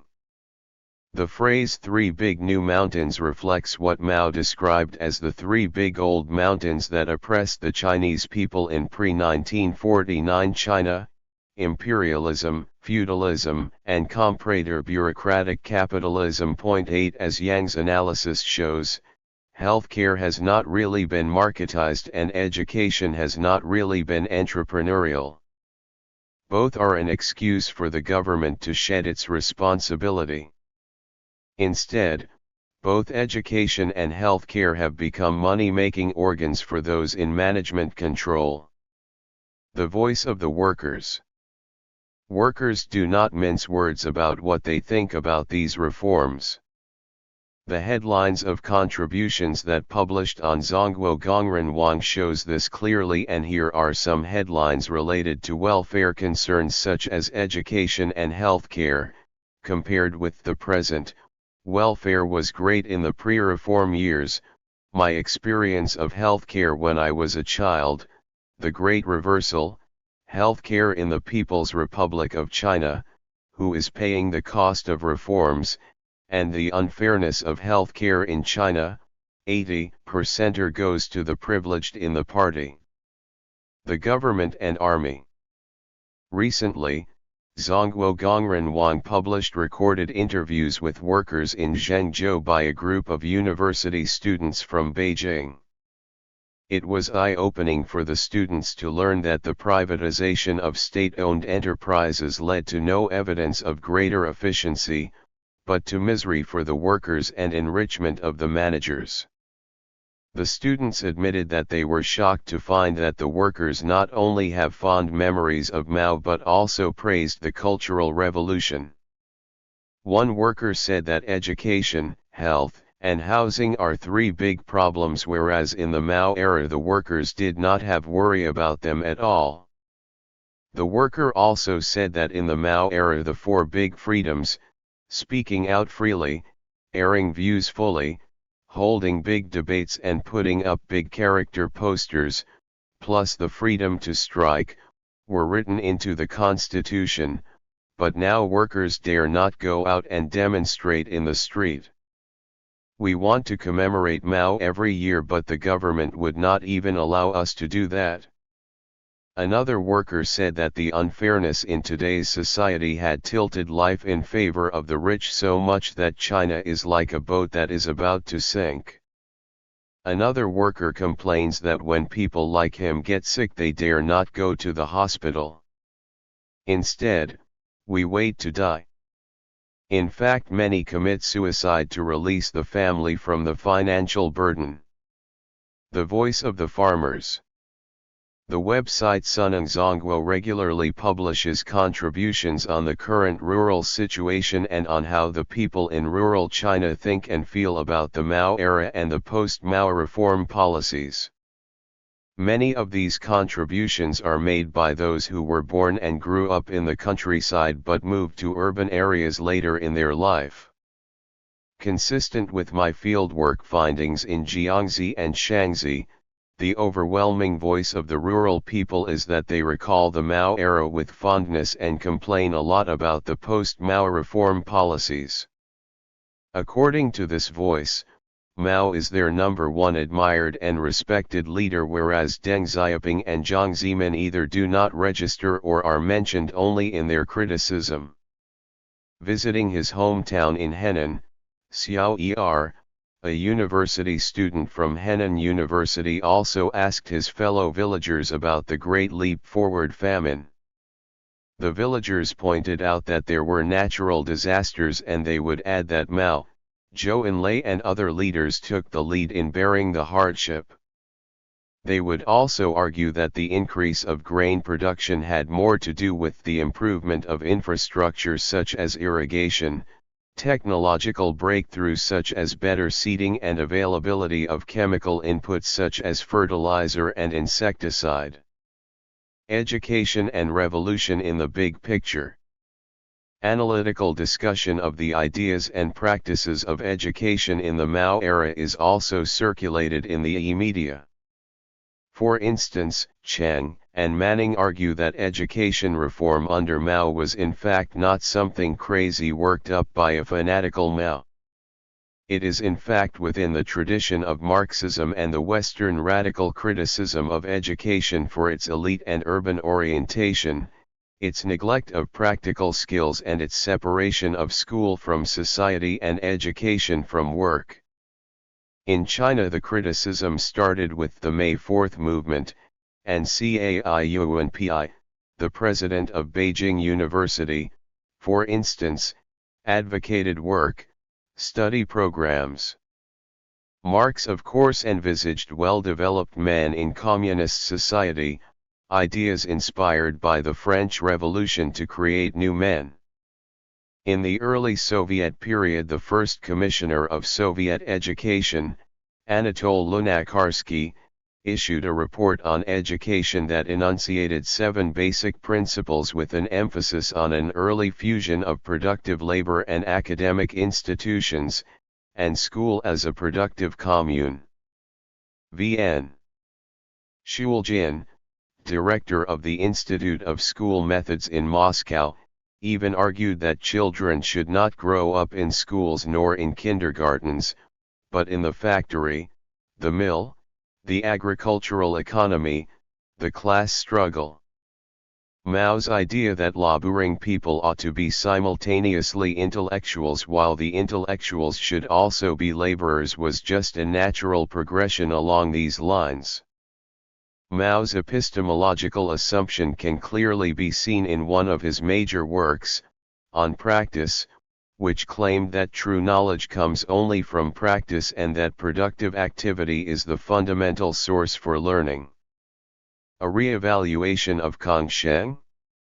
There was even a call to rehabilitate Kang Sheng, who has been portrayed as an evil character in the literature in both Chinese and English, given his role in Yan'an in pursuing suspected spies that victimized many. According to Wang Li, Kang Sheng was not only a very cultured man but also a moderate during the Cultural Revolution. Kang was not a cold-blooded KGB monster as he is popularly portrayed. To illustrate, Wang reveals that Kang Sheng once protected Deng Tuo during the anti-rightist movement. At some stage at the beginning of the Cultural Revolution, Kang even acted to cover for Liu Shaokai. He also briefed Zhou Enlai about Mao's idea of the Cultural Revolution prior to the events unfolding so that Zhou could avoid making the mistake of not following the Mao line. Kang Sheng was also against Po Siju and against any destruction of Wenwu. Instead of destroying Wenwu or collecting them for his own benefit, according to Wang, Kang made a great contribution to protecting them. He was a knowledgeable connoisseur and a passionate collector of Chinese cultural relics and artifacts, and donated all his collections to the state upon his death. The Chinese themselves say so. These contrary voices have steadily become louder and louder in the media. However, This reversal of attitude toward the Mao era and the Cultural Revolution, if it is going to happen at all, will take a long time to catch the attention of the West.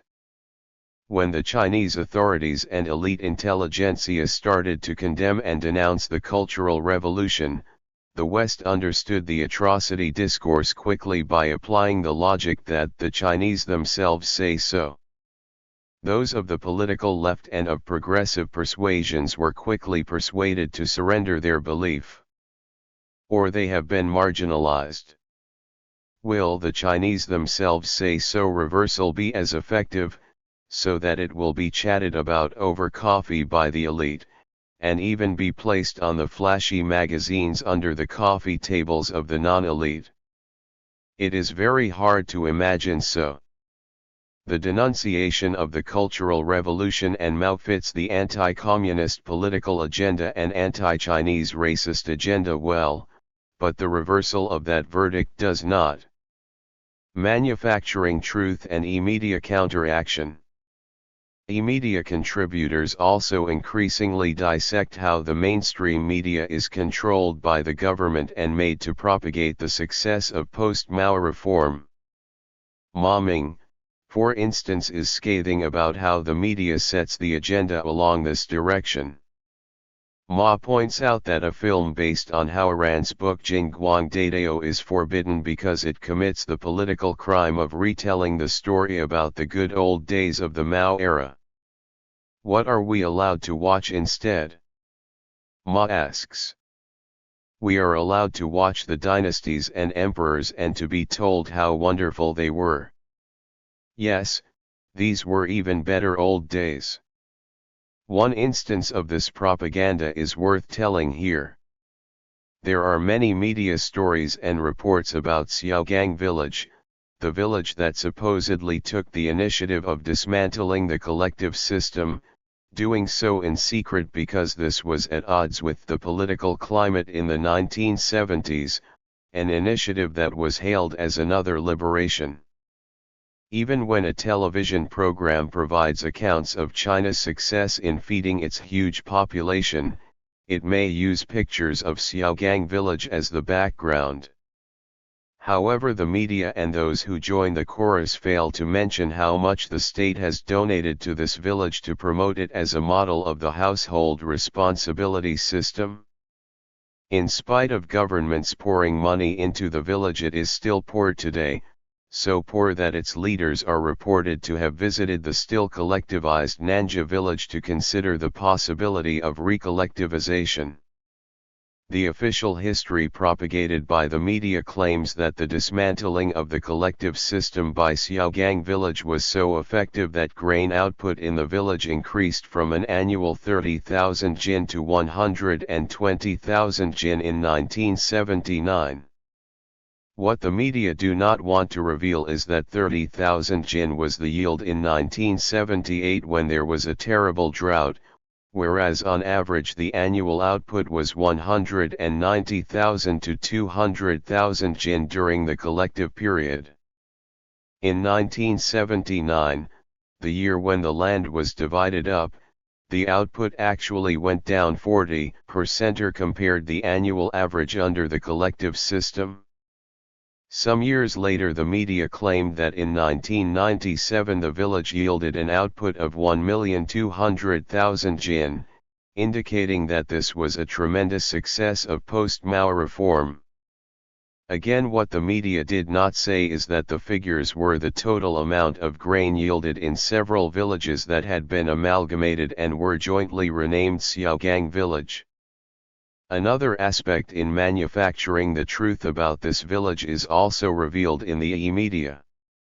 In 1978, due to the drought that year, other villages all started to contract responsibility to small teams while still maintaining the collective system.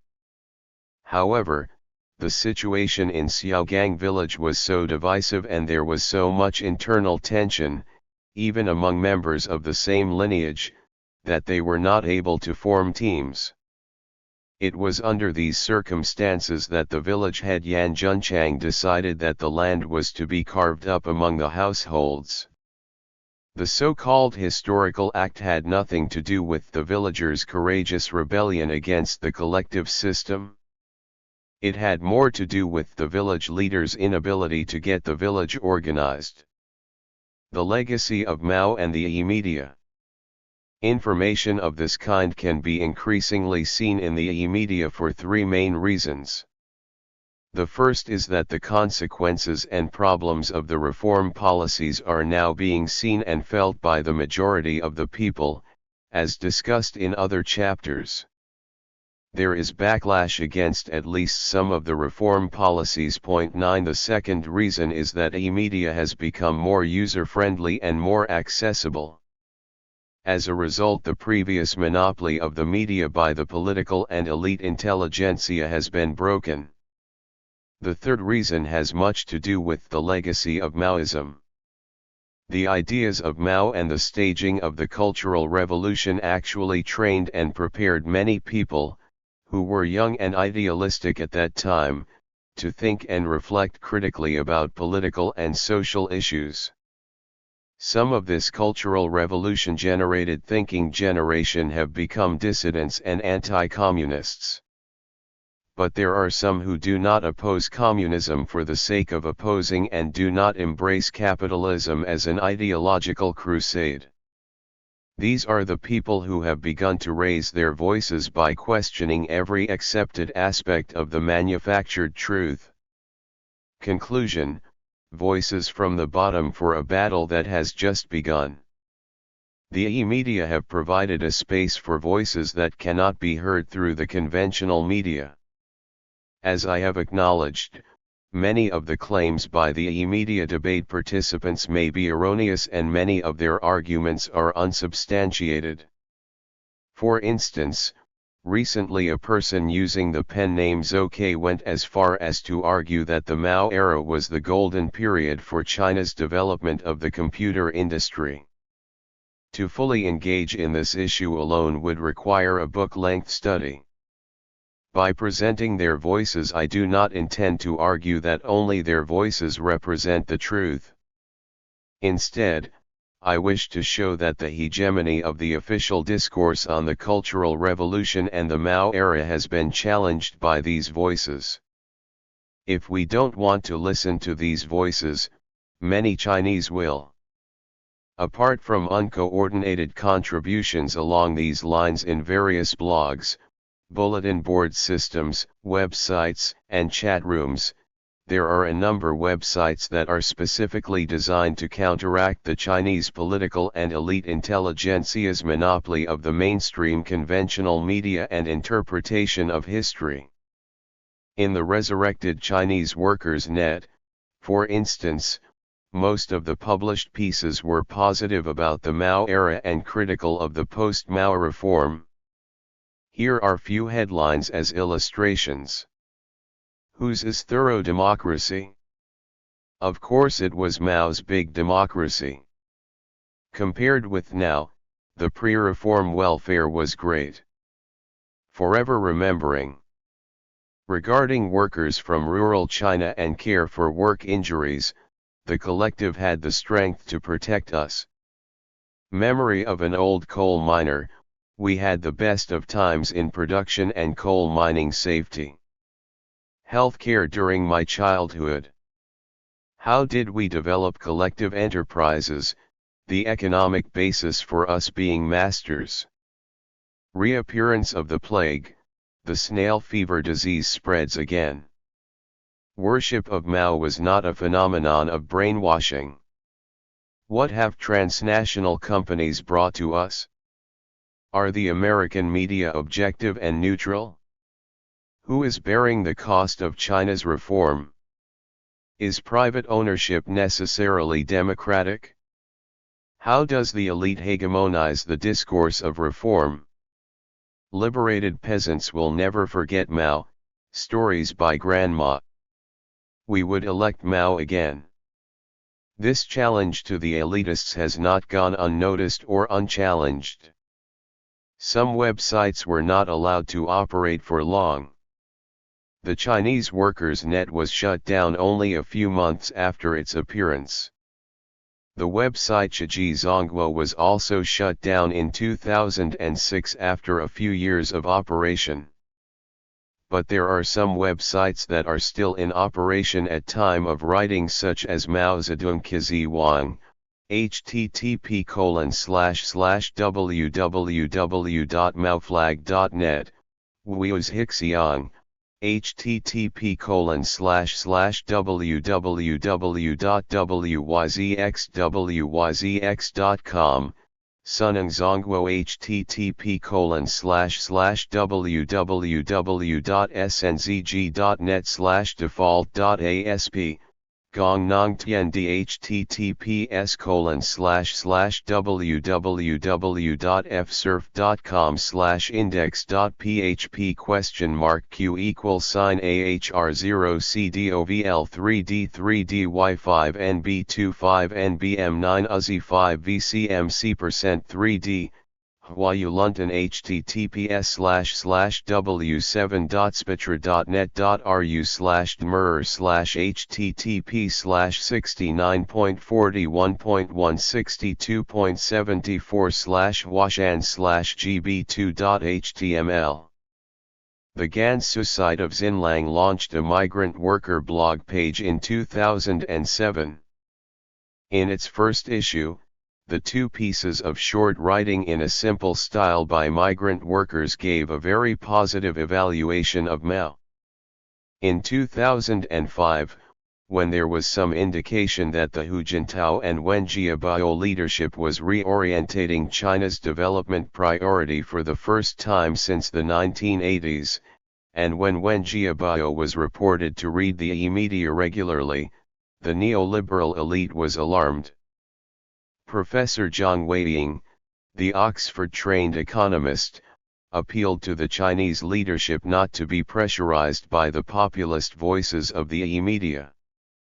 Another neoliberal, Gao Changquan, found it incredible that Wu's Hixiang had the audacity to publish pieces that attacked Deng Xiaoping and praised Zhang Chunqiao for his theoretical articulation of the proletarian revolution. These are calls to battle, and the war in China between the capitalist model and an alternative may yet be won by either side. 9. The problem of the rural-urban divide in pursuit of modernity, values and attitudes. Introduction, the year 2003. This chapter deliberately restricts its analysis to the period before 2003. It is clear that since that year the Hu Jintao and Wen Jiabao leadership, which came to power in 2002, has adopted a different stance towards rural China. It has apparently paid heed to the many-faceted social and economic problems in rural China that the previous Jiang Zemin and Zhu Rongji leadership did not address. The most notable change was the 2003 abolition of all agricultural taxes. Boyang County of Jiangxi Province, where Gao Village is situated, was one of the counties that benefited from this reform. When I visited Gao Village in early 2005, I immediately noticed the difference. Of many visits of the village, this was the first when I did not hear any complaint against the government policies from any of the villagers. Not only was there no tax of any kind, there was even some subsidies for farming the land. For the villagers it was unbelievably liberating because taxes have had to be paid since history began in the village.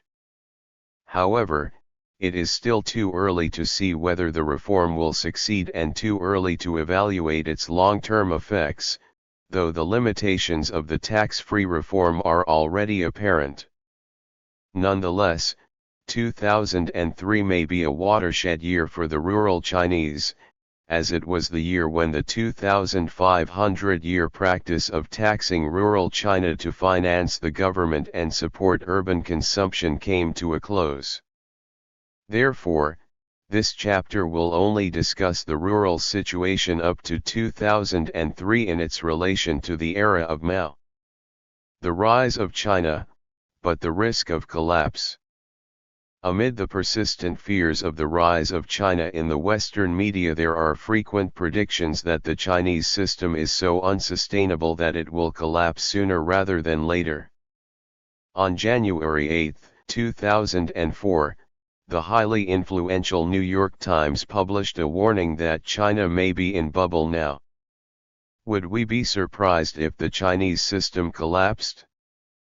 Obviously, this question is too ambitious to address here, and is outside the scope of this chapter where I evaluate the rural situation. But it is clear to me that even if the Chinese system collapses, the direct cause is unlikely to come from rural China. Li Changping specifically addresses this issue by stating that a large-scale peasant rebellion in contemporary China is not likely.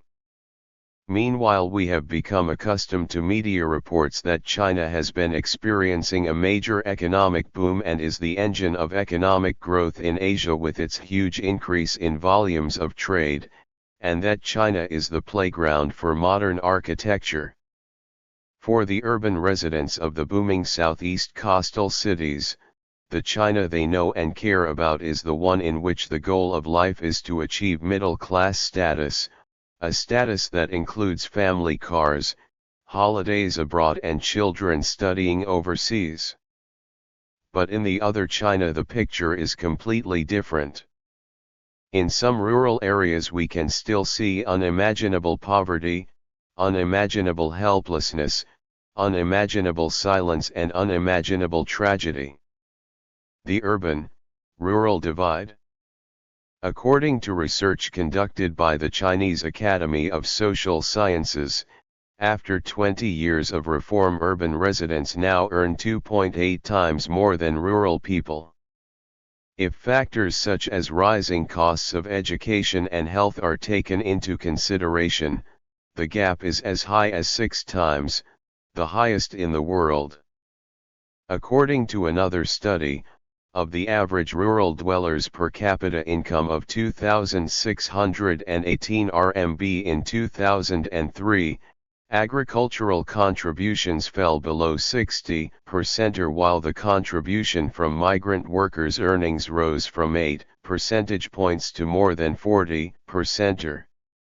The average net annual income of migrant workers, after living and travel expenses, came to 3,768 RMB in 2003, according to the survey, which was based on interviews in 20,089 rural households in China's 31 provinces. According to the Chinese official media, there was a 5.8% reduction in grain production in 2003 compared with 2002, and 99 million rural residents left their homes as migrant workers in 2003, a 5 million increase compared with 2002. According to another study, urban residents who make up only 15% of China's total population consume 2/3 of the country's healthcare resources, while the other 85% of the population have access to less than 1/3 of the country's healthcare resources. Clearly, the rural-urban divide has been widening, and the deteriorating rural situation has been ignored by the Chinese leadership for a long time. 3 stories of rural pain.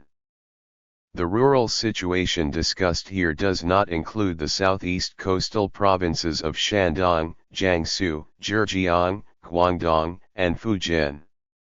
Nor does it include the poverty-stricken areas of the northwest provinces of Gansu, Qinghai, Shaanxi, and Tibet or Xinjiang.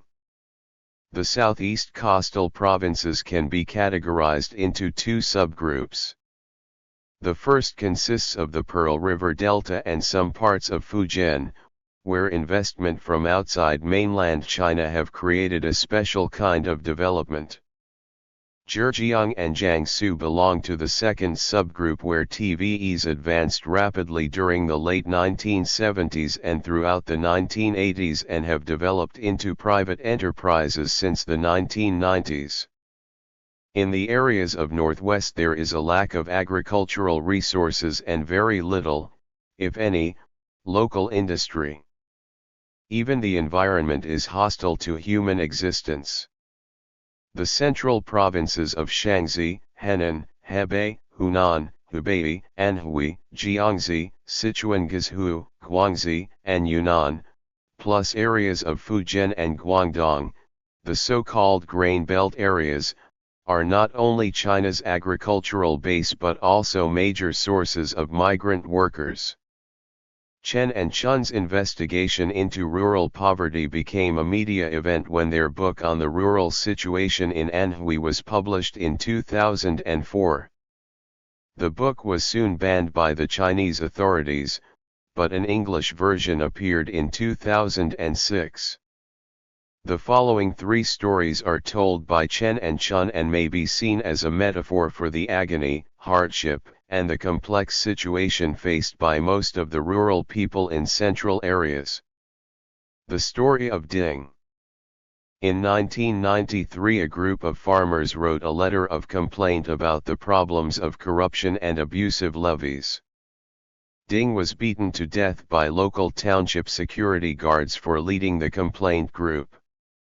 Angry at this brutality, several thousand villagers got together to protest, an event that made the death known to the central government through a Xinhua news agency journalist, Kong Xiangying. However, in order to cover up the abusive levies and taxes under his government, Dai Wenhu, the party secretary of Leixin County, reported to Beijing that Ding's death had been caused by a civil dispute.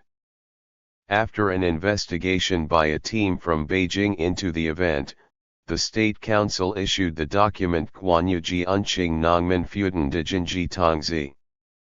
Followed by a State Council meeting on the issue and another document, a decision was made in Beijing that more than 120 different levies and taxes were to be abolished, reduced, or postponed. Some of those who were responsible for Ding's death were executed, imprisoned, or disciplined. Brutal taxes and levies. The Ding story looks like a story that ends well.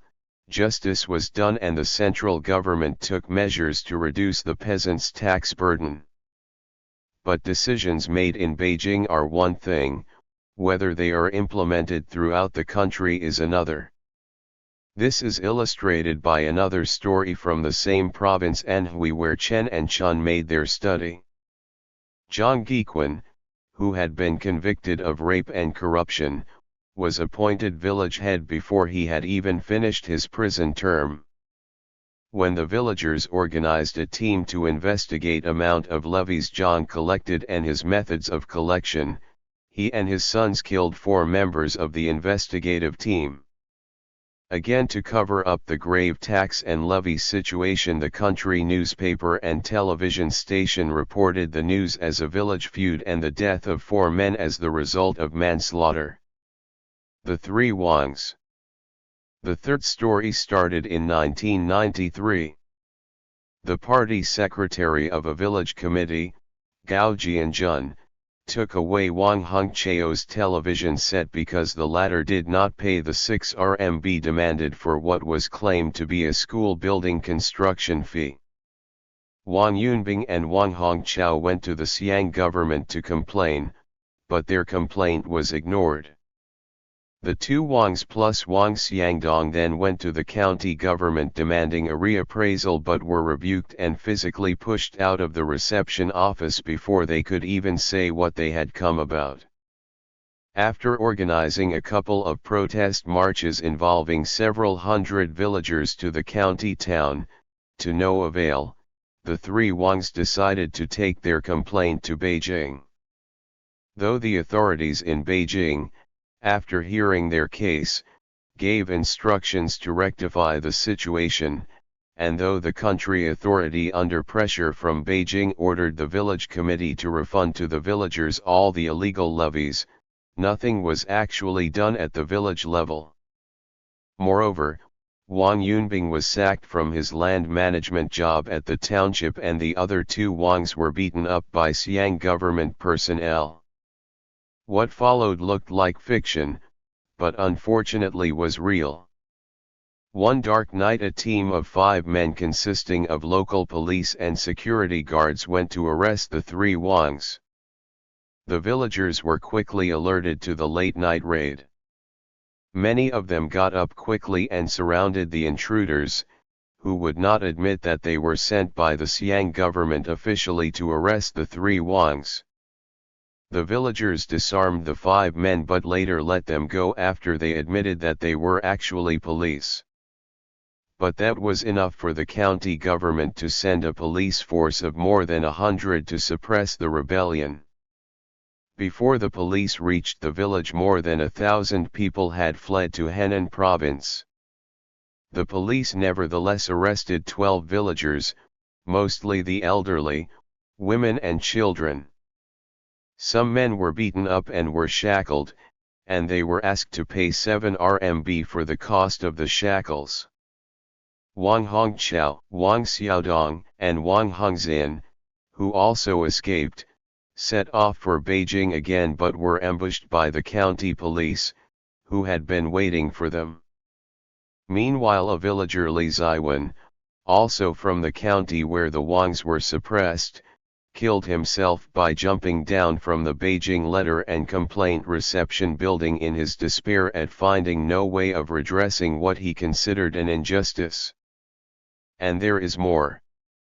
On October 29, 1994, a clear Sunday, 74 villagers sneaked into Tiananmen Square and knelt together before the national flag of the People's Republic of China, asking for justice.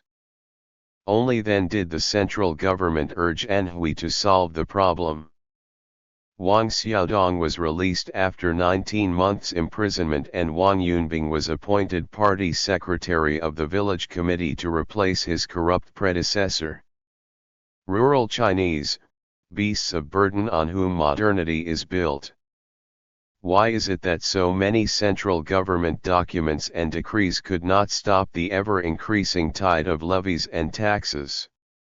According to Chen and Chun, more than 90 different levies and taxes that had been imposed on the Chinese peasantry in Anhui province from various departments of the central government, and an additional 269 were imposed by local governments. The central government issued decrees and documents in general terms with instructions to reduce taxes and levies, like the stipulation that total taxes and levies on any household should not be more than 5% of the family's annual income. But in practice, financial and fiscal policies and revenue and expenditure regulations designed for and by the central government actually led to an increase in the burden on rural residents. Taxation reform. One of the reforms designed by Premier Zhu Rongji was to establish a 2-tiered tax system, 1 tier for the central government tax and 1 for the local government tax, called Guo Di Shui Fengjia. The intention was to make sure that central state government tax revenue would not be infringed upon by local authorities. The central government was to collect value-added tax and consumption tax, whereas the local governments were to collect business tax, personal and enterprise income tax. As a result of this reform, local governments' revenue fell, and to cover their loss of revenue they taxed the rural residents. In 1993, for instance, the financial income of the central government was 95 billion RMB and in 1994 it increased to more than 290 billion.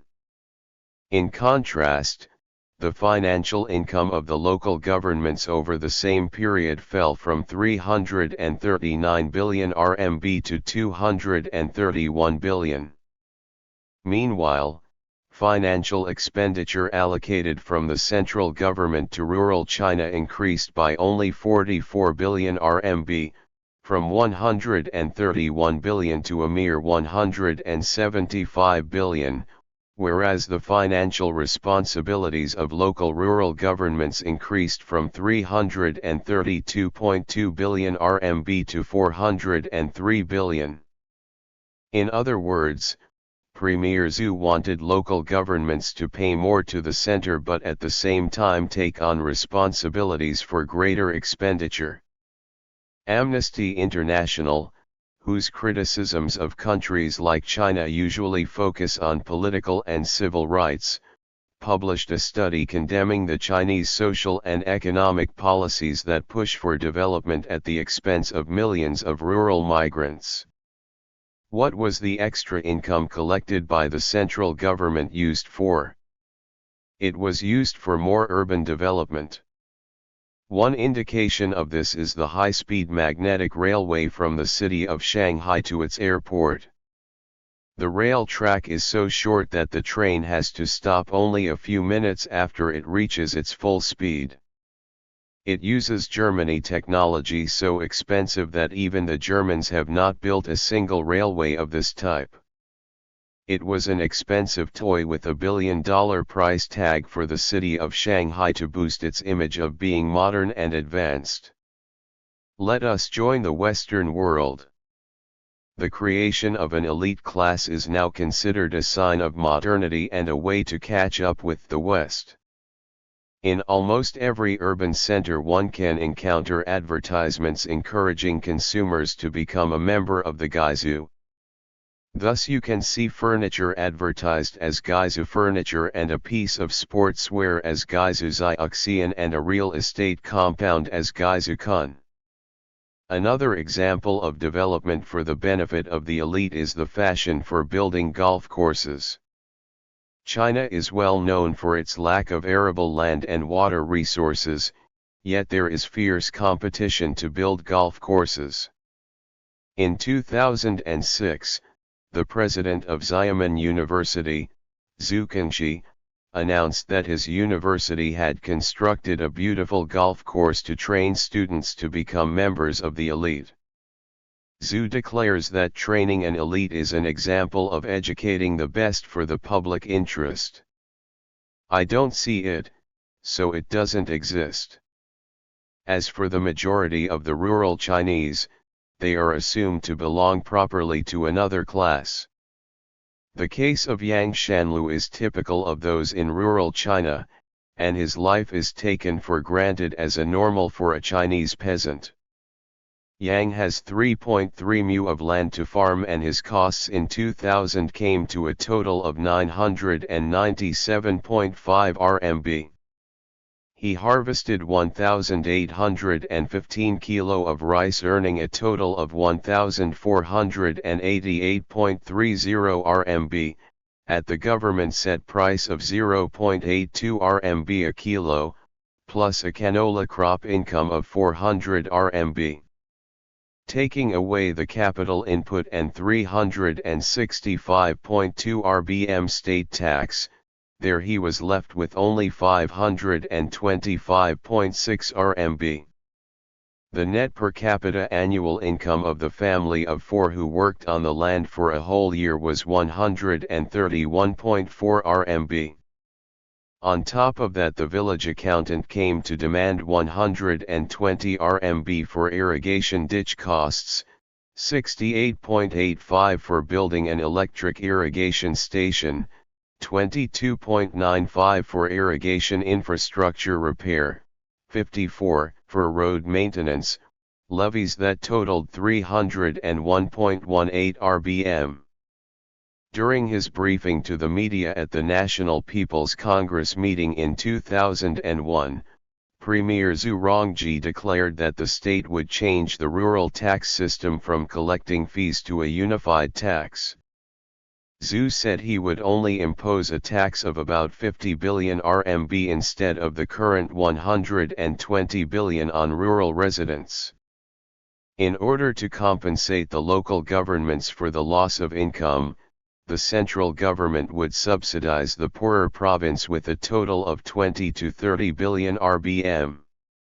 In fact, as Li Changping convincingly shows, the real financial expenditure of the local governments came to more than 700 billion RBM, and about 70% to 80% of that is raised American Samoa taxes and levies from the rural residents. Premier Zhu was either blissfully ignorant of the facts or simply pretended that the problem did not exist. The rural-urban divide, values and attitudes. A journalist named Mang Bishan was once approached by a rural woman of about 40 who was looking for someone to gouge Shuang. She knelt down crying in front of Mang. Mang asked to see a written account of her complaint. The woman, shaking, first took out from a paper wrap something like sinew. It was some tendon that her village head and gangs had taken out of the woman's feet to stop her from traveling to seek justice. Mang was deeply moved and tried to help her to get justice. However, after several attempts, not only was he unable to do anything but he also lost her written document. One reader from the Renmin Wang e-media chat room asks a rhetorical question: as we urban residents talk about buying cars and about taking a holiday abroad, do we realize that it is the rural residents who support our bid to join the world? The Chinese expression of this bid is Yu Shijijigui. This is a slogan that the Chinese political, business and intelligentsia elite constantly use to indicate their ambition to be part of the Western world in material wealth and lifestyle.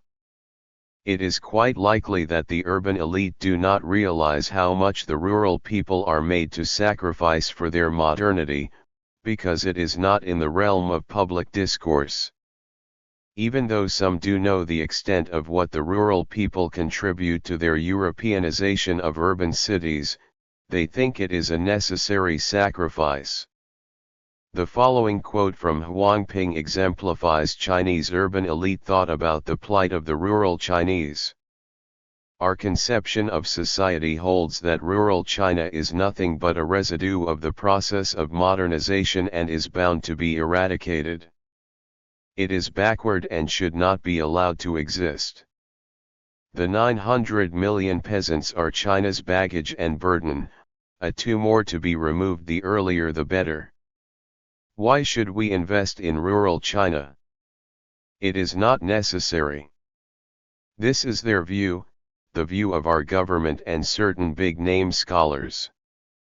They pay lip service to rural poverty, but what lies deep in their mind is, let rural China die off, and until it does, the function of rural China is 1.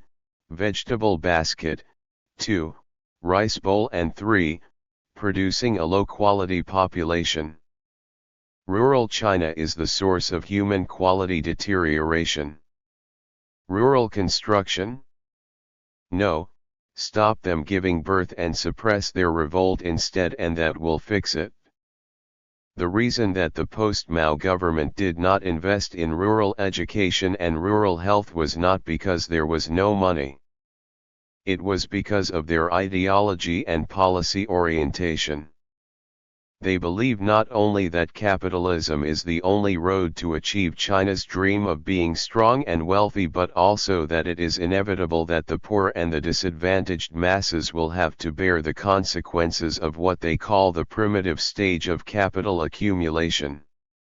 These values and attitudes, reinforced by the mainstream economists, have held a dominant position in public discourse ever since the 1980s.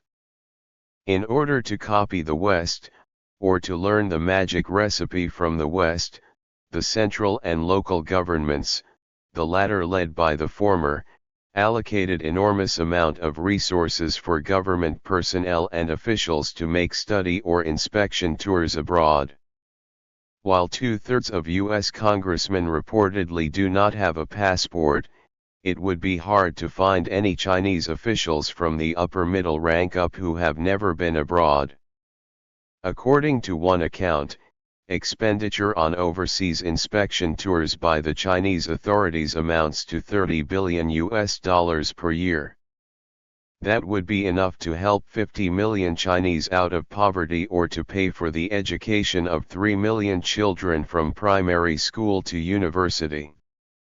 Since the post-Mao reforms, the key function of the local governments in rural China has been to get money out of the rural people and to stop them from having more children. No wonder a phrase widely spread among the farmers in Anhui during the late 1990s was, "San Kui San Hai." This refers to three demands from the government: grain, cash, and life, the last of which refers to family planning, while the three hazards are fire, robbery, and government officials. The situation had become so bad that the Hu Jintao and Wen Jiabao leadership felt that something had to be done. This was indicated by the People's Daily, which published a commentary calling for an end to the quasi-apartheid system, arguing that income gaps have to be closed. The paper states that 9 provinces and autonomous regions, plus the vast rural areas under the jurisdiction of Chongqing municipality, have remained appallingly poor. This poverty belt, stretching from Yunnan in the south to Xinjiang in the north, makes up more than half of China's land mass, and it contains 285 million people, a population bigger than that of the United States. This official acknowledgement refers mainly to the poverty-stricken northwest areas, but not most of the central provinces.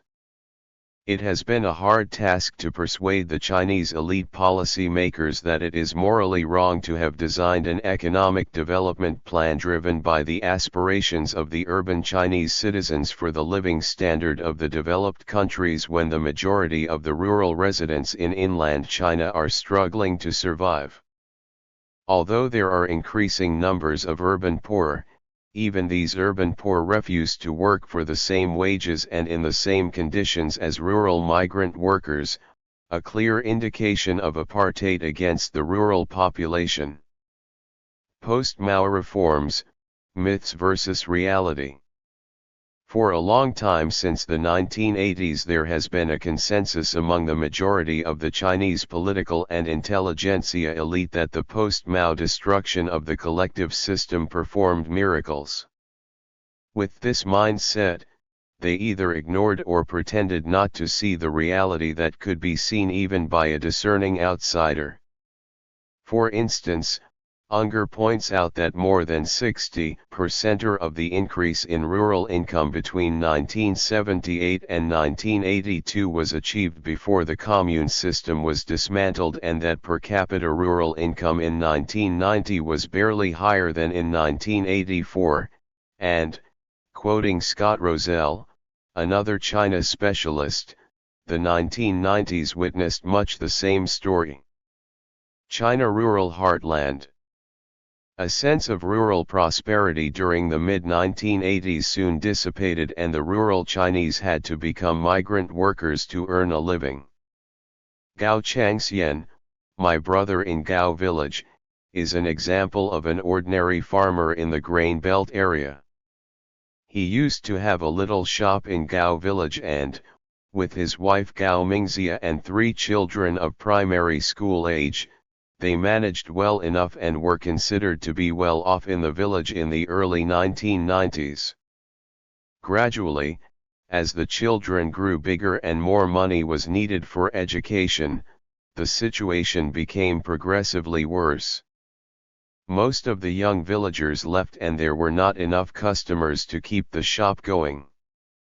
First Gao Changxian's wife left for Xiamen as a migrant worker, and then his second teenage daughter. Finally Gao Changxian himself also had to head off for Xiamen. Being in their 40s and having no qualifications, it was very difficult for Gao Changxian and Gao Mingxia to leave 2 children behind and to live as migrant workers in an urban structure that treated rural people as non-citizens of their own country. For the urban elite, Gao Changxian and his family, and all the other rural migrants, are either quietly ignored or are seen as deserving of their situation because they are lower quality human beings and are born to be beasts of burden for the benefit of high quality people. Migrant workers. The dire circumstances of rural migrant workers have been ignored until recently by the media. A major TV event in China since the 1980s has been the performance for the Spring Festival New Year's Eve titled Chunja Lian Huan Wan Hui. It is watched not only by the whole urban nation but also by millions of ethnic Chinese overseas. It is so popular and so much part of the contemporary Chinese cultural establishment that the annual event is simply referred to as Chunwan. Usually the program includes dancing, singing, and xiangsheng, mostly by the urban and educated. If rural China is mentioned, it is usually the topic of jokes and ridicule. In the 2007 Chunwan, for the first time since the post-Mao reform, a group of children from a Beijing migrant school set up by the migrants themselves performed a poetry recital on stage to the national audience. According to one commentator, the poem moved the nation. Here is my translation of the poem. If you want to ask who I am always unwilling to tell. Because we are the butt of your urban children's jokes. Our schoolyard is small. Not big enough for a rocking horse. Our campus is non-existent and every now and then we are hunted to move from one place to another. Our lights are dim. Our chairs are shaky and creak when we sit on them. But we do our work well. And our results are good. We love our mothers. Because they sweep the street of the city for you. We love our fathers. Because they build the skylines of the new century. Others like to compare their parents' status. We can only hope to compare today with tomorrow. Like you urban people. We are also children of China. And Happy New Year to you. In recent years, loss of land has become the main cause of social unrest. The development policies aimed at increasing GDP have led to an increasing loss of agricultural land and a decline in grain production. The gravity of this situation is illustrated by the case of Pei Lianggang from Hebei. Pei used to be a large-scale grain grower and was named as the national grain selling model in 1989, but now he only farms 12 mu of land. As there is no hope of earning a living by farming, many millions, like Gao Changxian and his family, have to leave their homes to be migrant workers. A migrant worker from rural China has to work in appalling conditions for 12 hours a day or longer, very often for 7 days a week, to earn about $80 a month.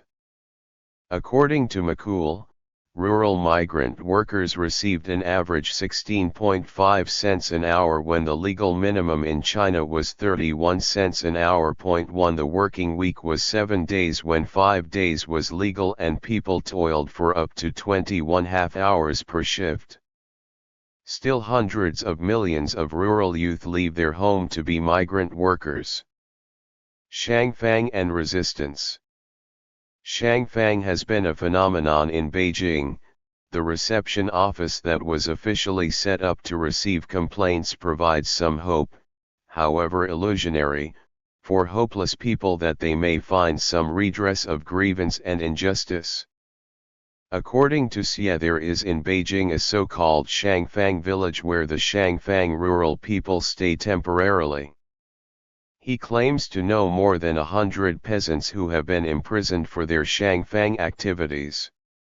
One woman, Hao Wenzhong, has been Shangfanging for 19 years, during which she has been detained 197 times, and was put into psychiatric hospitals 17 times.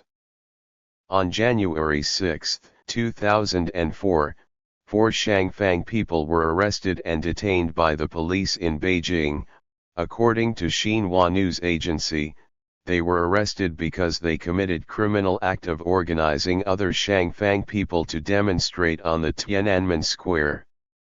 These shangfang activities are very similar to those described in traditional Chinese plays, Peking operas, and novels, where they are called gao chuang.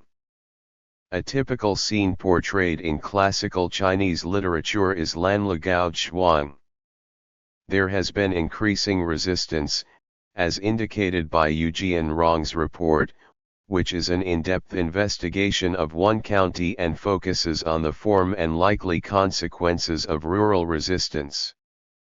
Rural protests, as noted by China scholars such as Bernstein, Perry, Bianco, Gilly, and Unger, actually started as early as the 1980s, the perceived golden age of post-Mao rural reform.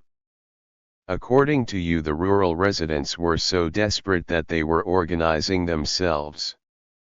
This was such a sobering reminder to the Chinese leadership that Yu was given $1 million research grant to study the problem. In the county that Yu has investigated, there is a core group of 80 people known as the Jianfu Debiao or Jianfu Shangfang Debiao. They are middle-aged men who have been educated to junior middle school or above, and most have served in the army or have been migrant workers. They know what they are doing and have some access to social resources, and they are ready to make significant sacrifices, including imprisonment or even death. They are regarded as heroes by the villagers, who would even protect them by fighting with the police or by raiding local government offices. However, the villagers are very careful not to have any overt organization and therefore do not have any written records of their meetings or memberships. At one stage, representatives from different villages even held meetings in the capital city of Hunan, and in a January 2003 the 27 representatives there called for the establishment of a Nongman Ziwi.2. Whenever the villagers have some grievance, they go to these representatives rather than any state-authorized organizations. What is ironic is that the ultimate authority on which this kind of resistance relies is the central government of the CCP. These informal and quasi-unofficial organizations resort to central government documents, published laws and regulations to justify their resistance to taxes and levies, and their actions against corrupted local officials. These representatives have also developed clever ways of organizing their activities. One is to set up a loudspeaker in a marketplace to broadcast the central government documents that mandate reductions in tax burdens and laws against corruptions. Theirs is not the passive daily resistance of the weak, but resistance organized along the lines of upholding the laws and regulations of the state and of the party. According to Yu, the state has been losing its control at grassroots level, and if appropriate policies are not taken hastily will take over by infiltrating the existing local governments, or new organizations would adopt measures such as kidnapping and blackmailing. It appears that the Hu Jintao and Wen Jiabao leadership took Yu's report seriously. 1 year after the report of 2003, the central government started abolishing all agricultural taxes, as mentioned at the beginning of this chapter. Conclusion: the state and the countryside. It is unlikely there will be any large-scale Nongman Ki in contemporary China. However, Maoist radicalism has left its legacy. One aspect of that legacy, as Yu's study shows, is that the rural people have become politically more conscious and more active. Currently, migration to urban areas is acting as a safety valve. Without it, resistance would have been more intensive and extensive. Another aspect of the Maoist legacy is that some of the urban elite who are now in their 50s, having lived and worked in rural China, are ready to speak on behalf of the rural poor. Chen and Chun are actually following in the footsteps of a few educated Chinese in the Mao era who began to look into the life of the most disadvantaged in China. Others I have mentioned include Li Changping, Yu Jianrong, and Cao Jingqing. But as early as 1968 an educated youth from Beijing, Zhang Mushan, wrote a manuscript Zongguo Nongmen Wenti Swexi, Guanyu Zongguo's Hijida Yanjiu, which questions the Chinese government's exploitation of the peasantry.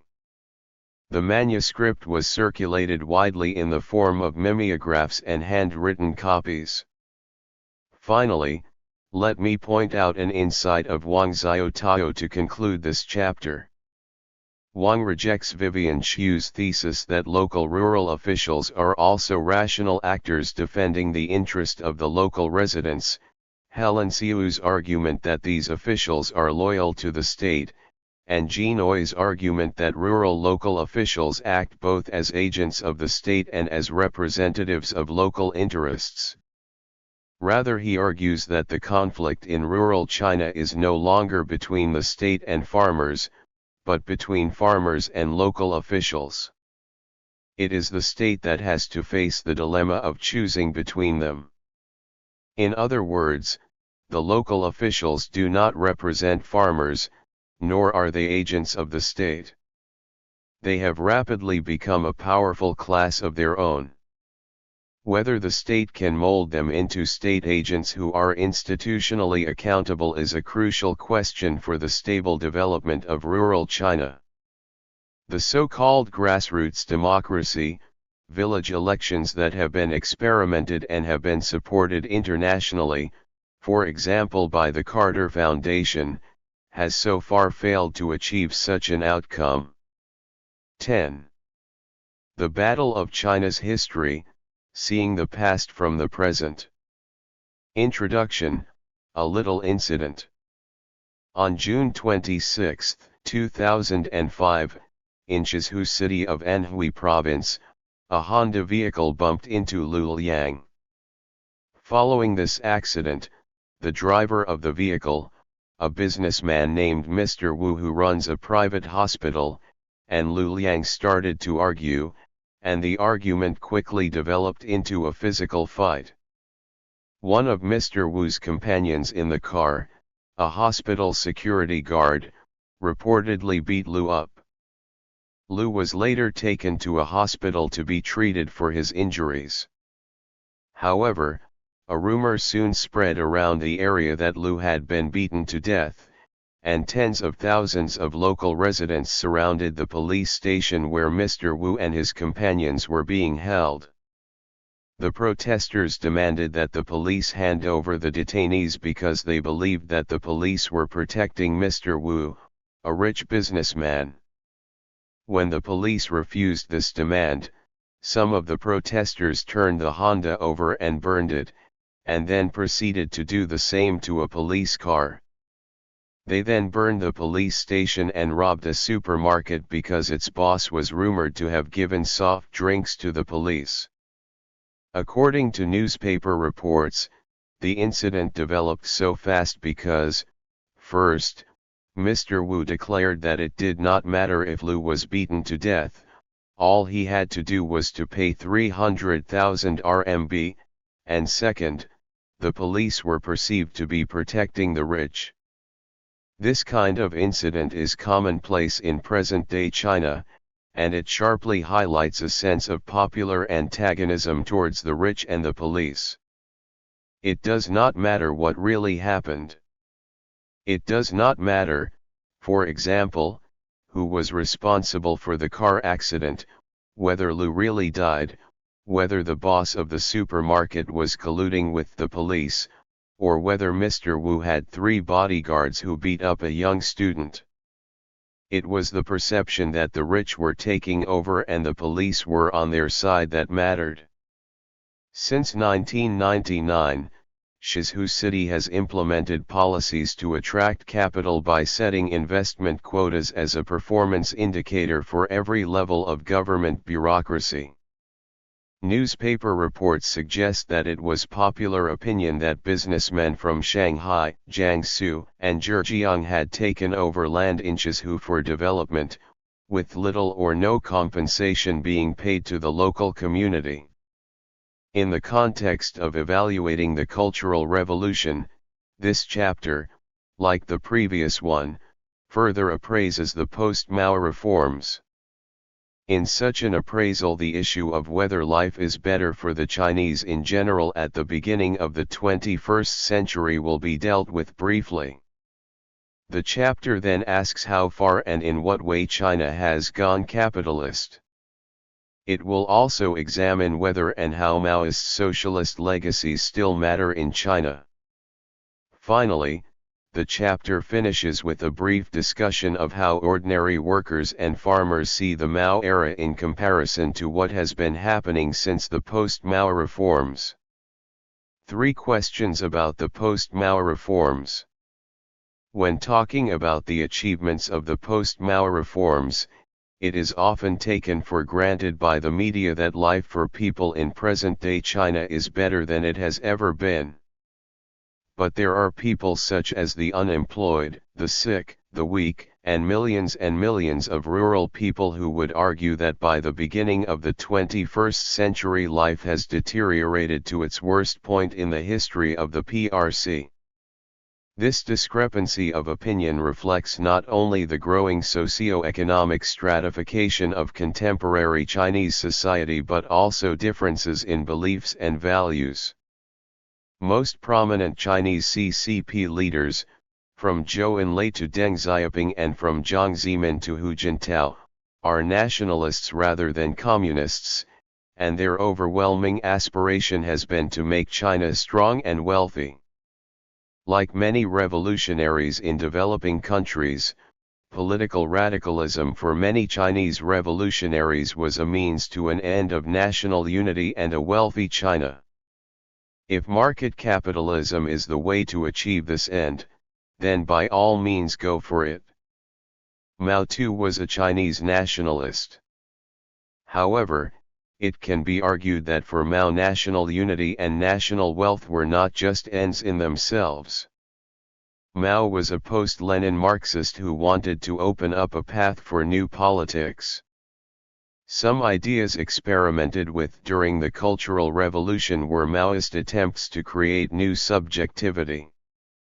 Maoism, including many of the ideas of the Cultural Revolution, contributed to the imagination of modernity without capitalism. It can be argued that the rationale of the Cultural Revolution is that cultural transformation is crucial to the consolidation of social and political change. Deng, on the other hand, would embrace any way, black cat or white cat, in order to make China strong and wealthy. Thus, there is a crucial difference between Mao's vision and what Deng Xiaoping wanted to see in China. Even in terms of material civilization, it is not unequivocally clear that China is stronger and wealthier at the beginning of the 21st century. Yes, China is wealthier, but not necessarily stronger. For many, China is unstable and is weaker when facing the global capitalist onslaught. In the context of these issues, there are 3 questions that need to be asked about the post-Mao reforms. The first is to what extent material improvement in the post-Mao reform years should be attributed to the Mao era. The second question is who benefits most from the post-Mao economic development. The third question is what approach and what kind of development is good for the quality of human life in China, and whether this kind of development can be sustained. Who planted the seeds of the post-Mao era? One indication of positive development is that millions of Chinese have been lifted out of absolute poverty in the past 3 decades. It is an indisputable fact that even the rural people at the bottom of the Chinese society, rural people like those who have been described in my book Gao Village, are better fed and clothed since the 1980s. It is an indisputable fact that even basic daily necessities such as a bar of soap were rationed during the Mao era. So why is there abundance in the reforms years as opposed to scarcity under Mao? The answer to this question is related to the first question raised above. that is, to what extent did the Mao era contribute to subsequent economic developments? This question has already been addressed in various forms in previous chapters. Who benefits most from the post-Mao reform? Regarding the second question, new evidence suggests that China's poorest worse off after the boom. According to a recent estimate based on official Chinese data and analyzed by the UN, from 2001 to 2003, as China's economy expanded nearly 10% a year, average income for the poorest 10% of the country's households fell 2.5%. Those roughly 130 million Chinese earn $1 a day or less, the World Bank's global benchmark for poverty. What development can be sustained and better for the quality of life? In relation to the third question raised above, it is worth considering whose economic development it is and for what purposes.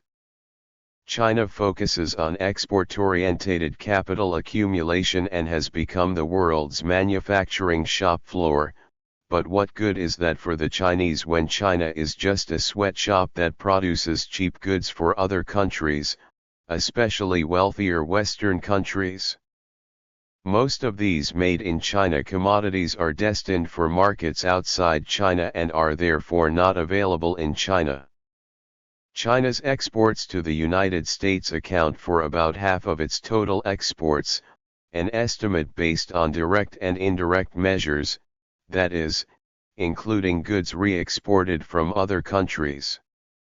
According to Morgan Stanley, low-cost Chinese imports have saved U.S. consumers about $100 billion since China's reforms began in 1978. China does not really own this factory either. Most enterprises and manufacturing facilities are owned by foreign firms, companies, or multinationals who take the lion's share of the profit. In 2005, not only did foreign invested companies account for 58% of total exports by value from China, they controlled a remarkable 88% of exports in high-tech categories. It is therefore obvious that much of the purported development is not really for the direct benefit of most ordinary Chinese such as the rural people.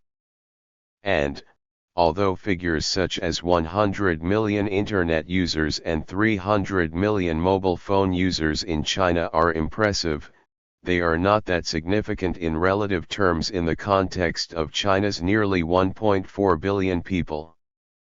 There is certainly a genuine sense that China is on the rise on the international stage, and the country's economic development has led to a fear of China. That fear can be seen by U.S. headline publications such as The Coming Conflict with China, Unrestricted Warfare, China's Master Plan to Destroy America and Seeds of Fire, China and the Story Behind the Attack on America. For many Chinese, however, as discussed in the e-media debate chapters, China has become demonstrably weaker as the post-Mao reform policies took roots. China always bows to U.S. pressure and the Chinese government is impotent when it is bullied by the United States. To support their view, the critics point out that the United States continues to sell arms to Taiwan despite China's protests, that the United States forced a Chinese cargo ship, Yanhe, to be searched in international waters, that the United States deliberately bombed the Chinese embassy in Belgrade, and that a U.S. spy plane could force the destruction of a Chinese fighter jet and the death of its pilot yet still be allowed to land on Chinese territory. If China has any bargaining strength in international relations, it is her nuclear power and missile capacities. And these capacities are the legacies of the Mao era. As for the fact that China had overtaken Japan as the largest holder of foreign currency reserves in the world by 2006, it not only shows a weakness of China but also the obscenity of the global capitalist system. To earn these so-called foreign currency reserves, China has been trapped by a system that favors the rich against the poor.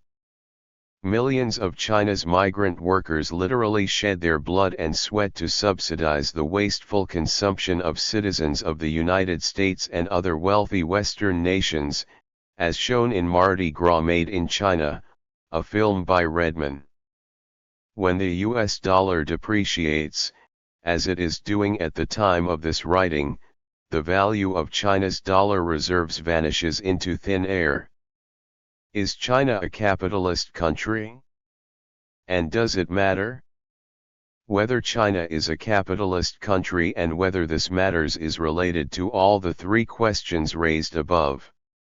When Mao launched the Cultural Revolution in 1966, the overriding ideological rationale was to prevent capitalist roaders, that is, CCP officials in high positions who had capitalist ideas and tendencies, from restoring capitalism. Deng Xiaoping was criticized and deposed as the CCP's number 2 capitalist roader. Deng wrote a couple of self-criticisms, and in one of these he swore that he would never reverse the verdict of the Cultural Revolution. In 1976, when Deng was made to criticize himself once again, Mao reportedly said, "Oh yeah, never reverse the verdict, we cannot rely on his words." While many may not agree with Mao's ideas, policies, and their associated practices, it is hard not to conclude that Mao was correct in his perception of Deng Xiaoping. 4. If China was socialist to any degree after the 1949 revolution, it has now changed beyond all recognition, and this change is largely due to Deng and his fellow capitalist roaders, who, it should be noted, were criticized and humiliated during the Cultural Revolution for the kind of ideas and tendencies found in them. Put another way, if it is possible to argue that China of the Maoist era was a two-way street, that is, it could either move towards real socialism, which is what the Cultural Revolution was designed to do, or move towards full-scale capitalism, then, it appears to have been moving irreversibly towards the latter since the late 1980s, due to post-Mao reforms. Inequality and the social status of the working class.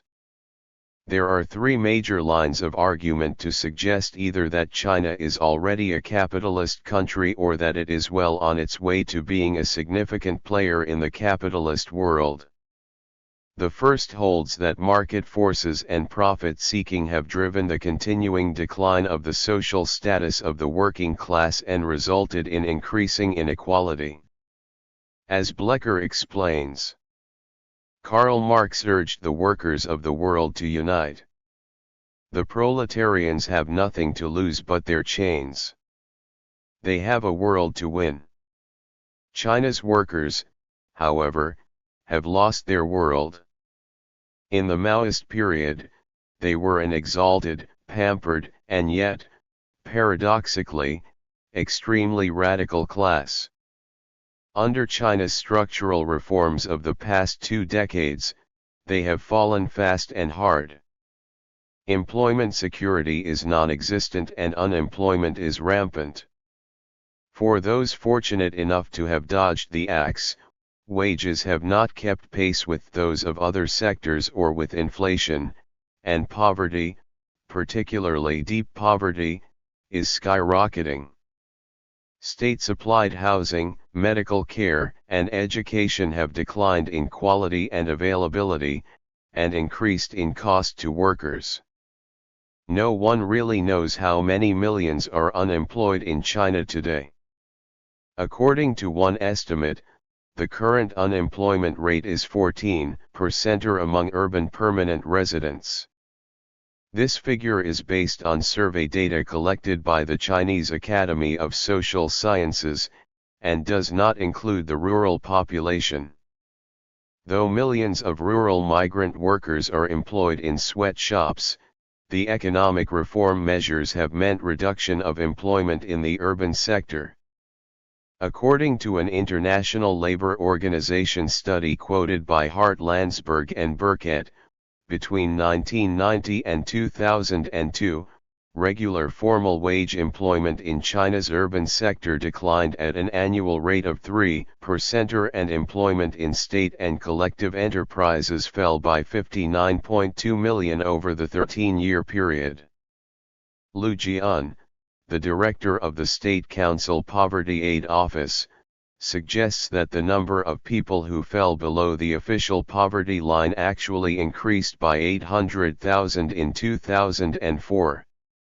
The official poverty line, according to Lu, was by 2005 an annual income of 637 RMB, which means 53 RMB a month, or 1.8 RMB a day. 1 Based on this criterion, the minimum amount of social security payment to urban residents was set at 56 RMB a month, just above the poverty line.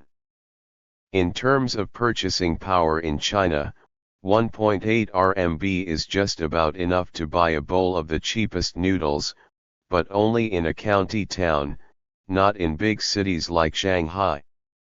Even for those who are fortunate enough to have a job, there is clear evidence that the working people are subjected to the treatment of an underclass. Li, for instance, reports how workers, be they insurance salespersons or bar hostesses, are manipulated into serving the profit-seeking capitalist economy in post-Mao China. On the other hand, there is opulence for the few. According to Lardy, total worldwide sales of Bentley automobiles in 2003 came to 200, with 70 of them sold in China at 2 million RMB each, 250 times the average urban income. Polarization between the rich and poor in present-day China is officially admitted to have crossed the danger line of social unrest. China's Gini coefficient, a standard international measurement of income inequality, reached 0.454 in 2002, far above 0.4, which is the threshold generally considered a cause for concern. A recent study by Wang Xiaolu suggests that income disparity is in fact much worse. The officially available statistics, on which the World Bank recognized 0.454 Gini coefficient was based, did not take into account what Wang calls gray income, which is monopolized by the 10% of China's highest income households. According to Wang's study, in urban areas the income of the 10% of the highest income households is not the widely accepted 9 times but 31 times higher than that of the poorest 10%.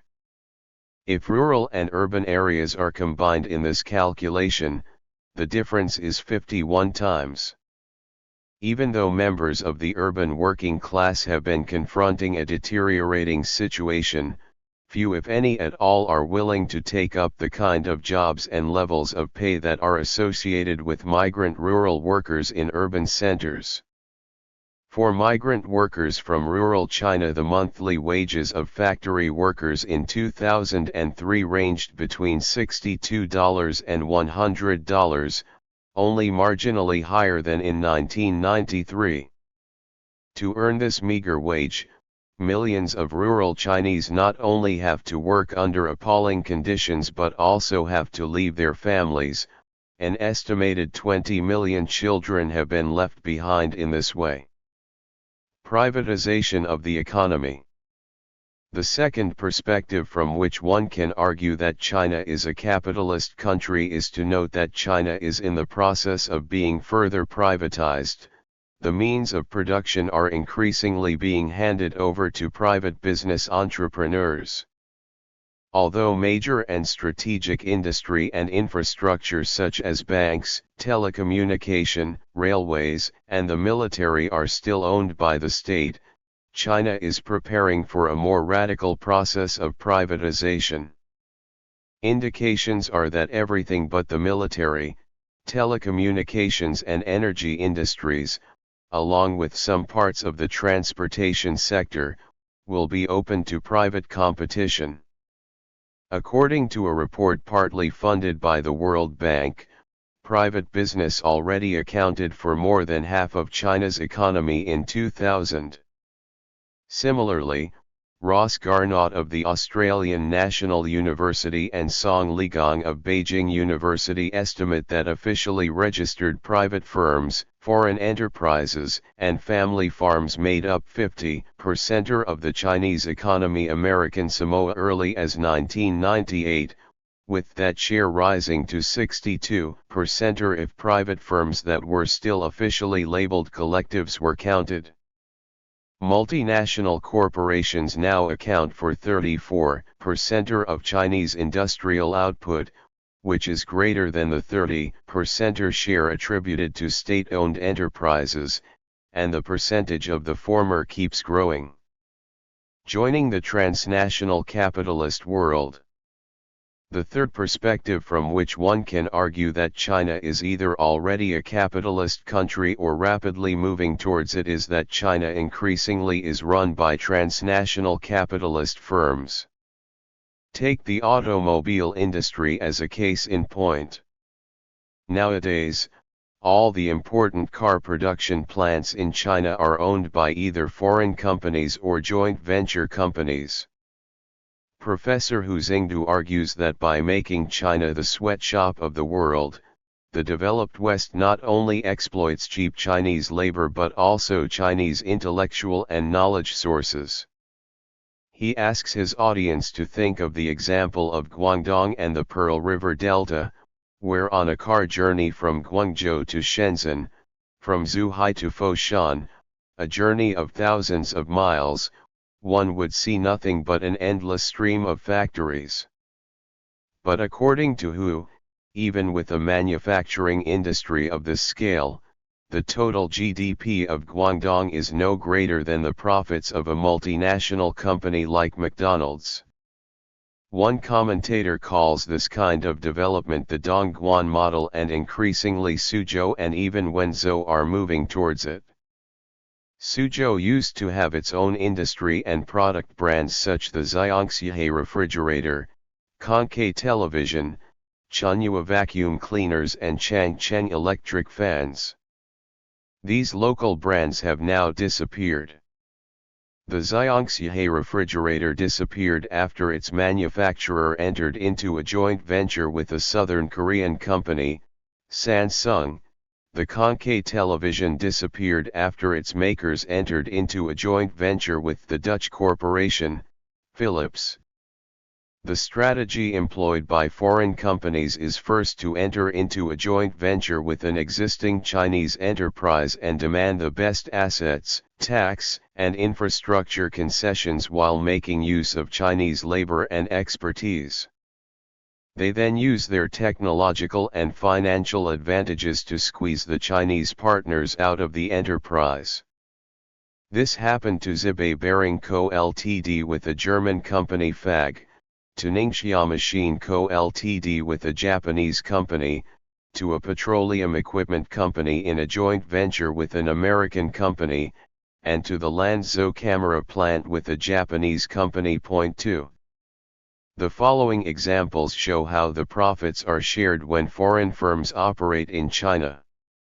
A Barbie doll may sell in the US market at a retail price of $10, but its FOB price from China is only $2, of which $1 is for management and transportation costs. Of the other $1 spent in China, 65 cents are spent on materials. Only 35 cents are left for the Chinese workers to share. Similarly, Han Yanming notes that a factory in Suzhou produces 20 million computer mouses a year for Logitech International SA to sell to the US market for $40 apiece. Logitech takes $8, distributors and retailers take $15, and a further $14 is paid for the materials and parts. The Chinese side gets only $3, which includes the cost of labor, electricity, transportation, and so on. Another example of how the transnational capitalist chain exploits Chinese labor is a case study reported by China Labor Watch.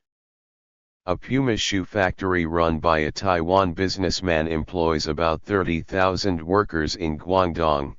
The retail price of a pair of its shoes in the United States ranges from $65 to $110. The average Chinese worker gets paid $1.09 per pair, while Puma spends $6.78 per pair on advertising. The retail value of the shoes made by a worker in 1 week equals all the money paid to him or her for a whole year.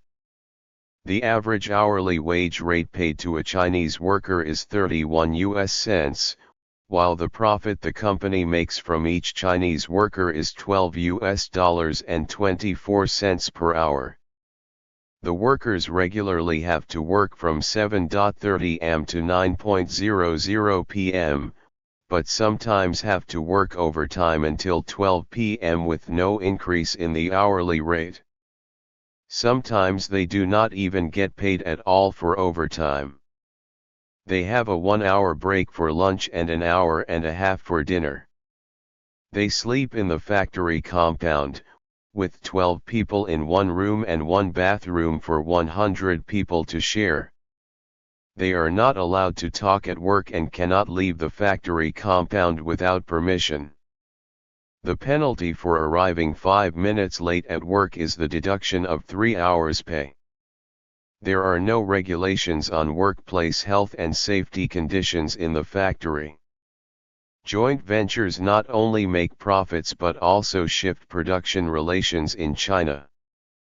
In an in-depth study of 2 key model joint ventures, Chin finds that there has been a significant shift to capitalist social relations of production in China's joint venture sector. The study suggests that China's foreign invested sectors operate according to the logic of capitalist accumulation, or accumulation by dispossession coined by David Harvey, and that a hegemonic regime of labor control has developed in these ventures. The 1995 Chinese labor law has specific stipulations to protect workers' rights and working conditions. But privilege and concessions are allowed to exempt foreign companies from the labor law. Such labor concessions were first made in special economic zones, but were later extended throughout the country, and now the Chinese labor law does not bind Chinese private enterprises either. It is frequently argued that China's embrace of transnational companies is a necessary step towards upgrading its industrial and technological sophistication. The growth of China's production and export of electronic and information technology goods is cited as an example. But as Brandstetter and Lardy, cited in Hart Landsberg and Burkett, argue, these electronic products, produced in huge volumes at low unit costs, are not really high-tech and China does not really produce them. Rather, China assembles them from imported parts and components which make up 85% of the value of the exported products. Moreover, these products are largely assembled in foreign invested firms. In 2003, for example, foreign invested firms accounted for approximately 75% of China's exports of electronic and telecommunication goods and 90% of its exports of computer-related goods. Return and rise of the comprador. The way foreign firms are allowed to operate without labor or environmental conditions reminds one of pre-1949 treaty system through which foreign companies and Chinese compradors enriched themselves. The term comprador is sometimes used to describe the way in which China is now part of global capitalism. William Hinton, in a response to Tang Zhongli's rhetorical question "Is China returning to semi-colonial status?" uses the term Maibon to denote what has been happening in post-Mao China. This reference to the term comprador as a means of explaining the nature of Chinese development provides two insights. One is that Chinese compradors in East Asia, including Hong Kong and Taiwan, are coming back to mainland China. The second insight is that China's political, business and intellectual elites are acting on behalf of transnational interests and to benefit themselves in the process. In the most comprehensive study of the Chinese comprador before the 1940s, Yan Pinghao defines a comprador as the Chinese manager of a foreign firm in China, serving as a middleman in the company's dealings with the Chinese. The rise of a comprador class, he continues, was a product of the treaty system, which provided places and opportunities for Chinese and foreign merchants to pursue their calling. The concessions offered to transnational companies in the special economic zones are in many ways similar to the pre-1949 treaty ports where special privileges were offered to foreign firms. Chinese compradors, who fled to Hong Kong and Taiwan after the communist victory in 1949, or their descendants, have returned. Businesspeople from Hong Kong or Taiwan, who know how to bribe bureaucrats and how to exploit cheap labor because of their cultural and language advantages, skillfully play this comprador role. The general picture is that a Western company has the soft technology, such as design and marketing, and the comprador manages the production and supplies the products to the company. Companies like Nike, for instance, demonstrate considerable concern about design and selling, but little concern when it comes to how their products are made. The compradors take orders from Nike and are slave drivers in China who supply cheap shoes to Nike. Apart from the return of pre-1949 compradors, there has been a rise of new Chinese compradors who are engaged with trade or who work for foreign firms. Those people either directly control the trade or smooth the greasy operations for foreign firms and reap rewards in the process. The end result is that a few Chinese get rich but the state gets virtually nothing in return. In spite of special treatment of tax concessions such as no tax for the first 5 years of operation and lower tax rates than required for Chinese firms, foreign enterprises still uses Chinese administrative and legal loopholes to avoid tax. According to a recent study by the Chinese Bureau of Statistics, up to 2005 2/3 of all the foreign firms claimed losses. One of the ways of doing this is transfer pricing, that is, inflating the prices of imported goods and deflating the prices of the assembled commodities that are mostly exported. The Chinese compradors are rewarded in the process when they help the transnational companies exploit the tax loopholes. According to Chinese official sources, tax evasion by multinationals costs the country 30 billion yuan in tax revenue each year. The Chinese compradors also use a two-tier system to create their own foreign companies by first transferring funds overseas as investments in suitcase or paper companies, and then repatriating them as foreign investment in China. According to Mei Xinyu, a senior researcher at the Chinese Academy of International Trade and Economic Cooperation under the Ministry of Commerce, of China's utilized FDI of $72.4 billion in 2005, a third was Chinese investment overseas that came back disguised as foreign capital take advantage of the tax breaks. 3. Many of the sons and daughters of the CCP office holders, the Prince Sealings, have joined the comprador class in its rise.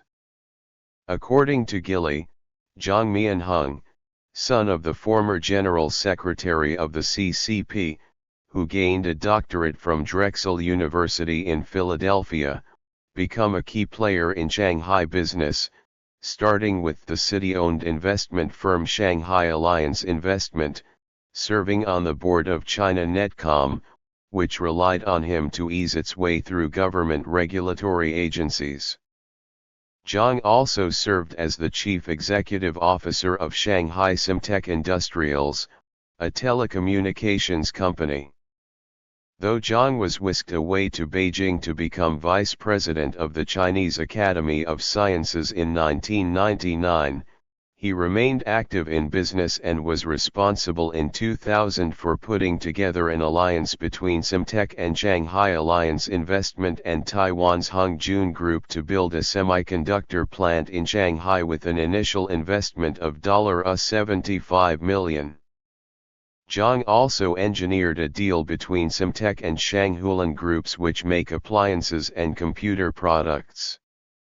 There is also evidence that Zhang played a comprador role for the media tycoon Rupert Murdoch for the latter's business venture in China. Mr. Murdoch also had business dealing with Ding Yuqian, the son of Ding Guanjun, a longtime Chinese central government propaganda chief. Simon Zhang, son of Qiao Shi, was involved with Libercity Holdings and the software firm ZI Corporation. He developed plans for a major high-technology business park in Shenzhen. Zhu Rongji's son Zhu Yunlei was connected with the Bank of China Group in Hong Kong. According to a Chinese official report, in a couple of years a large number of state-owned enterprises have been transferred to private owners. Many of the enterprise owners are actually state employers holding government managerial and professional positions, and the proportion of this group of enterprise owners rose from 33.8% of the total in 2004 to 67.4% in 2006. This huge transfer of wealth from the state to the private sector, unprecedented in human history and carried through quietly and almost unnoticed, has been largely beneficial to those who hold political power and have connections with the establishment. According to one report, which claims to be based on official research done jointly by the Research Office of the State Council, the Research Office of the Central Party School and the Chinese Academy of Social Sciences, 90% of the more than 3,000 billionaires in China are the so-called princelings, sons and daughters of high-ranking party officials. These people became rich by charging commissions for FDI, by taking the difference when imported equipment was priced above the level of the international market, by exporting and importing rare commodities, by property speculation, land seizure and banking, by smuggling luxury cars, by contracting for large projects, and by using inside information to manipulate the stock and financial markets. Like the compradors of pre-revolution China, the current Chinese business elite and the bureaucrats who side with capital are not independent merchants per se. Like the pre-1949 compradors, their contemporary counterparts have become the nouveau riches by virtue of their salaries, commissions, and exploitation. Only a minority have risen by virtue of their own business abilities. Like many of the famous compradors who purchased official titles such as Daotai during the Qing China, contemporary compradors are also given titles such as representatives of the National People's Congress at county, city, province, and central levels, and many of these business elite actually hold CCP party membership cards. Not unlike their predecessors, contemporary compradors want their children to be educated in Western ways, and hundreds of thousands of young students are being sent to the United States, the UK, Australia, and other Western countries to study. Many of this comprador class hold or seek foreign passports or residency status. Capital flight from China, according to some estimates, has been exceeding the levels of FDI since the late 1990s. According to a release by the Assistant Minister of the Chinese Ministry of Public Security, 4,000 corrupt Chinese officials had fled the country with a total capital of US $50 billion by 2005. In short, the role of the comprador in the chain of the world capitalist system offers yet another demonstration that China is basically a capitalist country. Capitalism with Chinese characteristics? Wang Hui, one of the sharpest observers of contemporary Chinese politics and society in China, thinks that China is caught between misguided socialism and crony capitalism, and is suffering from the worst of both systems. While the Chinese authorities like to claim that their path of development is socialism with Chinese characteristics, some commentators think capitalism with Chinese characteristics is more appropriate. Some commentators would refer to China's development since the 1980s as either crony capitalism or gangster capitalism. One veteran China watcher has defined it as high-tech feudalism with Chinese characteristics. The Chinese authorities claim the PRC can still be considered socialist because most of the important means of production are still owned by the state. But state ownership per se does not necessarily mean socialism. Many of the major means of production in capitalist countries, such as France or the UK, were owned by the state. In any case, the notion of state capitalism has been frequently used to refer to the former Soviet Union, and the notion can equally apply to China. Social stratification. Regarding social stratification in the urban sector in the Mao era, it is true that there was no business and economic elite class. But there was a political and professional elite class who had all kinds of entitlements despite Mao's political movements aimed at them. Since the post-Mao reforms, however, the privilege and entitlements of the political and professional elite class have been restored and encouraged to grow. Furthermore, Deng's policy of let some get rich first has resulted in the creation of a business elite class. Deterioration of working conditions encouraged by the state. Even today, no state-owned enterprises in China would allow the kind of penal labor disciplines and harmful working conditions that prevail in privately owned firms. Western companies' hypocrisy and Chinese authorities' complicity can be illustrated by an open letter to President Jiang Zemin, jointly written by the CEOs of Philips Van Heusen, Reebok, and Levi Strauss in 1999, which requested a meeting to discuss the possibility of working together to improve labor rights in China.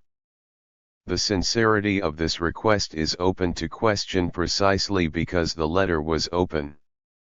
It is meant to serve the purpose of presenting an image of the companies as caring to their Western customers.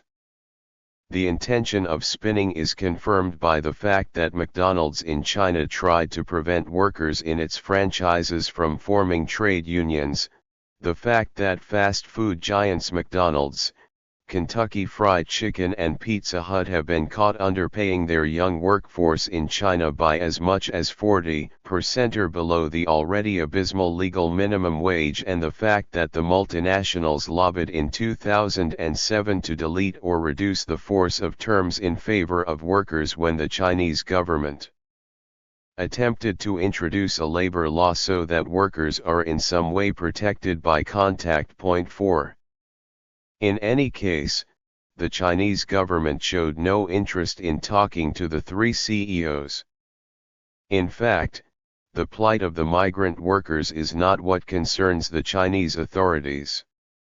The Chinese ruling elite at every level has been competing to lure outside capital by giving preferential treatments to capital and would side with capital whenever and wherever there is a labor dispute. Although Chinese labor law stipulates that the maximum working week should not exceed 44 hours, one case study shows that workers in factories that produce shoes for Clarks and Skechers may work as long as 81 hours a week. This, of course, is not an isolated case. Many studies have demonstrated the horrifying working conditions for migrant workers. When there is a dispute between a worker and a capitalist, the Chinese authorities would be more likely to intervene on behalf of capital. When a party official in Guangdong was asked by a Chinese Central TV journalist why, in a dispute between a foreign-owned enterprise and a Chinese migrant worker, he ordered the judge to rule in favor of the foreign capitalist owner, the party official replied, "We have so many migrant workers but not many capitalists to choose from. Don't we need to speak on behalf of capitalists for development? Development is the core value, and that was Deng Xiaoping's instruction." The urban sector and the urban poor. Another characteristic of contemporary Chinese capitalism is the increasing reduction of social security for urban residents. Urban Chinese used to have very good social security provisions, but now they have to pay contributions towards education and health care that used to be free. To all intents and purposes, millions of rural migrant workers are part of the urban sector, as they have been living and working there for about 3 decades. But they are not allowed to send their children to state schools in cities unless they can pay a fee that is beyond any except the very rich. In Shanghai, for instance, because of its negative population growth, the school population has been shrinking. But local authorities chose to merge schools or simply close them down rather than enroll the children of migrant workers. When I put this issue to Professor Su Minqi at the Institute of World Economy of the Shanghai Academy of Social Sciences, his answer was, well, even in the United States there is the green card system. Land seizures. Another defining characteristic of contemporary Chinese capitalism is that land has increasingly been confiscated with little or no compensation, often by private firms. Again, this differs from the policies of other developing countries that practice conventional capitalism. It is different because, under the Constitution, land in China is owned by the state and no private individual is allowed to own land. Even for residential housing, the ownership entitlement of land covers only the right of use. The Chinese authorities sometimes cite this as an illustration of the superiority of socialism when compared with India, where private ownership of land is the norm. The Chinese authorities boast that China can build highways quickly, whereas lawsuits and settlement of land use in India would make development too complex, if not virtually impossible. Indeed, some Chinese economists endorse the kind of land confiscation that is currently taking place as China's necessary land enclosure, comparable with what occurred in the UK during its early stage of industrialization. Environmental destruction. Another salient characteristic of Chinese capitalism in the 1980s and 1990s was the almost total disregard, whether intentional or unintentional, for the environment. The following is the testimonial of Pan Yu, Vice Minister of China's State Environment Protection Administration. This spring, the State Environmental Protection Administration produced the country's first official estimate of GDP adjusted downward for environmental losses. According to these calculations, it would cost $84 billion to clean up the pollution produced in 2004, or 3% of GDP for that year. But more realistic estimates put environmental damage at 8 to 13% of China's GDP growth each year, which means that China has lost almost everything it has gained since the late 1970s due to pollution. Ordinary citizens in China nowadays cannot be sure of what is in the food they consume every day. It has been suggested that athletes at the 2008 Beijing Olympics may show drug positive in tests simply because of their consumption of antibiotics and hormone-induced food. One Chinese official suggested that all the food to be used for the Olympics should be tested on mice first, and the competitors should be asked not to eat outside the Olympic villages. It could be argued that environmental problems are less severe in more developed countries only because these countries have already passed the early stage of modernity. This indeed is a position that the Chinese neoliberals take, as discussed in Gao and elsewhere in this book. In other words, develop first and clean up later is the answer. Environmental degradation takes place in other developing capitalist countries as well.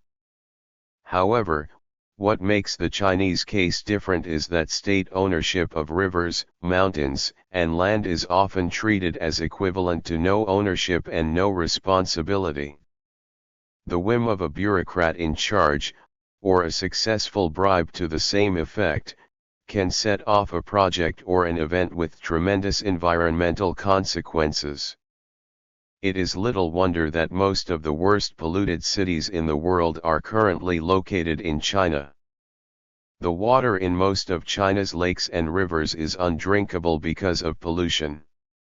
Environmental ills annually cause 300,000 deaths and cost $200 billion, equivalent to 10% of the gross domestic product, due to loss of work, medical expenses, and government outlays.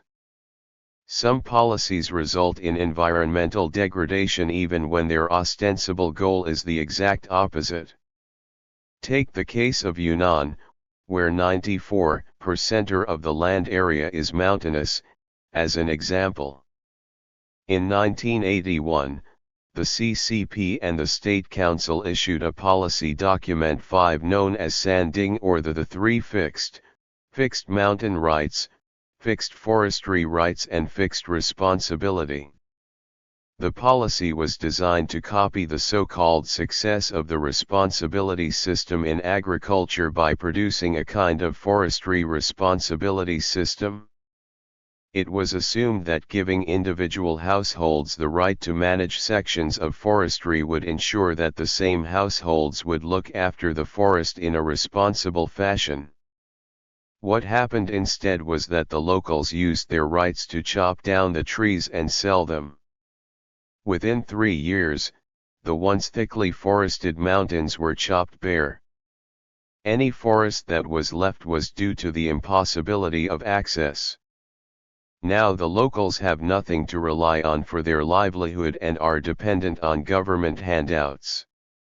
White cat, black cat, the argument of efficiency versus fairness. From the late 1970s until his death, Deng Xiaoping was adamant that there should be no debate on whether China was a socialist or capitalist country, because he believed the debate would pose an obstacle to development. He proposed a deliberate strategy of ambiguity so that capitalist elements could creep into the system. This pragmatic approach was ideologically legitimized by the philosophy that practicum is the sole criterion of truth, which was summarized by the post-Mao Deng-led authorities as one of the essential elements of Mao Zedong thought. 6. What was clear to China's political and intellectual elite policy makers was that the Western style of life and material abundance was to be desired, and if a way could be found to achieve that goal, it did not matter what ism it took. It does not matter whether the cat is white or black so long as it catches mice. This strategy of development eventually rendered the debate about the color of the cat seemingly a non-issue. Since then, even though there has been a split between the so-called New Left and liberals among the intellectual elite, the dominant voice in China's intellectual discourse has been economic rationalism, which argues that efficiency should take priority over fairness.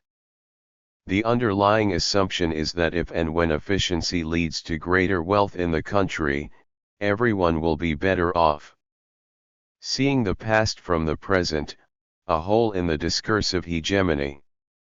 Since the neoliberal guru Milton Friedman's first visit to China in 1980, there has developed a neoliberal dynasty that has exercised what Wang Hui called a discursive hegemony over intellectual discourse for over a quarter of a century.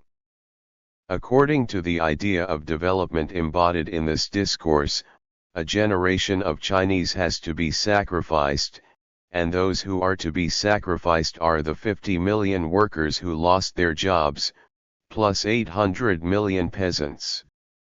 One economist, former dean of the prestigious Guanghua Management Institute at Beijing University Li Yining, argues that all welfare measures should be abolished so as to maintain work enthusiasm. Another economist thinks that Chinese society can progress only if the gap between the rich and poor is increased. Only recently, since the leadership changed from Jiang Zemin/Zhu Rongji to Hu Jintao/Wen Jiabao, has there been concern that China might be Latin Americanized. Dissenting voices have now begun to crack a hole in the hegemonic discourse of efficiency first and nothing else matters. In summary, the intellectual consensus of development no matter what has broken down. Now Mao's legacy has started to be looked at a little more seriously. The past can be viewed positively now because the failure of the present is obvious even to some of the political and intellectual elite, such as Professor Liu Qiaoguang, who used to be staunch supporters of Deng Xiaoping but now begin to question the capitalist road that Deng has taken. Conclusion: Truth and Belief Values of Socialism and China's Future Direction. The image we usually have in the West of contemporary China is that it is a highly regimented, regulated, and strictly controlled society. China is usually interpreted as a dictatorship, or a country run by a state of factional politics, or a state of ideological control. Clearly each of these approaches offers some insight into the mechanism of Chinese politics, but what actually happens is often the result of the interactions of many factors that cannot be explained by a single conceptual model. Much of what has happened in post-Mao rural China, for instance, is often the result of unintended policy, and sometimes a result of lack of regulation or management from the state. To interpret what happens at the grassroots, we need to have a much more sophisticated conceptual approach that involves people's truth and belief values. Truth and belief values of a political discourse. We could advance our understanding of what has been happening in China a step further by suggesting that the power of political discourse at any given time may be too strong for a change at that particular time until and unless the truth and belief values of that discourse are discredited. A brief outline of the so-called rural reform will illustrate the point. The household responsibility system that eventually led to the collapse of the collective system was not conceptually original, nor politically innovative. Before the system was officially sanctioned all over the country, many villagers practiced Baoganji in various forms in many places on and off in the Mao era. It was off sometimes when agricultural policy was more radical and on at other times, depending also on inclinations of local leaders. 1978, 2 years after the death of Mao and after the arrest of the Maoist radicals, the Gang of Four, is considered a watershed year of reform, as it was then that a resolution on rural China was passed by the Central Committee of the CCP. But in fact that 1978 resolution explicitly stated that Baoganji was not allowed. In a 1979 central government document, the word Bulletin Su was changed to Bulletin Yao, and only in 1980 did a CCP document state that Baoganji was sanctioned as a kind of socialist responsibility system. It was not until the mid-1980s that the collective system was finally dismantled. The reason for this gradual change is that the Maoist legacy of a socialist discourse of public ownership was not something that could be thrown out of the window at the desire of any small group or individual. To establish the belief that privatization of land is legitimate takes a longer time. Truth and belief value of exploiting the peasantry. After the death of Ding Xiaomin, one of the key figures in the 3 stories outlined in Chapter 9 that highlighted the miserable life of the rural poor, there was a consensus that something had to be done about the tax and levy burden on rural residents. A new agenda of lessening tax burden on farmers was therefore evolved. But the truth and belief value of the discourse that upheld the need for exploiting the peasantry was not easy to phase out, again because in the knowledge system of both Marxism and anti-Marxist liberalism the truth of and belief in industrial and urban development at the expense of the peasantry have been taken for granted. On November 8, 1993 a cross-departmental provincial conference was held in Hehui, the capital city of Anhui, to discuss the issue of rural tax reform. With the support of other speakers, He Qian, policy advisor to the Anhui provincial government think tank, made a passionate plea for change. But he was unable to answer a hostile question from the head of the Rural Taxation Office of the Provincial Finance Department, who is going to pay the salaries of the personnel and government offices all over the province. Only Premier Zhu Rongji had the answer: the costs would have to be paid by taxing the business, the commerce, and urban sectors. But this was not what Zhu wanted to do. The case of He Qian described in Chen and Chun also demonstrates that policy initiatives in contemporary China come from diversified sources, even from government-employed research or investigative personnel. Even a journalist who writes an internal report may set an agenda for policy making which may take years to fruition. Clearly there is no single locus of power and knowledge interact. That is why the change of truth and belief value is as important as change of a leadership. And that is what I mean by political discourse. Do the values of socialism matter? It is in this sense that the values of socialism still matter in China. The fact that Marxism-Leninism is still used to legitimize political suppression is a double-edged sword for the Chinese authorities. An essential part of Marxist-Leninist ideology is the value of socio-economic equality and justice. The disadvantaged in China can and do still use this value regime to justify their protests and resistance. Yu Jianrong points out that the values embedded in state socialism are still useful for resistance. He notes that urban Chinese workers usually appeal to the state for support in their protests against their employers, whereas the targets of rural protests are state agents of the local governments. In other words, both rural and urban residents take central government's declared socialist values as justification of their protests, a justification that the Chinese authorities in the name of CCP find difficult to renounce. Take the case of rural resistance outlined in Chapter 9 as further illustration.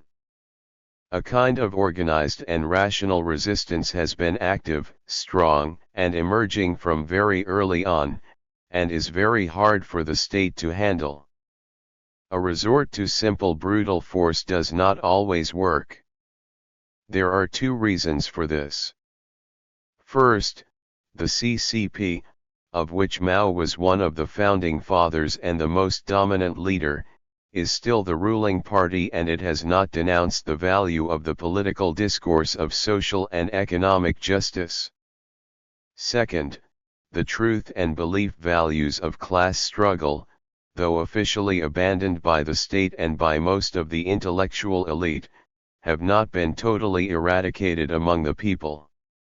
One of the primary differences between the Stalinist Soviet Union and the Mao era in China is that, unlike Stalin, who employed an efficient and iron state machine to crack down on political opposition, Mao always mobilized the masses and let them consume the truth and belief values of class struggle in practice. One of the consequences of this mass line is that the ideas of class struggle have become part of human value, knowledge, and truth. In other words, the discourse of class struggle legacy from the Mao era has made the farmer and other ordinary Chinese battlers aware of their rights and the idea of equality. Learning from past failures. Once upon a time, the discourse that only socialism can save China became the truth and belief value for many of the bright and intelligent Chinese. Having seen the seemingly abundant material wealth in Western capitalist countries, most of China's political and intelligentsia elite have gradually abandoned this socialist truth and belief value. Hence, the truth and belief values of market capitalism discourse have become dominant, as the Chinese political and intelligentsia elite has taken Deng's let some get rich first and development is the core value as guiding principles for government decision-making. The underlying assumption of this development strategy is that since socialism cannot make China wealthy and powerful, China needs to learn from capitalism. The policies and practice of special economic zones to attract foreign capital and to exploit cheap rural labor have been premised on this idea of a catch-up lesson of capitalism. The socialist truth and belief value of land ownership. The truth and belief values of using capitalist means to achieve wealth and prosperity have been widely accepted in China now. But the truth and belief values of socialism have not been completely abandoned, at least regarding land ownership. The tension between the two truth and value regimes can be seen in the Chinese constitution. The 1993 amendment to the 1982 Chinese constitution adds a clause stating that China is at the primary stage of socialism and committing the country to building socialism with Chinese characteristics. The 1999 amendments further add that China will stay at primary stage of socialism for a long period of time. This is a crucial modification to allow the development of the private sector and to justify China's opening up to Western capitalist influence. In other words, at a primary stage of socialism it is necessary and legitimate to adopt capitalist or non-socialist elements in the system. However, the truth and belief values of socialist ownership of land are still powerful. This can be seen in the aborted land ownership reform experiment suggested by He Qian. The basic ideas of his plan had two elements. One was that, though the state should own the land, the villagers should be given permanent ownership of the land use rights. Furthermore, ownership of land use rights can be transferred and can be inherited. The other leg of the reform plan was that the villagers would only have to pay the state one tax a year as rent, and that tax should be fixed for several years. All and any other taxes or levies should be rendered illegal. His plan aimed not only to solve the tax burden problem but also the land ownership issue once and for all. His ideas were persuasive enough for the authorities to entertain the idea of an experiment. Though there was informal support from the then Premier Li Peng, actual ground support from the provincial government, and even support from the party secretary and governor of the county where the experiment was to take place, the opposition from the chairman of the county's People's Congress, widely known as a powerless rubber stamp institution in China, was enough to shelve his plan. For the opposition to say that the reform plan violates the law regarding land ownership was enough to silence not only he and his reform team but also the party secretary and the governor of the county. He then tried to persuade the leadership of 3 other counties to implement his reform plan, and the party secretaries of the 3 counties supported him, but again the plan was aborted in each of the 3 counties because of opposition from their people's congresses. The People's Congress was traditionally just a rubber stamp in the past because it was logically meant to be like that. The CCP was supposed to work for the people and the People's Congress was supposed to support the CCP for that reason. The governing logic is therefore that in a socialist country there should not be major and principled contradictions between the CCP and the People's Congress. However, as the post-Mao reform extended its boundaries, the CCP started to take the lead in advancing capitalist interests that can be contradictory to the interest of the ordinary people. Logically, then, the People's Congresses are no longer obliged to support the CCP all the time, and they do not, as the defeat of the He proposal shows. Though development by using capitalist means has been accepted as a strategy, some of the truth and belief values and beliefs of socialism still remain. One key truth in this knowledge system is the public ownership of land in a socialist country. By claiming to uphold this key truth, the People's Congress claims the right to block the program of land privatization, even though the CCP leaders supported the program. In any case, the CCP finds the collective ownership of land in rural China works well for its march towards capitalism. To start with, the collective ownership of land gives the CCP some socialist legitimacy in theory. In practice, collective ownership of land provides a dumping ground from which an abundant source of cheap migrant labor for urban manufacturing industry is tapped. And it is cost-free for the state. In cities like Beijing, Shanghai, and Shenzhen, there are few ghettos that offend one's sense of decency, as found in many developing countries. Even though there are an estimated 100 million migrant workers all over China at any given time, one does not see children rummaging through rubbish dumps.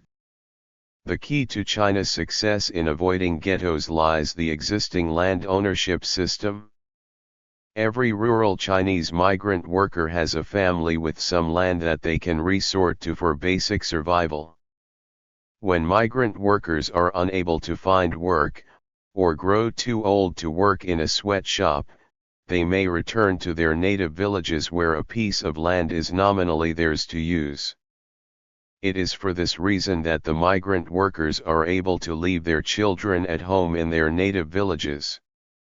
What the People's Congresses of the 3 counties wanted to preserve was the last refuge for the rural poor. The socialist truth and belief value of labor law.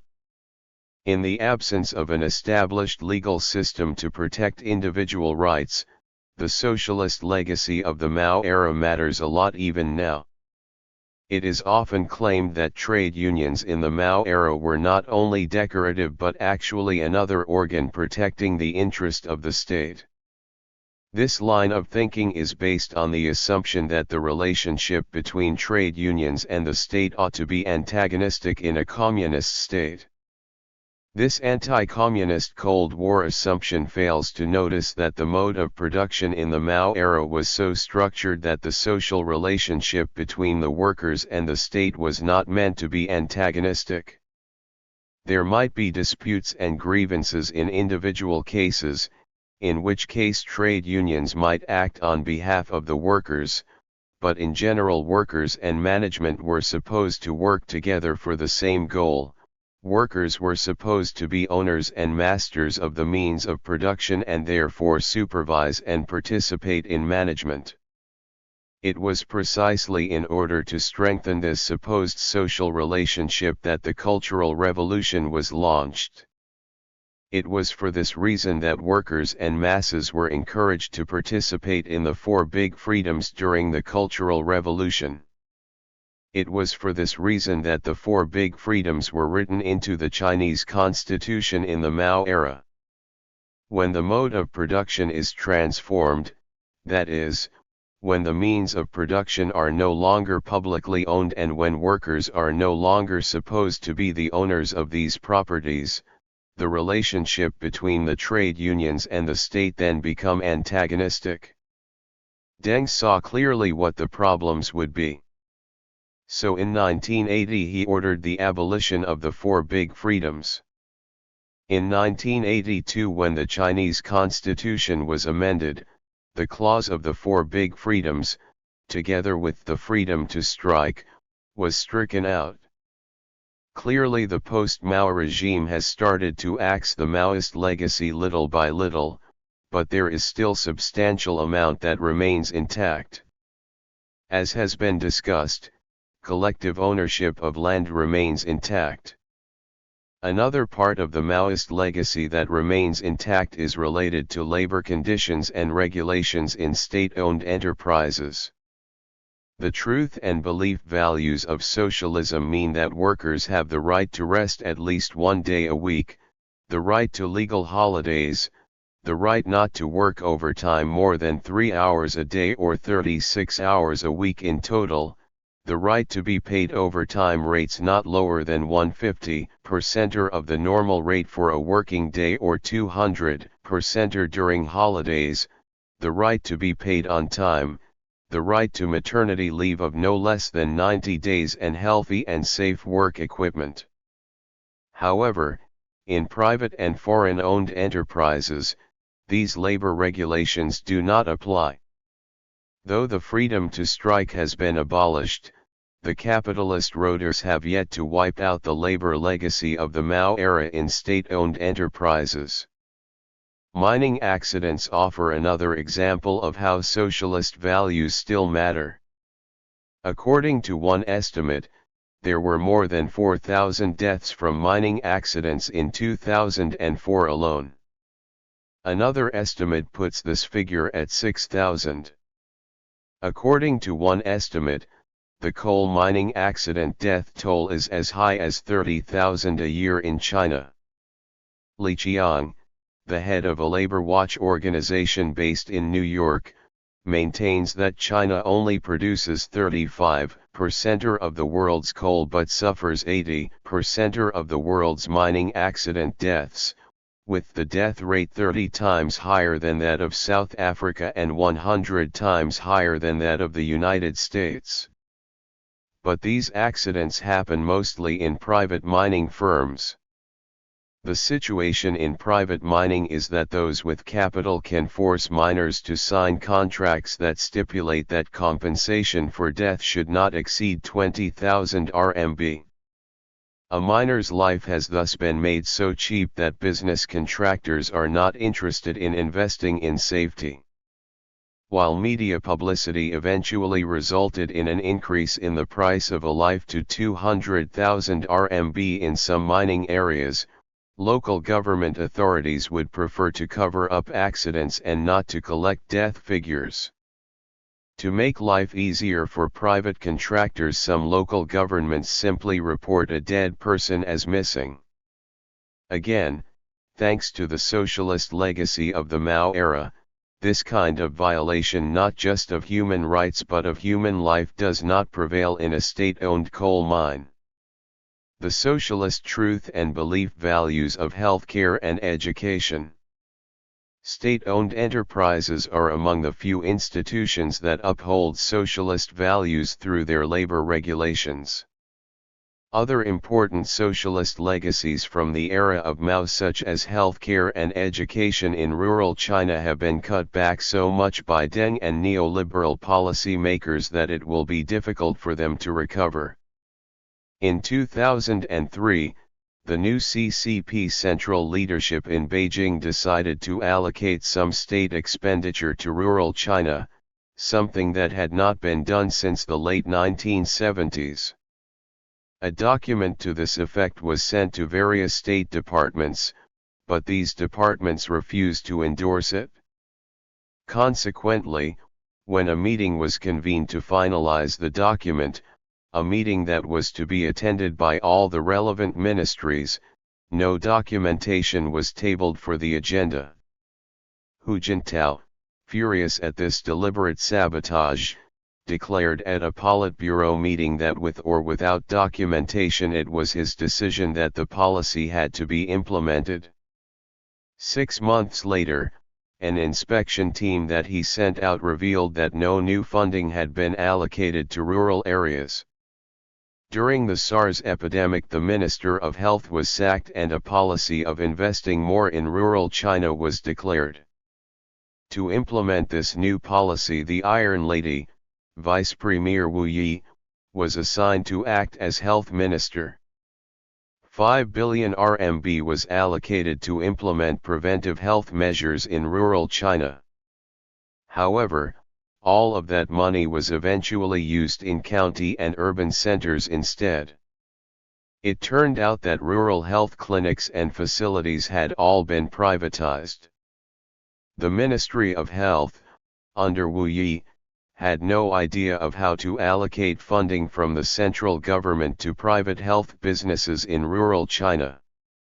The CCP central government is one of the few, if not probably the only government, in the world that has money to allocate but does not know how to do it. According to Wen Taijun, in 2003 the central government had money that was left unused and the state banks had 600 billion RMB that could not be loaned out. The Battle of China's History. The appraisal of post-Mao reforms in this book is not meant to argue that the past is better than the present or that there is nothing good about the post-Mao reforms. For many people in China, the present regime is less oppressive and suppressive. Even the label of landlord and rich peasants as a class classification was abolished in 1978, an initiative that I consider the best ever by the post-Mao Huaqiabang leadership. It is also absolutely indisputable that there is no longer any shortage of consumer goods, and that the people in China as a whole have more material possessions. The Chinese as a whole have more money, they have more to eat, they have more and better clothes to wear, and many of them even travel more for pleasure. It is therefore very puzzling that through all my travel and work in rural China, including a trip to Longbao village, a village that has been extensively documented by Hinton, and especially my in-depth study in the Gao village area, I have heard expressions of admiration and even love of Mao everywhere, but hardly any enthusiasm for Deng. I have encountered only a couple of people who preferred Deng to Mao, and these were descendants of former class enemies such as landlords or rich peasants. They attributed their liberation from class labeling to Deng Xiaoping, although in fact the abolition of class labels was accomplished in 1978 before Deng became the paramount leader. Mao's portraits can still be seen in the average rural household, but one can hardly find a portrait of Deng Xiaoping anywhere. During my interviews I found that even those who did make it by getting rich first in rural China preferred Mao as a leader, and they refer to Deng derogatively as Deng Isa. That rural people prefer Mao to Deng is not because they are benighted, brainwashed or plain stupid as suggested by some Chinese elite intelligentsia. On the contrary, they are able to compare the era of Mao with that of post-Mao reforms in a broad picture. For them Mao was the foremost leader that led the country to unity and stability. It was during the era of Mao that a basic and fundamental industrial, agricultural and scientific foundation was laid for later development. Yes, everyone had a hard life, but it was no harder than before 1949. More importantly, they understand that they had to tighten their belts not because they were exploited for the benefit of Mao, his families, or any Chinese individuals who were in leadership positions. In their understanding, everything, including mistakes and disasters like the Great Leap Forward, was meant to build a better society for everyone. They find that they cannot apply the same interpretation to the policies and intentions of the post-Mao reform leadership. They think the post-Mao authorities are simply reaping the fruit of the hard work done in the past, and for their own personal benefit. My research in the Gao village area in the past 2 decades and my recent research in Longbao village suggest that many rural people think that even if China had retained its collective system, they would have had the same kind of living standard as they have now. Wang Jinhong, who served as the party secretary of Longbao village from 1966 to 2003, had no doubt this when I interviewed him in February 2005. He had built a huge and comfortable 2-story house during the 1980s, but he insisted that he would have done the same if Maoist policies had continued. According to one research study in Henan province, some rural people actually think they could have done even better, and for everyone. The survey was carried out in a county that had above-average living standards at the time of research in 2000. Among the 200 questionnaires returned, only 11% agreed that living standards had gone up a lot since the reforms. In contrast, 55% of the respondents thought that their standards of living had not gone up much, 11.5% felt they had not risen at all, and 22.5% stated that they were worse off since the reforms. Similarly, 41.5% of them stated both that their living standard would have been more or less the same and the societal habits and customs would have been much better if Maoist policies had continued. About 90% of the respondents thought that in terms of healthcare, agricultural mechanization, irrigation improvement, and technical innovation, reform policies have made the situation worse. The fact that rural Chinese did not possess this or that consumer good in the past was not the fault of Mao, they would argue. The fact that they do have them now is not to Deng's credit either, they would say. Some of these consumer goods were not even invented then. The fact that grain yields are higher now than those during the era of Mao was not because they had no incentive to work hard then, as suggested by economic rationalists. The land yields more now because chemicals are used more extensively and intensively. China's future direction. How is China likely to develop in the future? No revolution is visible on the horizon. Resistance and isolated insurrections do, and will continue to, take place, but collective actions that will overthrow the current regime are unlikely. The more extensive and intensive use of chemicals is set to continue. China as the world assembly factory will continue to produce cheap commodities for the world's rich. More and more of China's industries and enterprises will be taken over by international capital. While China has become entrenched in the global capitalist system, the plunder of natural resources, the thirst for raw materials and environmental abuse will worsen. In this scenario, China's future may well be the future of global environmental catastrophe. This is one likely development.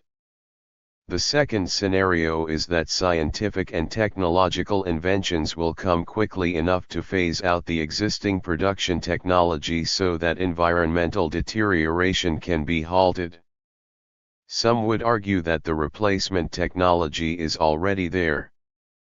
But the problem is how to get human beings all over the world to act together quickly enough when our national and international policies are guided by not only the evolutionary instinct for survival of the fittest, but also the animal desire for instant satisfaction here and now.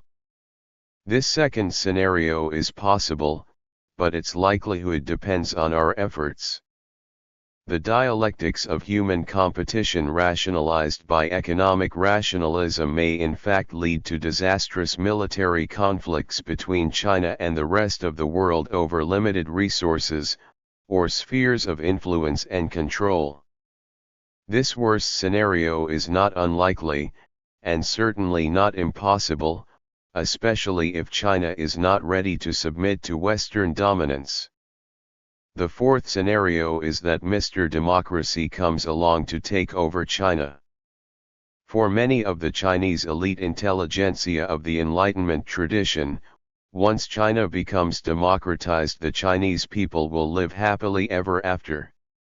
Leaving aside the issue of whether democracy one way or another will provide solutions to the contemporary problems in China that require urgent solutions, it is far from clear how to make democracy come about.